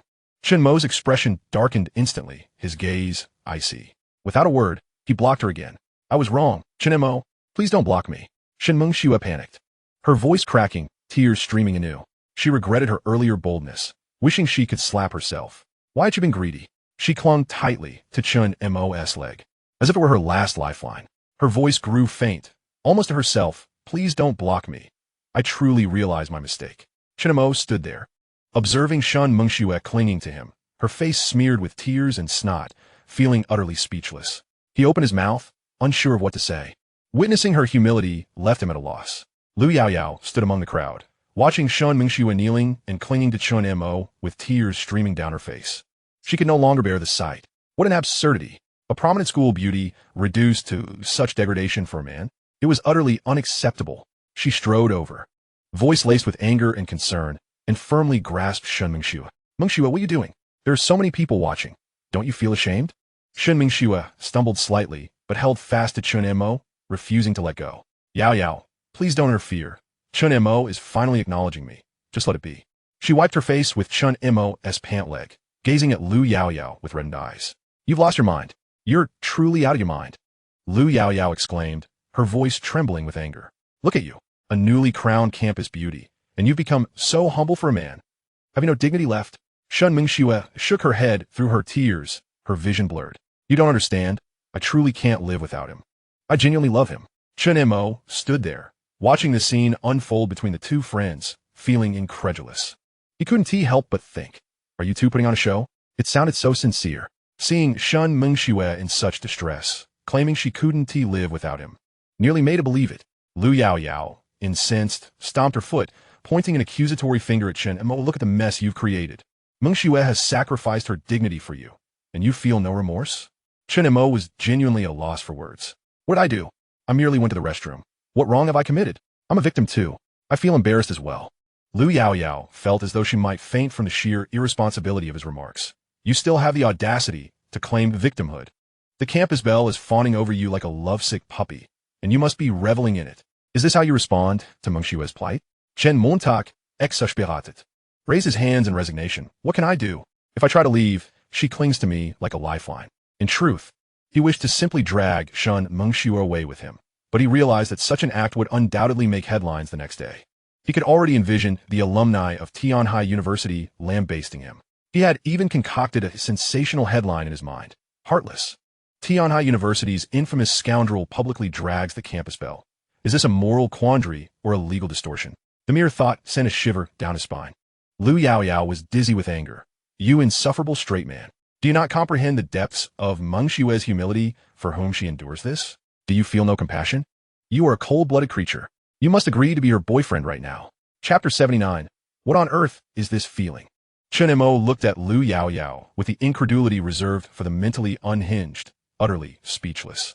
You two truly deserve each other as doormates. Unable to grasp the situation, Lu Yaoyao directly inquired, what do you mean by that? Are you aware that I have a girlfriend? Of course, Lu Yaoyao nodded. Chen Mo was so incredulous, he almost laughed. Are you out of your mind? You expect me to agree to her confession when I'm already in a relationship? For a moment, he doubted whether Lu Yaoyao was truly sane. Upon hearing this, Shen Mengxue felt a pang of sadness. Lu Yaoyao continued, so what if you have a girlfriend? You can break up. Is Mengxue not as beautiful as your girlfriend? You made her so heartbroken. You owe her an explanation. Break up with your girlfriend now and agree to be Mengxue's boyfriend. Shen Mengxue panicked at this. No, Chen Mo, don't listen to her nonsense. Chen Montag, unable to endure any longer, raised his hand and slapped Lu Yaoyao's lightly powdered face. Have you lost your mind? Are you speaking rationally? You want me to break up with my girlfriend? This was the first time Chen Mo had felt genuine anger since his rebirth. He no longer cared about public opinion. It felt as if he were conversing with a fool, devoid of any logical reasoning. Lu Yaoyao was stunned by the slap, covering her reddened face in disbelief. You actually dare to hit me? She trembled with rage. At that moment, Li Zibiao rushed forward. He had been lurking in the crowd, and upon witnessing Lu Yaoyao being struck, he was elated. He understood this was his chance to shine. If he performed well, he might elevate his status. Chen Montag, on what grounds do you strike Lu Yaoyao? She is just a girl. How could you lay a hand on her? He exclaimed, though inwardly he thought, old Chen. For the sake of our brotherhood's happiness, You must cooperate with me. However, Chen Mo showed him no mercy. With a cold expression, he might have slapped Li Zibiao in retaliation had it been any other day. But with so many witnesses, including those filming, he chose to reason instead. Li Zibiao. Do you hear the nonsense she is spouting? Break up with my girlfriend? To accept Shen Mengxue's confession? Li Zibiao felt a pang of uncertainty. He understood how ludicrous Lu Yaoyao's words were. Yet, seeing her distressed expression, he felt compelled to protect her.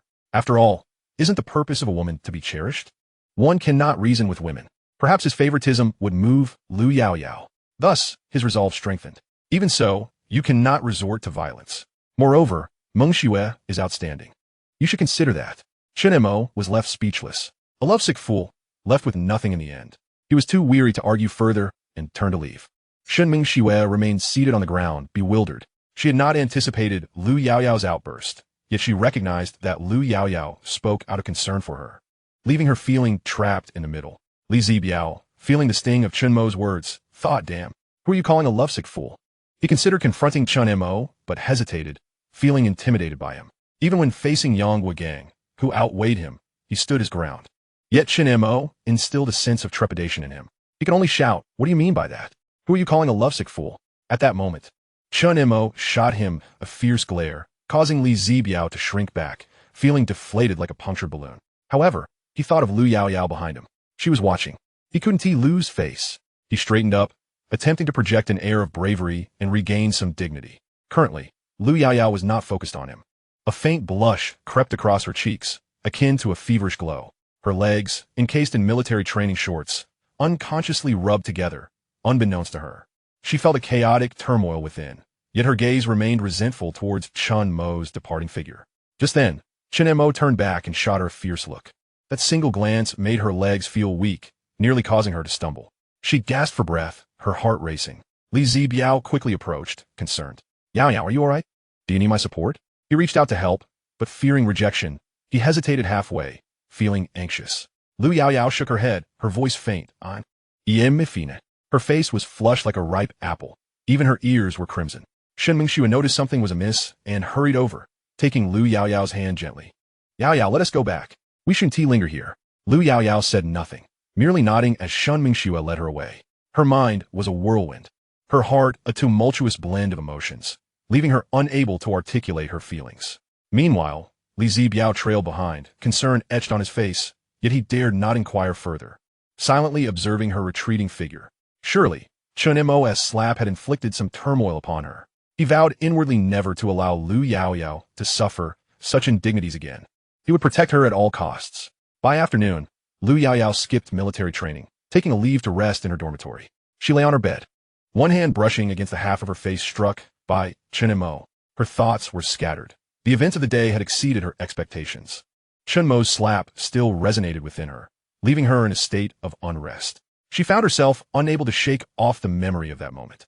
She confessed that when she was struck, an unusual sensation coursed through her body, a feeling she had never experienced before. What exactly was this feeling? Chapter 80 unfolded with the forum erupting in fervor. She found herself repeatedly savoring the moment. Lu Yaoyao, how foolish you are. Even after being hit, you still think of the one who struck you.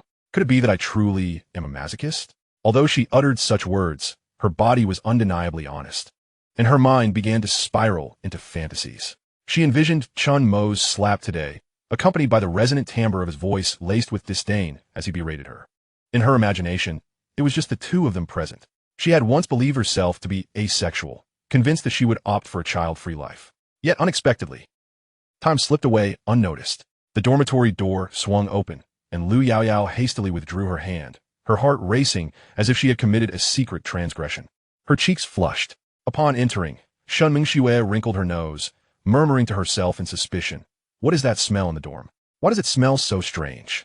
Lu Yaoyao immediately lay on her bed, turning her head to feign sleep. Shen Mengxue's gaze fell upon Lu Yaoyao's bed. Seeing her motionless, she appeared to be asleep. With a worried expression, she approached Lu Yaoyao's bedside, adjusting the blanket and tucking in the corners. "I wonder what's wrong with Yao Yao," Shen Mengxue mused regretfully. Since being struck by Chen Mo, Lu Yaoyao had been feeling unwell, and Shen Mengxue felt a pang of guilt, realizing that had it not been for her, Lu Yaoyao would not have faced such violence. With that thought, Shen Mengxue's heart grew heavy. As for Chen Mo, he felt as though his mood had plummeted to the depths of despair. He had no desire to return to the dormitory, hastily packing his belongings to move out. Damn it, there's not a single sane person in this dorm, he thought to himself. Remaining there any longer would surely lead to his assimilation into their madness. Thus, during military training, he feigned illness, leaving early to gather his things and rent an apartment off campus. With only 8 figures in his possession, he had no intention of purchasing property just yet. He planned to wait until he earned more, then invest in a grand villa, intending to invite Chen Mengxue to join him. At that moment, he had just finished organizing his room, a charming 2-story duplex, exquisitely decorated and conveniently located near the school, making it a desirable property that would not come cheap. However, for Chen Mo at present, that sum was sufficient. Yet he had no desire for such a modest abode. If he was to buy, he would aspire for a grand villa. Exhausted after his efforts, Chen Mo sprawled on his bed, casually scrolling through his phone. To his astonishment, a post about him leapt into view. The event of the day had gone viral on the Tianhai University forum, with the thread's popularity soaring and the comments section overflowing with chaos. They were stunned. What the hell? The new campus beauty is so subservient? She actually knelt before this guy? Who is he anyway? Seems like he's from our class, and the class monitor at that. How incredible. No way. This is outrageous. It's ridiculous beyond belief. Why isn't she kneeling before me? I want the campus beauty to treat me like that. I know this guy. He's the one who wrote the years we spent together. I even play that song on repeat. What? He's the original author of the years we spent together? The person who penned such a heartfelt song is this kind of individual? I expected him to be deeply sentimental. Hey, could we refrain from passing judgment without knowing the full story? Let us not jump to conclusions. The comments section erupted in a cacophony of insults and defenses. Naturally, many rallied in Chen Mo's favor. You have no idea. Everyone knows he wrote the years we spent together. It's clear that song was for this Shun beauty, and she regretted it after hearing it, coming to seek forgiveness. Exactly. And did you not hear that Chen Mo already has a girlfriend? Refusing other women is entirely reasonable. You internet users are so hard to please. If Chen Mo had accepted Shen Beauty, you would call him a scumbag. Accusing him of abandoning his current girlfriend for an ex, Chen Mo read these comments, frowning deeply. There were also many trolls with peculiar focuses. Damn, the campus beauty kneels before him? How utterly subservient. Is this Chen Mo not living the dream? Oh heavens, let me take over this guy's life. I can only imagine how delightful it would be. A stunning campus beauty is so humbly pleading with him. If he wished, could he not do anything he desired to her? Could he even stuff her stockings in his mouth? Damn, you up there are truly twisted. Don't claim to be a student of Tianhai University. I can't afford to lose face. Selling just removed stockings, still warm. I'm offering an 80 discount, DM me if interested. Damn, are you a guy selling your used stockings? What's wrong with that? Are you discriminating against men? You're twisting the narrative here. Damn, this guy's living the life. I envy him. If I were him, I'd be sleeping with the campus beauty every day, making her wear stockings for me to admire. You up there with those twisted thoughts are destined to never catch the eye of the campus beauty. How do you know Chen Mo doesn't have those inclinations? The comments criticizing Chen Mo came from both genders, with women denouncing his scummy behavior, joining forces with their friends to attack this scumbag, while men were driven by jealousy. Damn, we're both men. Why the hell does he get a feast so lavishly? And he is gorging himself. One should be enough. Leave one for us. This uproar undoubtedly propelled Chen Mo into the limelight, a popularity that could not be suppressed. There were even those who unearthed Chen Mengxue's photo. This is Chen Mo's current girlfriend's picture. So beautiful. What a figure. What a face. Damn. ISNT, she the campus beauty of Tianhai University. Damn it. It's either feast or famine. The campus beauty kneels before him, and the campus beauty is his girlfriend. Same gender, yet the disparity is staggering. Hey, don't be envious. After this incident, do you think this guy will have any romantic prospects? If his girlfriend hears about this, I'll eat 3 pounds of feces in the bathroom. I'll film it as proof. Not only that, he has forfeited his right to choose a partner for 4 years of college. What does it matter if he is handsome? Scumbags 1 to be welcomed. Chapter 81. The Anxieties of Chen Mengxue. To the one above, I've taken a screenshot of your claims. He turned down Shen Beauty out of loyalty to his girlfriend. Do you really believe his current girlfriend would break up with him? If you want to eat shit, just say it. From now on, whenever Tianhai University students gathered after meals, they would inevitably discuss Chen Mo. Hey, that freshman named Chen Mo is simply extraordinary. The new campus beauty, Shen Mengxue, actually knelt before him. Of course, many of Chen Mo's female admirers defended him, asserting that he was not a scumbag and remained particularly devoted to his current girlfriend. If he were truly a scoundrel, he would have long since taken Shen Mengxue as his mistress. The debate within the post intensified, gradually shifting the focus from Shen Mengxue's kneeling to Chen Mo striking Lu Yaoyao. In the comments section, two factions clashed vehemently, arguing incessantly. No matter how you defend him, he is undeniably a bad person. He even struck Shen's roommate. A man hitting a woman? What kind of skill is that? Regardless of the circumstances, one should never resort to violence. Exactly. No matter how wrong Lu Yaoyao may have been, physical confrontation is unacceptable. Chen Mo's actions are simply beneath contempt. To those above, how could you tolerate such behavior? You speak from a place of comfort. If it were you, you would likely be even more incensed. Hey, don't kid yourself. If it were me, I would still refrain from violence. Well, good for you, the natural-born coward. When your girlfriend inevitably betrays you, perhaps you should remain magnanimous. Who is being cuckolded here? Are you fantasizing that you could be as popular as Chen Mo, flanked by the schools and universities' beauties? Spare me. Take a good look in the mirror. You can't even secure a girlfriend, yet you indulge in such daydreams? You're getting flustered. I've struck a nerve, haven't I? Ha ha. Thus, this user, known as Brave Life, and another user exchanged barbs across thousands of comments. Li Zibiao was nearly driven to madness by these netizens in his dorm. He merely expressed the opinion that hitting women is wrong. Is that a crime? Hitting women is unequivocally wrong. Yet, keyboard warriors accused him of being cuckolded and called him a coward? How could he endure that?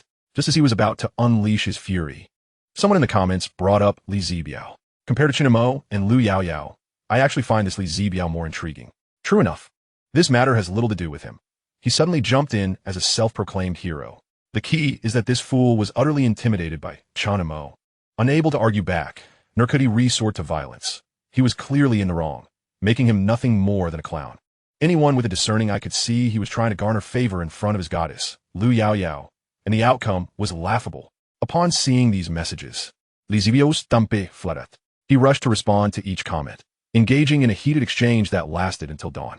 Yang Guogang was, of course, following this thread, thoroughly amused. He created 8 accounts to tarnish Li Zibiao's reputation across various posts, exposing all his dirt. I know Li Zibiao offline. That guy's a confirmed sycophant. The only reason Lu Yaoyao pays him any attention is that Shen Mengxue, her roommate, is pursuing Chen Mo, and since Li Zibiao is Chen Mo's roommate, Lu Yaoyao had him keep an eye on Chen Mo's movements, which is why she acknowledges him at all. Let me share a funny tidbit. When Shen Mo went to a hotel with his girlfriend, Shen Mengxue was heartbroken, and Lu Yaoyao unleashed a tirade on Li Zibiao, which utterly cracked me up. For those above, I don't quite get it. Why would Lu Yaoyao scold Li Zibiao when Shen Mo went to the hotel? Ha ha. It's simply because Li Zibiao, the messenger, saw Chen Mo going off with his girlfriend, immediately relayed the news to Lu Yaoyao, which led to Shen Mengxue's heartbreak, prompting Lu Yaoyao to unleash her fury on him. Ha ha, what a clown. Naturally, Qin Xia also came across these posts. She was brought to tears by anger. Initially, she was unaware of her boyfriend's rising fame until her roommate, Wang Shouting, excitedly showed her the thread. The shocking title read, "The school beauty of Tianhai University actually knelt." As she scrolled down, she encountered various angles of the live footage. Initially curious about why Shen Mengxue was kneeling, she opened the video only to see her boyfriend, Chen Mo, being clung to by Shen Mengxue. Her complexion drained of color. Chen Mo had always treated her so well. The thought of losing him terrified her. Watching this video stirred her feelings of insecurity. Instead of immediately calling to confront Chen Mo, she felt compelled to defend him against the slander. Registering an account to counter the naysayers and posting vigorously to attack Shen Mengxue, accusing her of attempting to steal someone else's boyfriend, shamelessly. Meanwhile, Wang Shouting, witnessing Qin Xia's tears, felt a sense of satisfaction. She had never been fond of Qin Xia. Although Qin Xia genuinely regarded her as a close friend, Wang Shouting had never reciprocated those feelings. She was deeply envious of Qin Xia.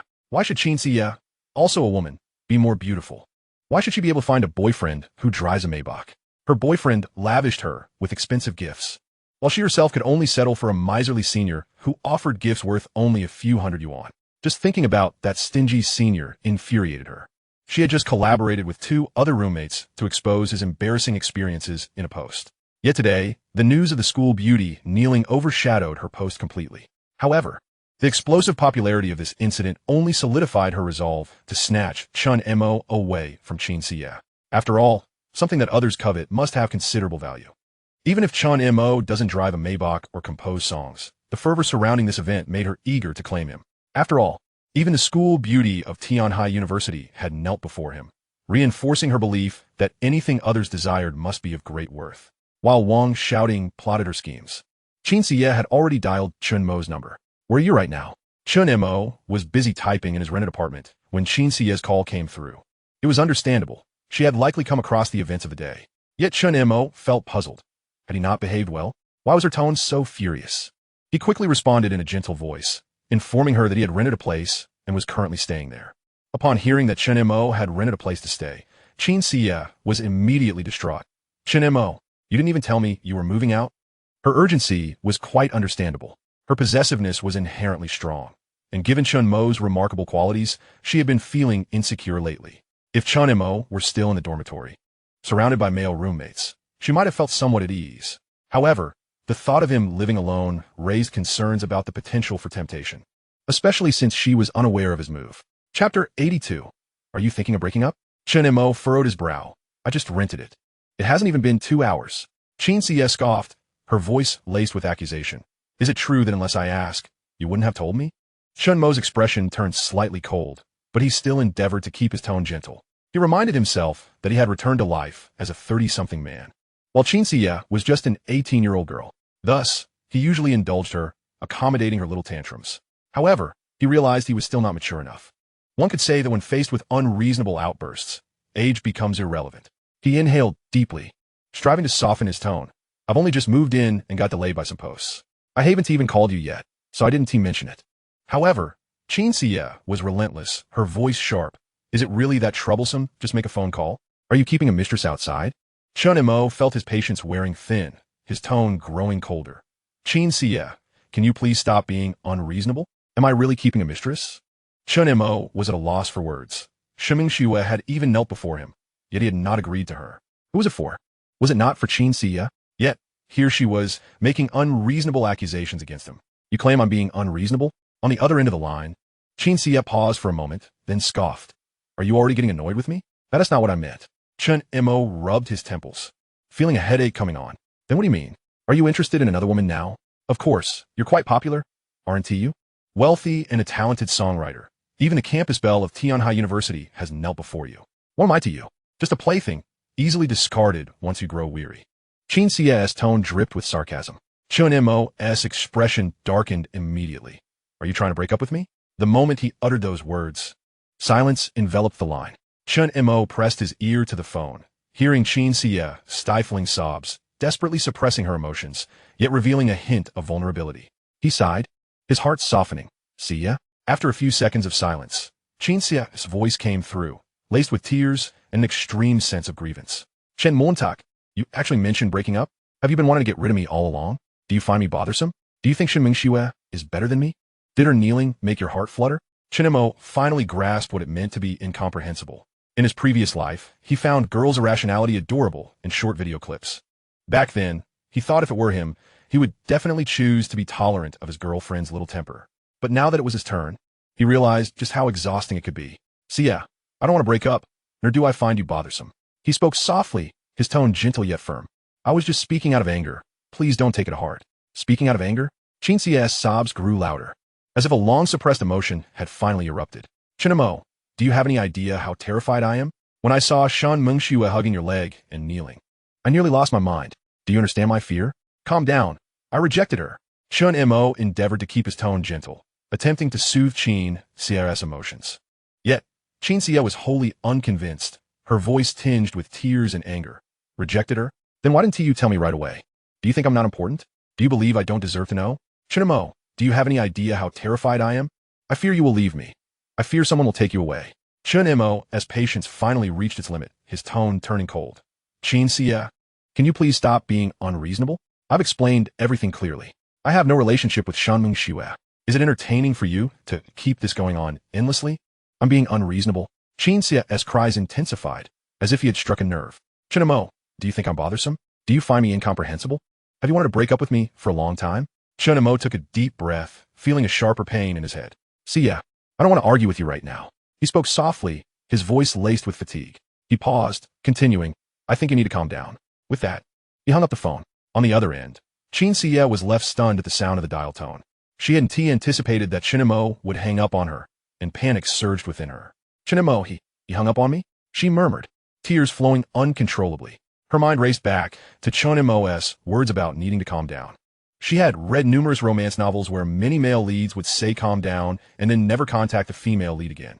It could be said that the so-called cooling-off period was a mere deception. It was essentially a default breakup after cooling down. Is he really going to break up with me?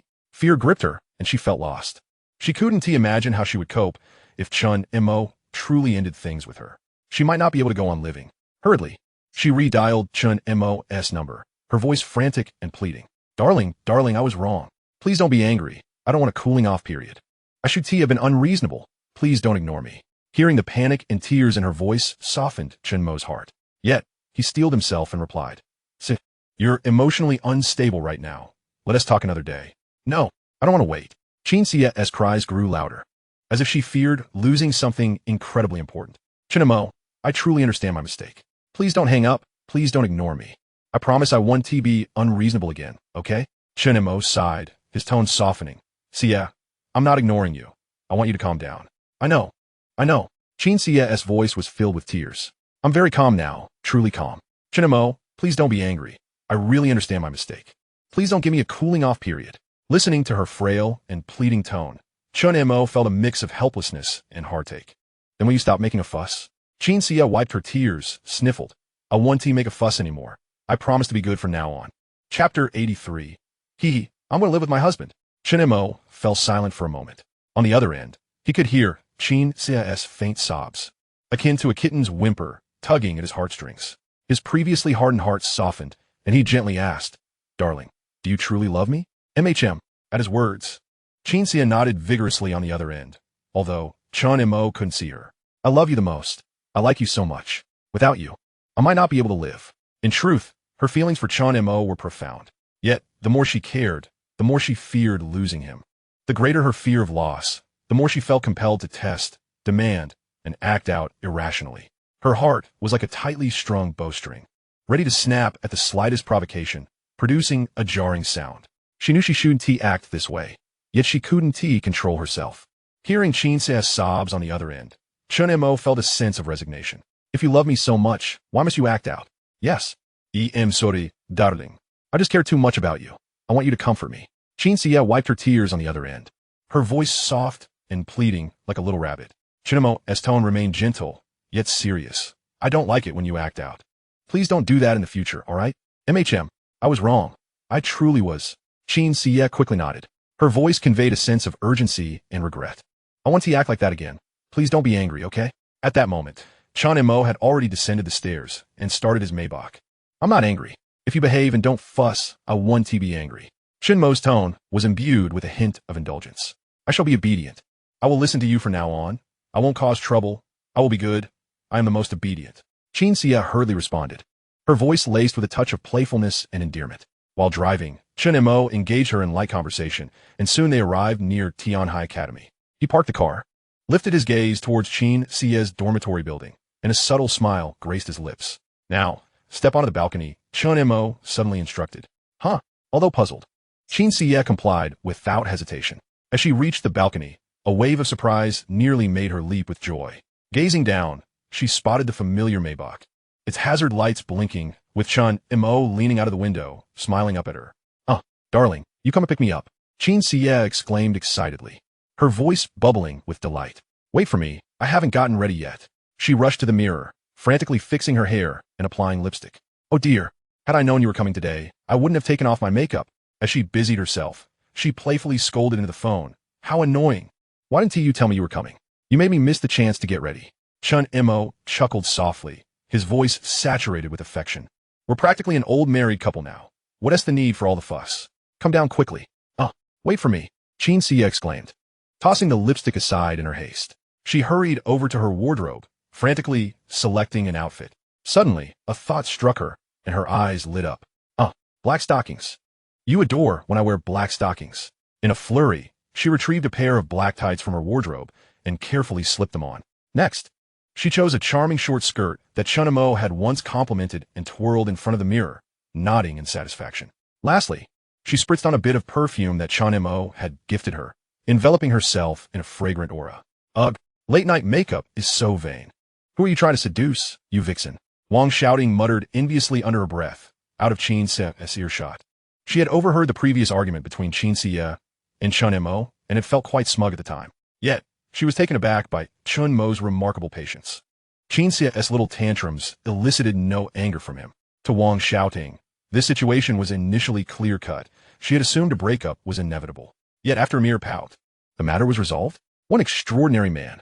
Handsome, wealthy, talented, and so accommodating of his girlfriend's whims. Truth be told, she was quite envious of Chen Mo. What incredible luck had led her to such a treasure of a boyfriend? Jealousy can truly distort one's perception. Knock, knock, knock. A voice called from outside. Sia, are you not ready yet? It was Chen Mo. Chen Mo and her roommates were startled. After all, this was a female dormitory.